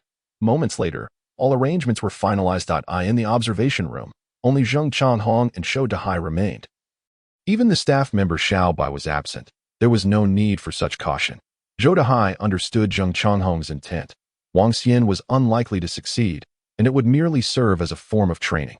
He knew Zheng Changhong feared that if Wang Xian were to succeed, it could attract attention, leading other clubs to offer better conditions to recruit him. In that case, Wang Xian might not sign with the Tiandao Club. As the club's vice president, maintaining a certain level of business acumen was essential. It's just a habit. Zheng Changhong shook his head helplessly, then turned his gaze toward Wang Xian in the simulation chamber. Awaiting his readiness, inside the simulation chamber, Wang Xian nodded slightly. The next second, the surrounding lights shifted dramatically. The battlefield was a forest, the typical terrain favored by saber-toothed wolves. In the dim thicket, 10 pairs of eyes converged on him from different directions. The sound of rushing wind sliced through the air, mingling with the echoing howls of wolves, causing a profound sense of trepidation. 2 saber-toothed wolves suddenly leapt out from the underbrush. Wang Xian did not draw his blade, but instead deftly evaded their charge. In the next moment, 3 more wolves charged at him. The saber-toothed wolves were massive, yet their speed was remarkably agile. Their anatomical structure defied the norms of typical beasts. Only an AI that had amassed countless data could present them in such a modeled form. Their claws could effortlessly rend trees over 10 meters away. However, Wang Xian chose to evade rather than attack. 1, 2, 3 in the observation room. Zhou Dehai and Zheng Chonghong watched intently. With his agility, he could indeed evade 1, 2, or 3 in quick succession.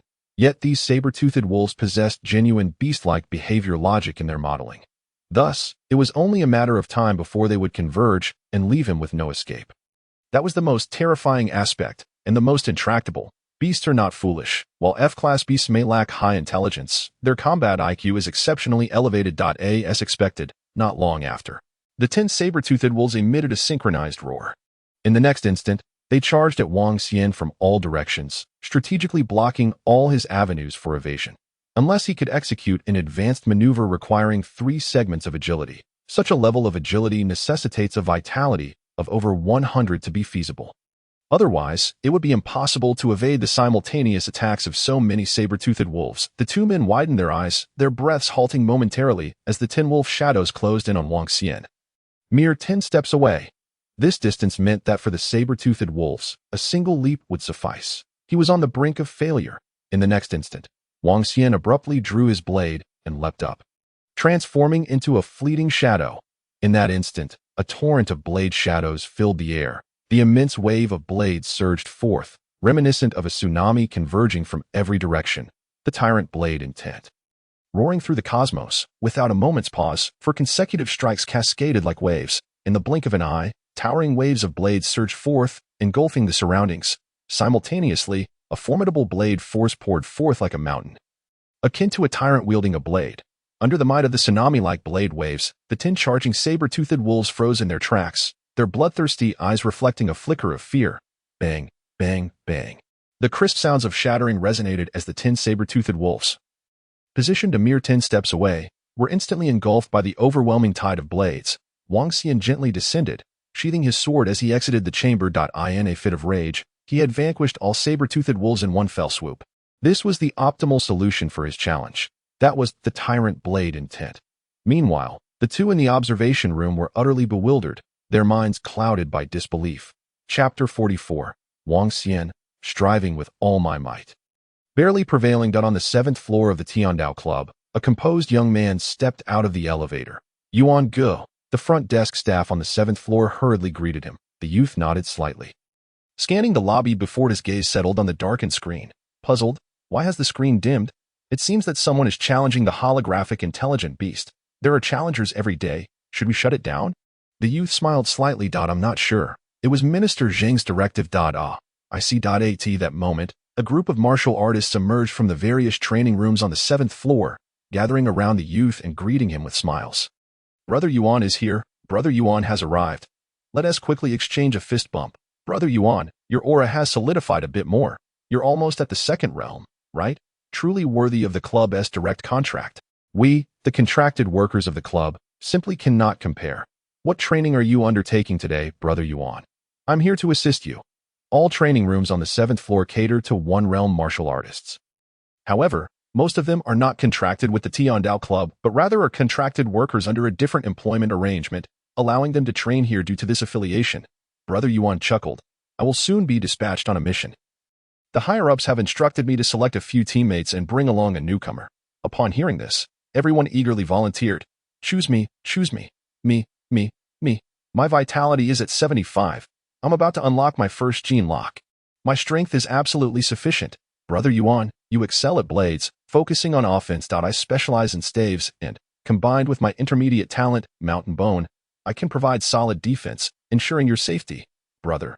Although my martial talent is merely a low-grade, glazed hand, I cultivate the vitality technique, specializing in massage and recovery, ensuring longevity in battle. This must be of value, right? Newcomers tend to be clumsy. I am a seasoned veteran, having entered the ruins twice, brimming with experience. I have even fought F-grade beasts for over 130 hours. Brother Yuan, your combat prowess is formidable. Leave the newcomer to me. Brother Yuan pointed to several individuals and inquired. Have you all succeeded in the preliminary holographic intelligent beast challenge? It's a time challenge of half an hour. As soon as the words left his mouth, those who had just volunteered looked awkward, with at least 90% putting their hands down. Only the seasoned veteran raised his hand with an air of arrogance. Brother, not everyone is as exceptional as you. I in the crowd, a round-faced girl sighed with a bitter smile, as one-realm martial artists. How could we find it so easy to succeed in the challenge? It's manageable without a time limit, but with both a time constraint and the requirement to fight 10 consecutive matches without a single mistake. Well, I'm sorry then. Brother Yuan shook his head in resignation. It's not their fault. The seasoned veteran smiled. They are all young. The majority have only recently stepped into the first realm, so they can be considered newcomers. Newcomers generally cannot succeed in challenges. Just then, the door to the holographic challenge opened, and a young boy walked out, heading towards the observation room. Look, this fresh face is also a newcomer. The veteran waved at the boy and asked with a grin, "Young man, how did your challenge go? Did you fail? What was it like? Facing one sword-toothed wolf after another must have been tough, right? Did you find it impossible after battling 7 or 8 of them?" The boy paused, considered for a moment, and replied, "It was all right. I fought with all my might and barely managed to win." The veteran's smile abruptly halted. Brother Yuan looked at the boy with surprise, then glanced at the blackened screen. Today's youth truly are becoming increasingly impressive. The veteran chuckled awkwardly, but compared to Brother Long Yuan, he still fell short. After all, you managed to slay 10 genuine sword-toothed wolves. The boy was about to leave when he suddenly turned to Brother Yuan and asked, "Are you called Long Yuan?" Brother Yuan was taken aback, nodding in confusion. The boy exclaimed, "Quite impressive." After saying that, he walked away. Wang Xian entered the observation room and closed the door. Inside, Zhou Dahai and Zheng Changhong were smoking. Seated in chairs, gazing at the ceiling, they exhaled clouds of smoke, their expressions vacant, as if reminiscing about their lives. What is going on with these two? In truth, the path of martial arts is not suited for everyone. Zheng Changhong, with a cigarette dangling from his lips, reflected, "For instance, I trained under Master Bai for 2 years. Master Bai believed I had talent. The reason I didn't comprehend the sovereign blade intent in those 2 years was not due to a lack of capability. Mainly, I prefer nurturing talent, but teaching can be rather dull, so I chose to join the Tiandao Club. Over the years, I have unearthed numerous potential martial artists for the club. This is proof." Indeed, Zhou Dahai nodded in agreement. "Everyone has their strengths. I'm not particularly adept at martial arts. Although I am a 4-realm martial artist, I have no desire to comprehend intent. My forte lies in teaching and recognizing talent. Back in school, I had my eye on Wang Xian. The two exchanged glances, slinging their arms around each other's shoulders as if they had found kindred spirits, like 2 patients in a ward. They comforted each other, licking their wounds in the corner, mending their emotional scars. "Teacher Zhou, Minister Zhang?" Wang Xian looked at the two. "What are they discussing?" The two looked at Wang Xian and suddenly broke into relieved smiles. As they laughed, tears welled up in the corners of their eyes. "What is this? It's nothing, just happiness." Zheng Changhong wiped his eyes and said, "Come on, classmate Wang, I'll take you to sign the contract." If heaven grants them another chance, they would never want to witness that scene again. Good heavens, I, Zheng Changhong, have practiced martial arts for 25 years and have been in the 4th realm for over 5 years. I've only just grazed the surface of comprehending intent. On the way, Zheng Changhong reflected on the scene he had just witnessed, a mere 18-year-old student who had grasped the sovereign blade intent in just a month, and could perfectly integrate it with his own martial skills. The most terrifying part is that this kid possesses an extraordinary combat talent. He is a true combat genius, reflecting on the seemingly meticulously calculated battle just now. It made sense why this lad could simultaneously face 10 sword-toothed wolf models. No wonder he initially chose to evade rather than attack. It was all for that final strike, utilizing the sovereign blade intent to intimidate the oncoming sword-toothed wolves. He then unleashed a devastating blow to obliterate them all in an instant. Zheng Changhong could guarantee that if the challenge were done one by one, Wang Xian would surely not have succeeded.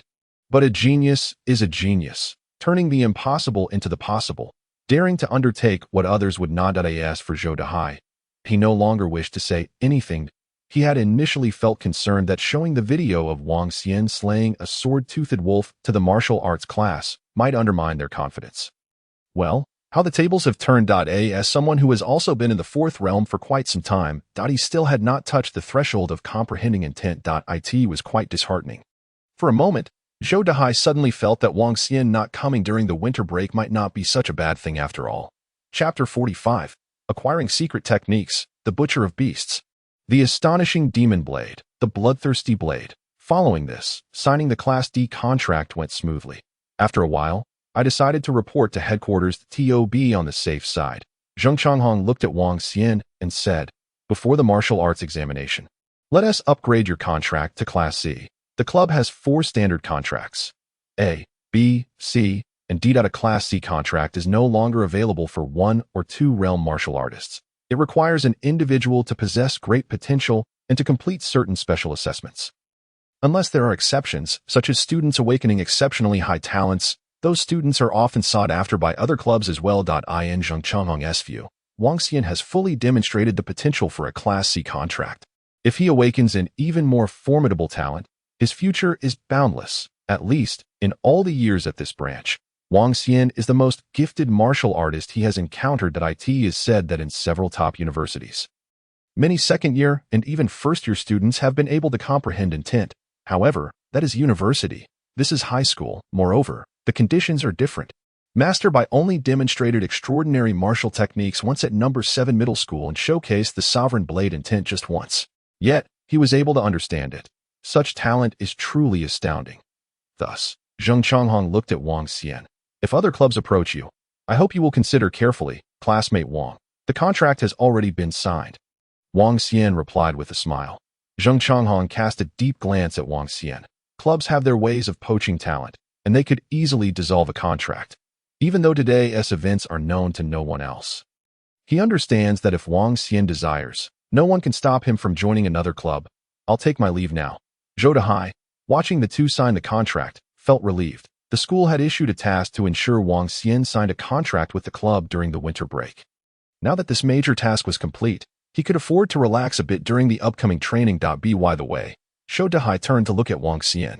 Are you sure you want to give the contract agreed upon by the school and the club to your classmates, rather than directly to Yi Tongxue? That contract also includes a share for Master Bai. You have the right to choose the recipient. In own need. Wang Xian shook his head. Teacher Zhou, you don't understand that girl Yumi Yue. If you give it directly to her, she will refuse. If it were Chun Yuding, her character might accept it without qualms. But Yimi Yue absolutely would not. In fact, she would firmly reject it, because few people enjoy accepting charity. Only by putting that contract aside and allowing her to surpass her classmates through her own efforts will she truly recognize it. Though it has only been a few months since his rebirth and he has spent much time with Yimi Yue, he has already grasped her character. Zhou Dehai nodded slightly, choosing not to elaborate further. This, in fact, was a boon, as it would undoubtedly ignite the fighting spirit of the martial arts class. However, the reason behind Wang Xian's actions remained a mystery. After all, it was evident to any discerning observer that the relationship between the two was anything but ordinary. Consequently, the scholarship indicated in the contract will be credited to your card within a few business days. Zheng Changhong explained. As for the other conditions, what do you wish for at this moment? You may cultivate suitable foundational martial arts techniques corresponding to your agility rank, but you have yet to awaken the gene refining potion, rendering it temporarily unnecessary. Most of the martial arts secret techniques are beyond your current capabilities. No, I desire the Butcher's Dissection of Beasts from your club, Wang Xian stated with a smile. The Butcher's Dissection of Beasts? Zheng Changhong was taken aback. That secret technique is indeed formidable, but it requires real combat with genuine beasts for cultivation. Holographic intelligent beasts cannot facilitate the training of this technique, as they do not possess the anatomical structure of true beasts. They are merely models with a certain degree of beastly combat power, devoid of any biological structure, making the Butcher's Dissection of Beasts impossible to practice. Therefore, I would like to request a favor from you. Wang Xian grinned. Let me guess. You want me to help you obtain a martial artist certification that allows entry into ruins or unregulated areas? Zheng Changhong inhaled sharply. No, absolutely not. Entering special ruins or unregulated territories to hunt beasts requires a martial artist certification. This is not needed outside the city. However, once you step into those perilous areas, you must present proof to the local defense forces. Otherwise, anyone could venture in. The state cannot simply stand by and watch you commit suicide, especially when it involves minors with limited knowledge of the outside world. If they act impulsively, the consequences could be catastrophic. Holographic intelligent beasts and genuine beasts are entirely different. Zheng Changhong firmly rejected the idea. While obtaining a martial artist certification is manageable, I will not allow you to take such risks. The club is obligated to provide martial artists with certifications as per the contract, Wang Xian pointed out. That is indeed an obligation, Zheng Changhong conceded, momentarily speechless. The contract had a loophole, but you are not an ordinary individual. You are merely a student. Moreover, in the past decade, only 2 individuals have signed a Class D contract. Who would have anticipated that you would wish to venture outside? No wonder nobody noticed this loophole. Next time this contract is drafted, a clause must be added. If the second party is still a student, the club reserves the right to refuse. Although such a clause might seem peculiar to others, oftentimes, behind unusual regulations lies a profound rationale. There is one condition, Zhang Changhong stated solemnly. What is it? If I am to grant you the certification to allow you to venture outside, you must join a team. Otherwise, I will not agree, he insisted. Agreed.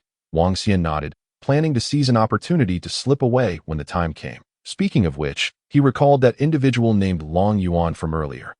He narrowed his eyes. According to his plans, the ruin he intended to visit was called Bone Knife Tomb. This ruin was rather unremarkable, classified as an F-grade ruin, occasionally yielding some F-grade beasts. Many martial artists had already explored it. However, in his previous life, a significant event unfolded in this ruin that shocked West Shu. It was said that someone had inexplicably opened a hidden door within this ruin, a door that had remained undiscovered, and emerged with a legendary demonic blade, the Bloodthirsty Blade. After acquiring this blade, that individual lost their sanity and embarked on a killing spree, achieving an astonishing rise in strength from the first realm to the third realm within a mere 2 years. Such a rapid ascent was utterly astounding. Moreover, armed with a bizarre blade technique not recorded in the Alliance, they slaughtered over 10 fourth-realm martial artists and countless others within the following year, earning the moniker the Blade Demon of West Shu. Eventually, this individual joined a certain cult, seeking to break through to the 6th realm and plotting to seize a city in West Shu. Ultimately, a 7th realm grandmaster had to personally intervene, pursuing the individual for 1,000 miles, taking half a month to finally put an end to their life. Otherwise, countless lives in that city would have fallen victim to their blade. After the individual's body was retrieved for study, it was discovered that their entire being had been invaded by the malevolent aura characteristic of beasts, rendering them neither human nor beast. This incident, which transpired over a span of 3 to 4 years in West Shu, left a lasting impression on him. As for the specifics of the situation, he was not well informed, but he did know that the individual was named Long Yuan. Wang Xian wished to leave Rome City, partly to cultivate the eminent martial arts secret technique, the butcher's dissection of beasts, and partly to find the source of the calamity, namely the ruin that housed the blade infused with spiritual malevolence, the Bloodthirsty Blade. Chapter 46. Classmate Yi, please refrain from engaging in such perverse actions. In the evening, Wang Xian returned home. As he opened the door, he was greeted by a delicate aroma wafting through the air. After changing his shoes, he walked through the hallway and caught sight of Yi Mue in the kitchen, clad in her simple school uniform. She had donned an apron high tea that moment. She appeared somewhat anxious as she ladled a spoonful of clear soup, tasted it, and pursed her lips, seemingly savoring the flavor. The tension in her delicate brows immediately eased, revealing a hint of a satisfied smile. Is it delicious? Then serve me a spoonful to taste as well. As Yi Mue dipped the spoon into the pot, she froze momentarily upon turning around to find Wang Xian leaning against the doorframe. Before she could react, Wang Xian leaned in and slurped the soup clean in one go. Yi Mue's cheeks flushed slightly as she hurriedly withdrew the spoon she had used. That was my spoon. How could he do this? It's a bit bland. Wang Xian shook his head. I'll make do with it. Yi Mue glared at Wang Xian, clenching her fist, but found herself unable to retort. Having personally experienced Wang Xian's culinary prowess, she indeed felt her cooking skills were lacking. One more spoon, Wang Xian declared. I'm just a bit thirsty. Yi Mue exchanged the spoon with a new one. What are you doing? I've already used that spoon. What do you intend to do? Wang Xian pointed at her, teasingly suggesting she wanted to secretly taste his saliva. Classmate Yi, please do not engage in such perverse actions. Yi Mue was rendered speechless with frustration, feeling as though Wang Xian had preempted her every argument. She pointed at the spoon, desperately defending herself. I used this first. Wang Xian waved his hand dismissively. What's yours is mine. In my house, everything is mine. Just use this one. Very well. A single sentence left Yi Mue utterly speechless. After a satisfying meal, Wang Xian reclined on the sofa, Observing Yimue as she tidied up the dishes, to his surprise, seeing her in an apron made her seem entirely devoid of her usual aloof demeanor. Coupled with the healthy flush on her cheeks after their hearty meal, she exuded an air of a charming home cook. If only you weren't wearing a school uniform, Wang Xian lamented, shaking his head. Additionally, in a few days, he would likely not have the privilege of witnessing such a delightful scene again. Are you not planning to come anymore? After cleaning the kitchen, Yimue untied her apron but could not resist voicing her curiosity. Wang Xian nodded. What will you do then?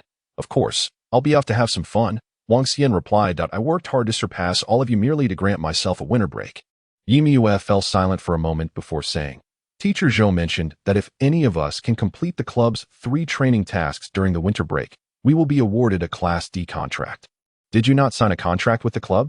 Heh, this girl is rather clever, Wang Xian thought. Has she begun to suspect? What strength do I possess? Wang Xian gazed at Yimue with a pitiful expression. The club sought me out to sign. Unlike you all who must toil to complete the training. Classmate Yi, you must put in more effort. He continued that if you fall behind, you won't even have the chance to give me a massage in the future. Yimue turned her head away, huffing softly. I have no intention of giving you a massage. What? Do you want to give me one right now? Wang Xian leaned in, shaking his head in refusal. No. Your skills are too lacking. I can't feel anything from your massages anymore. Come on, it's getting late. I'll walk you home. As for the massage, we can discuss it once you improve a bit.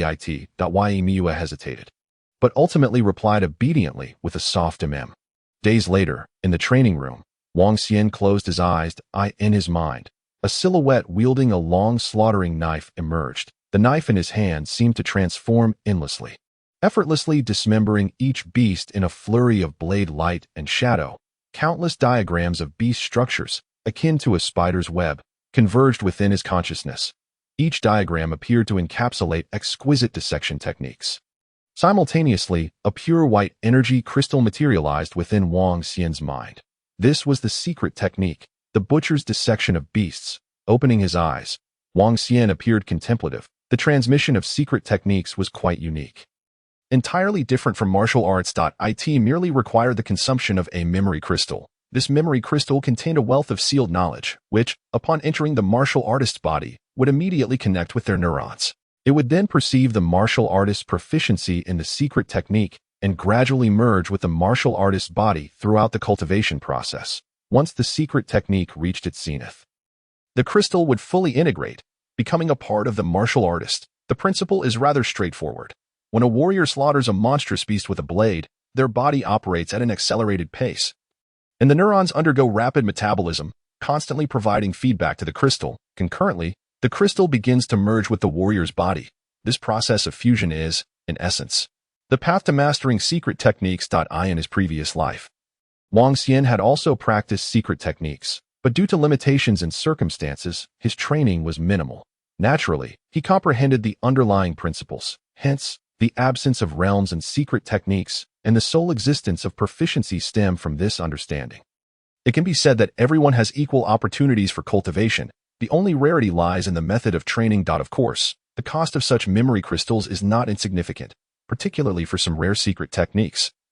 Acquiring them poses considerable challenges. The crystal had already absorbed and the next step relies on merging through the slaughter of monstrous beasts. Next, preparations for weapons must be made.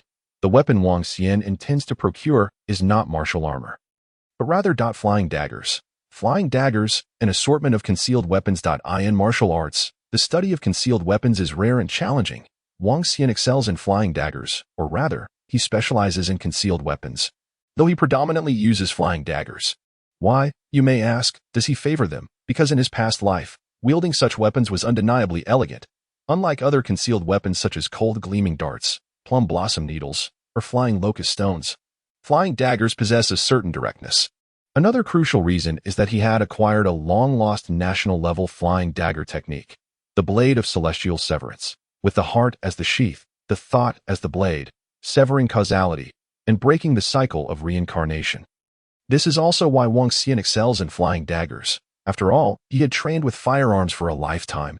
It would be impossible for anyone to claim equal proficiency without possessing some exceptional ability. To master this martial art, Wang Xian dedicated many years to training in concealed weaponry until he reached the pinnacle of the 8th realm, at which point he could barely commence the long-lost blade of celestial severance technique. However, regrettably, even after decades of cultivation, he had only grasped the first 3 levels of this national martial art, just enough to be considered slightly accomplished. The blade of celestial severance comprises 9 levels, with the first 3 being foundational. The first level, Pursuing Shadows, requires merely 3 flying daggers. Blood is inscribed upon each dagger, bestowing it with spirit, and then nurtured upon the body. Each must absorb the morning dew's essence at the moment the sun rises while reciting the incantation. When unleashed, the first dagger pursues shadows, the second dagger delivers death, and the third severs the soul. There is no escape, no evasion. Chapter 47. Forging Flying Daggers. The target is the Skeleton Blade Tomb. 1,000,000 to forge 3 flying daggers. These 3 daggers will serve as my trump card. The first level does not impose high requirements on a warrior's physical attributes. However, by the second level, one must control 9 flying daggers simultaneously, thus imposing certain strength requirements on the warrior's physique. By the third level, mere physical prowess is insufficient. Consequently, this martial art becomes increasingly difficult to master. Moreover, there are 2 more levels beyond that. Wang Xian feels that the training requirements are excessively high. Even a martial god might struggle to master them. As for the methods for the last 2 levels, Wang Xian has yet to uncover them. Nevertheless, based solely on the first 3 levels, Wang Xian, with his 8th realm prowess, could consecutively execute the 3 levels, Pursuing Shadows, Breaking Dawn, and Splitting Light, to the extent that even a 9th realm martial god would not dare confront his brilliance. Now, if he can master the first level of Pursuing Shadows, it would be sufficient for him to dominate the lower 3 realms. Unfortunately, these techniques are consumable items, which is one of their drawbacks. Thus, they can only be utilized as a trump card, not as a common method. Aside from flying daggers, the remaining 400,000 shall be used to directly purchase auxiliary training items akin to essence crystals, allowing me to unlock the Rin and Do meridians in advance. This way, my vitality can be elevated a notch. Following that, I shall acquire suitable attire. When venturing out, one's identity is self-assigned. Finally, I shall procure a makeshift blade for use. In addition to this, there are various other considerations to ponder. In summary, after a series of preparations, a week has elapsed. Wang Xian, your warrior identification has been processed. Moreover, you cannot present yourself as a student. The state prohibits high school students from entering unregulated wilderness areas and various ruins and secret realms. Therefore, I have registered your identity on the certificate as Wang Feng, a warrior contracted with my Tiandao Club. You may review the detailed information yourself. The nation's regulations are undoubtedly sound. However, there are always countermeasures. Within the permitted boundaries, it is feasible to arrange for minor certifications. Many affluent families, in nurturing their descendants, often allow them to begin training in advance, venturing out to slay monstrous beasts. After all, the most crucial martial examination necessitates real combat against such creatures. However, those beasts are not as formidable as the wild ones. Such training is surely accompanied by numerous warriors for protection. The young master's training poses no life-threatening risks. The only ones in danger are the protective warriors, purely a means of gaining experience. Yet, even this experience is sufficient to give an edge in martial examinations. After all, while others are still struggling against holographic intelligent beasts, the young masters have already begun effortlessly dispatching one beast after another, surrounded by a throng of warriors. Truly impressive. Additionally, as per your request, I have assigned you to the team led by Long Yuan. Your identity is that of a newcomer within the club. The notion of being a newcomer stirred a few memories for Wang Xian.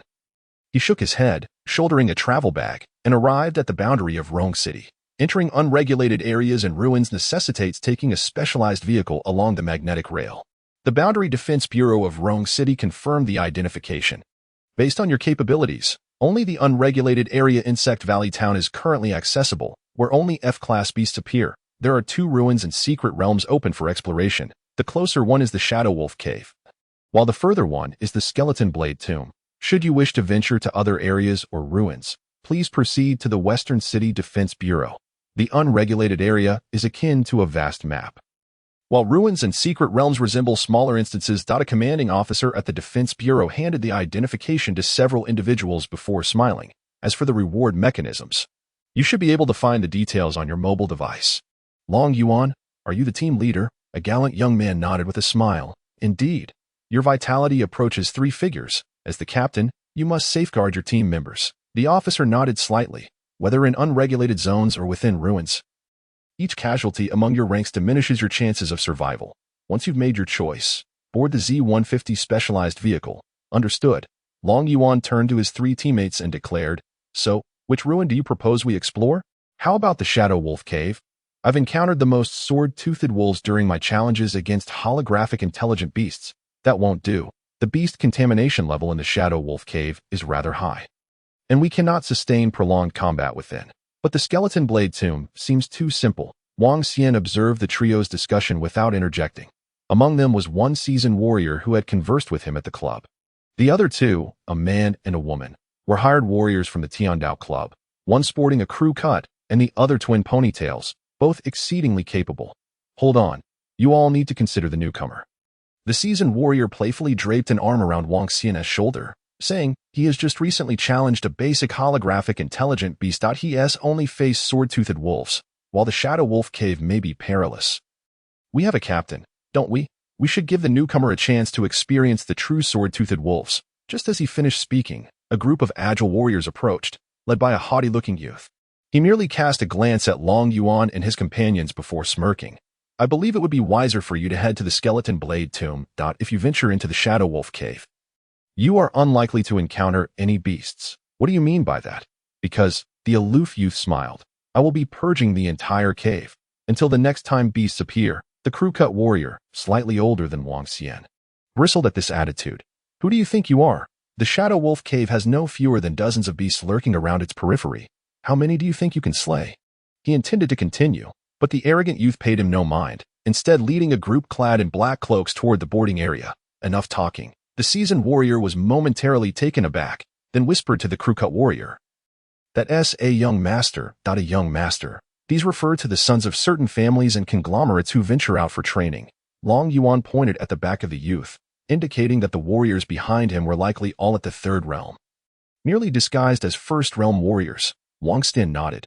He recognized them at a glance. Among the cloaked warriors, he even spotted a familiar face. Upon hearing this, the crew-cut warrior fell silent. Just because they have money doesn't make them special. He muttered angrily. "Thus, we find ourselves with no choice." Long Yuan shrugged helplessly. "It seems we'll have to go to the Skeleton Blade Tomb. Alternatively, we could head to the unregulated area, Insect Valley Town," Wang Xian suddenly suggested. "That place is vast, with numerous beasts, though they are widely dispersed and not fully explored. Besides, only F-class beasts inhabit it. Perhaps we might even stumble upon some exotic treasures." Upon hearing Wang Xian's proposal, the seasoned warriors found it reasonable. After all, there was no need to contend for ruins. The unregulated area was different, offering a sense of novelty unlike the Skeleton Blade Tomb, which had been thoroughly explored by many warriors. Wang Feng. "This is your first outing." Long Yuan shook his head, acknowledging the complexity of Although the Insect Valley Town were merely classified as F-level, their diversity exceeded over 10 distinct varieties. With such a multitude of their abilities, characteristics, and strengths varied immensely. Even I cannot claim to handle all the in Insect Valley Town. Therefore, he chuckled softly, suggesting, "Let us venture to the Bone Blade Tomb. That place is simpler, with relatively uniform. Most importantly, it poses minimal danger, though." Wang Xian glanced at him, nodding in agreement. "Let us set forth. Our destination is the Bone Blade Tomb." Chapter 48. Sister, mind your scent. The group boarded the train forged from steel. As they settled in, a sweet yet tense voice announced, "Greetings, passengers of this train. You are aboard the Z-1150 battleship train. This train will pass through the ruins, Shadow Wolf Cave, Bone Blade Tomb, Wind Eagle Gorge, Tiger Roar Pool, with the final destination being the F-level unregulated zone, Insect Valley Town. The total duration of the journey is approximately 78 hours, with each stop lasting half an hour, and a half-day stop at the final destination. The next departure will be 1 week from now. Please plan your time accordingly." According to intelligence from the border city, due to the recent vitality tide, Shadow Wolf Cave has seen over 10 saber-toothed wolf mutate into two-headed wolves, with vitality nearing double digits, presenting a high danger level. Wind Eagle Gorge has reported 5, with vitality exceeding triple digits. Currently, it is advised that martial artists below the second realm refrain from entering. Tiger Roar Pool has birthed a crimson-blooded mountain lord with vitality surpassing 5 digits. Its blood is fierce, capable of igniting the martial artist's internal vitality and inciting desires. Exercise utmost caution. The infection level of this ruin has reached 69, increasing by 0.01 daily, formally elevating it to a B-level large ruin. Insect Valley Town has seen the emergence of miniature, which the Western Shoe Research Institute has named Tycho cicada. This possesses exceptional concealment abilities and emits a sound akin to drum beats, capable of shattering a martial artist's spirit from a kilometer away, plunging them into a hallucinatory state. On the train, the sweet broadcasting voice echoed, permeating the tense atmosphere. It played in a loop. The train consisted of only 5 carriages, each accommodating 2 or 3 small teams. Wang Xian boarded the third carriage, AT. This moment, most passengers were grumbling, likely feeling disheartened upon hearing the announcement. These ruins are not static, they are in constant flux. The two undergo changes. The fact that Tiger Roarpool has already transformed into a B-level large ruin. A inexperienced veteran gasped, recalling that just half a year ago it was merely a C-level ruin. Now, with it being B-level, does that not mean only martial artists of the 5th realm and above can venture there? That crimson-blooded mountain lord, with vitality exceeding 5 digits, lurking within the ruins. That how terrifying. The primary concern is the infection level. Nearly 70 means there is little vitality left within the ruins. Once inside, supplies become crucial. Why should we concern ourselves with that? A crew-cut individual grinned at Wang Xian. Right, Xiaofeng? As martial artists of the 1st realm, we need not worry overly much. Besides, there haven't been any significant changes at the Bone Blade Tomb, which is all the better, isn't it? Indeed. The twin-tailed girl suddenly expressed a hint of schadenfreude. That young master who just left for that place has encountered mutated 2-headed wolves.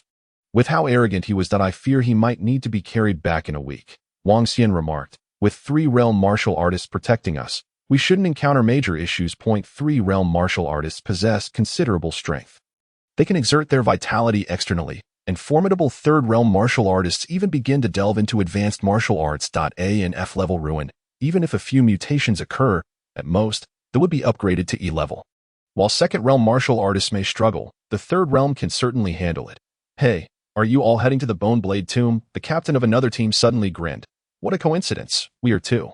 This team was clad in black combat attire, 2 men and 2 women, appearing quite youthful, likely university students. However, they did not seem to hail from any top-tier martial arts university. Hey, are you all going too? The captain of yet another team stood up, looking around with a smile.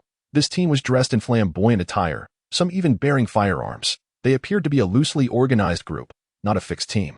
The captain, dressed in slippers and appearing to be in his late 20s, looked rather laid back. However, someone bold enough to wear slippers likely possessed considerable strength. Teams with uniform attire are typically organized squads. Lan Yuan also stood up, gesturing, bringing newcomers. That place is relatively safe. Haha, we're bringing newcomers too. Hey, kid, come introduce yourself to everyone. The captain in black pointed to a timid young boy with freckles within their ranks. Hello, everyone. The freckled boy awkwardly waved, struggling to speak, repeatedly scratching his head to mask his inner anxiety. Hi, I'm the newcomer of the Yunlai team.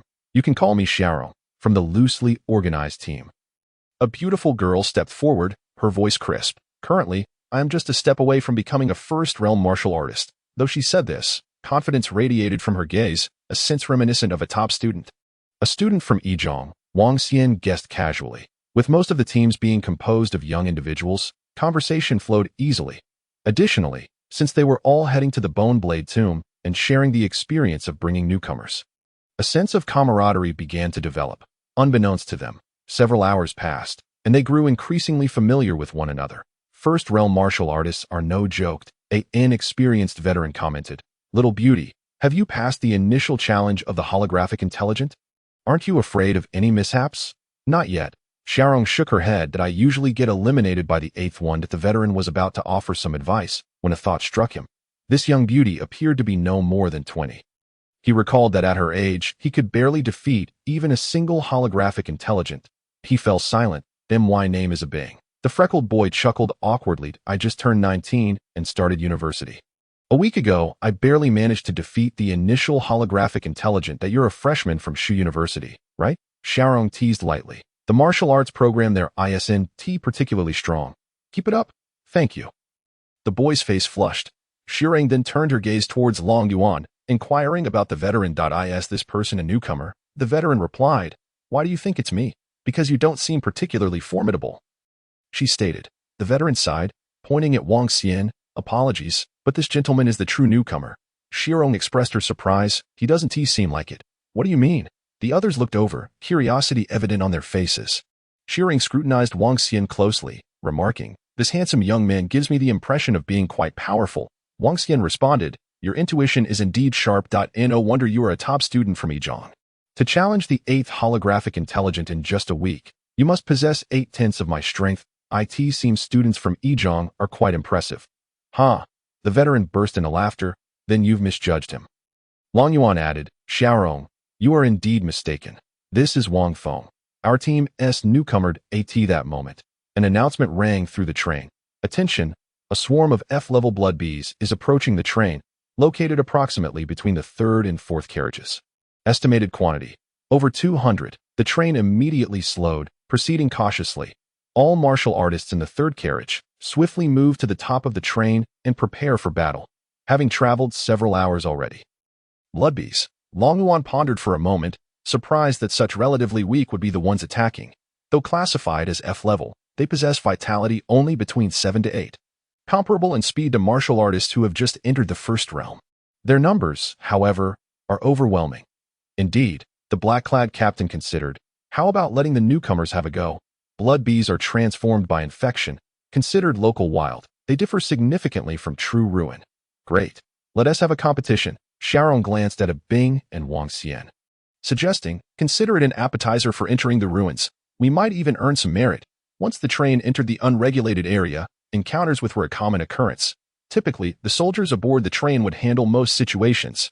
When the numbers are high, they would directly summon the passengers on board for assistance. After exterminating the attacking the train, participants would receive merit points.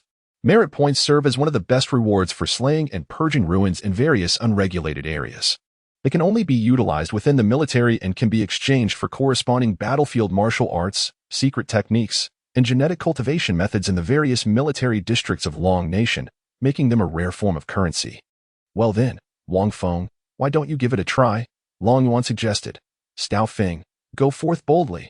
The twin-tailed girl rubbed her hands together, gazing at Wang Xian with a somewhat dazed expression, wiping drool from the corner of her mouth.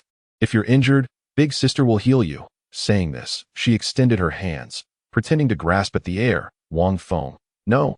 Big sister, please mind your scent. Chapter 49. Not buddy. Is this what you call a newcomer? The individual with twin ponytails is not particularly adept at offensive or defensive martial arts. Her innate talent lies in the art of Liu Shou, and she has acquired a rare foundational healing type elemental energy technique known as Yuan Qiju. When executing this technique, she channels her energy through her hands to invigorate and enhance the vitality of the martial artist's body, expediting the healing of their injuries and restoring their condition. As the train comes to a halt, the 3 individuals ascend to the roof. Their gaze is immediately drawn to a swarm of rapidly moving crimson dots in the distance. Upon closer inspection, they discern that each blood bee is approximately the size of a fist, with a sharp tail and blood-red wings that flies at a remarkable speed of nearly 20 meters per second. Truly matching the velocity of a first-tier martial artist, such speed is utterly imperceptible to the naked eye of an ordinary person. Be cautious. The seasoned veteran warns from the window. These blood bees are swift, yet their defenses are quite fragile. However, their venomous stingers are highly aggressive and possess remarkable accuracy, akin to a sniper's fire rate. If you are struck by more than 5, even a first-tier martial artist will find themselves weakened. Should any of you be hit by 3, return immediately for treatment. Clearly, the veteran's experience is substantial. How do you know so much? The captain in black questions, astonished. You've been stung a dozen times and still comprehend all this. The veteran's nonchalant tone belies a hint of bitterness. The captain in black pats him on the shoulder, reassuringly saying, fear not. Our Bing is quite formidable. Taking down 10 or 20 should pose no challenge. His endurance is remarkable, and a few stings should not be an issue. With the right agility, he might only endure 1 or 2 stings. The captain in flip-flops chuckles, adding, based on my assessment, our Xiaorong can easily dispatch 50 of them, likely suffering no more than 2 stings, unless she stubbornly withstands it. I doubt that. The captain in black shakes his head. Newcomers cannot possibly slay that many. Ultimately, it will fall upon us to intervene.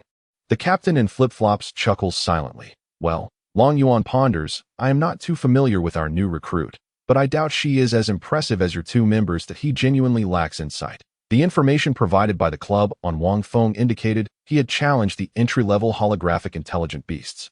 Excelling in swordsmanship and agility to AT this moment, the captain in black laughs heartily. Ah, it's nothing. Every newcomer starts somewhere. Look, a Bing is making his move. Inside the train, the youth named a Bing brandishes two large hammers and charges directly into the swarm of blood bees. Roar. He bellows like a beast, swinging his hammers with ferocious vigor. He relies solely on brute strength, lacking any finesse and technique. Unfortunately, within mere moments, he is struck by several stings. Yet, his rare hammer technique, combined with his terrifying roar, allows him to eliminate over 20 blood bees. It is hard to reconcile this with the shy boy he was before. A brute force martial artist. Xiaorong shakes her head, then produces a spear. With a soft leap, she plunges into the swarm of blood bees. Her spear dances, and in the blink of an eye, more than 10 blood bees are swept away, reduced to nothingness like leaves in the autumn wind. That's the 1,000 army spear technique. The captain in black exclaims in astonishment, no wonder you claimed she could confidently kill over 50. This is battlefield martial arts, highly effective against groups. Isn't this the technique that sweeps away the armies? It appears she has reached at least a minor proficiency. Truly impressive. This battlefield martial art is being executed with a regular spear, not even a combat protective gear. Remarkable. This newcomer is indeed extraordinary. Long Yuan and the others quickly realize that Xiaorong is far from ordinary. The spear arts are inherently scarce, though the 1,000 army spear technique is considered foundational.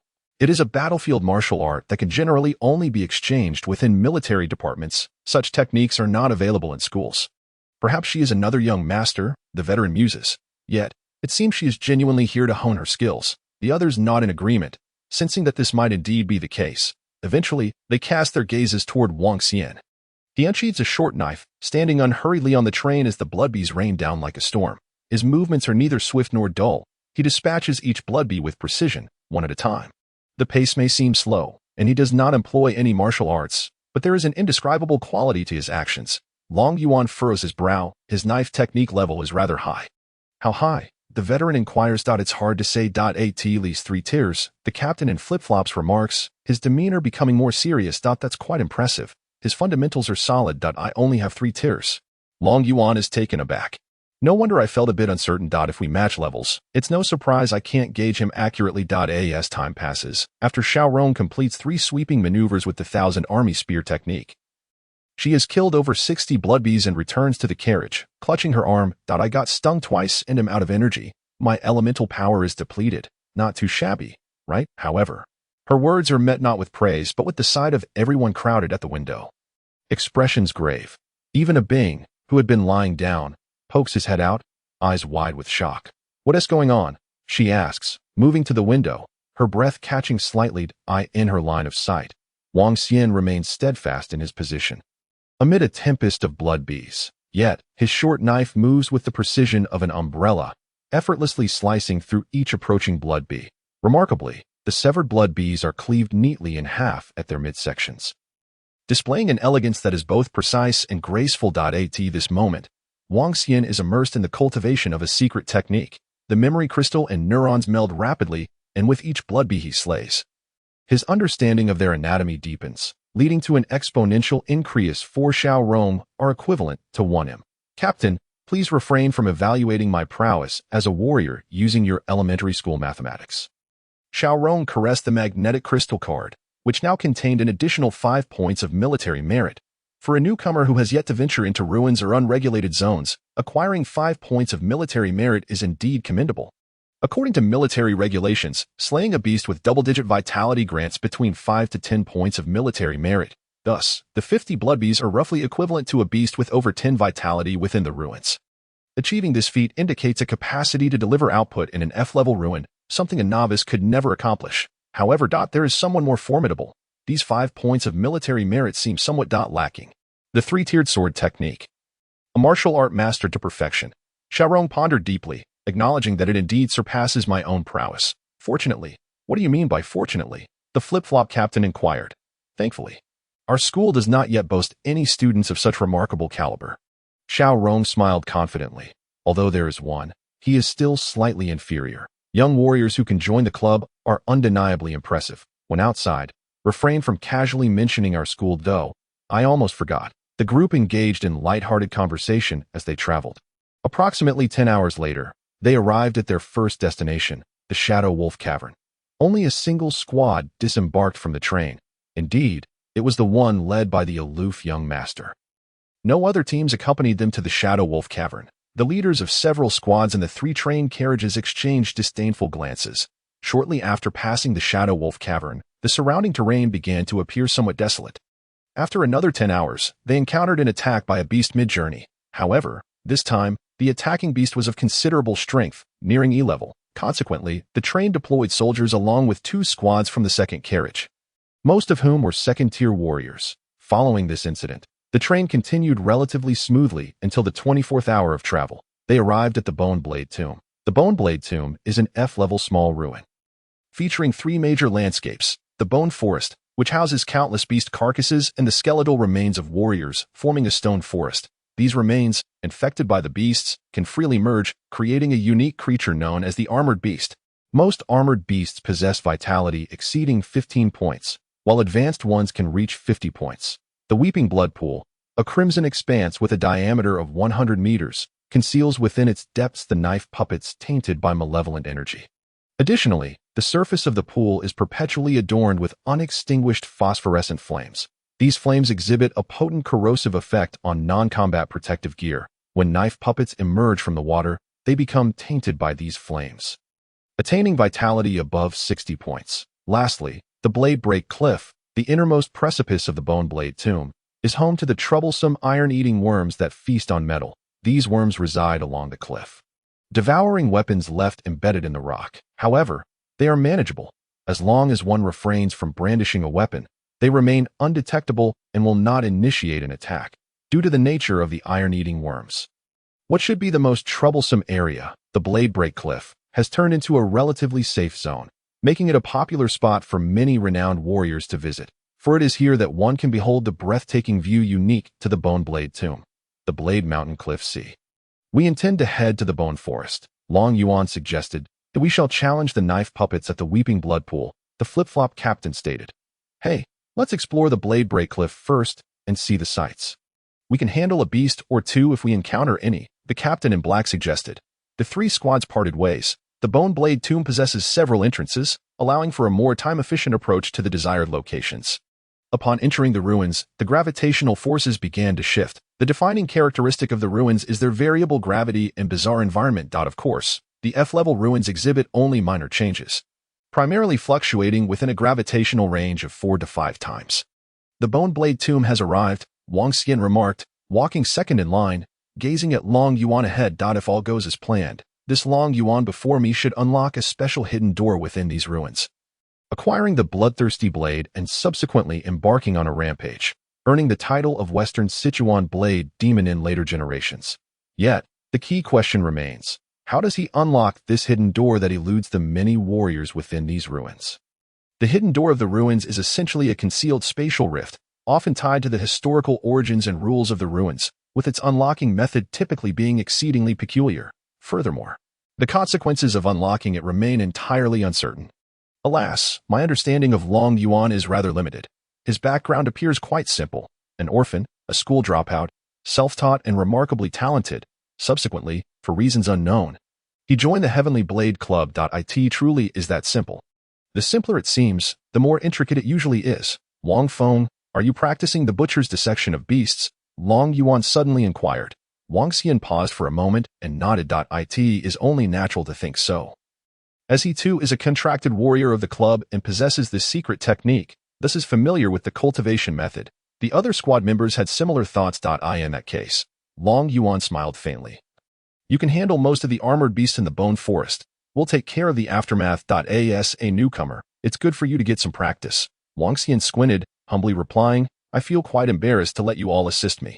Come on, little Feng, don't be so polite. If anyone should feel embarrassed, it should be us for not being able to keep up with you, an experienced warrior remarked.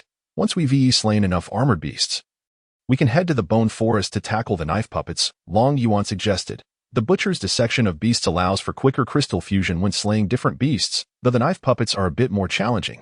Fear not, we have our sister to assist us, The twin-tailed girl with a buzz cut replied confidently. Wang Xian acknowledged. Okay. And soon, the group stepped into the bone forest. The moment they entered, the jarring sounds of bones grinding against one another echoed from all directions. Noticing this, Wang Xian nodded to his companions and charged ahead. The armored beasts are skeletal creatures devoid of rotting flesh, yet they possess a remarkably clear skeletal structure due to the numerous dead beasts. These skeletal structures have long absorbed the energy of the heavens and the thin malevolent energy, gradually becoming indestructible, thereby forming the armored beasts. They are not overly strong. Their advantage lies in wielding weapons. Their downside is their sluggishness. As Wang Xian entered, it was akin to a wolf among sheep. While he may not match the speed of the blood beast, his exquisite swordplay and superior agility allowed him to weave through the skeletal remains with the grace of a swimming dragon. His sword technique has indeed surpassed the third tier. The enhancement of martial arts from the third-tier sword technique is quite evident. If all goes as expected, the flowing sword technique should soon reach its pinnacle. Just waiting for a suitable opponent to test it. The armored beasts, being composed of various skeletal structures of beasts, allowed for rapid advancement in the butcher's dissection of beast cultivation. Slaying one is equivalent to slaying 10 blood bees. Long Yuan appears to be quite knowledgeable. This is not his first visit here. Wang Xian felt his proficiency in the butcher's dissection of beasts accelerating significantly. If he could eliminate all the armored beasts in this bone forest, his progress might increase by around 10%. Moreover, as legitimate ruined beasts, the unique nature of the armored beasts allows for the release of strands of malevolent energy upon their defeat and disassembly. The more I slay, the closer I may be to completing my second divine meridian. However, there are 8 meridians in total, and I have only cultivated one thus far, leaving 7 remaining. The disparity is vast. As Wang Xian engaged in battle, he pondered, while the other squad members watched with slight trepidation. In their view, Wang Xian, wielding a short knife, plunged into a throng of armored beasts like a dragon dancing among shrimp. He appeared as if born for combat. Not a single armored beast could graze the hem of Wang Xian's garment. The short knife in his hand seemed to possess a soul of its own. Its blade light slicing through the air like a brush, painting a breathtaking tableau that astonished the mundane world. Most notably, Wang Xian did not utilize any dazzling martial arts. In fact, he relied solely on basic tiered swordplay. Genuinely engaging in the butcher's dissection of beasts, wherever the blade light traversed, all armored beasts were reduced to mere piles of pristine bones. Chapter 51. No, I asked you to hold them for 30 seconds. Not to eliminate them in 30 seconds. If the armored beast weren't merely F-level, I would doubt he is even a first or second-tier warrior. An experienced warrior muttered, sensing that Wang Xian resembled a battle master with countless years of combat experience. The girl with twin tails and the buzz cut nodded in firm agreement. Long Yuan remained silent, simply observing. The battle persisted for an entire day. The memory crystal's fusion reached a remarkable 15%. Far exceeding expectations, Wang Xian relished the thrill of combat. Of course, it could not be described as entirely exhilarating, given that it had only been a day in the alien battlefield. Battles sometimes endure for months on end.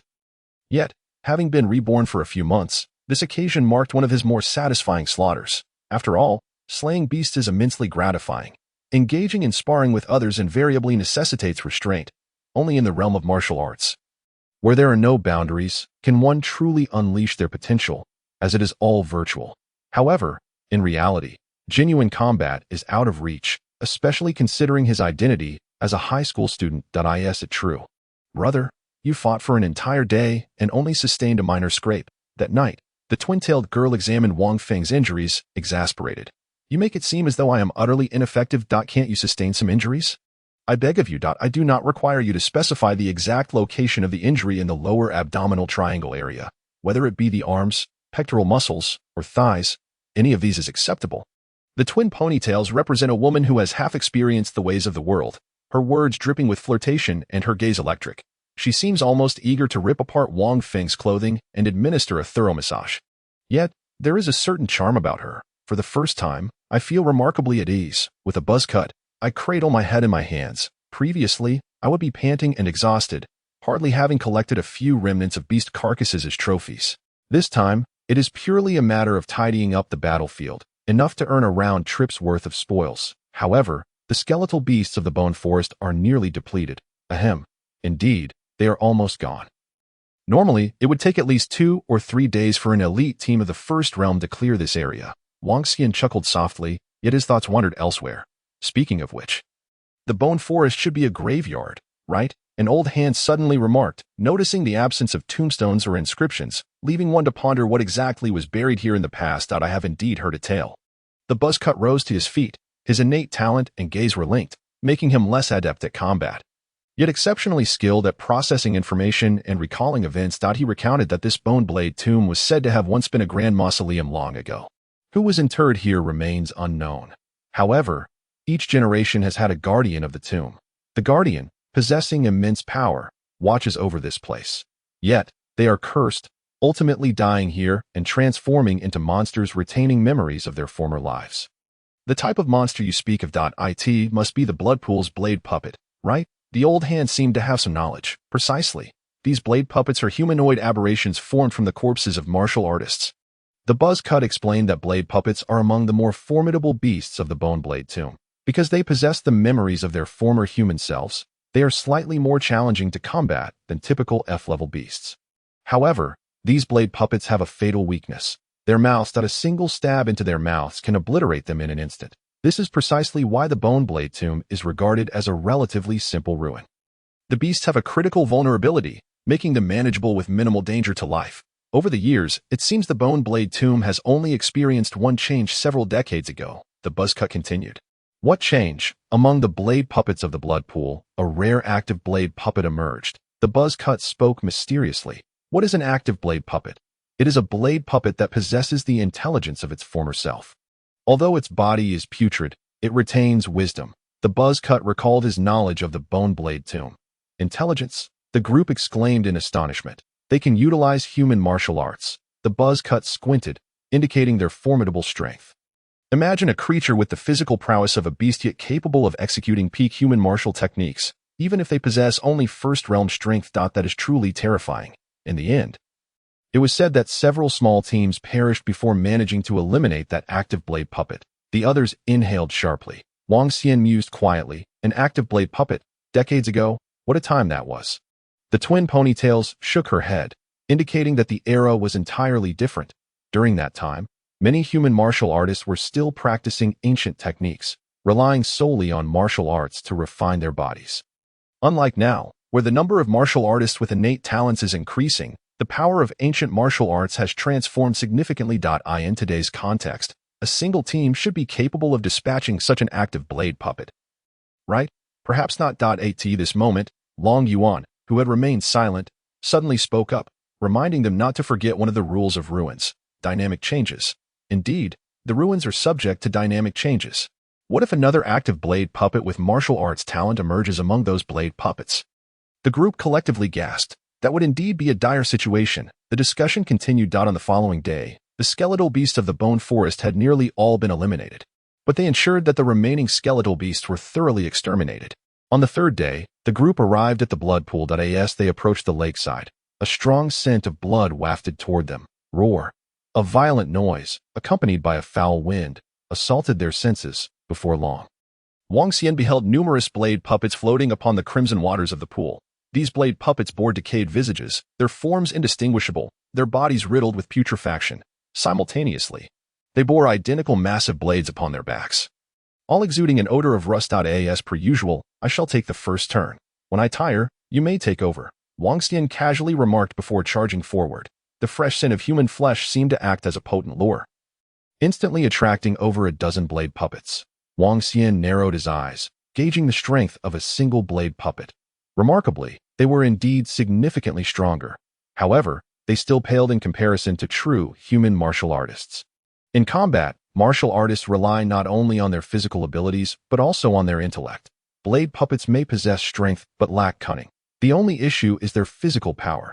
Yet, through the gradual enhancement of my butcher's skill, I easily dismembered each blade puppet. Of course, this time, Wang Xian could not escape unscathed. The disparity in vitality was too significant. He currently possessed only 6 points of vitality, while these blade puppets had 10 times that amount. Their physical prowess was magnified tenfold. Were it not for the butcher's skill, dismembering them might have proven impossible even with the flowing blade technique. Just as he finished off a batch, suddenly, run, a furious shout echoed from afar. The group turned to see the previous team's captain, wearing flip-flops, rushing toward them alongside his partner, carrying the unconscious Xiao Rong. Behind them trailed a blade puppet, its eyes gleaming with a sinister grin. Wielding twin blades and stepping upon a phosphorescent blood tide, this active blade puppet was accompanied by over a dozen other blade puppets, resembling a throng of underlings that it's an active blade puppet. This is madness. The old hand and his companions exchanged bewildered glances. In a way, could it be true? I will hold off the larger one. Wang Xian glanced at the others. Captain, you all assist them. Is that acceptable? This is an active blade puppet, right? Give me 30 seconds. Wang Xian nodded. The others slightly inclined their heads. 30 seconds of distraction would suffice. Wang Xian surged forward, switching his short blade for a longer one. Positioning himself, the active blade puppet was evidently drawn to him, letting out a ghastly laugh as it charged. Wang Xian stood still, eyes closed in contemplation. The flowing blade technique, surely. It must have reached its zenith by now. Wang Xian's palm glided gently over the blade, his mind racing with myriad techniques rehearsing simultaneously. Finally, they converged within him. Now, let us witness the pinnacle of the roaring waves of heaven. Wang Xian suddenly opened his eyes and leapt into the air. The withered leaves hung suspended, while the frost blade wove ghostly glimmers of cold light. 5 arcs of the blade blossomed in layered brilliance, akin to the waves of the east sea crashing against a cliff. Each surge rising as the last fell. The momentum of the blade was as heavy as iron, plummeting into the abyss. Roaring waves of heaven. As the fifth strike was unleashed, the blade's edge revealed fissures of ice. The sound of an explosion akin to fabric tearing through the air. Before the active blade puppet could retaliate, the wave of blades collapsed upon it like a bronze cage, shredding the foul stench of its decayed flesh into mincemeat. The active blade puppet, under the enhancement of the butcher's skill, was swiftly reduced to a pile of rotting flesh. Only its eyes, now devoid of life, remained, still reflecting a semblance of its former mirth. At this moment, the team members had just managed to assist the captain and Xiao Rong. Witnessing this scene unfold, they were left utterly bewildered. No, I asked you to distract it for 30 seconds. Not to eliminate it in that time. Chapter 52. An active blade puppet. Am I not one? With vitality surpassing 70, it is stronger than the average blade puppet. It possesses a modicum of intelligence, albeit limited. Relying on the butcher's skill, coupled with the perfected flowing blade technique, a single strike is the most efficient resolution. Otherwise, should it strike back, I would surely find myself at a disadvantage. Wang Xian gazed at the eye lying on the ground, his expression devoid of emotion. He had no interest in engaging in a prolonged battle with the beast. His combat philosophy centered on delivering a swift and decisive blow to the aberration using the most efficient and least strenuous method. Of course, this approach carried certain risks.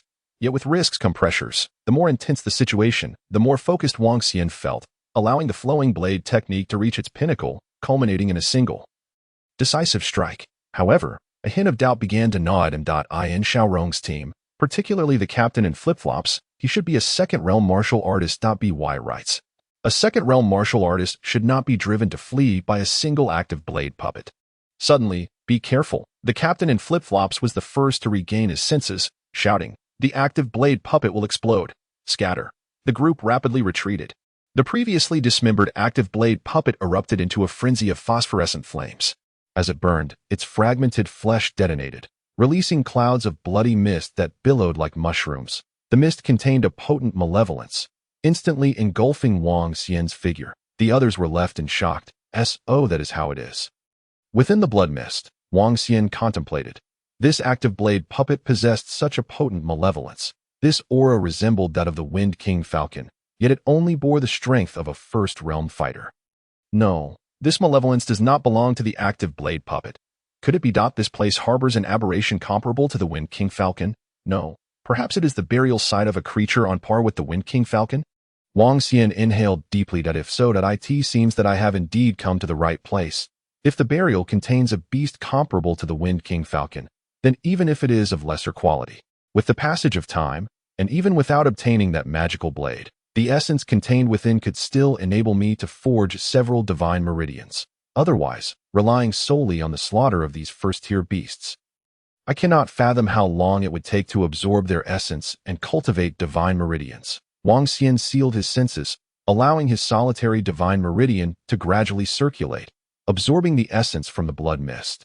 Before long, he burst forth from the blood mist, his complexion slightly pallid, appearing utterly exhausted. The onlookers who had retreated to a distance, upon witnessing this scene, were filled with joy. Remarkable indeed. He has managed to emerge. Long Yuan's eyes flickered with an unusual light as he rushed forward to catch the staggering Wang Xian, astonished beyond measure. You boy, you severed the active blade puppet and still walked out from the exploding blood mist. Are you all right? Strained? I fear I lack the strength to continue. Wang Xian glanced at him, his voice faint. Sister, come quickly, let me treat you. The twin-tailed girl approached, her expression tinged with concern, but her method of pushing energy through the meridians could not heal the malevolent aura. They could only hasten their return. Having said that, she cast a sidelong glance at the flip-flop captain. They remarked that this was the second active blade puppet encountered. An elder approached, his voice grave, stating that they had encountered one yesterday. That young rogue had slain dozens of blade puppets, but was ambushed by the active blade puppet. Had it not been for the timely intervention of the flip-flop captain and his companion, he would likely have perished. However, they did not anticipate that the death of the active blade puppet would release a vast amount of malevolent aura, causing the infection rate of the blood-weeping pool to surge dramatically. Both of them had also sustained significant injuries. The second one, Wang Xian turned his gaze toward the flip-flop captain. The captain nodded gravely. The last appearance of the active blade puppet was decades ago. He coughed a few times and muttered, "This time our luck has run dry. We must return swiftly for treatment. If the malevolent aura within our bodies merges with our flesh, the genetic chain hidden within our talents will be altered and devoured. At that point, we would directly succumb to beast cancer, and it would likely be the end." The group inhaled sharply. Beast cancer is a significant dilemma in today's medical and martial arts communities. The cause of the affliction is quite simple. It arises from the absorption of various malevolent auras unleashed by exotic beasts. Once the malevolent aura enters the body, there is a high probability it will devour the innate powers of the martial artist, causing alterations in their genetic chain. Ultimately, this results in a gradual transformation into a beast, exhibiting signs of the exotic beast, and eventually being consumed by the malevolent aura. This is also why, in the aftermath of the exotic beast attack on Rome City, the disaster zones were off limits to martial artists below the third tier. Third-tier martial artists can project their energy and are barely capable of resisting a surge of this malevolent aura. However, martial artists below the third tier who enter the disaster zones face a significant risk of infection and ultimately succumbing to beast cancer. This terminal condition, which directly alters one's genes, is nearly impossible to cure in the current stage. There are several disabled martial artists in the rehabilitation center who have contracted this affliction. Wang Xian was well aware of this. In fact, beast cancer is not a disease. Rather, it is a form of life transition. Though 99.99% of individuals will inevitably fail in this transition, the bodies of martial artists cannot withstand the malevolent aura. It is only because I have cultivated the starry body refinement technique, opened my divine meridian, and possess an understanding of the malevolent aura that I can absorb it for cultivation, which is a definitive success in transition. Unfortunately, the uniqueness of the starry body refinement technique makes it challenging to apply to gifted martial artists. Moreover, the destructive nature of the malevolent aura towards a martial artist's innate powers does not affect me, as I lack martial talent. Thus, it cannot be applied to anyone other than myself. Of course, in this current era, as long as the infection is not too prolonged, there are still methods to gradually recover. Provided one does not absorb too much, let us depart from the ruins and wait for the return train outside. The elder urged. Staying any longer gives me an unsettling feeling that something ominous is about to occur. This feeling lingered in the hearts of everyone, especially the elder, who, having undergone numerous explorations of ruins, clearly held a strong belief in his intuition. Fortunately, the buzzcut suddenly interjected. The active blade puppets that have appeared do not possess the kind of martial talent the captain spoke of. It seems the dynamic variations of these rules may not be universally applicable to every ruin. Active blade puppets with martial talent? The flip-flop captain was taken aback. How could such a blade puppet exist? Is it still a blade puppet? I do not know, as the captain mentioned. The buzzcut pondered. I believe there is some merit to that. It should only exist in theory, unlikely to be real. Upon hearing this, Wang Xian thought to himself, well, you're setting up a flag now, aren't you? At that moment, Long Yuan set Wang Xian down, a smile gracing his face as he looked at everyone, saying, "Oh, they have indeed appeared." Where? The group turned towards him, instantly on high alert. Long Yuan remained silent. instead walking to the side and suddenly picking up the two dropped blades of the active blade puppets, squinting at them.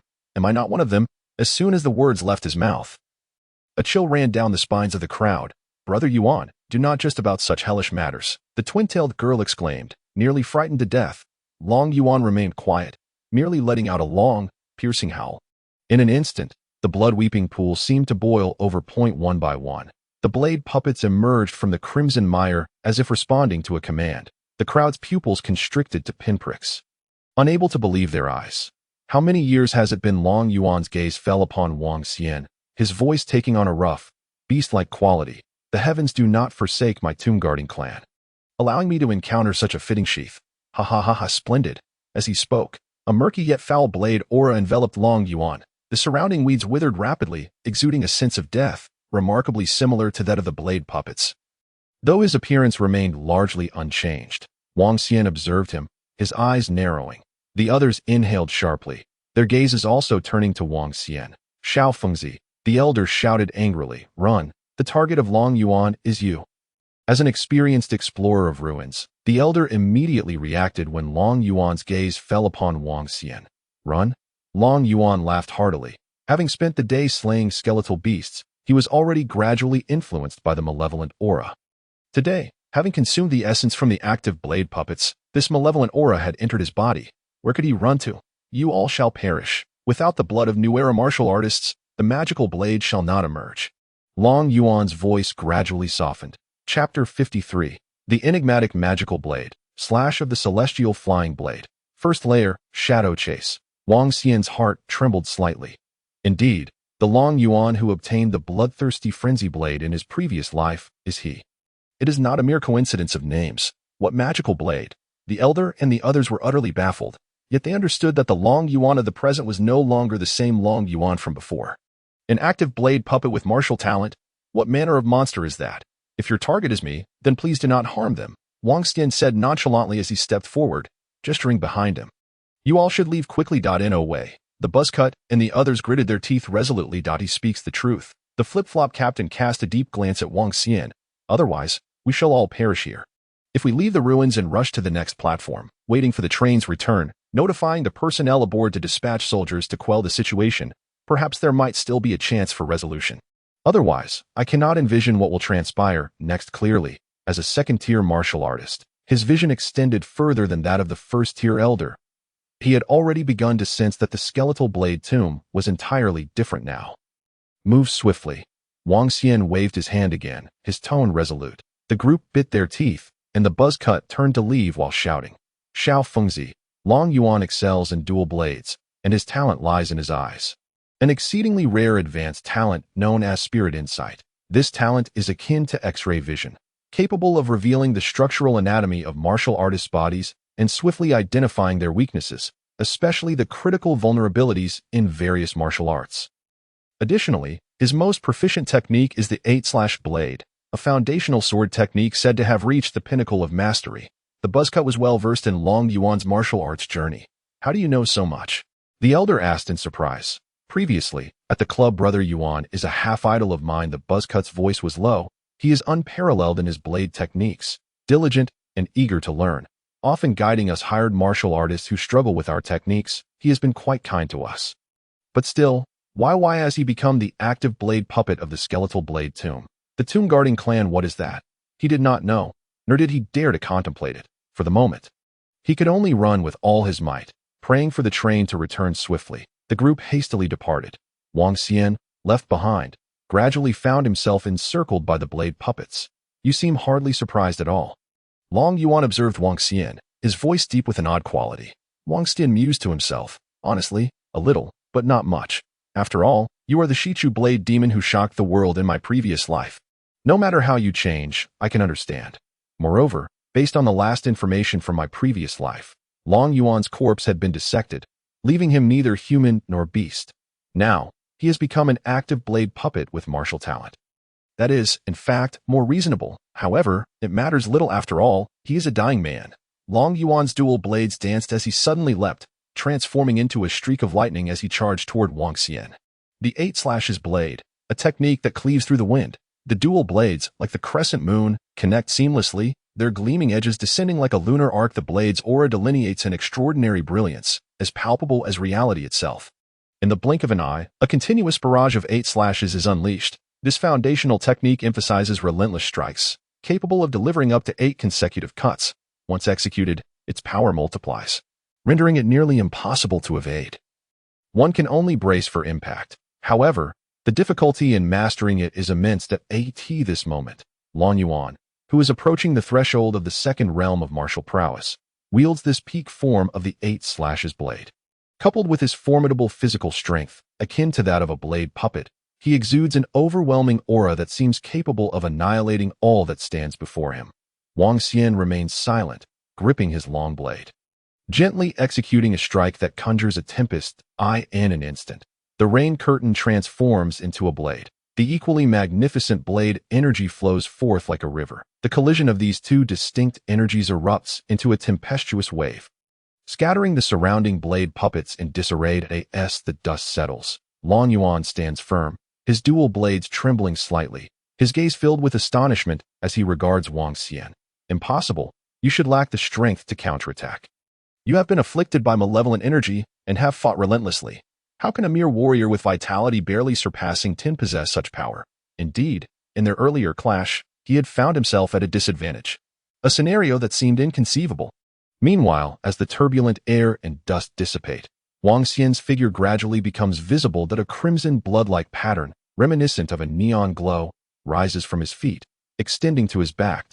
He emanates a terrifying presence. Wang Xian grips his blade, relishing the surge of power coursing through him. The sensation of unlocking his divine meridians is exhilarating, a semblance of returning to his former life. It is truly marvelous. The cosmic energy flows through the yang meridian, permeating his entire being. Why is it said that one must unlock the divine meridians to rival the strength of gifted warriors? Because only upon activating the latent cosmic energy within the divine meridians does the body unleash a power that rivals the unlocking of the genetic locks of gifted warriors. This was the very foundation that allowed him to ascend to the 8th realm in his previous life. Even contending with 9th realm martial gods, he alone traversed the path of ancient martial arts. While at that time, Blue Star had not a single grandmaster of the 7th realm. For instance, now, with his vitality barely exceeding 6 points, upon activating the cosmic energy within the yang meridian, his vitality could soar severfold. And this is merely one divine meridian. With the cosmic energy being exceedingly potent, any martial arts he employs will be amplified anew. Under such dual augmentations, he can effortlessly repel Long Yuan despite the vast disparity in their vitalities. To witness this power now is indeed an eye-opener for you. Wang Xian moves like a shooting star, his blade resembling a raging dragon. The pinnacle of flowing blade techniques, empowered by cosmic energy, renders each strike seemingly imbued with tremendous force. With a single sweeping motion, he sends Long Yuan staggering back 100 paces, his body immediately adorned with countless blade marks. The dual active blade puppets shatter under the sheer pressure, a pure one-sided domination. In mere moments, Long Yuan finds himself increasingly wounded, his gaze betraying a frantic whirl of thoughts. Impossible, impossible, there are no flaws. Nothing. What on earth is within your body? Those gleaming golden threads. Long Yuan growls in quiet fury. It is the unlocked divine meridian. Although only one has been perfected, it should suffice to dazzle your eyes. This innate talent of perceptive vision has some merit, for it can see my divine meridian. Wang Xian muses internally. However, once the 8 extraordinary meridians are fully developed and concealed within the flesh, even with the activation of the divine meridian, such advanced martial talents may not be able to discern them. The mere act of opening the meridians is no small feat considering the investment, along with that vial of primordial crystal water, and the 4 million he has put in. Nearly 10 million resources have been expended to unlock 8 meridians. As for the pain endured during the process, it pales in comparison. At this moment, Long Yuan, overwhelmed, suddenly leaps into the blood pool. You think you can kill me? It won't be so easy. Wang Xian takes a deep breath, realizing that Long Yuan intends to activate the secret gate here. Indeed, this fellow likely did not stumble upon it by chance in his previous life, but sought it purposefully. He is, after all, one of the blade puppets of this realm. Naturally, he is aware of the long-hidden, esoteric truths of this place. Wang Xian does not intervene, for his goal is also that cursed blade. Otherwise, attempting to unlock the secret gate on his own could take an eternity of searching. After merely a few moments submerged in the blood pool, the surface begins to boil, rumbling sounds echoing from the depths, as if something is being revealed. Simultaneously, the blood-colored water begins to recede. Countless blade puppets abruptly halt, trembling violently as they kneel, reverently facing the lake's bottom. Moments later, as the waters vanish, an ancient blood-copper door emerges from the depths. The door is etched with the image of an ancient, colossal beast, its maw agape as if to devour the heavens, exuding a destructive aura capable of obliterating existence itself. Long Yuan stands at the threshold, pushing the door open. The trembling of the blade puppets intensifies. As if they are gripped by an overwhelming terror, the door creaks open, and a waft of blade energy escapes. In an instant, the blade puppets seem to go mad, emitting mournful howls as they flee in all directions. Long Yuan grins maliciously. You still have time to run. With that, he steps through the door. Wang Xian, of course, does not flee if this fiend obtains that cursed blade and is allowed to evolve unchecked. It could spell unprecedented trouble ahead. Without a moment's hesitation, he leaps into the depths of the lake, landing precisely before the door, then strides forward. At the instant Wang Xian crosses the threshold, the ancient blood-copper door mysteriously sinks into the lake's depths. The blood-colored waters surge once more, and everything vanishes as if it never existed. Simultaneously, in a mysterious space, Wang Xian gazes upon a scene filled with shattered blades and remnants of countless sword masters. Some standing, some kneeling, some crawling, resembling sculptures in his sight. A veritable graveyard. This is the enigmatic space behind the secret door of the ancient bone blade tomb from his previous life, at the forefront. An ancient blade, streaked with crimson and black, hovers in midair, emanating a tangible aura of bloodthirsty malevolence. This moment, Long Yuan has reached the forefront. He inhales deeply, grasping the cursed blade gently. Instantly, his aura surges once more. A visible blood-red demonic flame erupting from his being. If Wang Xian had retained the strength for a singular battle before, now, with this bizarre cursed blade in hand, Long Yuan's power has ascended to the second realm and still climbs higher. Engaging normally, with only one divine meridian activated, he holds little hope for victory. You truly possess the audacity to arrive here. I must commend your courage. Long Yuan's voice returns to normal. His gaze fixed on Wang Xian, as if recognizing something, a hint of reminiscence flickering in his eyes. But it ends here. Is that so? Wang Xian regards him, his expression unwavering. Is this the bloodthirsty blade? How do you know? Long Yuan stammers in surprise. In that fleeting moment, Wang Xian suddenly strikes forth. A streak of flowing light dashes like thunder, piercing through the magical flames and penetrating Long Yuan's brow in an instant. The silver light cleaves through the air, leaving no trace behind. This is the first level of the heaven-slaying flying blade technique. Pursuing Shadows, Chapter 54. This cursed blade is simply exquisite after nurturing it for over a week. The three flying blades have shown some results. Wang Xian, fixated on Long Yuan's brow, feels no surprise, as if everything unfolded as anticipated. The first level of the heaven-slaying flying blade technique is not particularly challenging to master. The three flying blades, crafted at the expense of 1,000,000 resources, possess material qualities that rival first-tier martial protective gear, perhaps even exceeding it slightly. However, since the flying blades do not contain primordial energy, they cannot be classified as martial protective gear. Yet, in terms of strength, due to the significant investment, they surpass ordinary first-tier martial protective gear. After all, even first-tier martial protective gear wouldn't typically command a price of 1,000,000. Weapons of the first tier could be valued at several hundred thousand and would be considered rather expensive. Having devoted 1,000,000 to craft three exquisite flying blades, their quality is assuredly commensurate. Coupled with the nurturing over the past week, Wang Xian has inscribed them with blood, allowing them to absorb the essence of the morning dew each day while reciting incantations at sunrise. Over this period, the three flying blades have begun to yield results. As the silver arc of the flying blade pierces Long Yuan's brow, the blade's image is unseen, yet it shatters along the blood-colored patterns of its body. Regrettably, the first blade pursued the shadow, and the second blade met its demise. Was it because the timing was too precise, denying the second blade a chance to be unleashed? Wang Xian observes the dazed Long Yuan, whose aura has significantly diminished, a flicker of regret crossing his eyes. The three prepared flying blades represent his trump card for this journey, intended to counter threats far exceeding his own strength. With all three blades deployed, even a third-realm warrior would face certain death. Yet, due to excessive caution, coupled with impeccable timing, he has denied Long Yuan the opportunity to transform into a formidable foe after seizing the cursed blade. Thus, only one blade was unleashed. Although this blade has been expended, it is still a profit, for after all, this item is merely a consumable. Wang Xian silently approaches, maintaining a distance that allows for a swift counterattack if necessary. You know of the bloodthirsty blade? Long Yuan collapses to the ground. Resembling those sculpted sword masters below, that I know a little. Wang Xian observes him quietly. So, your goal is this blade? He inquires. Wang Xian remains silent. In that case, I shall grant it to you. Long Yuan suddenly chuckles. His brow did not bleed. Even so, his breath had begun to wane significantly. From this perspective, it was indeed in line with his identity as a living knife puppet. A knife puppet is devoid of blood. The term puppet signifies a mere marionette, a humanoid aberration. They have long been infected. However, Wang Xian possessed an intricate understanding of the immortal slayer flying knife technique. The moment the knife pierced through his brow, the immense force carried within the flying knife surged through his entire being, reducing him to fragments. Long Yuan could still speak because he was not truly a living being. Moreover, it seemed as though the demonic knife was infusing him with a peculiar power that sustained him. Yet, Wang Xian did not anticipate that he would so readily cast aside the demonic knife. The weapon arced through the air in a parabolic trajectory, embedding itself at Wang Xian's side. However, you must understand this. When you grasp this knife, you shall never be free of it for the rest of your life.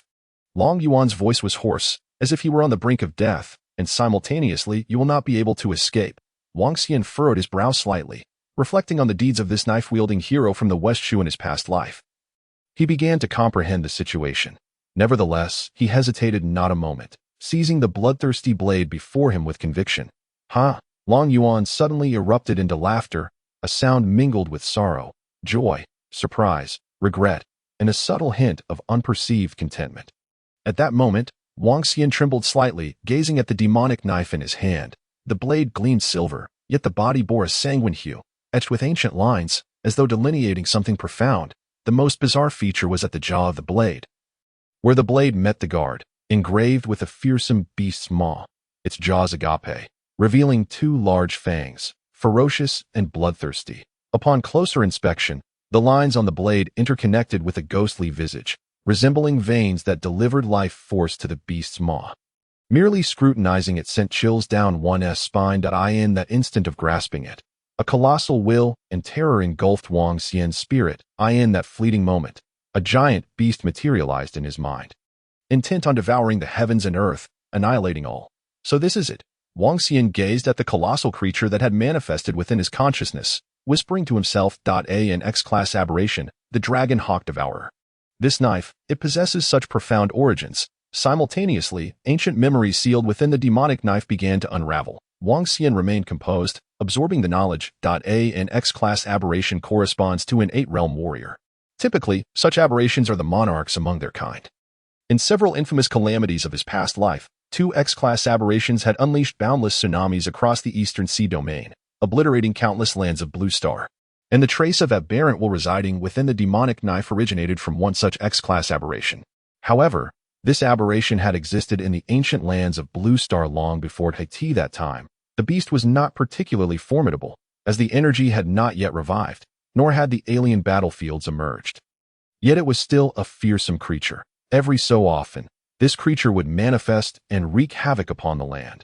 Consequently, warriors of the ancient era spared no effort and ultimately, in a fierce battle, severed a pair of the beast's fangs. Moreover, to prevent this creature from re-emerging to terrorize the world, they solicited the most skilled knife craftsmen of the time to forge this unparalleled demonic knife from the beast's fangs. The demonic knife, possessing the fangs of the beast, wielded the might to consume blood and transform it into its own power. Yet, similarly, the wielder of the demonic knife would not only suffer from the latent will of the beast concealed within the fangs, but would also gradually lose their sense of self due to the absorption of excessive mixed powers, ultimately devolving into a machine solely driven by slaughter. This, indeed, is the curse of the demonic knife. Thus, the warriors of that era established a special organization known as the Gravekeepers. Each generation of Gravekeepers was required to wield the demonic knife, becoming its sheath to counter the perils posed by that beast. Whenever a Gravekeeper perished, they would return to the tomb, transforming into a knife puppet. However, before dying, they must select the next wielder. Otherwise, if the demonic knife were to emerge without a master, it too would bring calamity upon the world. To this day, countless wielders and sheaths have existed, yet that beast remains not entirely vanquished. Rather, with the revival of energy and the emergence of alien battlefields. It has transformed into an even more terrifying X-class aberration. This knife tomb has gradually fallen into decay, and the gravekeepers have been buried in the sands of history, unbeknownst to the world. Thus unfolds the tale of the bloodthirsty blade. Wang Xian slowly opened his eyes, feeling a moment of introspection, not yet mad. Long Yuan chuckled strangely, "You truly are extraordinary, absorbing so much malevolent energy from the outside yet remaining unscathed. Even the malevolence within the demonic knife has no effect on you." Ha ha ha! He laughed boastfully, his mirth unrestrained. "Your aim?" Wang Xian stared at him. "You do not wish to kill me. From the very beginning, you sought to draw me and you have been testing me, probing whether I possess the qualifications to become the sheath you speak of." "Precisely." Long Yuan cackled madly. "Since my awakening, it has taken me years to finally find a sheath that is, if not perfect, at least adequate. How could I allow you to perish? Wang Feng, you have indeed not disappointed me. Becoming a gravekeeper, becoming a sheath, you shall forever be subjected to the curse of the bloodthirsty blade. This place will also become your tomb.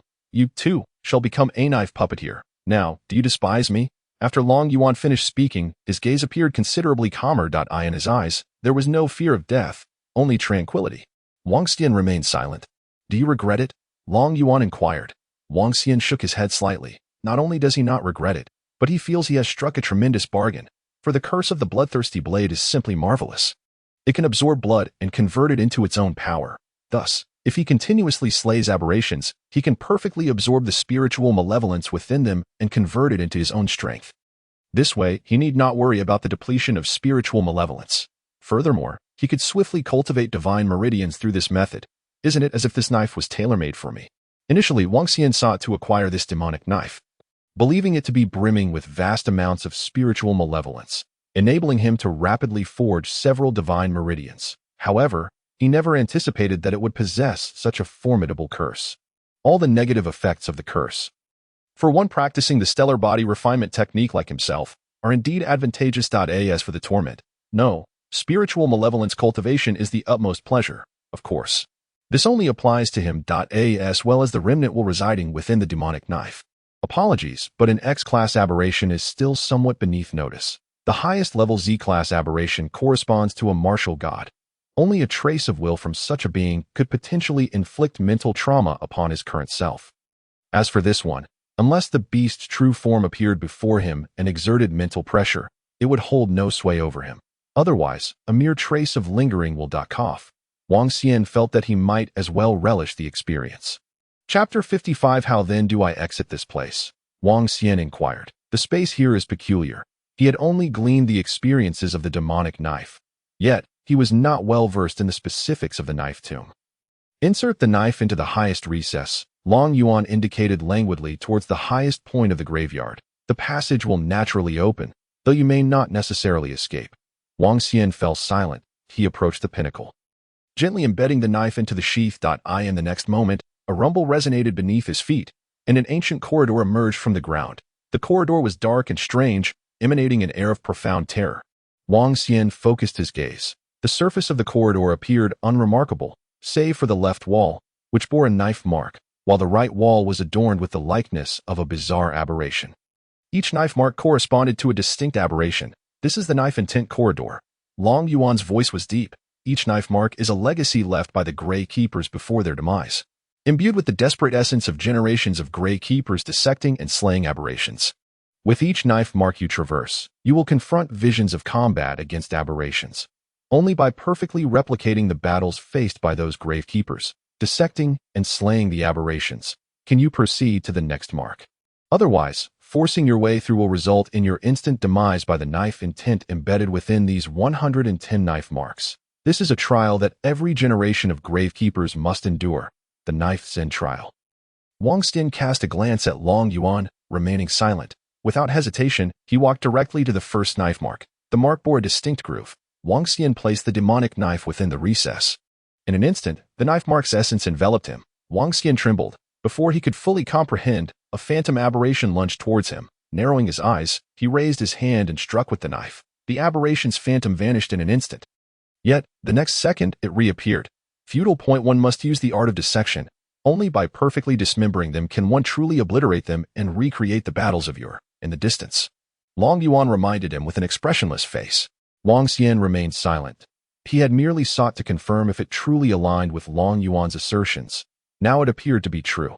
After a moment's contemplation, Wang Xian abruptly raised his knife, executing a blade technique of exquisite precision, as if weaving flowers, dismembering the aberration before him. The bloodthirsty blade fell from the recess of the wall, signifying completion. Observing this, Wang Xian wasted no time and continued to the next knife mark. How intriguing!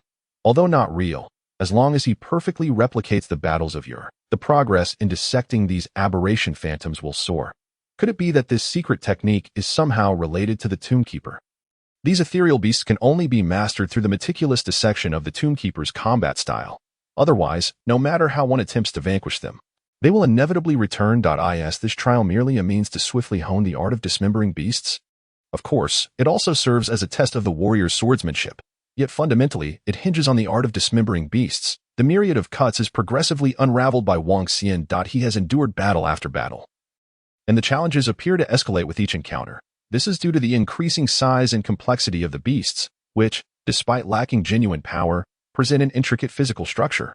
Merely striking a blow on a 10-meter-tall mid-sized beast is a daunting task, let alone achieving a perfect dismemberment. Perfect dismemberment signifies that each strike targets the creature's vulnerabilities. Should a single cut falter, one must start anew, which is a monumental undertaking. However, if accomplished, the mastery of dismembering beasts will see significant advancement. Time passes inexorably. 1 day, 2 days, 3 days. What? There is absolutely no sign of anyone. Impossible. Wang Feng was battling here with Long Yuan. If something went awry, there should at least be some trace, right? It has only been 2 or 3 days. How could everything simply vanish? The seasoned warriors waited less than 2 days before the train returned. Yet, even after requesting dozens of soldiers aboard to scour for skeletal remnants and thoroughly investigate the weeping blood pool, no signs of life were detected. Either they unlocked a concealed door of the relic and entered an unknown realm, or they departed from this location, or perhaps they perished elsewhere. The group could not accept this outcome and continued to search the relic for a week until their food supplies dwindled, forcing them to return to Rong City. How should we report this to the club? Contemplating this dilemma, the 3 veterans exchanged uneasy glances. A month later, only one last cut remains. At the end of the corridor of blade and tint, Wang Xian squinted at the final incision. He was unaware of how long had passed, only knowing that he had been relentlessly using the dismembering technique to confront the trials concealed within each mark. The mastery of dismembering beasts had reached 90. Completing the last cut would yield at least a 5 increase. This implies that he was nearing the pinnacle of this secret technique. It is astonishing. Under normal circumstances, even if one continuously battled the beast of the relic, such rapid progress would be unattainable, despite previously gaining a 10% increase just from vanquishing those soldier beasts. Slaying dozens more would likely yield only a mere 1 or 2%. Progress diminishes significantly when slaying similar beasts. Hence, after a certain point, continual slaying yields no further advancement. One must seek new beasts. Furthermore, as one progresses, the enhancement of the secret technique slows down. Only by consistently elevating the strength and variety of the beasts can the pace of advancement be maintained. Thus, to completely master this technique, it would be utterly impossible for anyone below the 3rd realm of martial artists to achieve this in just a few years. Yet now, in merely a month, he was close to completion, all thanks to this corridor of blade and tint. The 108 forms of blade and tint represent 108 distinct beasts, none of which overlap. Moreover, based on their forms, these beasts were formidable in life. After all, to become a Tombkeeper wielding the cursed blade and serving as its sheath, one must possess considerable skill. He stepped out of the corridor, gazing at Long Yuan, who was leaning against the wall, barely clinging to life. This fellow had not perished. Perhaps it is the nature of the blade puppet. Even with a ruined body, as long as there is no separation, some semblance of consciousness remains. Yet, he possessed no combat capability. The Celestial Slayer's blade technique had nearly incapacitated him. Curiously, all the food in this realm came from Long Yuan. Or rather, he had stored a significant supply within this space. This sustenance could sustain a person for years. Wang Xian surmised that it was intended to allow the Tombkeeper to survive here, continuously honing his swordsmanship. How many cuts remain? Just one last incision. Long Yuan, with feeble strength, suddenly opened his eyes, fixing his gaze on Wang Xian. How long has it been? The preserved food hidden within the corridor has been consumed nearly 30 times. Wang Xian has eaten once a day. A month has passed. You have deciphered the 108th mark. Long Yuan glanced toward the corridor, his voice somewhat hoarse. The last cut belongs to the original Tomb Keeper. He left behind the soul mark that had engaged in combat with the Dragon Hawk Beastmaster. You need not defeat it. Nor can you. You simply must strive to replicate the battle of yesteryear. Wang Xian remained silent, proceeding directly toward the final mark. The cursed blade embedded itself into the groove, and a terrifying roar erupted. Wang Xian looked up to behold a colossal figure towering over 100 feet, akin to a mountain, descending upon him. Its gaping maw opened wide, threatening to engulf the heavens and the earth. This must be the original Dragon Hawk Beastmaster, and it is not even X-class. Yet it is already this immense. Wang Xian shook his head inwardly. How utterly despairing it must have been for the martial artists of that time when faced with such a ferocious beast. Yet, despite the despair, they could still sever the beast's fangs, transforming them into instruments of slaughter. The true essence of martial arts lies in living through death. Even then, it was already woven into the fabric of history. Wang Xian sighed softly, gripping the short blade as if he had transformed into the original Tomb Keeper of that era, engaging in a fierce battle with this colossal spectral form. Outside, Long Yuan was unaware of how many days had passed. He lay with closed eyes, seemingly breathless. Occasionally, he would open his eyes, revealing a flicker of contemplation. If I fail, then I shall become the next me. Long Yuan murmured, followed by a soft chuckle, his gaze tinged with nostalgia. At an unknown moment, suddenly, a figure emerged from the corridor of blade intent. Simultaneously, a beam of light reflected from within. Long Yuan froze, recognizing this as the sign that the corridor of blade intent had been unlocked. It had been many years since a Tomb Keeper had successfully opened the corridor and left this graveyard in broad daylight. You have succeeded. Long Yuan looked at that figure, his expression one of unprecedented ease. The corridor of blade intent has opened, yet there remains another door. Wang Xian regarded him. But the key is not the cursed blade. I know the key. Long Yuan cast a glance at Wang Xian. What? Quite simply, use the dismembering technique to perfectly dismantle me. Extract my bones, piece them together into a scabbard, and inserting the key will unlock it. Long Yuan stated casually, in essence, truly kill me. Wang Xian fell silent for a long moment before drawing the cursed blade, gently caressing its surface, and then spoke. From the very beginning, you never intended to leave alive. You have done all this merely to seek death. Long Yuan was taken aback, smiling faintly, yet remained silent. If I do not become the scabbard, you will not find the next blade bearer. Wang Xian looked at him, aware that should the cursed blade come into existence, the consequences would be dire. You must continue to be a blade bearer to serve as the scabbard for this cursed blade. Yet, you understand that you have endured this cursed blade's torment for far too long. Your body has undergone mutations. You fear becoming a mindless killing machine under the blade's influence. Thus, unless absolutely necessary, you do not wish to wield the cursed blade. Precisely. In his past life, Long Yuan was just like this, causing endless bloodshed. You seem to perceive it all. Wang Xian approached him, gently closing his eyes, recounting an unrelated tale. You were frightened.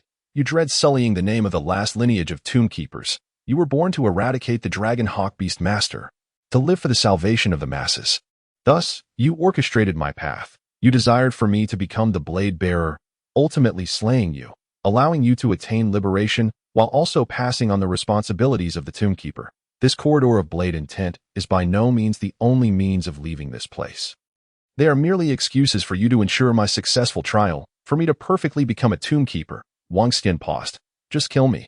Long Yuan pointed into the void, closing his eyes. I do not wish to become one of those blade puppets. While I still possess consciousness. Furthermore, there are no active blade puppets. The so-called active blade puppets are merely completely infected, mutated creatures. I have survived thus far solely because the bloodthirsty blade has continuously provided me with life. Now that the cursed blade has changed hands, I will soon become a blade puppet.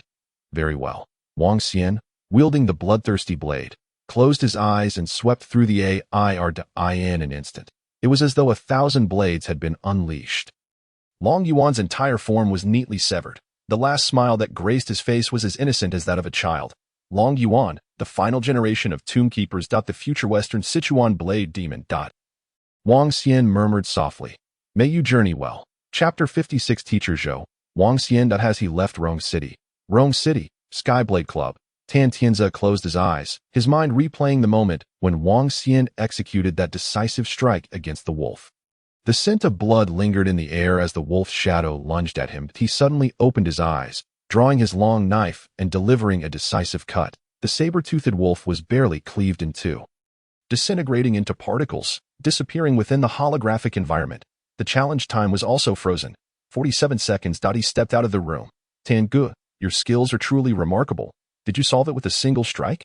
A fortnight ago, Tangu could effortlessly defeat the Jinchi wolf, but it took several minutes. Now it only takes a matter of seconds. I feel that Tangu might even be able to challenge that preliminary level of the holographic intelligent beast challenge. Right? Indeed. With just one strike, he could easily handle a few more. By doing so, he could secure a contract with the club. It seems that only Tangu from our school has any hope. Doesn't it? Listening to the praise from his classmates, Tan Tianzi remained expressionless, devoid of any particular feelings. You wouldn't understand. What I've achieved now is merely a scene that Wang Xian easily accomplished a month ago. Perhaps even more impressively, with this thought, Tan Tianzi let out a faint sigh. Over the past month, he had immersed himself day and night in training, first through martial arts exercises in the gravity chamber and then challenges of agility. The remaining time was dedicated to the holographic intelligent beast challenges. Unfortunately, he still couldn't replicate that stunning strike performed by Wang Xian a month ago. It would be difficult to see any improvement in the short term. Perhaps only talent could make it possible. He shook his head. The crowd was abuzz with chatter. Suddenly, someone whispered, Tangu, I heard that someone from the 7th school has signed a contract with the Tiandao Club. Is it that Wang Xian? Tan Tianzi's heart stirred, and he frowned, but I don't think I've seen him at the club for training during this winter break. I wonder where he has gone. No, it's that Yumiyue.o. That might be due to master by going to the 7th school for a martial arts lecture. Tan Tianzi dismissed it casually. I thought someone could sign a Class D contract with the club through the preliminary holographic intelligent beast challenge. How could that be possible? No one from the 7th school could achieve that. However, I've heard that someone from the 1st school. Yesterday, there were rumors that someone from the 1st school has already managed to defeat 9 beasts in the beginner holographic beast challenge at the Xinjiang Club.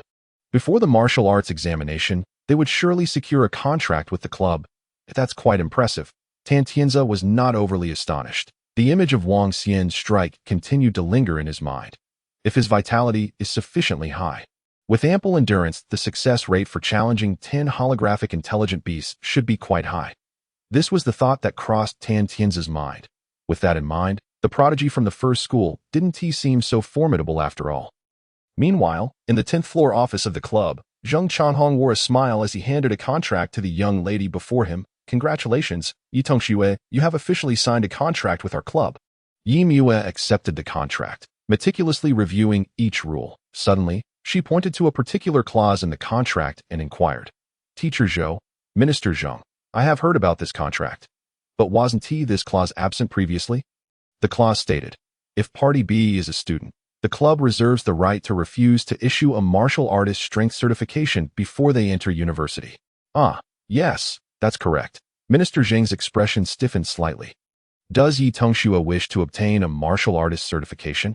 I'm afraid the regulations do not allow it, and the state prohibits high school students from obtaining martial artist certifications to enter any relics or unregulated areas. No, I just wanted to ask. Why Yue shook her head. Minister Zheng inexplicably felt relieved. That's good. After signing the contract, Yi Tongxue, you may leave. Minister Zheng and I have matters to discuss. All right. After Yue exited the room, Zhou Dahai's expression turned grave. Still no news of Wang Xian. Zheng Changhong's lips twitched. No, you damn it. Zhou Dahai pointed at Zheng Changhong, cursing, he is my student. Even if he signs a contract with you, how could you allow him to venture into unregulated areas where it is expressly forbidden by the state to hunt beasts? That was his request. Zheng Changhong forced a smile. At that time, the club did not refuse because there was no clause prohibiting it in the contract. Moreover, the team I had him join was considered an elite team within the club. The relic we were exploring was the entirely safe skeleton blade tomb. Where is he? It's been a month, and there hasn't been a single word. The phone is unreachable, and even satellites can't locate him. We have already dispatched 2 elite teams to search the skeleton blade tomb. Zheng Changhong sighed. To be honest, if anyone should be anxious, it is me. I signed him on. I must take responsibility. And although there is no good news, at least there is no bad news. Do you really believe that? A student with no achievements in the 1st realm has been wandering in relics and unregulated areas for a month. What are his chances of survival? Zhou Dehai was extremely furious at this moment. His uncle had called several times to inquire. He felt embarrassed to respond. Zheng Chanhong remained silent. In truth, he already knew the entire situation. A few weeks ago, only 3 members of the team that Long Yuan was in returned. Upon their return, they reported to the club with specific details and requested a rescue team. It terrified him. He never imagined that Long Yuan would turn out to be an active blade puppet of the skeleton blade tomb. The most troubling part was that Wang Xian had been left behind. How could they deal with that? Now, a month has passed, and several rescue attempts have yielded no results. To be honest, the survival chances are minimal. Just thinking about it made his scalp tingle. If Master Bai inquires later, it would be even harder to explain. This past month, he had hardly slept or eaten well. That unregulated area also has temporary safety camps. Zheng Chanhong consoled Zhou Dehai as if to reassure himself. Perhaps he is simply waiting in the safety camp for the train to return. Let's hope so. Zhou Dehai gave him a deep look before leaving the room. Just as he returned to the 5th floor, Yimue suddenly approached him. Teacher Zhou, has Wang Xian left Rongqing? Zhou Dehai's heart skipped a beat, but he maintained his composure. What makes you say that? Yi Tong Xue? That clause, which was previously absent, is something I only noticed during this signing. It indicates that someone has violated this regulation. Otherwise, the club wouldn't have added it. And among the students, the only one who recently signed a contract with the club is Wang Xian. Isn't it? Did he request the club to issue him a certification and then leave Rongqing for those unregulated wilderness areas? You were quite perceptive. Zhou Dehai remarked, it's not that. Wang Xian is undergoing a special training. After all, his progress is indeed faster than yours. In any case, he will likely return by the start of school. If he doesn't come back for the school year, he will definitely be present for the martial arts examination in 2 or 3 months.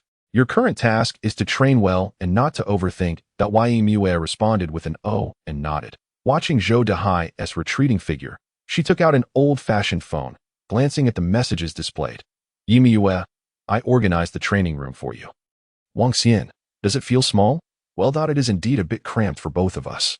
Yimue, that was my intention. Yimue, some of the clothes in your wardrobe have gone moldy. Wang Xian, just take them out and wash them, especially my mother's clothes. A few of them must be washed properly. I'll check when I return. Hands on hips. Yimue, January 28, 2025, 23:59. Yimue, Happy New Year, fireworks. Wang Xian, not happy at all. Yimue, what's wrong? Wang Xian, I miss my mother. Yimue, I'm sorry. Wang Xian, if you're sorry, then wear my mother's clothes tomorrow and send me a selfie. Consider it a consolation for my longing. By the way, make sure it's that black short skirt set. Skip the stockings, that outfit doesn't look good with them. Yimue, days passed. Yimue, image, since then, until now, it has been February 25th. There had been no replies. Yimue let out a gentle sigh. Most high schools have already resumed classes for a while. As a student of the martial arts class, she is not yet fully enrolled due to special training at the club, but that will change in just a few days. Holding her phone, Yimue gazed at the image, her cheeks flushing, yet a hint of worry lingered in her eyes. Just as she was about to put it down, suddenly, her phone vibrated. Chapter 57 Wang Xian. See. You anxious again. Yimue was taken aback and hurriedly picked up her phone to read. Wang Xian. The photo isn't great. Why is it only showing your upper body?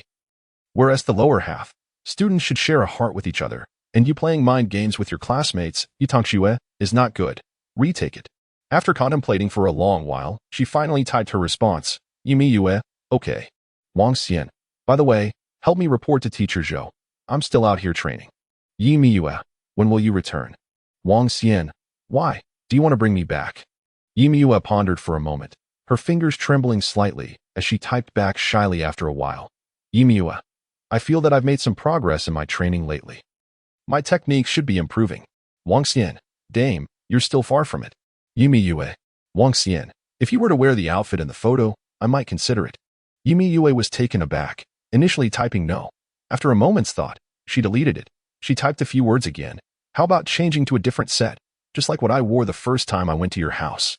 After a moment's contemplation, she could not resist the urge and, with trembling fingers, typed, then wait for your return. Just as she finished, she deleted it. Ultimately, she replied, Yimue, not allowed. Wang Xian, you see, you're anxious again. I merely suggested considering it, not that I would agree. She clenched her fists. Wang Xian, all right, Let us leave it at that. I have training to attend to. Yi Miu first typed, "Where are you?" Then deleted it, finally settling on a simple, "Okay." In an unregulated area, 20 kilometers outside of Insect Valley town, there was a safe camp. The camp was modest in size, yet it boasted all necessary amenities: a tavern, convenience store, shopping mall, restaurant, inn, martial gear shop, and military barracks. The Insect Valley camp. The train's final destination from the boundary defense station of Rongqing was right here. Everyone present was a martial artist. Inside the Insect Valley Tavern, Wang Xian sat at the bar, gazing at images on his phone with an appreciative eye in the pictures. Yi Miu was clad in a black short dress. Due to its dark hue, the dress exuded an air of maturity. Cutting off at the upper thigh. It was a genuine fitted dress that hugged her curves perfectly, accentuated by a white belt that, when tightened, highlighted her exquisite waist-to-hip ratio. The fitted design revealed the curves that were previously concealed by her school uniform. Alas, the image obscured her face, only showing her upper body. What a disappointment, Wang Xian thought to himself. How could this classmate not know how to take a proper photo? It was a pity that if he had seen the picture on that day, he could have promptly suggested a correction, rather than only seeing it a month later. Far too late. There was no signal within the ruins due to environmental influences. Even getting slightly close to the ruins would result in a total loss of signal. He had spent an entire month trapped in the mysterious space of the secret door within the ruins. Upon his return, his phone was long out of battery. If it hadn't taken him a day to charge his phone at the camp by rushing according to the map, he would still be unable to contact anyone. As for the bone knife tomb, Wang Xian had lingered for a day or two after emerging. During that time, he thoroughly cleared the entire ruin. To be precise, it was termed removing the ruin. Whether it be a ruin or a secret realm, the difficulty of completely eradicating any beast from within was exceedingly high. Even the most elementary F-grade ruins posed significant challenges. To eliminate a ruin, one must understand its formation and also complete a series of seemingly impossible tasks. Take the bone knife tomb, for example. On the surface, it was an F-grade ruin, yet its origin stemmed from the bloodthirsty Mad Blade, a cursed sword with a legacy spanning countless years. To eradicate the ruin, one needed not only to locate the cursed sword, but also to carry it away while becoming its wielder. The difficulty is, as one can imagine, immense. Of course, not every F-grade ruin is as perverse as the bone knife tomb, hiding such numerous factors. Yet, eradicating a ruin was certainly not something that could be accomplished solely through strength. After acquiring the cursed sword and successfully eliminating all beasts within the ruins, the entire terrain of the bone knife tomb transformed into a desolate wasteland. Wang Xian buried the Longyuan within that wasteland and, having collected the materials from the slain beasts, finally departed. There was no urgency to return just yet. He would rest here for a few days first. Wang Xian pondered for a moment, with the cursed sword in hand. He naturally intended to continue hunting beasts to absorb their spiritual essence and open his divine veins. What could he possibly accomplish by returning so early? Moreover, he needed to accumulate a significant amount of military achievements to exchange for some exclusive martial arts and secret techniques from the military. The distinction between secret techniques and martial arts is notable. In his previous life, he could freely employ the gun techniques he mastered, provided his realm was adequate. However, the cultivation of secret techniques relied on corresponding memory crystals and their integration with the body to become effective. Techniques he had learned in his past life, though he might recall some, would yield no practical results in this life without the corresponding memory crystals that he would have to relearn them. Yet, there were advantages to this relearning process. It allowed for a more rational planning of cultivating the respective techniques, maximizing his potential.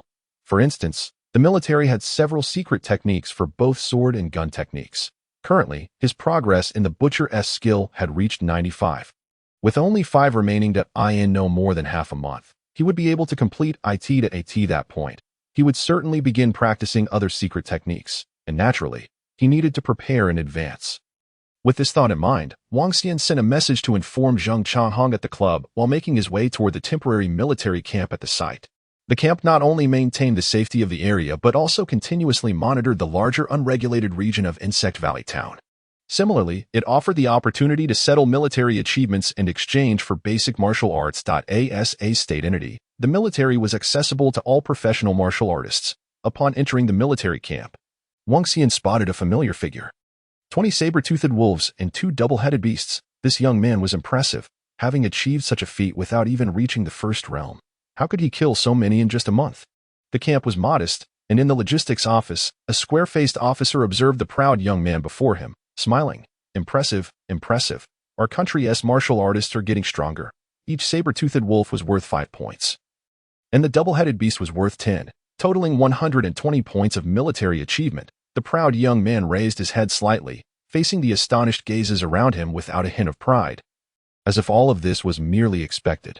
Many martial artists came to exchange military achievements, especially since there was a large insect valley town just a few dozen miles away, teeming with various types of beasts. TSK, on average, one could kill a saber-toothed wolf a day. A life force under 10 points before reaching the first realm, killing one a day. Impressive. That amounted to over 100 military achievements. He was nearing the second realm. And a month would yield at most this amount. The equipment he wore alone was worth over 100,000, mind you. Indeed, looking at his gear, the Tianhong military-esque combat sword, and the titanium armor he wore. Goodness, even his shoes were the feather shoes designed to enhance agility in martial arts. Surely, they had no rank restrictions. It was probably worth even more than 100,000. But still, that was quite remarkable. Wasn't it? The proud young man shook his head lightly, ignoring the discussions around him. Suddenly, his gaze halted as he noticed a figure, somewhat surprised. You're from that ragtag team? He looked at Wang Xian. You haven't returned to the city yet? You came here alone. The young man was astounded, possessing an extraordinary memory. Indeed, Wang Xian nodded. This young man was the very same one he encountered at the Roaching Defense Bureau, who had urged his team not to venture into the Shadow Wolf Cave, claiming he would secure the place for himself. However, if he truly had, it seemed he hadn't killed many beasts. You're a newcomer from that team, right? Here to exchange military achievements? The proud young man suddenly smiled. How many beasts did you kill? How many? Wang Xian pondered. I'm afraid I've lost count. The young man said nothing more and simply walked away, likely not believing Wang Xian could have slain many. Wang Xian approached the logistics office. Young man, here to exchange military achievements. Just present the corresponding materials from the slain beast as proof. The officer glanced at Wang Xian and smiled again. Another young man. Huh? Wang Xian nodded, flipping open a sack filled with spoils. In the next moment, a cascade of bones from the slain beasts and the remnants of blade puppets fell from the sack like snow. Chapter 58. Having gone to the bone knife tomb, you likely found no beasts. Wang Xian shook the sack. This sack was filled with spoils collected from the bone knife tomb. He had gathered 5. Broken 2, and the remaining 3 were all stuffed to the brim. 2 of them were still at the inn, while the other 2 were quite large, making it cumbersome to bring them all at once. If not for these 3 sacks, he could have arrived at the Insect Valley camp much sooner. Unfortunately, there was simply too much that he decided to take one sack that was comparatively lighter to see how many military achievements he could exchange. If it was too little, he would wait until tomorrow to exchange the rest. The officer stared wide-eyed at the materials falling like snowflakes. Huh, wait a moment. Others bring a few small bags, and that suffices.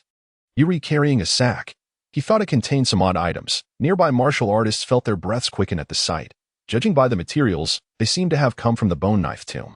While that ruin was relatively safe, wasn't this quantity a bit excessive? With a few glances, it seemed there were over 100. Most were remnants of blades, which were the weapons of the crying blood pool-esque blade puppets. With a life force around 60 points, not weak by any means. Wait, this must be a team hall, right? How could one person kill so many? If you gave me a month, I couldn't finish that. Besides, you wouldn't have any supplies in the ruins for a month, would you? The surrounding martial artists were left astounded. The proud young man turned around and frowned at the sack, saying nothing. He had initially thought it contained some miscellaneous items, but it turned out to be entirely composed of beast materials. That ragtag team was quite formidable. It took Wang Xian over a minute to empty the entire sack of materials. The officer had beads of sweat forming on his forehead.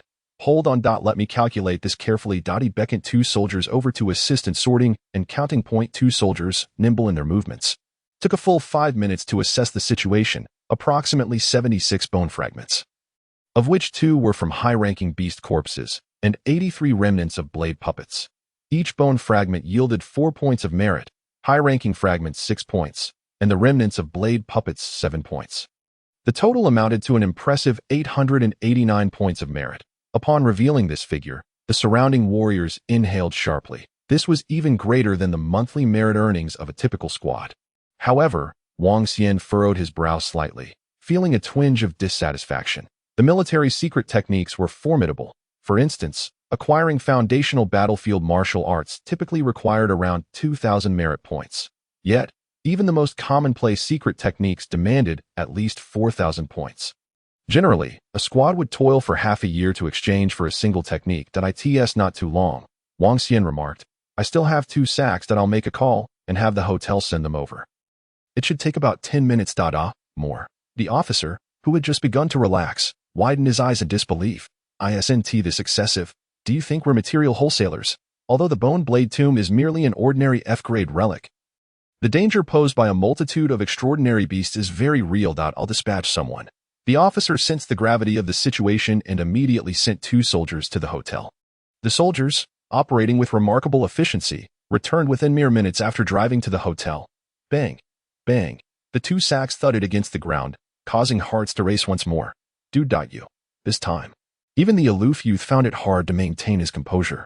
How is it possible to have so many? He couldn't help but glance at Wang Xian, and no matter how skilled a first-tier squad might be, it was implausible for them to have cleared an entire relic of its extraordinary beasts. The officer remained silent and summoned 2 more soldiers to conduct the tally. Within 5 minutes, the second sack yielded a total of 969 merit points. The third sack brought in 1,324 points. It seems there's also a double-edged blade. This should be an ancient weapon used by the exceptionally rare active blade puppets found in the Bone Blade Tomb. One sorting soldier exclaimed in surprise. This merit point value needs to be checked out. A month ago, someone exchanged it for about 120 points. The officer inhaled deeply, and the surrounding warriors were momentarily stunned. 120 points may not seem like much, but it symbolized the rarity of the materials. Active blade puppets? Surely, they must be E-grade beasts. Not necessarily. Another chimed in, active blade puppets in the Bone Blade Tomb are exceedingly rare. It's said that one might only appear every 10 to 20 years. And some have even approached D-grade strength, capable of annihilating several squads with ease. Are there active blade puppets in the Bone Blade Tomb? We must investigate. The aloof youth stepped forward, fixated on the damaged double-edged blade. With his extensive knowledge of relics, he understood that such a thing could not be easily dealt with by a first-tier martial arts squad. Are there truly active blade puppets in the Bone Blade Tomb? He turned to Wang Xian. Yes, Wang Xian nodded. Excluding Long Yuan, 2 have indeed appeared. The first was eliminated by Shearing's squad, but the second remains. How intriguing. I must go take a look. The aloof youth stated casually. Already planning his visit, it seemed the Bone Blade Tomb held more allure than the Shadow Wolf Cave, which had felt somewhat arduous to him. Wang Xian pondered for a moment. You might want to reconsider. What do you mean? If you go to the Bone Blade Tomb, you likely won't find a single beast. The aloof youth was taken aback, feeling a sense of deja vu. Damn. Didn't I say that before? I've already cleared the beasts from the Bone Blade Tomb, Wang Xian stated subtly, then turned to the officer. Furthermore, I must report that I have eliminated the F-grade relic known as the Bone Blade Tomb. Henceforth, this relic will no longer spawn large numbers of extraordinary beasts. The officer remained stunned for quite some time, his gaze growing vacant. The other warriors around them were equally dumbfounded, enveloped in silence. After a while, beads of sweat began to form on the officer's forehead as he swallowed hard. You mean to say you have eliminated the Bone Blade Tomb, this F-grade relic? If it were merely materials from extraordinary beasts exchanged for merit points, that would fall within the realm of normalcy. However, reporting the elimination of a relic required formal notification to the military through blue documents. Even an F-grade relic was significant, and the history of the Bone Blade Tomb was quite profound. Declaring it an F-grade relic was no trivial matter. I don't believe it. The aloof youth could no longer contain himself. This must be a joke. Killing so many extraordinary beasts is one thing, but eliminating a relic? What nonsense is this? He shook his head in disbelief and rushed out, eager to fly to the Bone Blade Tomb to verify for himself. Wait a moment. The officer mused.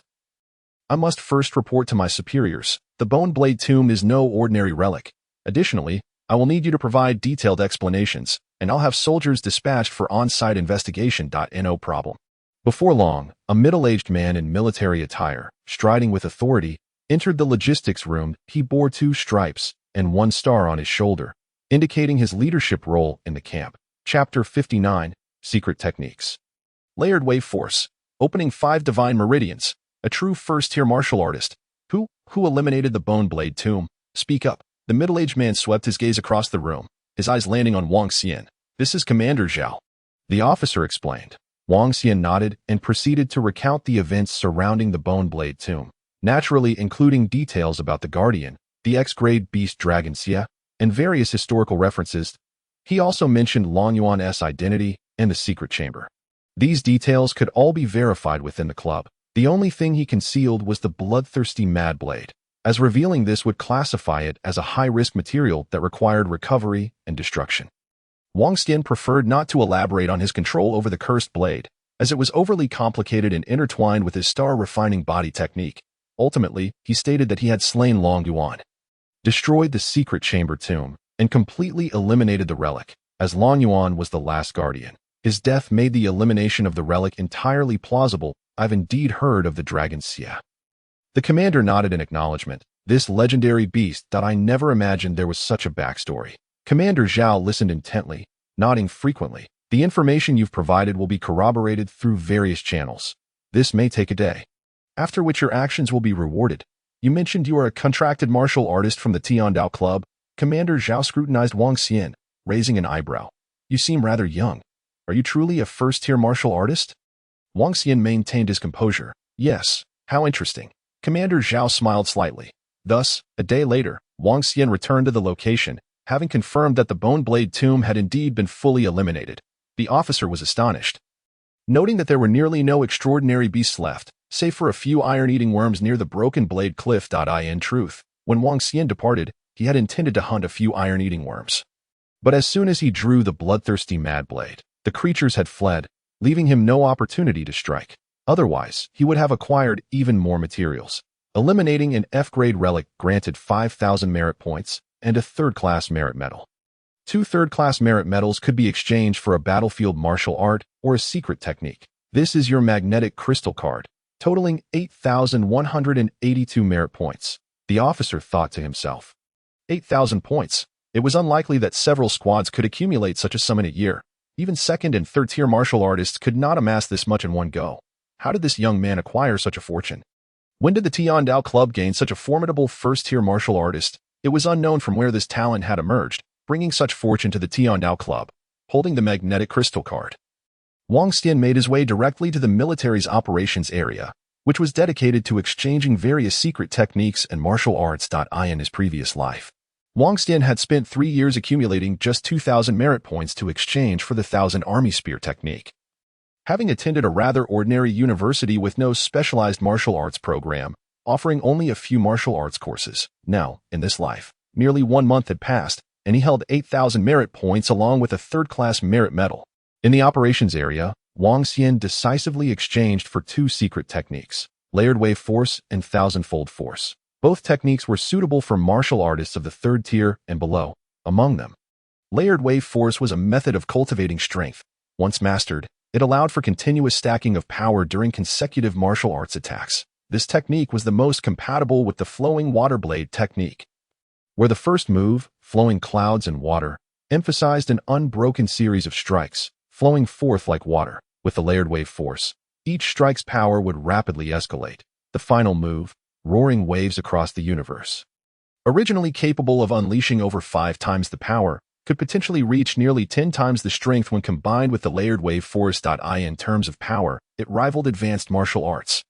Most importantly, this secret technique was not only compatible with the Flowing Water Blade technique but also adaptable to many other martial arts. Its only drawback was its difficulty. It required practicing in a high-pressure environment, wielding a blade over 1,000 times daily for at least 100 days. The training difficulty was exceedingly rigorous. This secret technique would enhance not only the Flowing Water Blade technique, but also his marksmanship. This secret technique is equally remarkable. It enhances the martial artist's ultimate strength through extreme physical exertion. For instance, if a martial artist has a life force of 10, their ultimate strength would be 10,000 gene. After mastering the technique of Qian's Hongli, their ultimate strength could reach 11,000 gene, representing a 10 increase. 1 should not underestimate this seemingly modest enhancement. The ultimate strength of a martial artist forms the foundation of martial prowess. The stronger the foundation, the more terrifying the martial arts displayed. It is akin to the base attack value in a game, unaltered by various multipliers and accumulations. With this 10 boost, one's martial arts would surpass that of others. Techniques that can elevate a martial artist's ultimate strength are rare. Some formidable elemental heart techniques, when practiced over an extended period, can also yield improvements. Wang Xian's own cultivation of the star refinement technique grants him a significantly higher base value due to the absorption of cosmic energy. Yet, the practice of Qian's Hongli remains essential. These two techniques enhance all martial arts. Unlike the specialized nature of techniques, such as the butcher's dissection, the cultivation of Qian's Hongli is relatively straightforward, requiring years of weight training.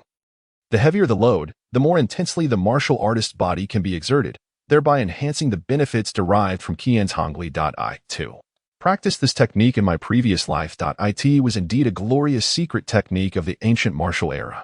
Wang Xian murmured. Not all weight training qualifies as Qianzhongli, a technique refined by our predecessors. It encompasses a wealth of experience regarding the timing of cultivation, the precise weight to carry, the gradual changes in load distribution, the correct breathing methods during exertion, and the duration of training, forming a comprehensive system. Only through the consumption of memory crystals can one constantly perceive their cultivation status and adjust accordingly. Engaging in arbitrary weight training may only lead to injury. Wang Xian had experience with this technique in his past life. However, the state in which he practiced then differs entirely from his current condition. Thus, the content of his cultivation will also shift with the absorption of memory crystals. Indeed, many secret techniques undergo variations in training due to the integration process with memory crystals, making them uniquely personal and impossible to replicate, unless there exist two individuals who are identical in every way. With two techniques acquired, the most crucial one being the ripple surge. Next, I must absorb the spiritual energy stored within the demon blade to cultivate 5 divine meridians. And then assess the situation in Chengdu town or other nearby ruins. At the very least, I need to find a suitable location for practicing ripple surge. Additionally, I can attempt to comprehend a higher realm of the flowing water blade technique, returning to its essence. The bloodthirsty blade has accumulated a considerable amount of spiritual energy. Wang Xian estimated that it could at least allow him to cultivate 5 divine meridians. The remaining Ren and Du meridians require a substantial amount of spiritual energy, necessitating the elimination of several hundred otherworldly beasts, or perhaps slaying some of a higher caliber, such as Class C or B beasts. Killing just 1 or 2 of those might suffice. However, I am currently far from capable of handling such formidable creatures. Starting from Class C, otherworldly beasts correspond to 4 realms of martial artists, while Class B aligns with 5 realms. Even now, Wang Xian would find it impossible to confront them. First, I must cultivate a few divine meridians before proceeding. A month passed in the Chengdu campsite. Within a lodging cabin, Wang Xian stood bare-chested, inverted against the ground. The bloodthirsty blade rested at his side as tendrils of pure spiritual energy flowed seamlessly into his body from the blade. The terrifying energy surged through his meridians, relentlessly tearing and reassembling, causing a visible crack to appear on his back, an indication of the meridian pathways. Yet, each pathway seemed to harbor cataclysmic power, continuously splitting and merging. The agony endured during this process is known only to him. As the spiritual energy infused, the color of the bloodthirsty blade gradually faded until the blade's hue was entirely diminished, signifying that all the spiritual energy had been absorbed by Wang Xian. 6 resplendent divine meridians emerged within him, and the immense cosmic energy infused into his limbs and bones. In that moment, Wang Xian experienced a rapid surge in his life force. 10, 20, 30, 40, 50. Suddenly, Wang Xian opened his eyes, and within them, the cosmos seemed to swirl, approximately 50 points. He took a deep breath, realizing that each subsequent divine meridian would yield far greater enhancements than the first. After all, his life force had been exceedingly low at that time. Once the Ren and Du meridians are refined into divine meridians, his life force should approach 100. Now, it is time to embark on the cultivation of the secret technique. There should be just over 2 months until the martial examination. Correct? Feeling the explosive surge of power, coupled with the bloodthirsty blade in hand, Wang Xian was filled with an eagerness for the upcoming martial arts and secret technique training. Chapter 60. The Ancient Cicada. Dimensional Strike. Treasure acquired. The Ancient Cicada Cloak. Upon exiting the inn, Wang Xian did not rush away. Instead, he inquired about the nearby ruins at the campsite. Cultivate ripple surge. A high water pressure environment is essential. It is preferable to practice within ruins, as they are permeated with malevolent energy, which is beneficial to his training. Additionally, the unique gravitational factors within the ruins create an ideal high water pressure environment for cultivation. After some inquiries, Wang Xian indeed gathered some promising information. The waters of the Tiger Roar Pool are dense, possessing a greater molecular weight than ordinary water, hence referred to as the heavy water pool. The currents within the pool are tumultuous, often forming whirlpools. It is an excellent location for practicing ripple surge. However, the Tiger Roar Pool has been upgraded to a Class B large-scale ruin. Moreover, the infection rate in the deepest core area of the pool has now risen to 70. Even 4 or 5 realm martial artists cannot remain inside for long without suitable combat gear to resist the malevolent energy. Furthermore, within the waters lurks the bloodthirsty mountain lord, an otherworldly beast comparable to the peak of Class B. Even 6-realm martial artists would find it challenging to contend with it. Wang Xian learned this information from the military department at the campsite. Ripple surge is a highly formidable secret technique, and it is evident that many martial artists aspire to cultivate it.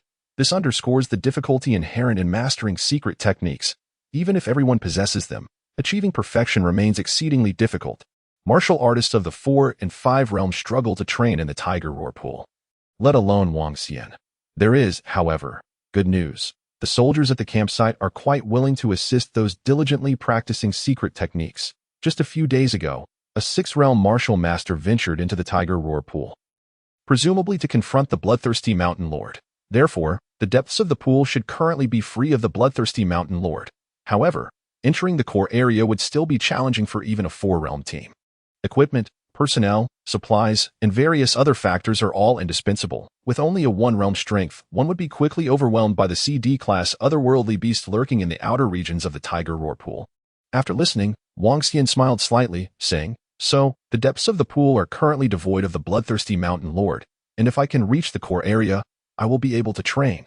While this statement holds some truth, the soldier cautioned, "But, young man, you won't be able to reach there.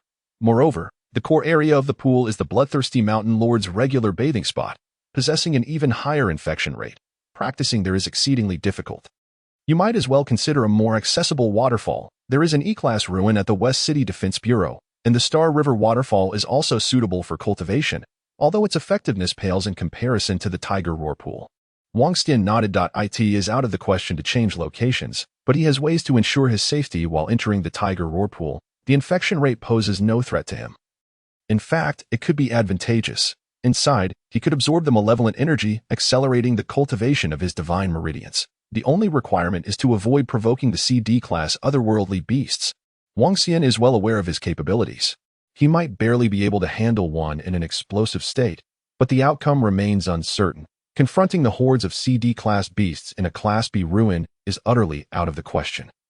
The life force of 3-realm beasts exceeds 1,000 points, while 4-realm beasts start at over 10,000 points. Currently, his life force is merely in double digits. The disparity of several tens, or even hundreds of times, is immense.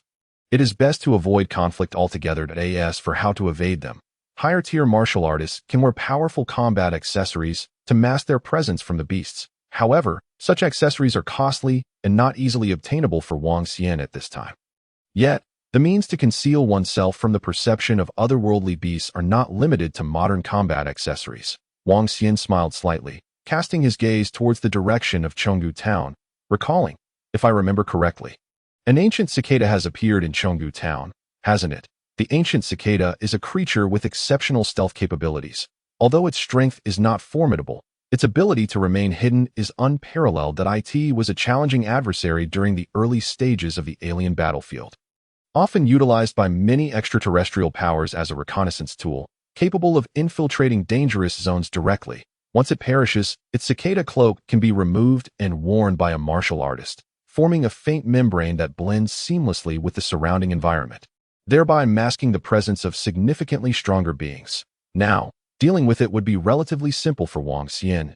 He narrowed his eyes and boarded the return train, arriving at Chengdu Town after approximately 7 to 8 hours. Decades ago, Chengdu Town was a small settlement in the southern district of Shishu. However, it was subsequently engulfed by the outbreak of otherworldly beasts, transforming it into a town inhabited by such creatures. Simultaneously, a multitude of native insect species became afflicted by a sinister aura, transforming into fearsome aberrations. Creatures such as armored roly-polies, sound-weaving spiders, and corrosive moths, among many other F-grade insect monstrosities, presented a nauseating challenge for martial artists. In terms of terrain, dense clusters of puppet ferns intertwined in black and green wrapped around various dilapidated houses from the 1970s and 80s. Within the grayish mist, a chilling sense of impending danger lingered at every moment. Wang Xian, with a light and agile form, leaped between floors, pausing intermittently to survey his surroundings until he settled on a specific location. His objective was decidedly straightforward: the ancient cicada. A flash of crimson appeared within his line of sight. Blood lily. The favored habitat of the ancient cicada. Wang Xian gazed hundreds of meters away at the vibrant patches of red flora. He remained still, placing his fingers to his lips and emitting a series of sharp whistles. The sound trembled, reminiscent of cicada calls. In the alien battlefield of over a decade later, many novice martial artists found themselves humiliated by the ancient cicada. Subsequently, Blue Star gathered a multitude of individuals to specifically research methods to counter this threat. Eventually, through the studies of a martial artist who inherited ancient vocal techniques, a method to summon the ancient cicada was discovered. Indeed, through vocal mimicry, by imitating the ancient cicada's calls, they could be led to believe that they were among kin. Thus, in a battlefield where countless advanced technologies proved ineffective, ancient cicadas were lured and dealt with one by one. In time, every martial artist entering the alien battlefield was required to learn this ancient technique to combat similar aberrations. As the sharp calls echoed, within mere seconds, a similar cicada cry resonated back. However, this call carried a palpable intent to kill, an aura that seemed capable of penetrating the martial artist's very being, driving them to madness. The ancient cicada's most classic sonic attack, child's play. Wang Xian abruptly turned towards a certain direction, his toes barely touching the ground as he unsheathed his blade, leaping down from 100 meters away to deliver a single decisive strike. The blade's wave sliced through the air, locking onto its target instantaneously. In that moment, a vivid image of the ancient cicada's model materialized in his mind, with the precision of a master butcher. He executed an exquisite kill. The mist erupted violently, waves of fog dispersing outward. When Wang Xian landed and sheathed his sword, a 2-meter-long silver-white abomination lay several meters away, marred by a faint scar from his blade. As he approached, each step deepened the wound. Upon reaching the carcass, the scar rapidly expanded, cleaving the creature in half, spilling its innards onto the ground. The mastery of butchering aberrations exhibited an extraordinary effectiveness. Wang Xian cast a single glance, feeling a sense of satisfaction at the power of this secret technique. The ancient cicada was nearly an E-grade beast, yet it was dispatched in a single blow. Severed in such a manner, this demonstrated the pinnacle of mastery in the art of butchering aberrations, a dimensional strike. Chapter 61. The Essence, 3,000 Waters, the Falling Maiden of the Cold Pool. Were this a practical martial examination? The prowess of butchering techniques would render slaughtering the aberrations raised by the military akin to child's play. Wang Xian shook his head, producing a small knife to leisurely skin the ancient cicada, which had only recently appeared in Insect Valley Town and had yet to be discovered by anyone. The nearly 2-meter-long cicada exoskeleton, semi-transparent, draped over him as if it were not. Besides the exoskeleton, the dissection of the ancient cicada revealed numerous valuable items. For instance, the cicada's resin, which, when consumed, could temporarily resist sonic-type attacks. If he were to encounter the Blood Mountain Monarch, swallowing the resin would provide him with a momentary reprieve from its howling, allowing for an escape. Mid-level and high-level aberrations possess the ability to paralyze martial artists with their oppressive auras. A single roar can lead to instant annihilation for lower-tier martial artists, unless equipped with exceptionally formidable martial gear. With the resin, Wang Xian could temporarily evade such attacks, making escape significantly easier. With everything in order, he could now proceed to Tiger Roar Pool. After tidying up, Wang Xian departed from Insect Valley Town, heading straight for Tiger Roar Pool. If traveling by train, without proof of being a higher-ranked martial artist, the train would not halt for access to Tiger Roar Pool. However, venturing directly meant placing one's life at the mercy of fate. Most martial artists would not dare to venture into a B-grade major ruin like Wang Xian, a mere 1-tier martial artist, nor would they be adequately prepared as he was. Upon entering Tiger Roar Pool, Wang Xian immediately sensed the malevolent aura in the air, far surpassing that of other areas. As expected of a B-grade ruin, his eyes brightened. Already clad in cicada exoskeleton, he treaded cautiously through the forest. As soon as he entered, countless pairs of shadowy gazes swept over him before pausing for a few moments and then departing. The shedding of the ancient cicada truly proved to be a troublesome entity even in alien battlefields. These third and fourth tier aberrations were indeed oblivious. Wang Xian inhaled deeply, realizing that his plan had succeeded. He advanced step by step into the depths, instinctively employing the mixed yuan breathing technique to cautiously absorb the spiritual malevolence that drifted within the ruin. He filtered out impurities through his divine meridian before ultimately absorbing it into the divine pathways. He could not absorb too quickly, for intense fluctuations in energy would attract the aberration's attention. Spending 3 to 4 months here could potentially forge a new meridian. However, that duration was perilously long. Wang Xian was not yet reckless enough to linger for such an extended period. Time passed slowly. Upon reaching the core area, the shadowy gazes around him suddenly vanished. There were no aberrations in the core zone. Wang Xian was not surprised. The Blood Mountain Monarch, being a peak B-grade aberration, regarded this core area as its territory. As a high-tier aberration with a strong sense of territoriality, it would not tolerate the presence of other aberrations unless it actively gathered them. This, in fact, was a fortunate turn of events. Before long, Wang Xian beheld the heart of Tiger Roar Pool. The scarlet water was not murky, but rather slightly clear. The water appeared crimson due to reflections from objects at the bottom. Wang Xian focused on the lowest point of the pool. He did not rush to enter, but instead searched for caves around the area. This pool served as the lair of the Blood Mountain Monarch. It was likely that the monarch was currently engaged in battle with a 6th-tier martial artist. Should it return, he could not afford to remain here. He needed to identify an escape route at the earliest opportunity. After searching for a while, Wang Xian finally discovered an extremely concealed cave nestled between the core and peripheral zones. The cave was quite small, barely accommodating 2 or 3 individuals. If the Tiger Roar Monarch returned, he could don the ancient cicada exoskeleton and conceal himself within this small cave, holding his breath to await the opportune moment to escape. It would roar, and he would consume the cicada resin. The Blood Mountain Monarch would never expect that within its territory, there would be a hidden presence. Wang Xian proceeded with utmost caution, reminiscent of his arduous experiences in the alien battlefield from years past. Once all preparations were complete, he plunged into the depths of the pool. The instant he submerged, he felt as though his entire being was being subjected to immense pressure, far exceeding that of a tenfold gravity chamber. Coupled with the heavy water, wielding a weapon became an insurmountable task. The water clung to him like a parasite. Only by continuously swinging his weapon underwater, feeling the relentless pressure of the heavy water, could he create visible waves, thereby stimulating his neural pathways and hastening the integration with his secret techniques. The deeper he sank, the heavier his limbs felt, yet his cultivation speed accelerated as well. Simultaneously, the pressure on his body intensified. It was exceedingly difficult for 1st and 2nd-tier martial artists to endure in such an environment for long. Yet Wang Xian was undaunted. Divine Meridian, activate, spiritual malevolence, filled his body, infusing his limbs with the overwhelming power of cosmic energy. Here, he had no concerns about depleting the spiritual malevolence. This place could replenish it at any moment, unlike the city. With the Divine Meridian's assistance, he could now smoothly cultivate the wave-crashing technique. This presented a perfect opportunity to ponder the flowing blade technique. Returning to simplicity, this realm requires a renewed understanding of a particular sword technique. Reaching a level of enlightenment. The demonstration of this enlightenment results in the creation of a move that encapsulates the intricacies of the entire martial art. By deepening and thoroughly mastering this move, one achieves a true return to simplicity. Each individual's understanding of a martial art differs, resulting in a unique creation upon reaching this state. This is also the ultimate essence of returning to simplicity. Each person possesses their own truth, which is why this realm is exceptionally hard to attain, because not everyone can find their truth within a martial art. Wang Xian had countless experiences battling formidable opponents, far surpassing contemporary martial philosophies, particularly those of the ancient martial lineage. Thus, seeking his truth within a fundamental sword technique was not a daunting task. With a period of contemplation and practice, it would naturally come to fruition.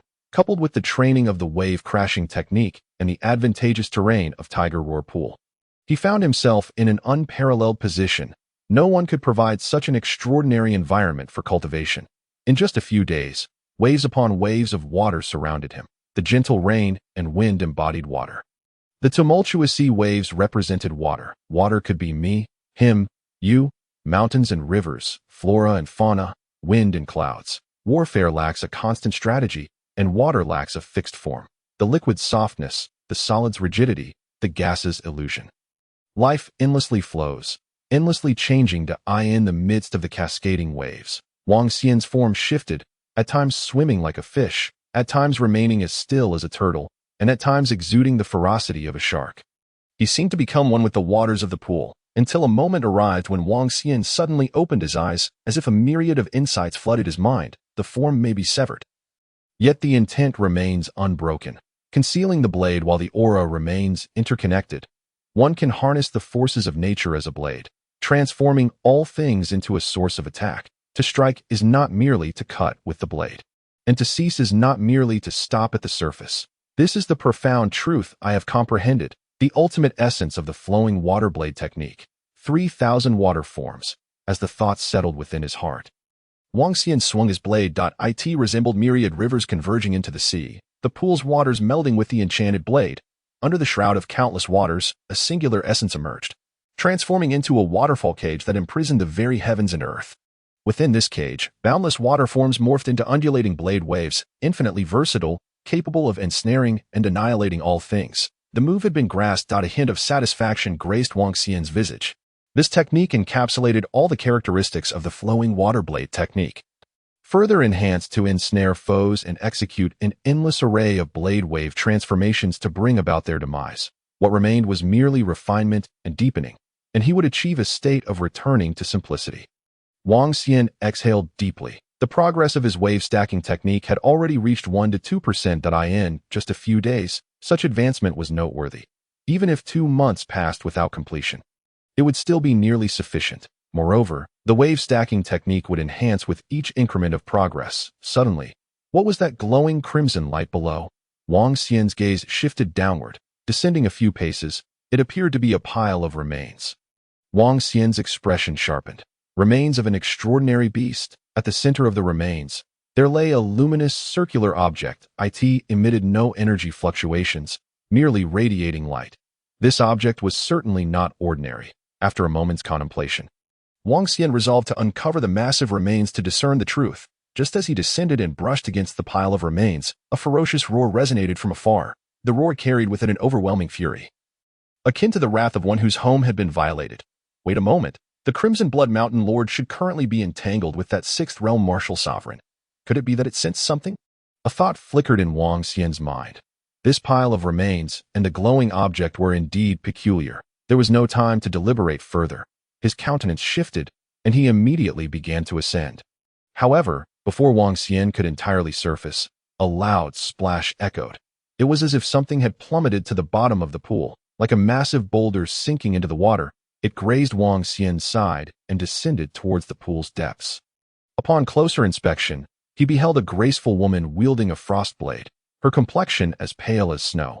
The woman's gaze appeared somewhat dazed, clad in a form-fitting black martial robe, with a distinct claw mark on her right shoulder. Tearing through the fabric and revealing a large expanse of white skin. One rose, one sank. Their eyes met in the water, and in an instant, both were momentarily stunned. Wang Xian's astonishment stemmed from no. Could this person possibly be that Sixth Realm martial sovereign? His heart raced. Had the Crimson Blood Mountain Lord been struck down by her? The woman's stupor was due to no. This was the lair of the Crimson Blood Mountain Lord, the most perilous zone of the Tiger Roar Pool. How could a man emerge here? Chapter 62. Are you from the post-2000 generation? Wang Xian pondered for a second before, with lightning speed, he seized the woman's wrist. She widened her eyes in surprise but did not struggle. Simultaneously, Wang Xian promptly draped his cicada garment over her. The ancient cicada's garment, with a length of 2 meters, was ample enough to cover 2 or 3 individuals. Wang Xian gestured for silence, then pulled the woman's wrist as they sank into the depths of the pool, quickly submerging into the mud below. The mud concealed them both. The cicada garment was semi-transparent, and the woman merely felt an unusual layer of fabric enveloping her. Understanding the intent to hide, she refrained from any resistance. Moments later, a pair of crimson eyes beamed down from above the water's surface, as if attempting to pierce through the murky crimson water and scrutinize the entire pool. At that moment, both held their breath. Wang Xian narrowed his eyes. The shadow above the water was gargantuan. It must certainly be the Crimson Blood Mountain Lord. 1 breath, 2 breaths, 3 breaths. Until the 13th breath, that figure slowly vanished from the water's surface. Wang Xian remained still, patiently waiting. He waited for several minutes. The woman furrowed her brow and gave Wang Xian a glance, suggesting that the Crimson Blood Mountain Lord had likely departed. Wang Xian shook his head, remaining silent. After another minute, the Crimson Blood Mountain Lord suddenly reappeared above the water, seemingly patrolling the mountain top. Surveying for a while, it even submerged its head into the water, checking if any intruders had invaded its territory. After a prolonged observation, it finally left the water with a roar, departing the area. Witnessing this, Wang Xian then pulled the woman up from the depths of the water. "Follow me," he whispered. With that, he led her toward the secret cave he had previously discovered. The woman nodded slightly, her cheeks flushed, trailing behind Wang Xian. Once inside the cave, Wang Xian used prepared stones to seal the entrance and produced a bright orb from his possession to serve as a light source. Within the cave, there were provisions Wang Xian had prepared, intended for emergencies in case the Crimson Blood Mountain Lord returned, allowing them to stay for an extended period. Having extensive experience in wilderness exploration, Wang Xian felt they had barely escaped danger. Under the brilliant light, the cave, neither too large nor too small, revealed every jagged edge clearly. The woman's appearance and figure were also vividly displayed in the soft glow. Her long hair was elegantly tied up, and her martial robe, soaked, clung to her skin. Now seated upon a stone, her curvaceous form exuded a mature charm. However, her exquisite cold visage bore a chilling contrast to her figure.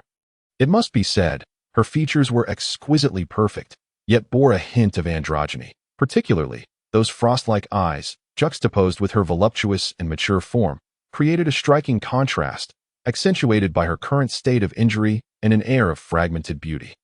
"Are you the Sixth Realm Martial Sovereign here to investigate the relics of the Tiger Roar Pool?" Wang Xian adjusted his attire and was the first to speak. The woman nodded slightly.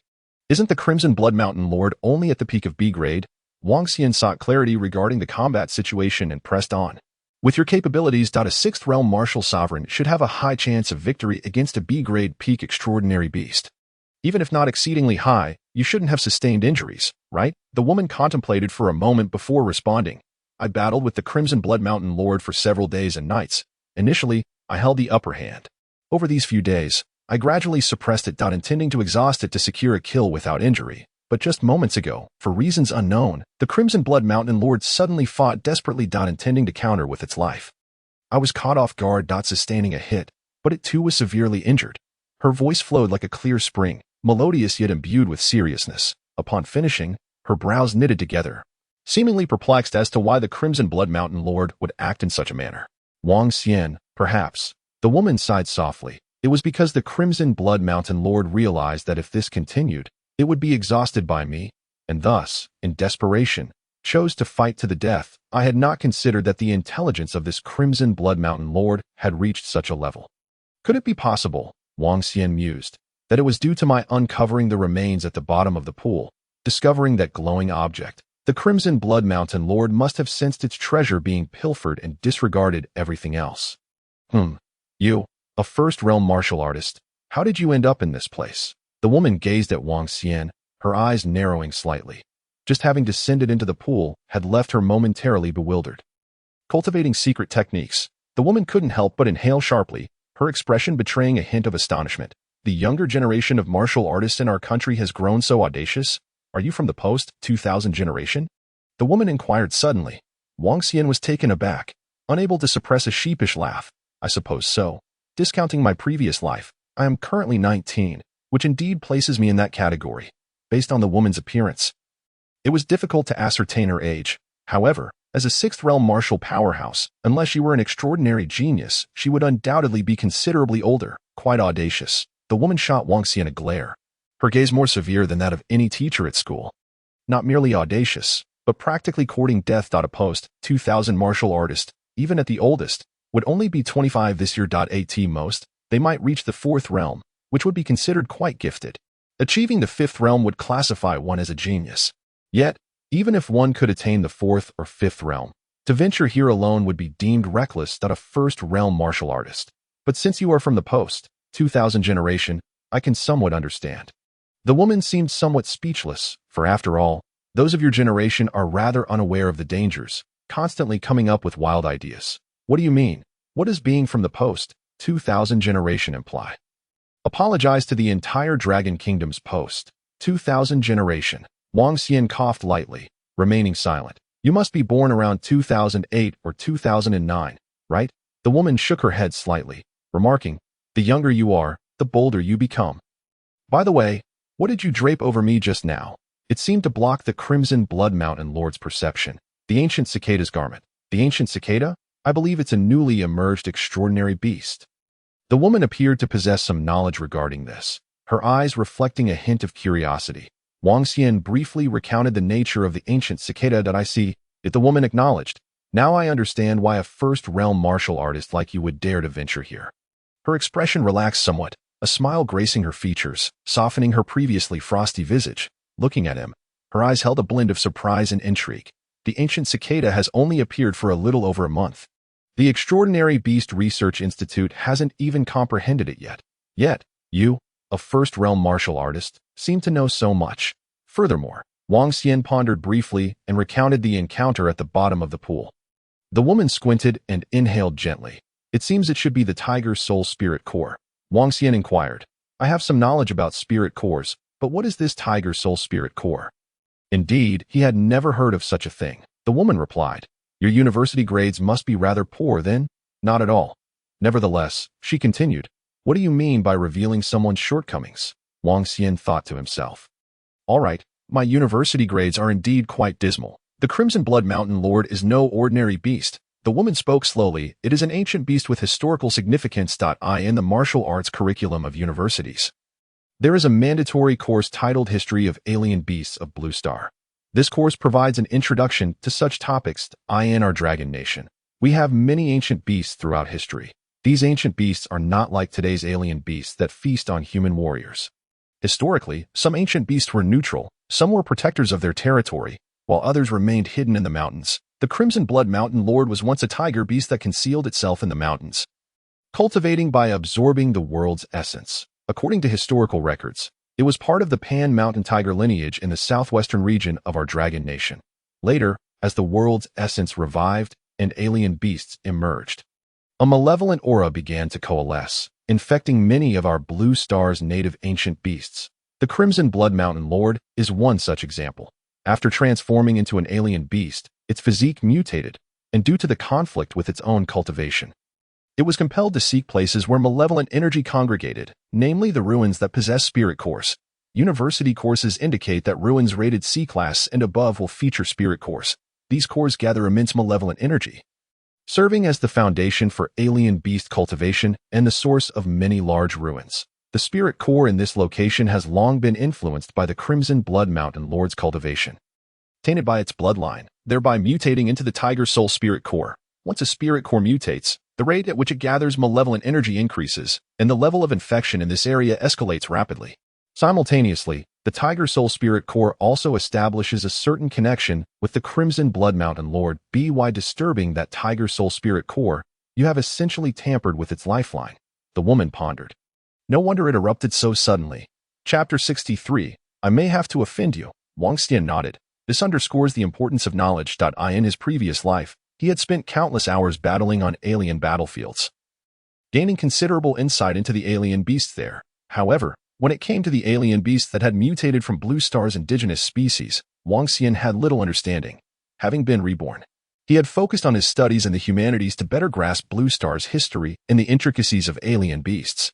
In modern times, the humanities hold a status not inferior to that of the martial sciences. For instance, the iterative research of many martial techniques requires the involvement of numerous researchers. That a martial artist creating a martial art is no longer a gradual process as it was in ancient times. Now, optimization and improvement are entrusted to martial arts research institutions. The Hunyuan breathing technique, for example, was created by him in his previous life, and the state took it upon itself to refine it, intending to promote it gradually after a series of experiments and investigations.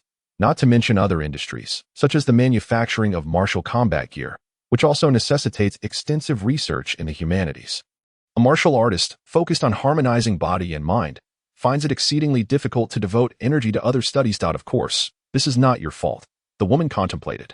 Given that the Crimson Blood Mountain Lord has caused the spirit core to mutate, possessing the Tiger Soul Spirit Core as its source of support, it likely harbors no fear of engaging in combat with me. It would be improbable for me to defeat it using my previous methods. After all, the Crimson Blood Mountain Lord, due to its uniqueness, was a formidable ancient beast even before its transformation into an alien beast, and now it is even stronger than ordinary alien beasts. Otherwise, it would not occupy the tiger roarpool. However, as she spoke, the woman suddenly coughed several times, and a visible flush crept across her cheeks, with even her pristine neck slightly reddening. In a hurry, she fished out a small blue vial from her waist, hastily opened it, and poured its contents into her mouth. The pale blue liquid emanated an exceptionally pure energy, accompanied by a medicinal fragrance. Regrettably, it seemed to be nearly depleted. With that, she drained the vial completely. At that moment, Wang Xian glanced at the woman's wound. Vivid crimson blood flowed from the claw marks. Resembling molten lava. He recalled the introduction to the Crimson Blood Mountain Lord he had heard on the train. Its blood is fierce. Its scent can ignite the essence within a warrior's body, inciting primal desires. Exercise utmost caution. Your injury is rather severe. Wang Xian turned and remarked. The woman turned her head, adjusting her tattered clothing. And upon observing Wang Xian's demeanor, she slightly nodded and lowered her voice, saying, "It's not too serious. I just need some time to recuperate. The Crimson Blood Mountain Lord is likely searching for me now. After some time, when it cannot find me, it will return to the cold pool that I had inquired before coming here. And it typically lingers in the cold pool for 2 to 3 days before going on patrol. At that point, we can seek an opportunity to leave. This beast shall be dealt with upon my next return." Wang Xian pondered, is it truly that simple? A warrior of the 6th realm possesses formidable strength. Attaining this level unlocks the 6 genetic chains of martial talent, resulting in an exceptionally powerful physique and the ability to possess a unique domain. Within this domain, talent flourishes and warriors reign supreme. Ordinary individuals cannot be compared. Thus, the 6th realm is referred to as the martial sovereign. Yet, the Crimson Blood Mountain Lord, possessing the Tiger Soul Spirit Core, is likely even stronger than the capabilities broadcasted on the train. Now, with its claw-inflicted wounds, once its blood permeates a warrior's body, combined with the malevolent energy contained in the Crimson Blood Mountain Lord's blood, not even a martial sovereign might emerge unscathed. Not to mention, the warrior lacks any medical abilities. Wang Xian retrieved some carefully stored provisions and offered a portion to her. Inside the cave, a temporary silence ensued, broken only by the faint sound of chewing. After finishing her meal, the woman succumbed to slumber, her sword still firmly in hand. Yet, it was not long before she awoke. Her body trembled slightly, as if caught between cold and heat. Her eyes remained as frosty as snow, yet her cheeks began to flush. Clearly, her injuries had worsened. "Your wounds are tainted with the Crimson Blood Mountain Lord's blood," Wang Xian mused. "I had some basic information about the Crimson Blood Mountain Lord when I arrived. Its blood." The woman abruptly lifted her head, her gaze sharp as she fixed it on Wang Xian. However, under the influence of unknown factors, her once piercing eyes now bore a hint of electric intensity. "Wang Xian, you need not concern yourself." She cast a glance at him, seemingly seeing through something, and bit her lip in frustration. This was not a matter of whether she wanted to be concerned. It was a matter of life and death for both of them. "I have a method to assist you," Wang Xian stated candidly, "but it may require me to offend you somewhat." No. The woman's cheeks flushed instantly, her voice thunderous. "Absolutely not. Impossible. Listen to me. No means no. This matter need not be discussed further. If that is the case, it is likely that we both shall perish here," Wang Xian countered. "If your wounds remain untreated, you cannot leave this place. You have the Crimson Blood Mountain Lord's blood on you. The ancient cicada garb may conceal you temporarily, but as your injuries worsen and the tiger's blood permeates your body, your aura will become impossible to mask." The woman understood this principle all too well. Otherwise, she would have departed long ago. She tightened her grip on the frost longsword, her legs subtly shifting. She then gazed back at the young man before her. He appeared quite decent, with the youthful vigor of a boy, yet his eyes held a maturity beyond his years. However, his actions were anything but composed. This boy, no more than 20, was far too young, yet possessed an extraordinarily contradictory aura. Healing her injuries was, in fact, quite simple. All that was needed was to counteract the negative effects of the malevolent energy in the tiger's blood. Then, leveraging her formidable talent and physique, even without any medication, she could fully recover from such severe injuries within a week. Wang Xian shrugged. "Well, there is no other option that I have ways to leave. However, disturbing the Crimson Blood Mountain Lord may mean I cannot cultivate here anymore. My intention was to ensure your recovery, then seek a way for you to slay that mountain lord, allowing me to cultivate in peace for a month or two." That the woman's grip tightened further. As if torn between struggle and contemplation, Suddenly, she spoke. First, tell me about your situation. Let me understand. No need for details, just share about your family. Upon hearing this, Wang Xian briefly recounted his story. When the woman learned that his parents had perished in their efforts to protect the city during his childhood, leaving him an orphan under the guardianship of his third uncle, and that he had grown up training alone, a trace of sorrow and empathy flickered in her eyes. Indeed, a pitiable individual, after much contemplation.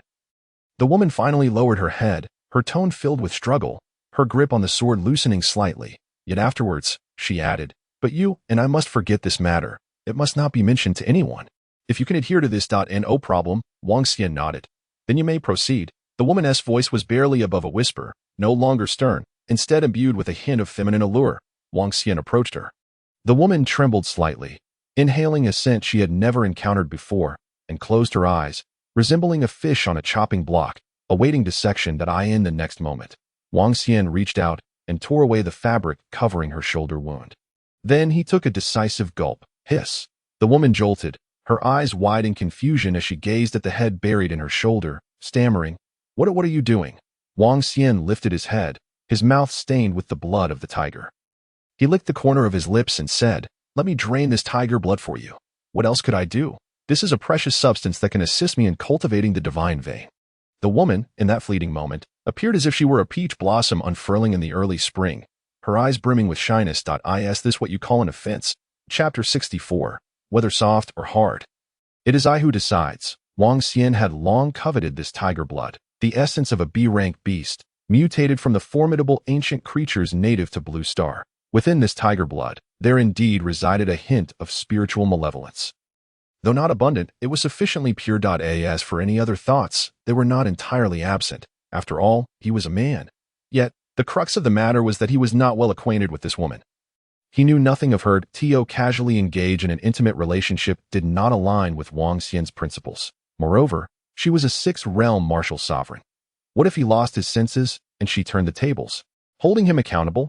That would be a significant loss. That a woman's chastity is indeed sacred, but does that mean a man's honor is not? That reasoning does not hold. Wang Xian was unwilling to suffer such a loss. As for desires, they were but a jest. The will forged through the trials of the eighth realm of old martial arts, along with mastery over his own body, rendered the mere presence of a second-realm practitioner inconsequential. He would ensure that the second understood who truly ruled this body. It is I who dictates my fate, not the heavens. Whether soft or hard, it is I who decides. How do you feel? Wang Xian inquired. The woman, caught off guard, felt her mind swell, a chaotic mess. Yet, her long-cultivated composure allowed her to swiftly regain her senses. She responded, though her gaze grew increasingly complex. This child. She never expected him to think in such a manner. Perhaps I misunderstood. Wait. No. Suddenly realizing something, the woman hurriedly exclaimed, "No, you must spit out that tiger blood immediately. The blood contains a dense malevolent aura. As a first-realm martial artist, you have already absorbed a significant amount of it just by being here. If you consume the tiger blood, the malevolence will enter your body, and your life will be forfeit." Wang Xian firmly grasped her shoulder, offering no reply. Seeing this, the woman slightly nodded, her technique emphasizing a single strike to subdue the enemy. Gathering momentum before unleashing a sword that cleaves through the clouds, extinguishing all as if touched by frost. Its power is immense. If my injuries were to heal completely, then a single sword strike could indeed slay the Crimson Blood Mountain Lord. However, this technique requires a buildup of energy, and the Crimson Blood Mountain Lord is no fool. He would not simply stand there for me to strike. Even a fleeting moment would make it exceedingly difficult to execute this sword strike.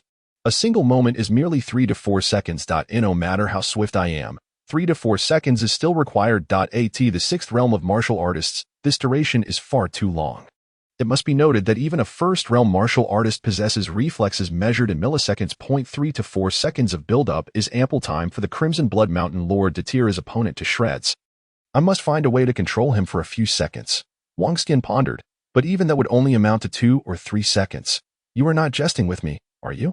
She inquired. Not even mention first-realm martial artists. Even those at the third or fourth realm could not hope to control an entity comparable to a peak fifth-realm B-class beast for 2 or 3 seconds. Moreover, lacking martial talent, we shall simply have to try. If it fails, we can retreat.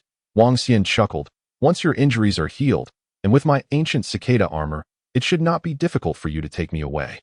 Right. The woman considered this and did not decline. It was indeed feasible. Once her injuries healed, it would be a simple matter to escort someone out of the ruins. Thus, she chose to trust him once. Of course, she did not believe they would succeed. In fact, she was certain they would fail. Yet, a young man merely wished to witness the might and grandeur of a B-class beast, to experience the higher echelons of martial power. Was there any fault in that? None whatsoever. Not only none, she wished to fulfill this desire for the young man greatly. Otherwise, her heart would be unsettled, filled with guilt. Therefore, she was determined to ensure his safety. Days later, the woman's injuries gradually healed. Frankly, her recovery was even swifter than Wang Xian had anticipated. It was astonishingly swift. There could only be one explanation: talent. Exceptional martial talent. May I inquire, what is your martial talent? Wang Xian asked. The woman hesitated for a moment before replying, it is not anything remarkable. Given your modesty, it must indeed be quite formidable, Wang Xian mused, sensing her concern for her pride. After a few days of interaction, Wang Xian recognized that maturity indeed has its advantages. Although the woman's visage was often shrouded in frost, her gaze icy like a glacier, her inner self was, in truth, quite mature and considerate of others. Could it be Heaven Frost Sword Heart? Wang Xian chuckled, casually suggesting. The Heaven Frost Sword Heart was the pinnacle martial talent possessed by the founder of the Heaven Frost Divine Sword lineage, hence its name. The woman did not respond, her expression shifting for a fleeting second before reverting. A mere guess hit the mark. Wang Xian fell silent. Such a top-tier martial talent could only imply one thing: a legacy of talent. As a descendant of a martial god, even if she never attained the status of a martial god, reaching the 8th realm would be effortlessly within her grasp. Very well. In the following days, Wang Xian and the woman devised a detailed strategy. As for how to control, the woman did not inquire, and Wang Xian did not elaborate. After all, when the time came, she simply needed to execute Return to Frost One Sword to let the opponent witness its might. The location would be within the ghostly pool. I will descend to the bottom of the pool and touch the Tiger Soul Spirit core. Therefore, the first target of the Crimson Blood Mountain Lord will undoubtedly be me. And he will not pay you any mind. You shall remain nearby, gathering momentum. When I succeed in controlling the Crimson Blood Mountain Lord, you will complete your build-up and slay him with a single sword strike. The simpler the plan, the less likely it is to go awry. Initially, the woman objected, deeming the plan too perilous. The moment the Crimson Blood Mountain Lord sees us, it will unleash blood roar. She frowned, stating, even with your ancient cicada armor. Under its roar, you will be rendered immobile, paralyzed by fear. Your internal energy will surge uncontrollably, potentially leading to your demise. I have a method. What method? You will know when the time comes. The two strategized for several days. Half a month later, once the woman's injuries had healed, she spent over 10 consecutive days in meditation, achieving a peak state. Clearly, her cultivation of mindset had reached a commendable level. Whenever he had the opportunity, Wang Xian would don the cicada armor and practice at the bottom of the ghostly pool during the brief absences of the Crimson Blood Mountain Lord. Let us go. The two exited the cave. The dim light cast upon them. At this moment, the woman exuded an aura of otherworldly frost, her eyebrows radiating a chill that seemed capable of freezing all. The frost-laden sword in her grasp emitted a captivating glow. As they approached the edge of the cold pool, she softly asked, what method do you have to resist the Crimson Blood Mountain Lord's blood roar? Consume a certain item. What item? Just open your mouth. Eat it, and then I will explain. So mysterious. The woman hesitated momentarily before slightly parting her lips. In a flash, Wang Xian tossed a lump of cicada resin into her mouth. The resin was milky white. The woman's face instantly flushed, the frost that had previously adorned her flawless complexion melting away significantly, her voice trembling slightly. What is this? The resin of the ancient cicada. All right, I shall descend now. Hey, wait. Before she could finish, Wang Xian leapt into the ghostly pool, plunging straight towards the bottom. In but a moment, he reached the remnants. He spotted the Tiger Soul Spirit core. This treasure was invaluable. To cultivate my remaining 12 primary meridians, I would likely need to rely heavily on it. Wang Xian took a deep breath.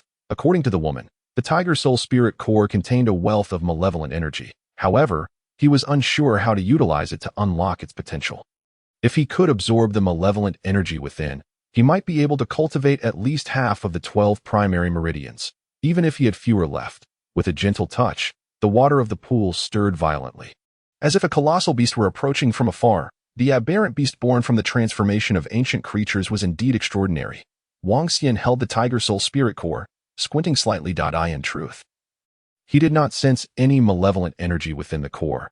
It merely radiated a crimson glow. It was likely that the method of use was unconventional. Otherwise, it could not be employed. Not long after, Wang Xian swiftly surfaced, only to behold a gigantic beast standing on the surface of the ghostly pool, its crimson eyes coldly fixated on him. This was Wang Xian's first direct encounter with the Crimson Blood Mountain Lord. The beast appeared as robust as a small mountain, towering like a giant tree. Its tiger-like body was covered in dark red scales, crystalline bone spurs protruded from its spine, and the tip of its tail flickered with sinister blood flames. A mystery as to how it could thrive in the cold pool. Its eyes resembled swirling lava, exhaling blood mist with each breath, and as it swung its claws, the space rippled with waves.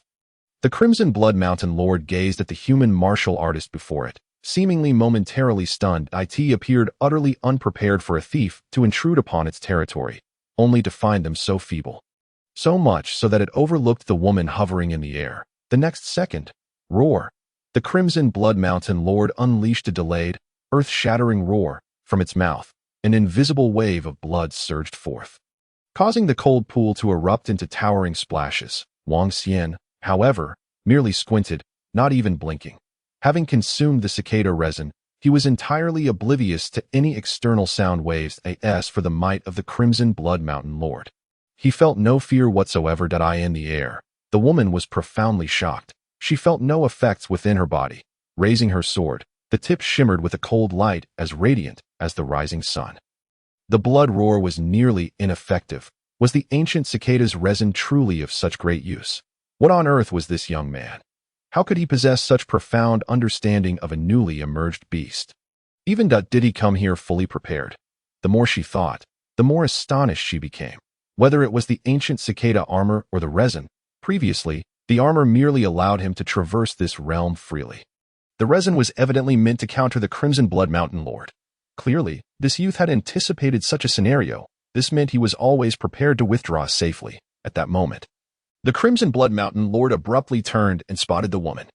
It clearly sensed a life-threatening danger. Beasts are not foolish.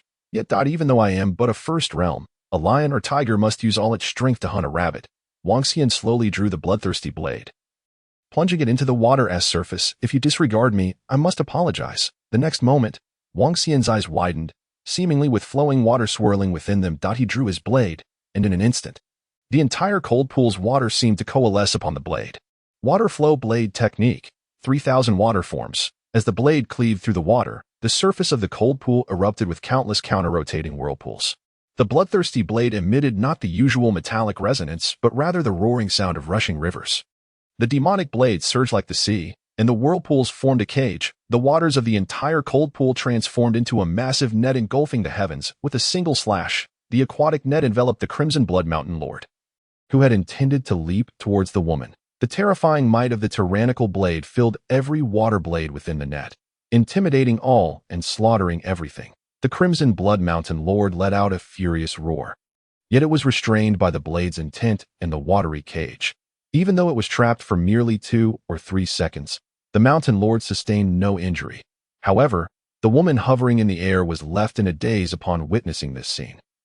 What martial arts is this? It seems to be the water flow blade technique. No, the flowing blade technique does not encompass this move. Wait, could it be the return to simplicity? Chapter 66, A Good Sword. In her astonishment, the woman's frost-long sword did not cease its gathering of power. The frost-like glimmer at the sword's tip distorted the surrounding space. Roar. The caged Mountain Lord emitted an enraged howl. Boundless water blades transformed into a writhing dragon, entangling its limbs, though it broke free almost instantly. Yet, it seemed as if an endless stream of water blades surged forth from the water prison, ceaseless and relentless. Wang Xian executed a strike, having already retreated to the side. Arriving at the edge of the cold pool, the ensuing battle was no longer his concern. 1 second, 2 seconds. The 3,000 waters were unleashed by me within the cold pool, harnessing the forces of this place. Otherwise, achieving such an effect would have been impossible. The ultimate essence of the flowing blade technique, the comprehension of the 3,000 waters. One may wield the forces of heaven and earth as a blade, and also transform the might of all things into a source of attack. At this moment, Within the water-laden environment of the cold pool, its power was magnified. The waters of the cold pool flowed endlessly. This strike could be said to be beyond the capabilities of a mere first-realm martial artist. Only those who have transcended to higher realms and comprehended the powers of heaven and earth could perfectly leverage the forces of this place to maximize the effectiveness of their martial arts. Otherwise, had it been in another location, Wang Xian felt that the 3,000 waters might not even have been able to restrain the enraged Crimson Blood Mountain Lord for more than a second or two. This place, your residence and cultivation ground, have you ever considered it could also become your burial site? Wang Xian squinted, gazing at the mountain lord that had already broken free from its cage. A full 4 seconds had passed in midair. At the position of the woman's heart, a frost-like radiance seemed to illuminate the past and present, staining the firmament at that moment. Her dark hair was entirely tinged with frost white, and the frost glimmer gathering at the sword's tip resembled a cold sun slowly rising. The overwhelming sword intent reached its zenith at this instant. In the next moment, with a return to coldness. A sword strike, frost ashes soaring through the sky. The woman's clear shout resonated through heaven and earth, the sword's edge trailing behind her to create an ice river that spanned the sky.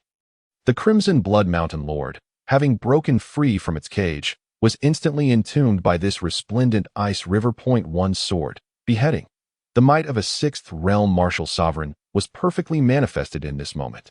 The frost-white hair danced in the air, adding a touch of vitality to the woman's expression, which was as stern as an icy prison. Otherwise, it would have given one the illusion that she was more sword than human. The divine frost sword flow.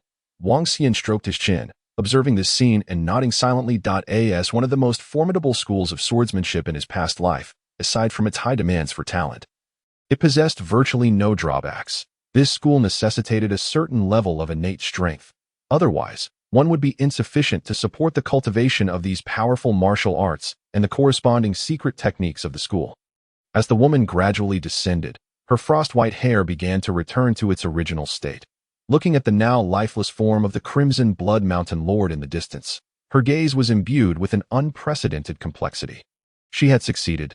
The Crimson Blood Mountain Lord, whom she had battled for days and nights, had been so effortlessly dispatched. Though it was her hand that dealt the blow, she understood that without this small first-realm martial artist, she would not have achieved such a swift kill. After all, he had even proposed the plan. The plan was simple, yet the courage and determination it contained were anything but meagered. No first-realm martial artist would dare to confront this B-rank peak entity.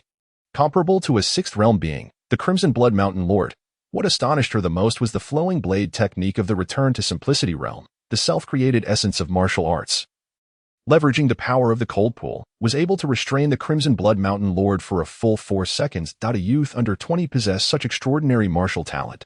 Had the heavens closed one door for him, only to open a window. In this moment, the woman's emotions were tumultuous. No one understood the value of that sword strike better than she did. That sword must have depleted your strength. Right? Wang Xian approached, hastily saying, "You should rest for a while. As for me, just to be safe, I will go and desecrate the remains of the Crimson Blood Mountain Lord to prevent it from resurrecting or suddenly entering some second phase." The woman felt a warmth in her heart. This youth truly knew how to care for others. However, while that sword strike was powerful, it did not entirely drain her of strength. Otherwise, if she failed, how could she escape?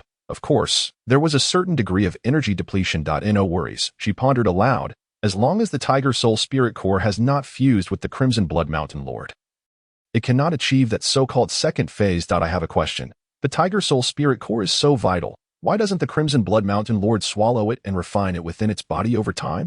Wang Xian sensed that this woman possessed extensive knowledge about these indigenous beasts, truly scholarly. Because if it were to consume it, it might explode. The woman replied softly.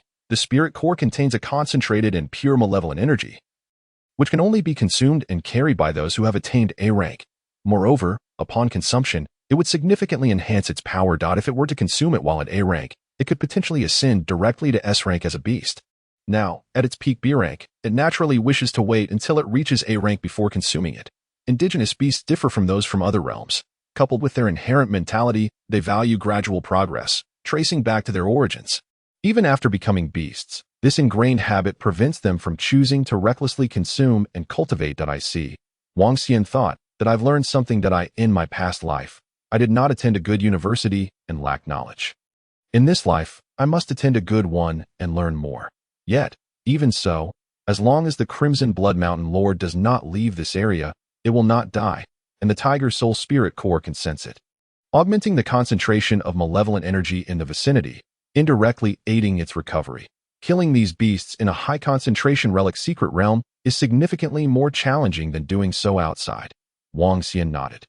Previously, Bai Hongtian had effortlessly slain that Wind King Falcon. However, if placed in an S-rank super-large relic, it would surely not be so simple. Beasts also possess terrain advantages. Well then, you should rest first, that I will go and dismember the Crimson Blood Mountain Lord. Just to be safe, Wang Xian grinned. Walking towards the corpse that resembled a mountain, the woman merely hummed in agreement, not refusing, but rather greatly appreciating. This youth is even more cautious than I am. Wait a moment. The woman recalled something and handed her frost longsword to him. The bones and sinews of the Crimson Blood Mountain Lord were extraordinary, and ordinary blades could not sever them. Moreover, at this moment, it was entirely frozen. Use my sword. This sword is a 6th-tier martial combat artifact. Though you cannot wield it, its sharpness alone can easily slice through the Crimson Blood Mountain Lord's corpse. Wang Xian paused his steps, accepted it, and glanced at it without further comment. Looking at the frost longsword in his hand, he gently brushed the blade and praised softly, "A fine sword. Truly, the elder sister is meticulous." He turned to walk away, unaware that as he caressed the blade, the woman's cheeks flushed slightly, her body seeming to tremble gently. A flicker of reproach appeared in her eyes, as if she wished to say something, but ultimately refrained.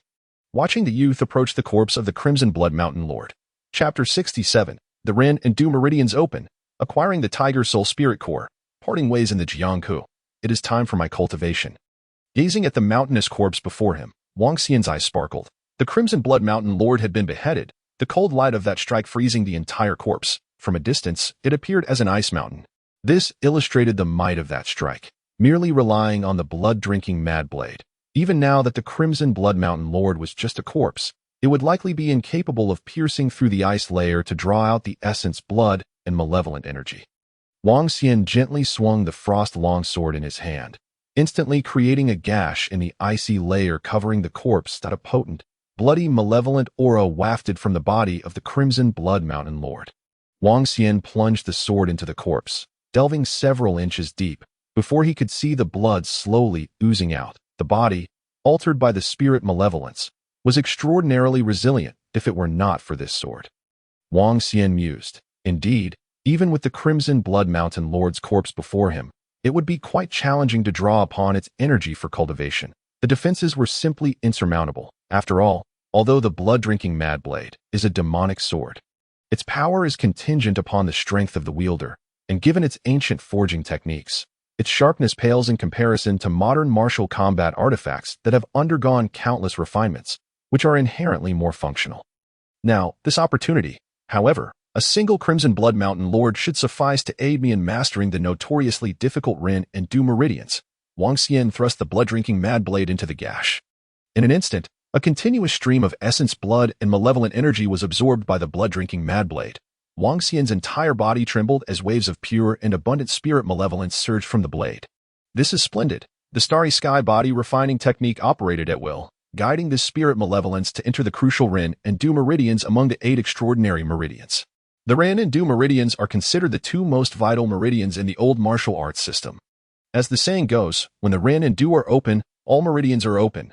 These 2 meridians traverse the body, connecting to the subsequent 12 primary meridians.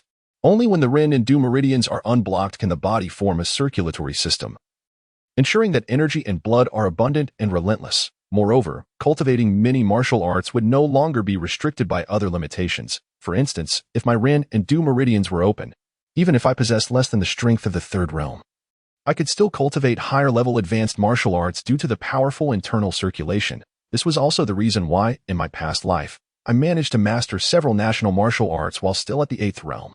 Generally, advanced martial arts require not only skills beyond the 3rd stage, but also the foundational strength of the 3rd realm or higher to cultivate. Otherwise, forcibly cultivating advanced martial arts not only progresses at a glacial pace, but also fails to fully unleash the potent power of such techniques. The more formidable the advanced martial arts, the greater the demand on one's vitality. Moreover, certain advanced martial arts serve as the foundational teachings of their respective schools. rendering their cultivation significantly more arduous than that of ordinary advanced techniques. Many martial artists only begin to practice advanced martial arts upon reaching the fourth realm. Time swiftly passed. Wang Xian, while employing his frost longsword to break through the ice layer, simultaneously utilized his enchanted blade to siphon the blood essence from the Crimson Blood Mountain Lord. Within his body, the Ren and Du meridians began to be reforged at a visibly rapid pace. Days later, a woman emerged from the cave, exhaling a breath of murky air. She pondered over how he had fared. Upon exiting the cave, she gazed into the distance and beheld the corpse of the Crimson Blood Mountain Lord, which had gradually transformed into a mere skeleton. All flesh had been stripped away, and the sinews and joints were laid bare. Is this akin to the butchery of a master chef? The woman mused. Approaching, she found the youth diligently cleaning the frost longsword by the cold pool. Meticulously wiping it down, she cleared her throat. Wang Xian turned, a smile gracing his lips as he approached her. It's all taken care of. He handed her the longsword. By the way, you have the tiger's soul core. Dantiyu? The woman accepted the sword and inquired. This item is quite perilous. By convention, it must be submitted to the military and then handed over to various exotic beast research institutes. However, she paused, contemplating. Since this plan was your idea, you needn't submit it. You can take it to the military yourself. Wang Xian immediately grasped her intent. Truly, she was an elder sister of wisdom. This item was tantamount to proof of a B-grade relic. No, more accurately, it was proof of the removal of a B-grade relic. Once this item was gone, the infection level of the tiger roar pool would swiftly diminish. Even if the exotic beasts were not slain, they would flee to other relics. With this item, one could earn a substantial amount of military merit, tens of thousands, even hundreds of thousands with ease. Clearly, the woman wished to keep this credit for herself. Wang Xian felt somewhat undeserving, as he had not exerted much effort, yet he certainly would not submit it. He intended to use it for himself. Although his 12 meridians had yet to be opened, it was only a matter of time. With the Tiger Soul Core, he would be able to quickly refine them into divine meridians if he submitted it. He could not fathom how long it would take to slay enough exotic beasts to earn merit again. If the military inquires, simply inform them you encountered me within the relic, the woman said coolly. It was I who gave it to you. They will not question it. Indeed, Wang Xian mused. The elder sister had indeed considered everything. It was true. It would be hard for anyone to believe that a first-realm martial artist could eradicate a B-grade relic. The military would undoubtedly harbor suspicions. With this statement, the situation would be entirely different. Of course, Wang Xian had no intention of submitting it and thus would not leverage that connection. Moreover, although you may lack martial talent, the woman spoke softly, there may yet be opportunities for awakening in the future, so do not lose heart. Wang Xian smiled but remained silent.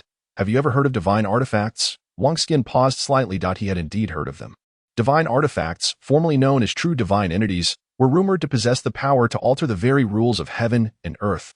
Their origins are shrouded in mystery. Some say they descended from the cosmos, while others claim they have existed in the annals of Blue Star's history, long buried in the dust of time.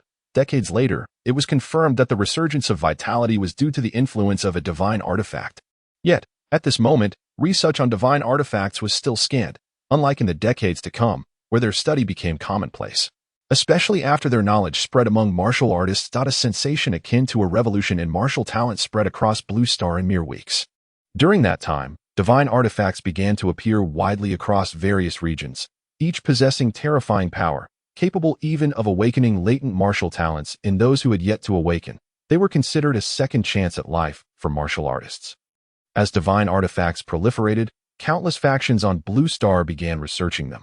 Various conglomerates and financial magnates dedicated to the containment of divine artifacts sprang forth like mushrooms after rain, but all of this lay in the future.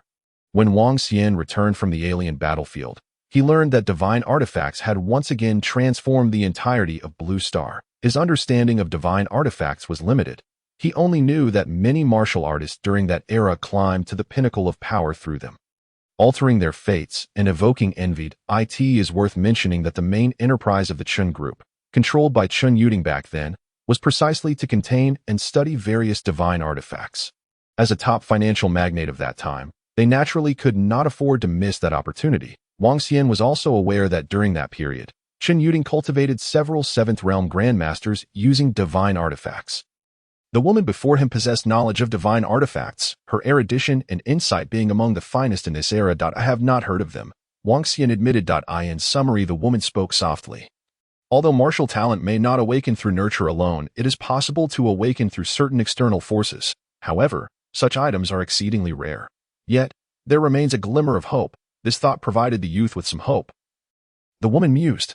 Wang Xian nodded but harbored little thought. If he were to continue his practice of the starry sky body refinement technique, once he achieved the starry sky martial body, he was confident that even the most formidable taboo-level martial talent could easily be matched. Furthermore, after pondering for a while, the woman produced a specially crafted token from her bosom. You are young. I do not know which university you attend, or if you are even enrolled in one. However, if you wish to attend a prestigious university, I have some connections at the school. With this token, you can enroll as an auditor at Tiandu Jingwu University this September. Auditing means you will not receive a degree or have access to university resources, but you can utilize many of the university's training facilities. Tiandu Jingwu University is one of the 5 top martial arts universities in the Dragon Kingdom. Wang Xian contemplated he indeed desired to attend Tiandu Jingwu, but he aspired to gain admission through his own efforts. Of course, considering his lack of martial talent, gaining admission would be quite the challenge. Extremely difficult. It was quite normal for a 6th realm martial sovereign to have connections at a top academy. Given her extensive knowledge, she might even be a guest professor there. Wang Xian accepted the token. Should he fail the entrance exam, this token would grant him access to Tiandu Jingwu. Nonetheless, I must take my leave, the woman said, holding the longsword, her gaze fixed on the horizon. As she began to walk away, she suddenly inquired, by the way, we have known each other for nearly a month, yet I am still unaware of your name. My name is Wang Feng. Wang Feng, the woman softly repeated several times. Do you not inquire about my name? Fate will reveal it in due course. If not, it is better to forget one another in the rivers and lakes. Wang Xian replied. The woman's body trembled slightly, her frost-like, beautiful eyes scanning the youth before her deeply, as if imprinting his visage in her memory, despite the youth's attempts at disguise. His appearance could not escape her keen perception. She closed her eyes, turning into a flash of sword light, soaring into the clouds, leaving behind a lingering sound of the frost sword. I am called Luo Shuang. Chapter 68. Perfecting the cultivation, crafting bone spears, nurturing flying daggers, and returning to Rong City. After Luo Shuang departed, Wang Xian did not leave the tiger roar pool. Instead, he seized this opportunity to continue cultivating the wave stacking technique at the bottom of the pool, while also acclimating to the bodily changes brought about by the 8 divine meridians, allowing his life force to gradually stabilize at a solid level. The ability to open 8 divine meridians had already realized Wang Xian's strength aspirations. Coupled with the tiger soul core, he lacked no spiritual essence for the subsequent 12 meridians. Without the Crimson Blood Mountain Lord, Wang Xian relished the freedom to cultivate in this core area. While practicing, he also extracted several appropriately sized bone shards from the Crimson Blood Mountain Lord's skeleton, diligently honing them day and night with his bloodthirsty blade. His primary aim was to refine these into flying daggers, which he would nurture on his person for future use. The tiger bones contained a potent malevolence, with some spines being exceptionally sharp. These materials were superior to the 3 flying daggers crafted with 1,000,000 resources previously. However, due to the hardness of the materials, he could only rely on time. The number of flying daggers he could forge would depend on circumstances. Additionally, Wang Xian salvaged a section of the Crimson Blood Mountain Lord's fractured spine, gradually honing it into a 3-meter-long bone spear with his enchanted blade. In the past, due to the rapid consumption of protective gear in alien battlefields, the ability to craft various weapons on the fly became a fundamental skill for every martial artist in those arenas. Naturally, these hastily crafted weapons made from exotic beast bones lacked the additional special abilities provided by modern technology and could not fully exploit the material's properties. Yet, as long as he had a spear that was sufficiently sturdy, it would suffice for Wang Xian. In this regard, the spine of the Crimson Blood Mountain Lord met his criteria as an old martial artist. His demands for protective gear were not excessively high, and the strength of the Mountain Lord's spine was assured. Furthermore, the spine contained a certain amount of spiritual malevolence, which would harmonize perfectly when he employed martial arts using malevolence, ensuring no conflict arose. In fact, it would fit seamlessly. Initially, Wang Xian had considered consuming some of the Crimson Blood Mountain Lord's flesh, but regrettably, ordinary fire could not cook its meat. He had tried to bite raw, but it was utterly unyielding and indigestible. If I were at the eighth realm, I could easily reduce it to pulp. Wang Xian shook his head. After all, it was a B-grade pinnacle exotic beast corpse, brimming with valuable resources. Unfortunately, given his current strength, he could only maximize the utility of a fraction of it. He could manage a few bone spike flying daggers and a bone spike spear, but the remainder would need to be reported back to the military at the camp, allowing them to transport this mountainous corpse for detailed dissection in a fleeting span of over a month. Time has passed swiftly at the Tiger Roar pool. The waters are chillingly profound. Soon, a figure emerges from the frigid depths, wielding an ancient, bone-crafted spear. The spear, entirely silver in hue, gleams with an unparalleled brilliance, save for its tip, which shines coldly like a starred. 1,000 troops scatter. The figure brandishes the spear like a radiant rainbow, causing the entire cold pool to surge with waves towering over a yard high. As if to overturn the very essence of the water, the dragon battles in the wild. The spear tip, a cold star, plummets into the depths, crashing down with a resounding boom. The cold pool erupts into a 100-foot-tall wave, revealing the bottom of the pool beneath. The waves spiral, exposing a massive crater akin to a meteorite's impact. The figure lands upon the spear's handle. How mundane. Wang Xian shakes his head, withdrawing the spear deeply embedded in the pool's bottom, wrapping it securely for storage. He casually performs a few moves from the fundamental 1,000-troop spear technique and the Cloud Dragon spear technique. After employing several self-created maneuvers, he concludes that this bone spear is merely adequate in hardness, offering little enhancement to his spear technique. Alas, unrefined weapons are simply limited to the untrained eye. It might not even qualify as a first-tier martial combat protective gear. Yet it excels in material hardness. However, Wang Xian produces 2 flying knives, the size of his palm. Their shape resembles a waning moon, perfectly suited as concealed weapons. These 2 bone-crafted flying knives are commendable. In terms of sharpness, they surpass the 3 previously forged knives. Regrettably, after over a month, he has only managed to fashion 2 with the demon knife. Had he possessed that frost longsword, he could have effortlessly crafted dozens. Of course, quality trumps quantity. A couple of well-cared-for knives would suffice. The wave surge technique has also been perfected. Without the Tiger Soul Spirit Core and the Red Blood Mountain Lord, the malevolent energy in this place has diminished. The cultivation effects of this cold pool are no longer what they once were. The 2 secret techniques have reached completion. The progress in cultivation can be deemed satisfactory for the 1,000 heavy technique. Wang Xian touches his arm, feeling the weight bound to his wrist. These weights have already been replaced with a new set, utilizing the toe bones of the Red Blood Mountain Lord. The toe bones are exceedingly heavy, making them suitable for practicing the 1,000 heavy technique. This secret technique has no shortcuts. However, with 8 divine meridians now converged, his vitality is nearly at 100 points. To engage in weight training that aligns with the 1,000 heavy technique demands high standards. Upon returning, he must make further adjustments. Overall, Wang Xian takes a deep breath. This journey of cultivation has come to an end. Calculating the time, it should now be mid-May. The martial examination is just around the corner. It would be prudent to return. Setting off, Wang Xian makes his way back to the camp from the Tiger Roar pool. He first reports the general situation regarding the Tiger Roar pool to the military department of the camp, then waits for half a day. Although Wang Xian is reluctant to surrender the Tiger Soul Spirit Core, the corpse of the Red Blood Mountain Lord could still yield a significant amount of military merit. Naturally, since he did not slay it himself, the amount he can exchange is limited. Wang Xian speaks truthfully throughout the process. After all, that 6th-tier martial sage might have already given prior notice to the military department. We have already grasped the general situation. Well, your assistance to the 6th-tier martial sage merits recognition. Thus, the corpse of the Red Blood Mountain Lord can be exchanged for military merit. But when we arrived, the corpse had already been dissected. The military merit can only amount to around 10,000 points. A peak B-grade exotic beast and a relic boss could fetch tens of thousands, but only if you slay it yourself. Otherwise, merely possessing the corpse means some military districts may not even offer you an exchange. Gaining 10,000 points feels like a profit to Wang Xian. If he were to exchange the Tiger Soul Spirit Core, it should yield around 100,000 military merit. With 100,000 military merit, one could acquire superior martial arts.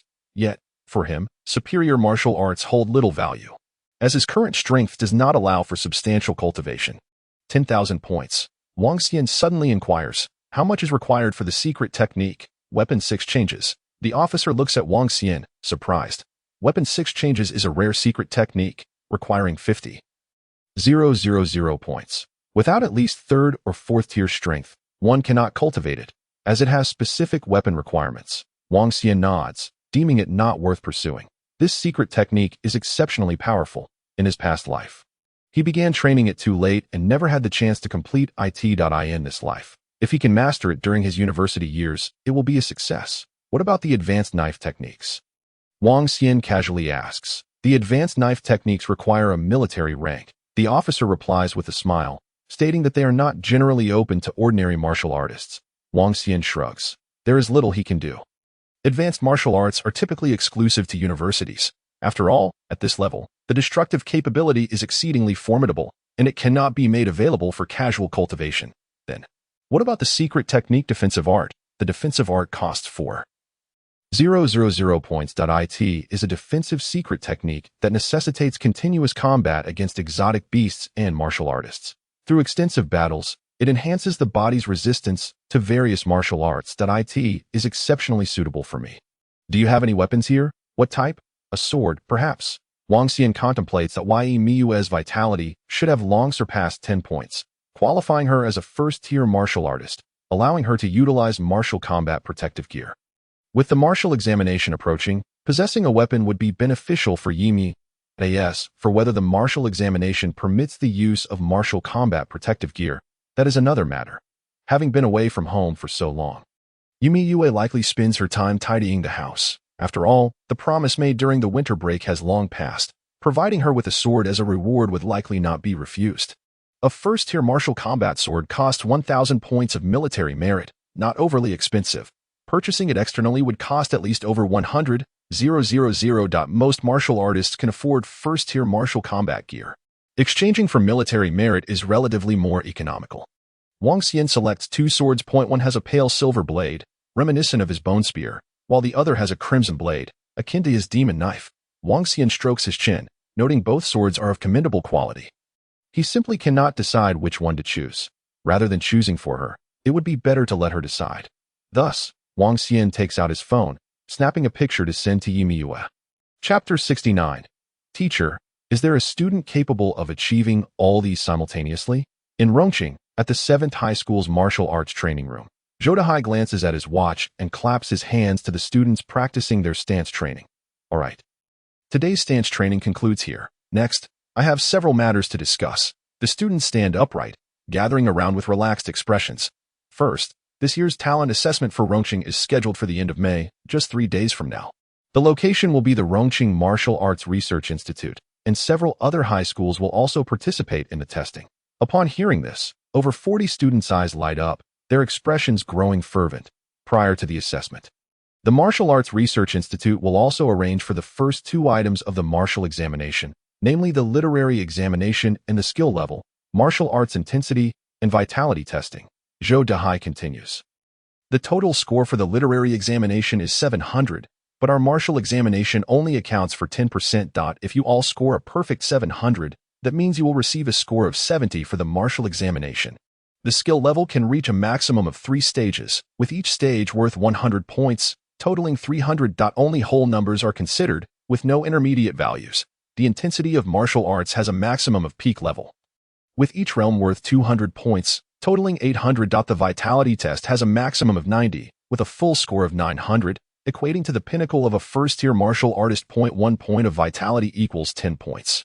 The total score for the second martial examination is 2,000 points, accounting for 30 of the overall examination. Thus, the full score for the second item is 600 points. This is significant. Zhou Dehai taps on the training dummy in the room. This year's martial examination has not changed in proportions compared to last year. At this stage, your skill levels and martial arts intensities are already fixed. With only a few days left, there cannot be significant changes. To improve in this area, you are all intelligent students and naturally understand that to enhance your vitality, even slightly will yield additional points. What does 3 points mean? It could surpass thousands of others across the province. 1 point of vitality equates to thousands of individuals. What about 2 points? Thus, in the coming days, do not overexert yourself on skills or martial arts. Simply focus on daily consolidation. Devote all efforts to enhancing your vitality. An increment is pure profit. Zhou Dahai has guided several cohorts of students, well-versed in the pre-examination procedures. Teacher, Zhou Shukuan suddenly queries, if the skill level is capped at 3 stages, what if someone reaches 4 stages? For stages, Zhou Dahai chuckles, remarking that it is essentially impossible, as 4-stage skills involve a higher level of power application, such as absolute control, limit burst, and cultivating spirit and strength. To demonstrate 4-stage techniques, one must at least be a 3rd-tier martial artist. Otherwise, the individual's physical capabilities cannot sustain IT to AS for you all. Do not overthink it. You are all at the level of 2-stage skills. Merely touching the threshold of 3-stage skills is commendable at AS for 4 stages. Do not dwell on it. Of course, just to mention, if someone truly achieves it, they will be awarded an additional 100 points. Has that ever happened? A student inquires in our great dragon nation, with its vast expanse and resources.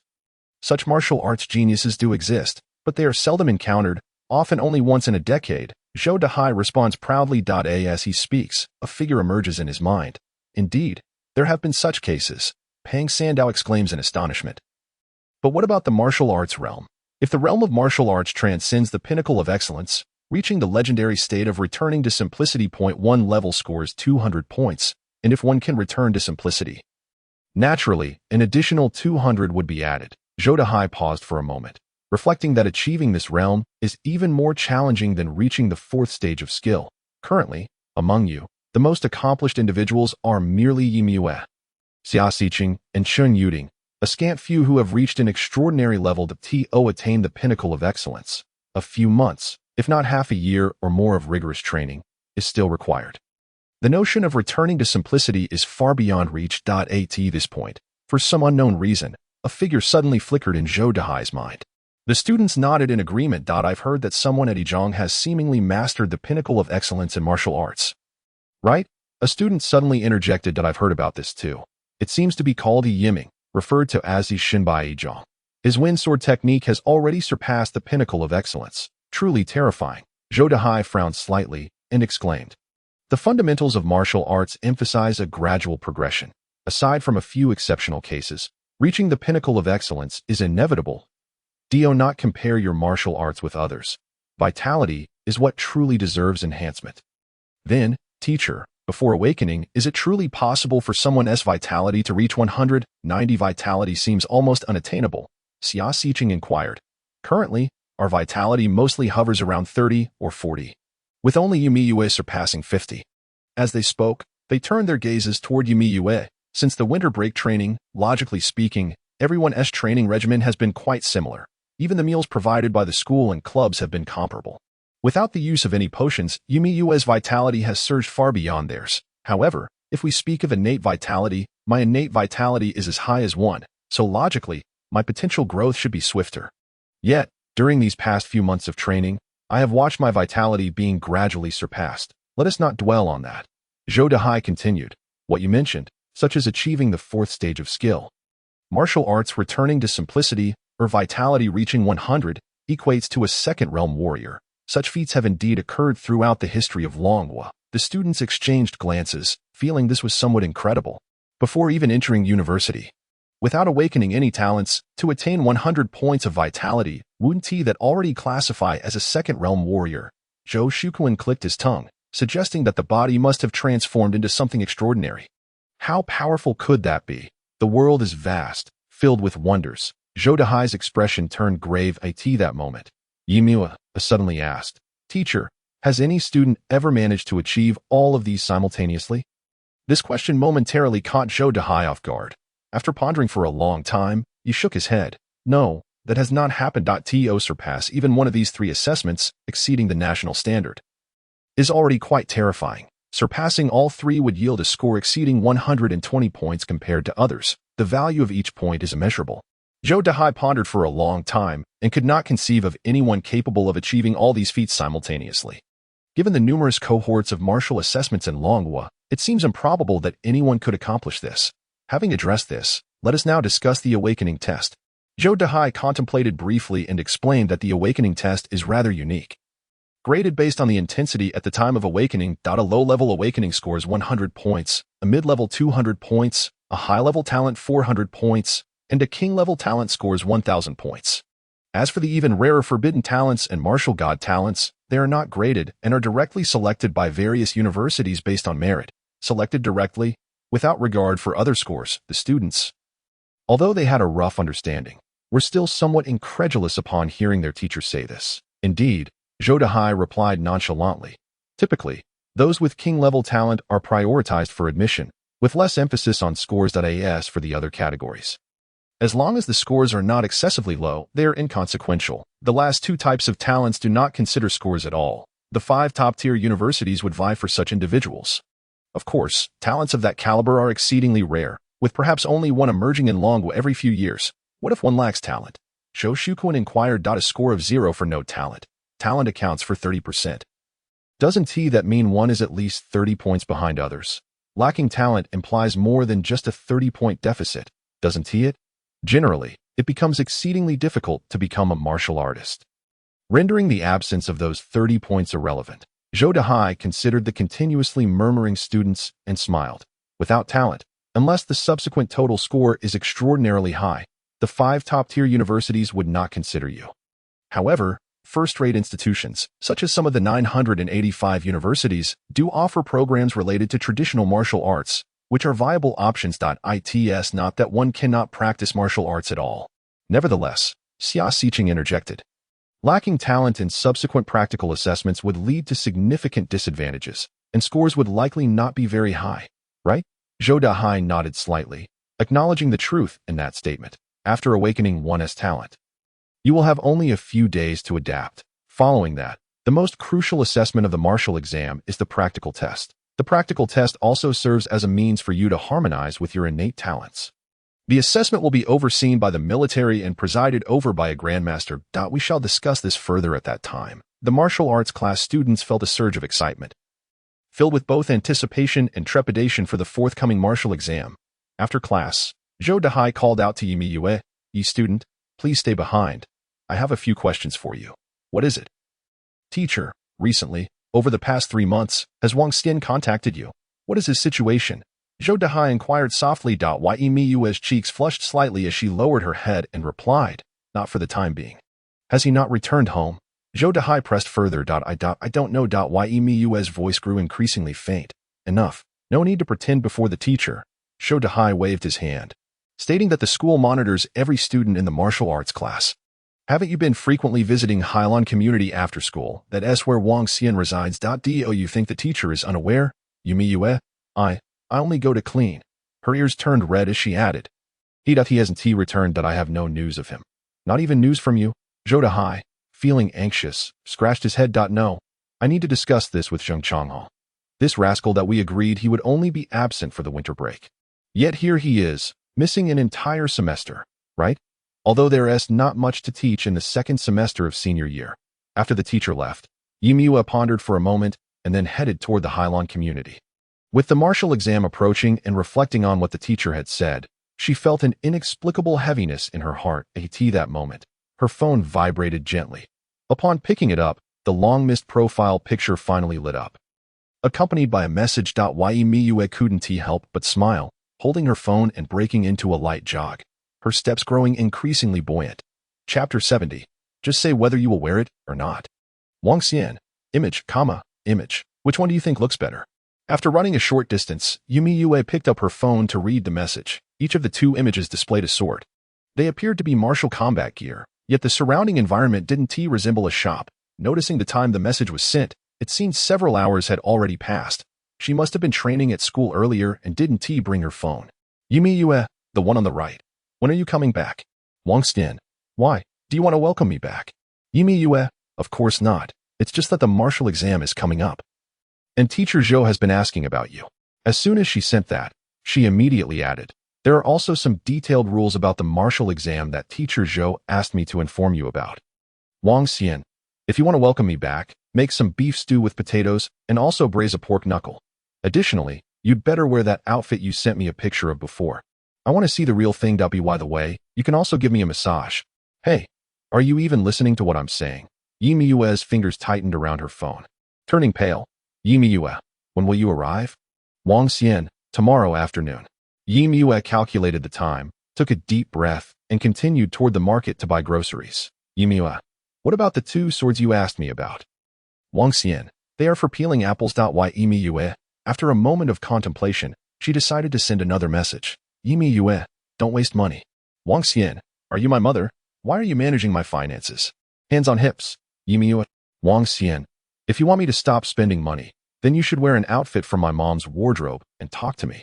Otherwise, why should I listen to you?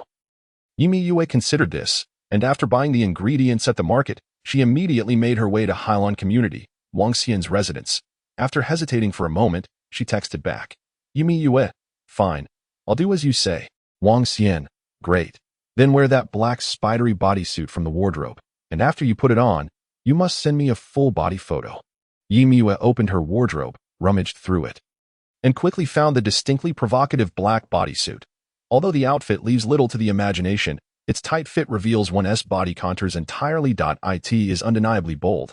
Yimue, how could this possibly be something your mother wore?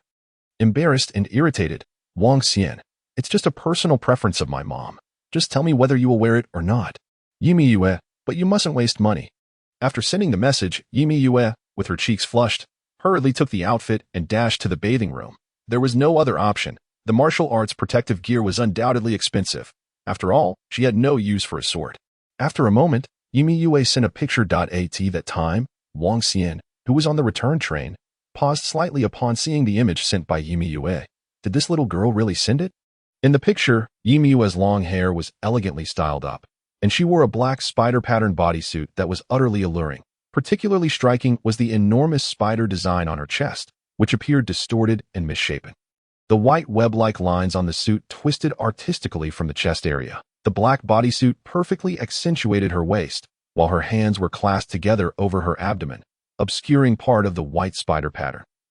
However, the coverage was limited, and her long thigh curves were even more enticing than a genuine spider spirit. Complementing this was her stunningly blushing face, which left Wang Xian thoroughly captivated. Wang Xian commented. Not bad. Yimue replied, then you don't need to spend money on that sword. Wang Xian responded, I want to buy it. Upon hearing this, Yimue breathed a sigh of relief. The two chatted for a while until noon the next day. After completing her morning exercises, Yimue hurriedly began preparing lunch. Only when she saw the table laden with dishes did she nod in satisfaction. At that moment, the sound of a key turning in the lock echoed. Yimeue's heart skipped a beat as she walked to the door, where she found Wang Xian standing outside, carrying a long, gun-like stick and a sword-shaped box. It had been 4 months since they last met after the winter break. Wang Xian's appearance seemed largely unchanged. Even his smile retained that lazy charm. As he entered the house, he waved to the still-dazed Yimue. What are you daydreaming about?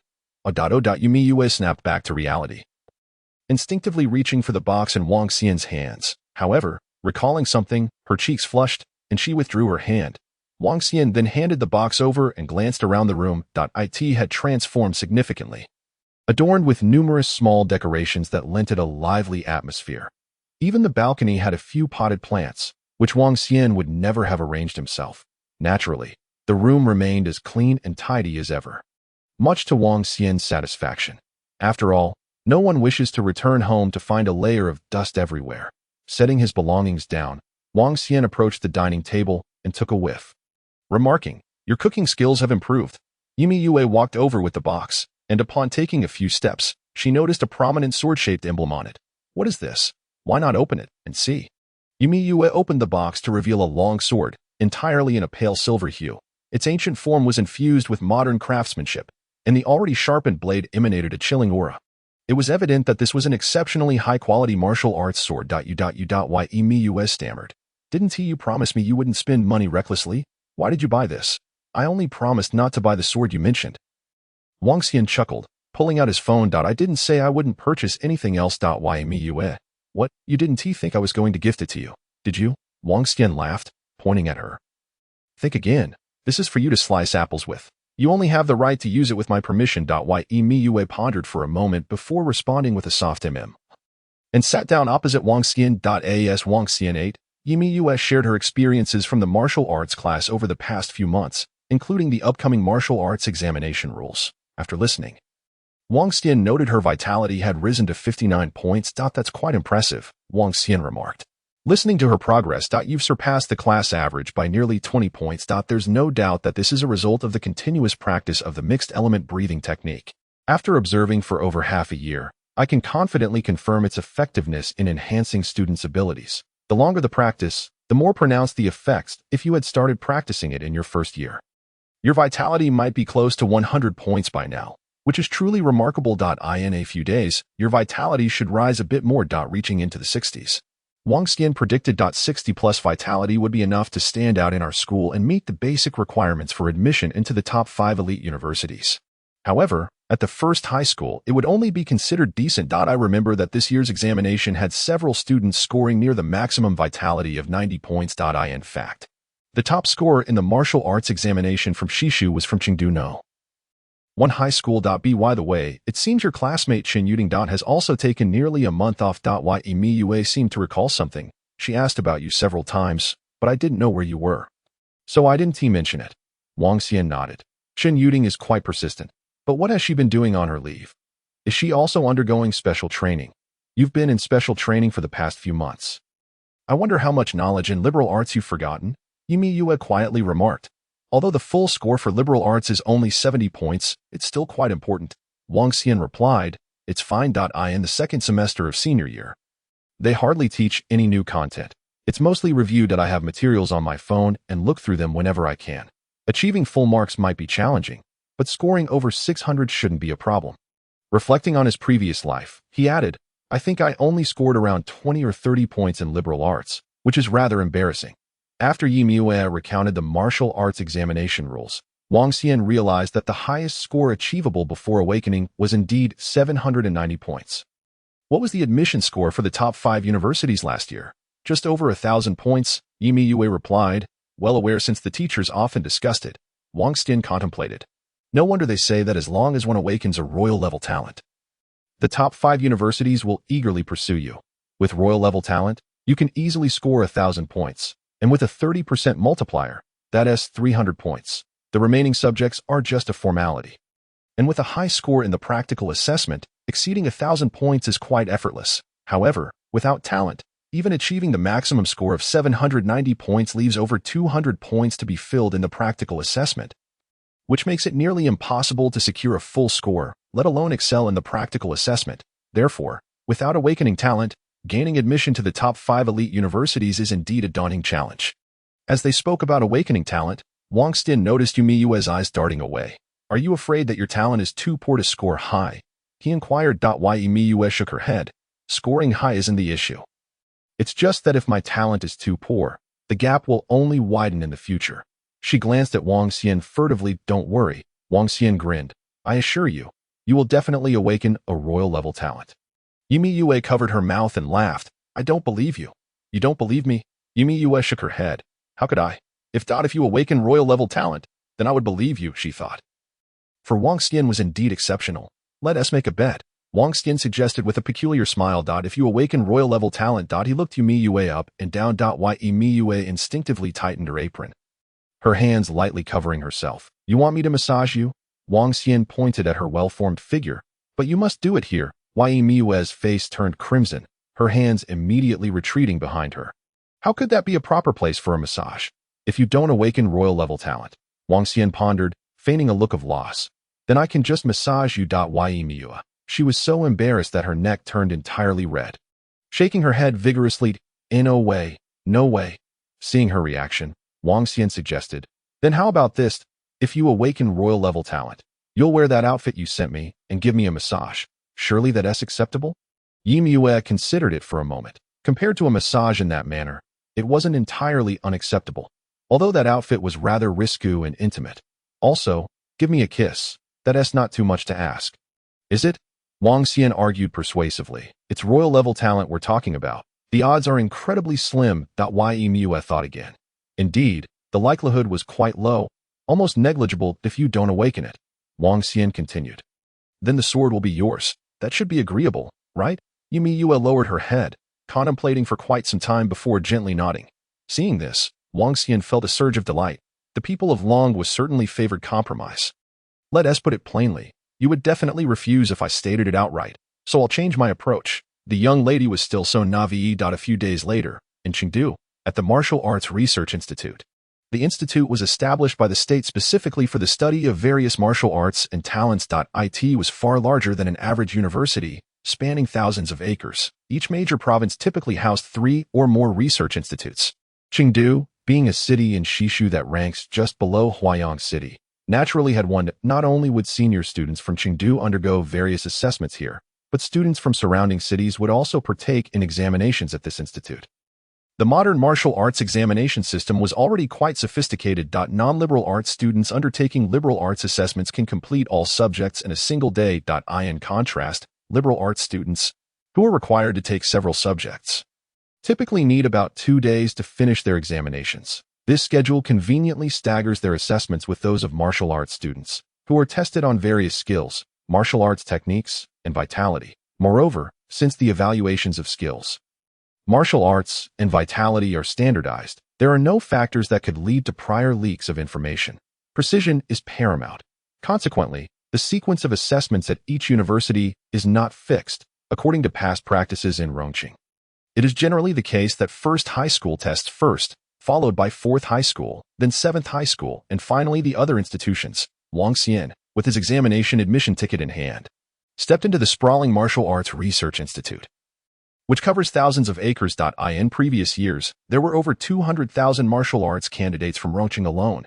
Hualing City contributed more than 300,000. And there is also a research institute in the southwest with 20 to 30,000 candidates. Adding to this are several 100,000 liberal arts students, bringing the total number of examinees to over 1 million. Compared to several other provinces in Longhua, this is quite significant. The Martial Arts Research Institute is situated far from the hustle and bustle of the city, accessible via a dedicated subway line. Therefore, during the examination days, the subway system in Rongqing typically provides transport for students heading to the Martial Arts Research Institute. Furthermore, due to the institute's unique geographical location, remote and tranquil, it creates an ideal environment for examinations. Researchers clad in white lab coats stand at various key points throughout the institute, guiding students who may not be adept at reading maps. Occasionally, one might catch a glimpse of nostalgia in the eyes of these researchers. On the 3rd floor of Building B, Room 7, Wang Xian followed the information on his admission ticket and entered a classroom within the Research Institute. The day was dedicated to the liberal arts examination. The total score for the liberal arts subjects is 700, but for martial arts students, it comprises only 3 subjects. 1. Comprehensive History of the Blue Star, 2. Basic Science Projects, and 3. Political and Cultural Language. Given that Wang Xian had been quite diligent in his studies this time around, he found the examination manageable. Completing it in a day, he anticipated achieving a score of at least 65 with ease. Upon concluding the liberal arts assessments, the most critical examinations for martial arts students awaited. These examinations are organized by school, with each institution gathering its classes and departing together for the designated testing location, the main building of the Martial Arts Research Institute. This building, known as the Martial Arts Building, consists of 9 floors, symbolizing the 9 realms of martial arts. Each floor is comparable to over 10 football fields, if not larger. Wang Xian felt that each level was akin to half a high school. By the time he arrived, it was already afternoon, and the students from 1st and 4th high schools had completed their assessments in the morning. 1st High School, notorious for its excellence, had a rumor circulating that someone had reached the 4th level of skill. Was it Yi Yiming? With full marks in vitality and martial arts mastery, his swordsmanship had also achieved a perfect score, reaching the 4th level, allowing him to absolutely control and explode to the limit. My cousin is from 1st High School. He's quite impressive. There is also Lin Ao, whose vitality surpassed full marks, nearing 100 points. Unfortunately, he fell just 3 points short of the martial arts examination limit, compared to 4th High School's Tan Tianza, whose vitality was 98 points and skill level exceeded 3 but did not reach 4. He still came close to mastery in his swordsmanship, not to mention Su Rong from 1st High School, who specializes in firearms. How challenging is it to master a gun? She is currently the only one who has achieved mastery in firearms. Just look at how few students in the entire Shishu region have reached this level. 1st High School is truly a gathering of exceptional talents. 4th High School has at least 1 Tan Tianza. What about our 7th High School, on the 1st floor of the Martial Arts Building? Thousands of martial arts candidates from 7th High School were lined up, waiting for their assessments. The results are determined through practical testing, but only the candidates are privy to their scores. Nevertheless, once the results are announced, Teachers will inevitably inquire, and candidates will likely not conceal their scores, as the final rankings will be public, and schools will have access to the information. All right, it's time for our 7th high school candidates, declared Principal Xia, clearing his throat, flanked by Zhou Dehai and other school leaders. Students, your class teachers have explained everything clearly. Now, please enter the examination room in order according to your class arrangement. Chapter 72, Beyond the Ordinary. Beyond the heavens amidst the crowd, Chen Yuding quietly observed the figure ahead. He had not been around for quite some time, claiming to be in special training. But were the conditions for special training truly better than those at the club? Beside her, Li Zihong scoffed. Even if he is better than us, it can't be by much. It was evident that Chen Yuding's gaze was fixed on Wang Xian. Since the beginning of the winter vacation, Wang Xian had almost completely distanced himself from the martial arts class. No one knew what he had been up to. But I also took a month off for special training, didn't I? Chen Yuding chuckled softly. That's different. You must have far surpassed our martial arts class students by now, Li Zihong replied, maintaining a demeanor of admiration. Your double standards are quite concerning. Chen Yuding shook her head. As for me, my situation is likely on par with Yumi. Li Zihong hastily countered. That is already impressive. Yumi Yu's progress in the martial arts class has been extraordinary, especially in vitality. Her innate vitality isn't particularly high. Summer Sikhen barely reaches 50 points. Besides, Summer Sikhen comes from a wealthy family, with resources far superior to those available to us other students. Even if she signed a D-level contract with the club, she would still only be on par with Summer Sikhen, at most. It's hard to surpass by such a margin. Summer Sikhen's innate vitality is double that of Yumi Yue, truly peculiar. Chen Yuding offered no further comment, her gaze unwavering. Eventually, Wang Xian turned around and seemed to notice her stare. He nodded at Chen Yuding without saying much. You think Yumi Yue's rapid improvement in vitality could be related to Wang Xian? Chen Yuding suddenly asked, what could that possibly mean? For instance, could it be that Wang Xian is aiding Yumi Yue in her swift advancement? Impossible. Li Zihong shook his head repeatedly. Wang Xian lacks such capability. The enhancement of vitality is solely dependent on one's daily practice. No matter how others assist, it only amounts to providing resources and funds. But Yumi Yue has already signed a contract with the club, so she's not lacking in those. Chen Yuding chuckled softly, saying nothing further. Indeed, aside from her, no one else would entertain such notions. Soon, as the classes gradually entered the examination room, it was not long before 4th class's turn arrived. The examination room was a closed environment, devoid of invigilators, only featuring smart detection systems. Naturally, there were researchers in the background acting as remote invigilators, overseeing the smart systems. The examination room contained over 100 individual testing booths, resembling high-tech arenas found in schools. Each assessment required candidates to complete the corresponding subjects within the arena. After sequentially completing the evaluations, results would be generated on the spot, with any issues addressed immediately. At that moment, Zheng Chanhong was in the background of the testing room on the 2nd floor of the martial arts building. The Tiandao Club donates a sum of money each year to the researchers, making him an honorary researcher at the Martial Arts Research Institute, invited to serve as an examiner. This allows him to gain insights into the students' scores slightly ahead of time. Similarly, there was Zhao, the director of the Roqing Divine Sword Club, along with several senior teachers from various secondary schools, such as Zhou Dehai, who would also act as invigilators in the background. Of course, the majority were researchers from the Martial Arts Research Institute. Occasionally, when the number of candidates became excessive, some university instructors would be invited to assist in monitoring. Zheng Changhong was intently watching the holographic monitoring screens displaying each student's situation within the testing booths. For martial arts examinations, the maximum score is 600. Compared to talent awakening and practical assessments, these 3 evaluations represent the foundational strength of a martial artist. Immensely significant. I believe. Old Zheng, you may not need to watch any longer, Zhao remarked cheerfully. This year's candidates cannot surpass He Yiming's scores. Hualing First High School is not even a contender. Hualing First High School is one of the 2 national key secondary schools in Shishu. With 4-level skills, mastery in swordsmanship, and a perfect vitality score of 90 points, He Yiming achieved a total score of 630, exceeding the maximum by 30 points. Even Lin Ao's score of 561 and Su Rong's perfect score of 600 cannot compare to those from 4th and 7th high schools. Zheng Chanhong casually glanced at the latter, stating, did He Yiming manage to directly conquer the Junior Hollow Intelligent Beast Challenge during the winter vacation? Zhao's smile faltered. And he replied somewhat exasperatedly, "That's no big deal. He could still defeat it later on. So, he succeeded then. That means he did not. Apologies, but someone from 7th High School has achieved that." Zhang Chanhong seized upon the other's weakness, delivering a pointed remark. "That's a full winter vacation of preparation. So what? The martial arts examination evaluates comprehensive quality," Zhao retorted, flustered. "Moreover, this year's practical assessment does not feature the saber-toothed wolf. What does it matter if he succeeded? Can his score, let alone exceed Yiming's, surpass Lin Ao's? That remains to be seen," Zhang Chanhong replied with a subtle smile. "Wang Xian's martial arts skills must have reached mastery. He merely lacks in the 4th-level techniques and vitality. As for vitality, it's hard to say, but his skills will certainly not be inferior to Yiming's. Therefore, in my view, even if he does not surpass him, his score will be equivalent." "Keep boasting. Go on," Zhang Chanhong said, offering no further commentary. Since Wang Xian's return, he sent him a message. "Invincible. No need to worry." With such confidence, he had every reason to believe. Meanwhile, outside the examination hall, most of the candidates who had completed their assessments gathered in clusters, discussing the content of the evaluation. Tan Tianzi from the 4th High leaned against the railing, his gaze intently fixed on the 7th High's vicinity. "Brother Tan, are we waiting for someone?" a student beside him inquired. "Waiting for someone's results," Tan Tianzi replied. "Is it from the 1st High? Haven't the results from the 1st High mostly come out?"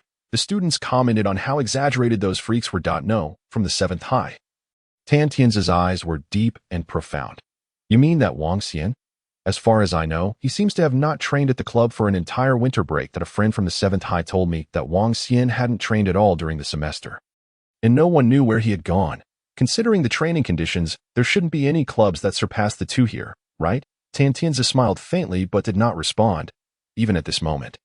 His mind was still recalling that day, that Blade's brilliance. It was a strike that transcended the 2nd tier of skill. Even if he reached the 3rd tier, he would still be unable to replicate it. He had a faint premonition that Wang Xian's results would astonish him. The 1st High, surpassing them wasn't impossible. Meanwhile, at the 1st High, being the first school to finish, the students had ample time. Naturally, most were animatedly discussing the assessment as content or grinning as they watched candidates from other schools emerge from the testing room, each looking dejected. It was a source of amusement. Another group was engaged in discussions about subsequent awakenings and practical assessments. Within the elite circle at the 1st High, Su Rong, one of the few female top students, appeared somewhat distracted. "Lin Gu has made significant progress this semester," a student remarked with a smile to a proud young man. Lin Ao slightly raised his head and simply stated, "My strengths do not lie within these 3 assessments. I excel solely in practical combat." Hearing this, Su Rong glanced at Lin Ao and chuckled. "Come on, who doesn't know you went outside the city during the winter break to hunt monsters with a bunch of martial artist bodyguards from your family? You took down a few saber-toothed wolves and dual-headed aberrant wolves in the Shadow Wolf Cave. It's quite a boast. Would you dare go alone without those bodyguards? It's laughable." This thought brought to her mind a figure, the contracted warrior named Wang Feng from the Tiandao Club. Later, she heard that he single-handedly dispatched a living sword puppet in the Bone Blade tomb and stayed behind to cover 2 small teams' retreat. And no one knew what happened afterward, but when she inquired at the military camp, it was said that the Bone Blade tomb had been eradicated. It was Wang Feng who had done it. He even killed hundreds of F-class aberrant beasts in the Bone Blade tomb. A newcomer to a club, merely a year or 2 older than her high school peers, had achieved such feats, truly terrifying. Having witnessed the prowess of young warriors outside the school, Su Rong felt that the assessments at school were nothing extraordinary. The foundation of practical combat lies in these 3 assessments. A boy with glasses murmured from the crowd. Without a solid foundation, all practical combat is mere talk. Lin Ao glanced at him, curled his lip, and said nothing. He certainly had the qualifications to say that. If others said it, he would certainly retort. But when Yiming said it, he could not argue back. After all, just in the scores of the 3 assessments, the other had surpassed him by 69 points. It was likely that no one in the entire Shishu could rival him. A student chuckled.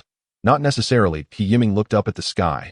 There are always stronger people out there, beyond the heavens. Perhaps the 7th High has someone. The 7th High? Impossible. The 1st High students unanimously disbelieved. The 7th High was regarded as a subordinate existence in the martial arts circle of Rongqing. Daring to aspire to surpass the 1st High was utterly preposterous. Yiming said nothing.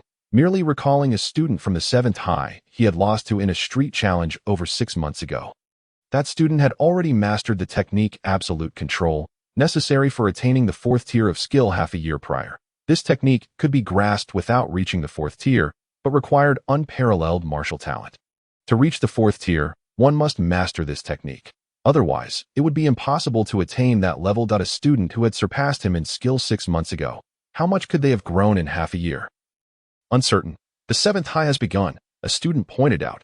Though they could not discern the results, as top students, they only needed to observe the expressions of those exiting the testing room to gauge their performance.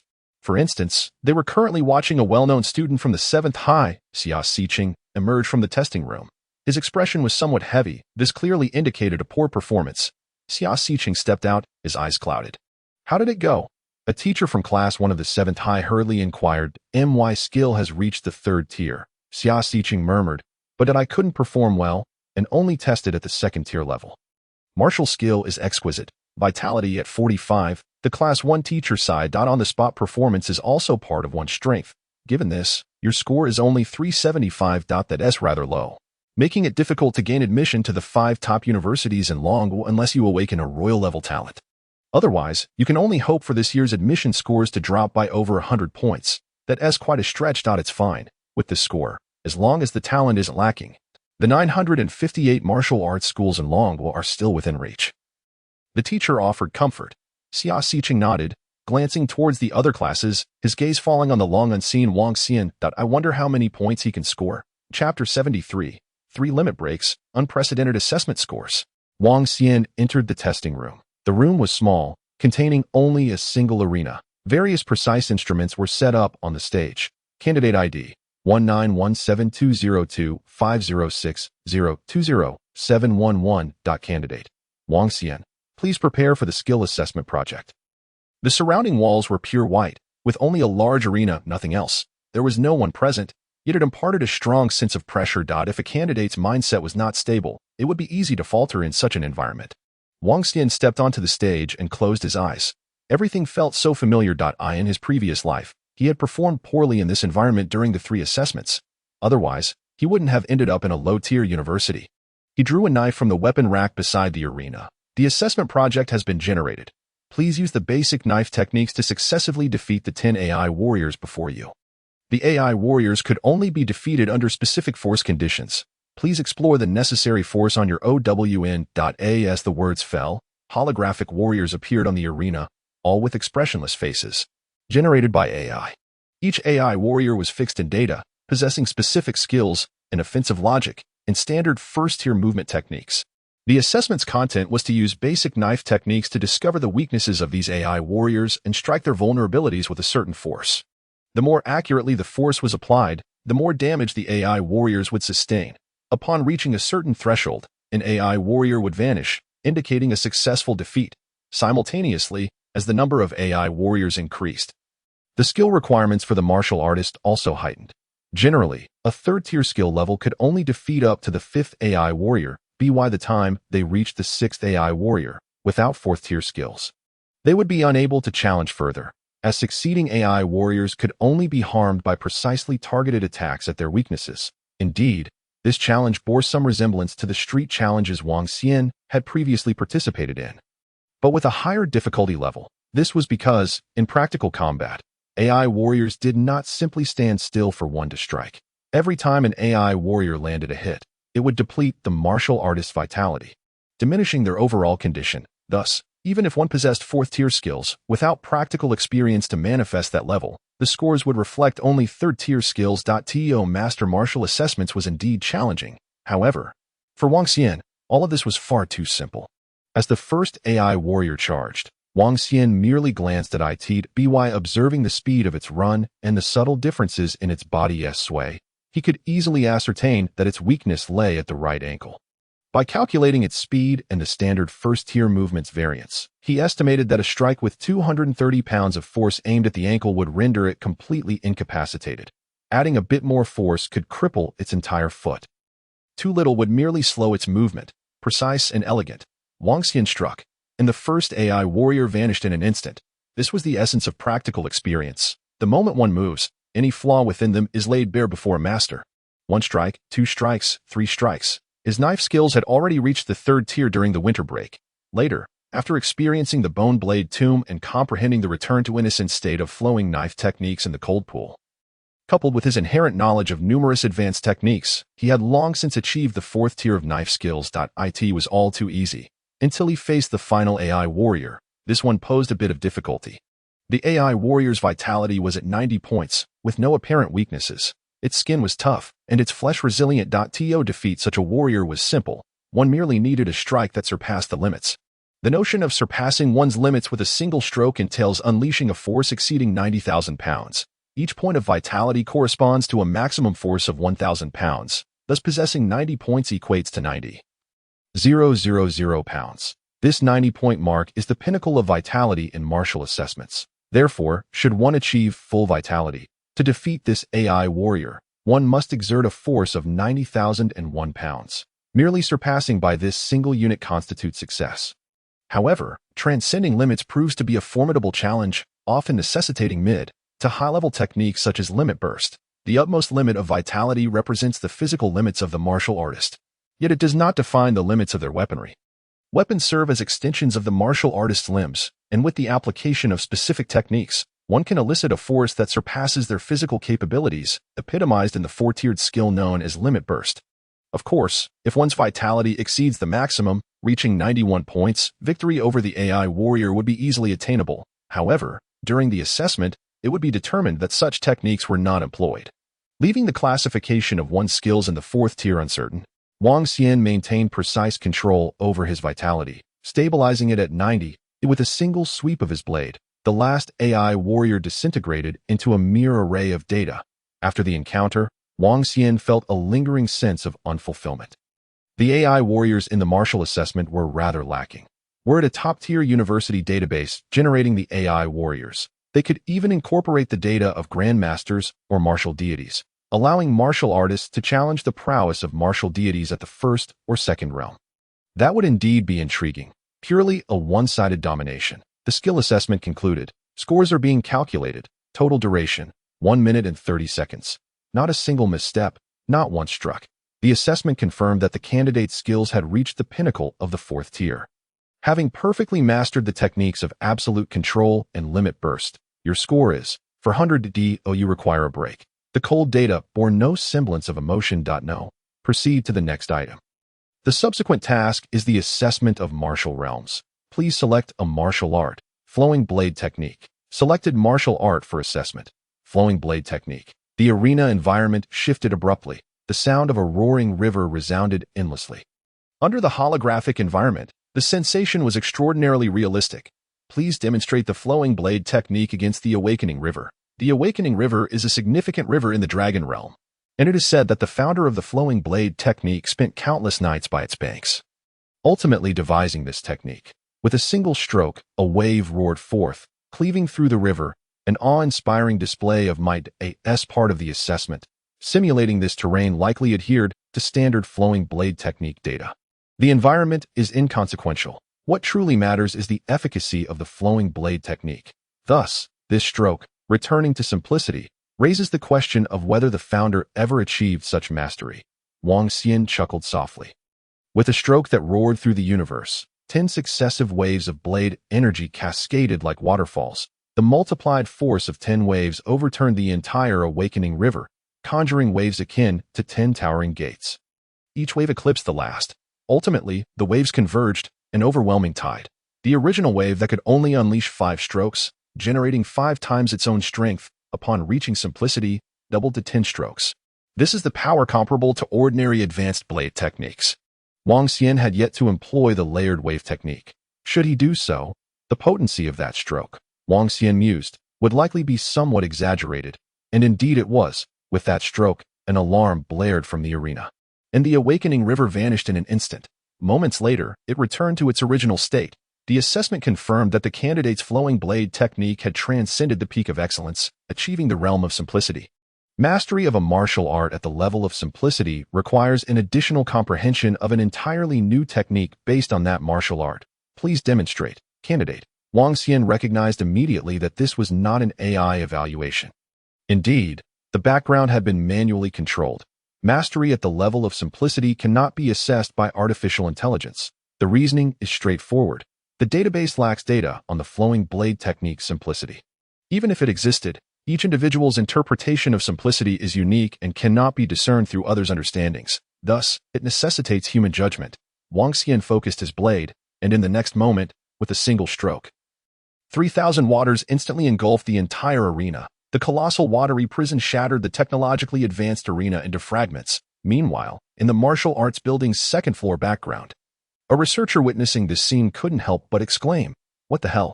What a freak! Can someone truly comprehend such a level of technique? This is the realm of simplicity. Damn it, after all these years, this is the first time I've seen someone achieve the realm of simplicity in martial arts during an assessment in Rome City." Enough, you've earned full marks. The assessment room is in ruins. Wang Xian observed the red alarm on the assessment display, alongside the notification, "Your martial arts assessment has been completed." The assessment report will be generated in the adjacent room. Please proceed to the next room for your vitality assessment. Reluctantly, Wang Xian stepped out temporarily. Simultaneously, in the adjoining assessment room, a fellow student from Class 4, Long Biao, the martial arts committee member, also wielding a blade, emerged with a perplexed expression. "What happened to you?" Wang Xian inquired. "I don't know. As I was leaving, the arena's holographic display suddenly illuminated my score, stating that my blade technique had reached the realm of simplicity." Long Biao replied, bewildered, "But my previous assessment merely indicated slight progress. Isn't that just absurd? I didn't even have time to react before they rushed me out. By the way, how did you fare?" "I don't know. The assessment room malfunctioned, so I haven't finished. They said I need to complete the remaining vitality assessment over here." Wang Xian entered the assessment room Long Biao had vacated. Long Biao nodded. Upon Wang Xian's entry into the assessment room, he suddenly jolted, realizing something, gazing at Wang Xian's retreating figure in disbelief. He stammered, unable to articulate his thoughts, staring blankly. Meanwhile, Wang Xian proceeded with the assessment, recalibrating his registration number and name. "Please measure strength, speed, and vitality."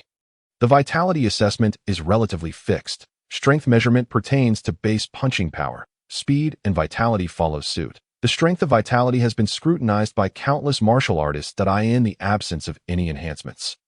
The maximum punching power remains constant. Should it exceed, it would invariably indicate the use of martial protective gear, secret techniques, or martial arts, among others. Wang Xian had no intention of activating his divine channels. His vitality had already reached 100 points. With the completion of his Ren and Du channels into divine channels, his vital essence coursed through the 8 extraordinary meridians, permeating every limb and bone. Wang Xian estimated his vitality to be around 100 points, perhaps even slightly more. Thus, Wang Xian unleashed a punch. The strength measuring device fluctuated wildly for over 10 seconds before stabilizing .101000. Wang Xian understood. His vitality was 101. Aligning closely with his estimation. In Class 4, Long Biao, how did you perform? Chui Sanyan inquired as students began returning, his expression revealing a hint of delight. Most students achieved satisfactory results. "Mediocre," Long Biao replied vacantly. Suddenly, he recalled something. "Teacher, how did the other students fare? Especially those who joined the martial arts class, like Li Zihong." "They did well." Chui Sanyan glanced at Li Zihong and the others. Li Zihong's vitality is commendable, reaching 30 points, with peak second-tier skills and a few minor accomplishments, though his overall score isn't particularly high. He possesses decent talent and displays notable performance in practical combat. He could easily secure a place in a reputable 985 university. Zhou Shukuan surpassed Li Zihong significantly. While top-tier universities may be challenging, 985 schools are within reach for him. However, Chen Yuding. Chui Sanyan looked toward the crowd, where Chen Yuding shone like a star among the masses. Her score exceeded Xia Xiqing's, with third-tier skills, exceptional mastery of martial arts, vitality at 60 points, and a total score of 405. Within the martial arts class, she likely ranks just below Yimi Yue. With slightly better talent, gaining admission to the top 5 universities in the Dragon Realm wouldn't be difficult for her. Her rate of progress is only slightly behind that of Class 9's Yimi Yue. Long Biao fell silent. By the way, I noticed you were conversing with Wang Xian earlier. Why did he end up in your assessment room?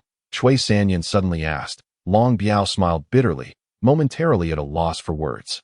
When one is young, encountering someone exceptionally brilliant can be overwhelming.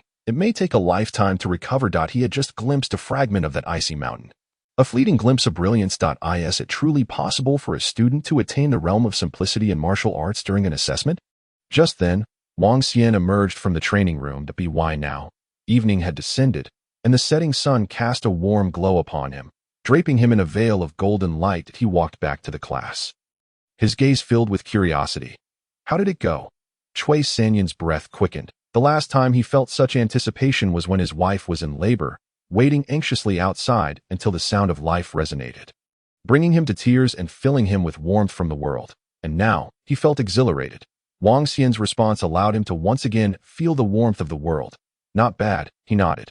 How many perfect scores? 3. Wang Xian hesitated for a moment. 3. Cui San suddenly slammed his hand down, exclaiming excitedly, so that's 600 points, 3 stages of skill, reaching the pinnacle, and a vitality of 90. Excellent. Excellent. Around him, his classmates were filled with envy and astonishment, mixed with a hint of inevitability. After all, Wang Xian was someone who had garnered the attention of masters in the past. Achieving such a score, on par with the monsters from Yizhong, was indeed understandable. In a way, Long Biao suddenly interjected, "You cannot possibly have only 600 points." Everyone was taken aback, unsure of what he meant. Your martial arts realm has already reached the stage of returning to simplicity. How could it only be 600? Long Biao declared loudly. In that moment, he felt a surge of pride. The last time he felt this way was during the master's martial arts demonstration. Now he was experiencing the glory of Qizhong. Our Qizhong can actually produce such a genius. I am in the same class as a genius. Has Wang's score been released? How many points? Is it 600 in full? Nearby, Principal Xia, accompanied by several school leaders, approached, having presumably overheard the commotion. They were all grinning from ear to ear. As for the scoring, Wang Xian pondered. The testing room reported a score of 723. As soon as the words left his mouth, everyone froze in shock. How many? Bro, this is just the first round of the martial arts examination, right? Chapter 74. Qin Yuding.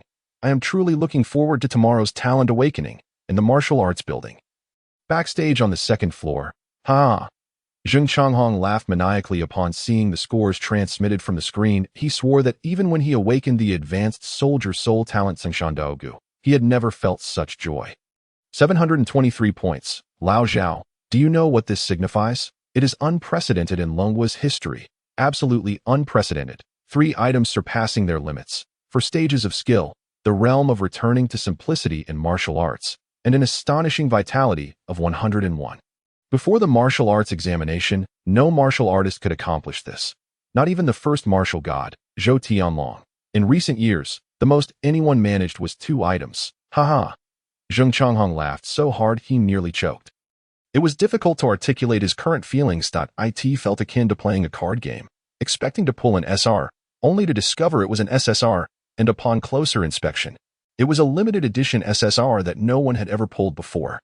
I am going to be rich. Beside him, Minister Zhao of the Divine Sword Club stared blankly at the dazzling score, momentarily losing interest in monitoring the other students. How is this possible? He murmured. How can a single student achieve such a feat? He glanced at his friend, unable to comprehend. How can this guy have encountered such a promising talent? No other Divine Sword Club in Longhua has ever seen such a promising talent. Right? You'll be eating well for the rest of your life. His tone was laced with envy. Has Wang Xian's score been released? Tan Tianzi had been waiting for a long time. Finally, he received a report from a spy from Xizhou.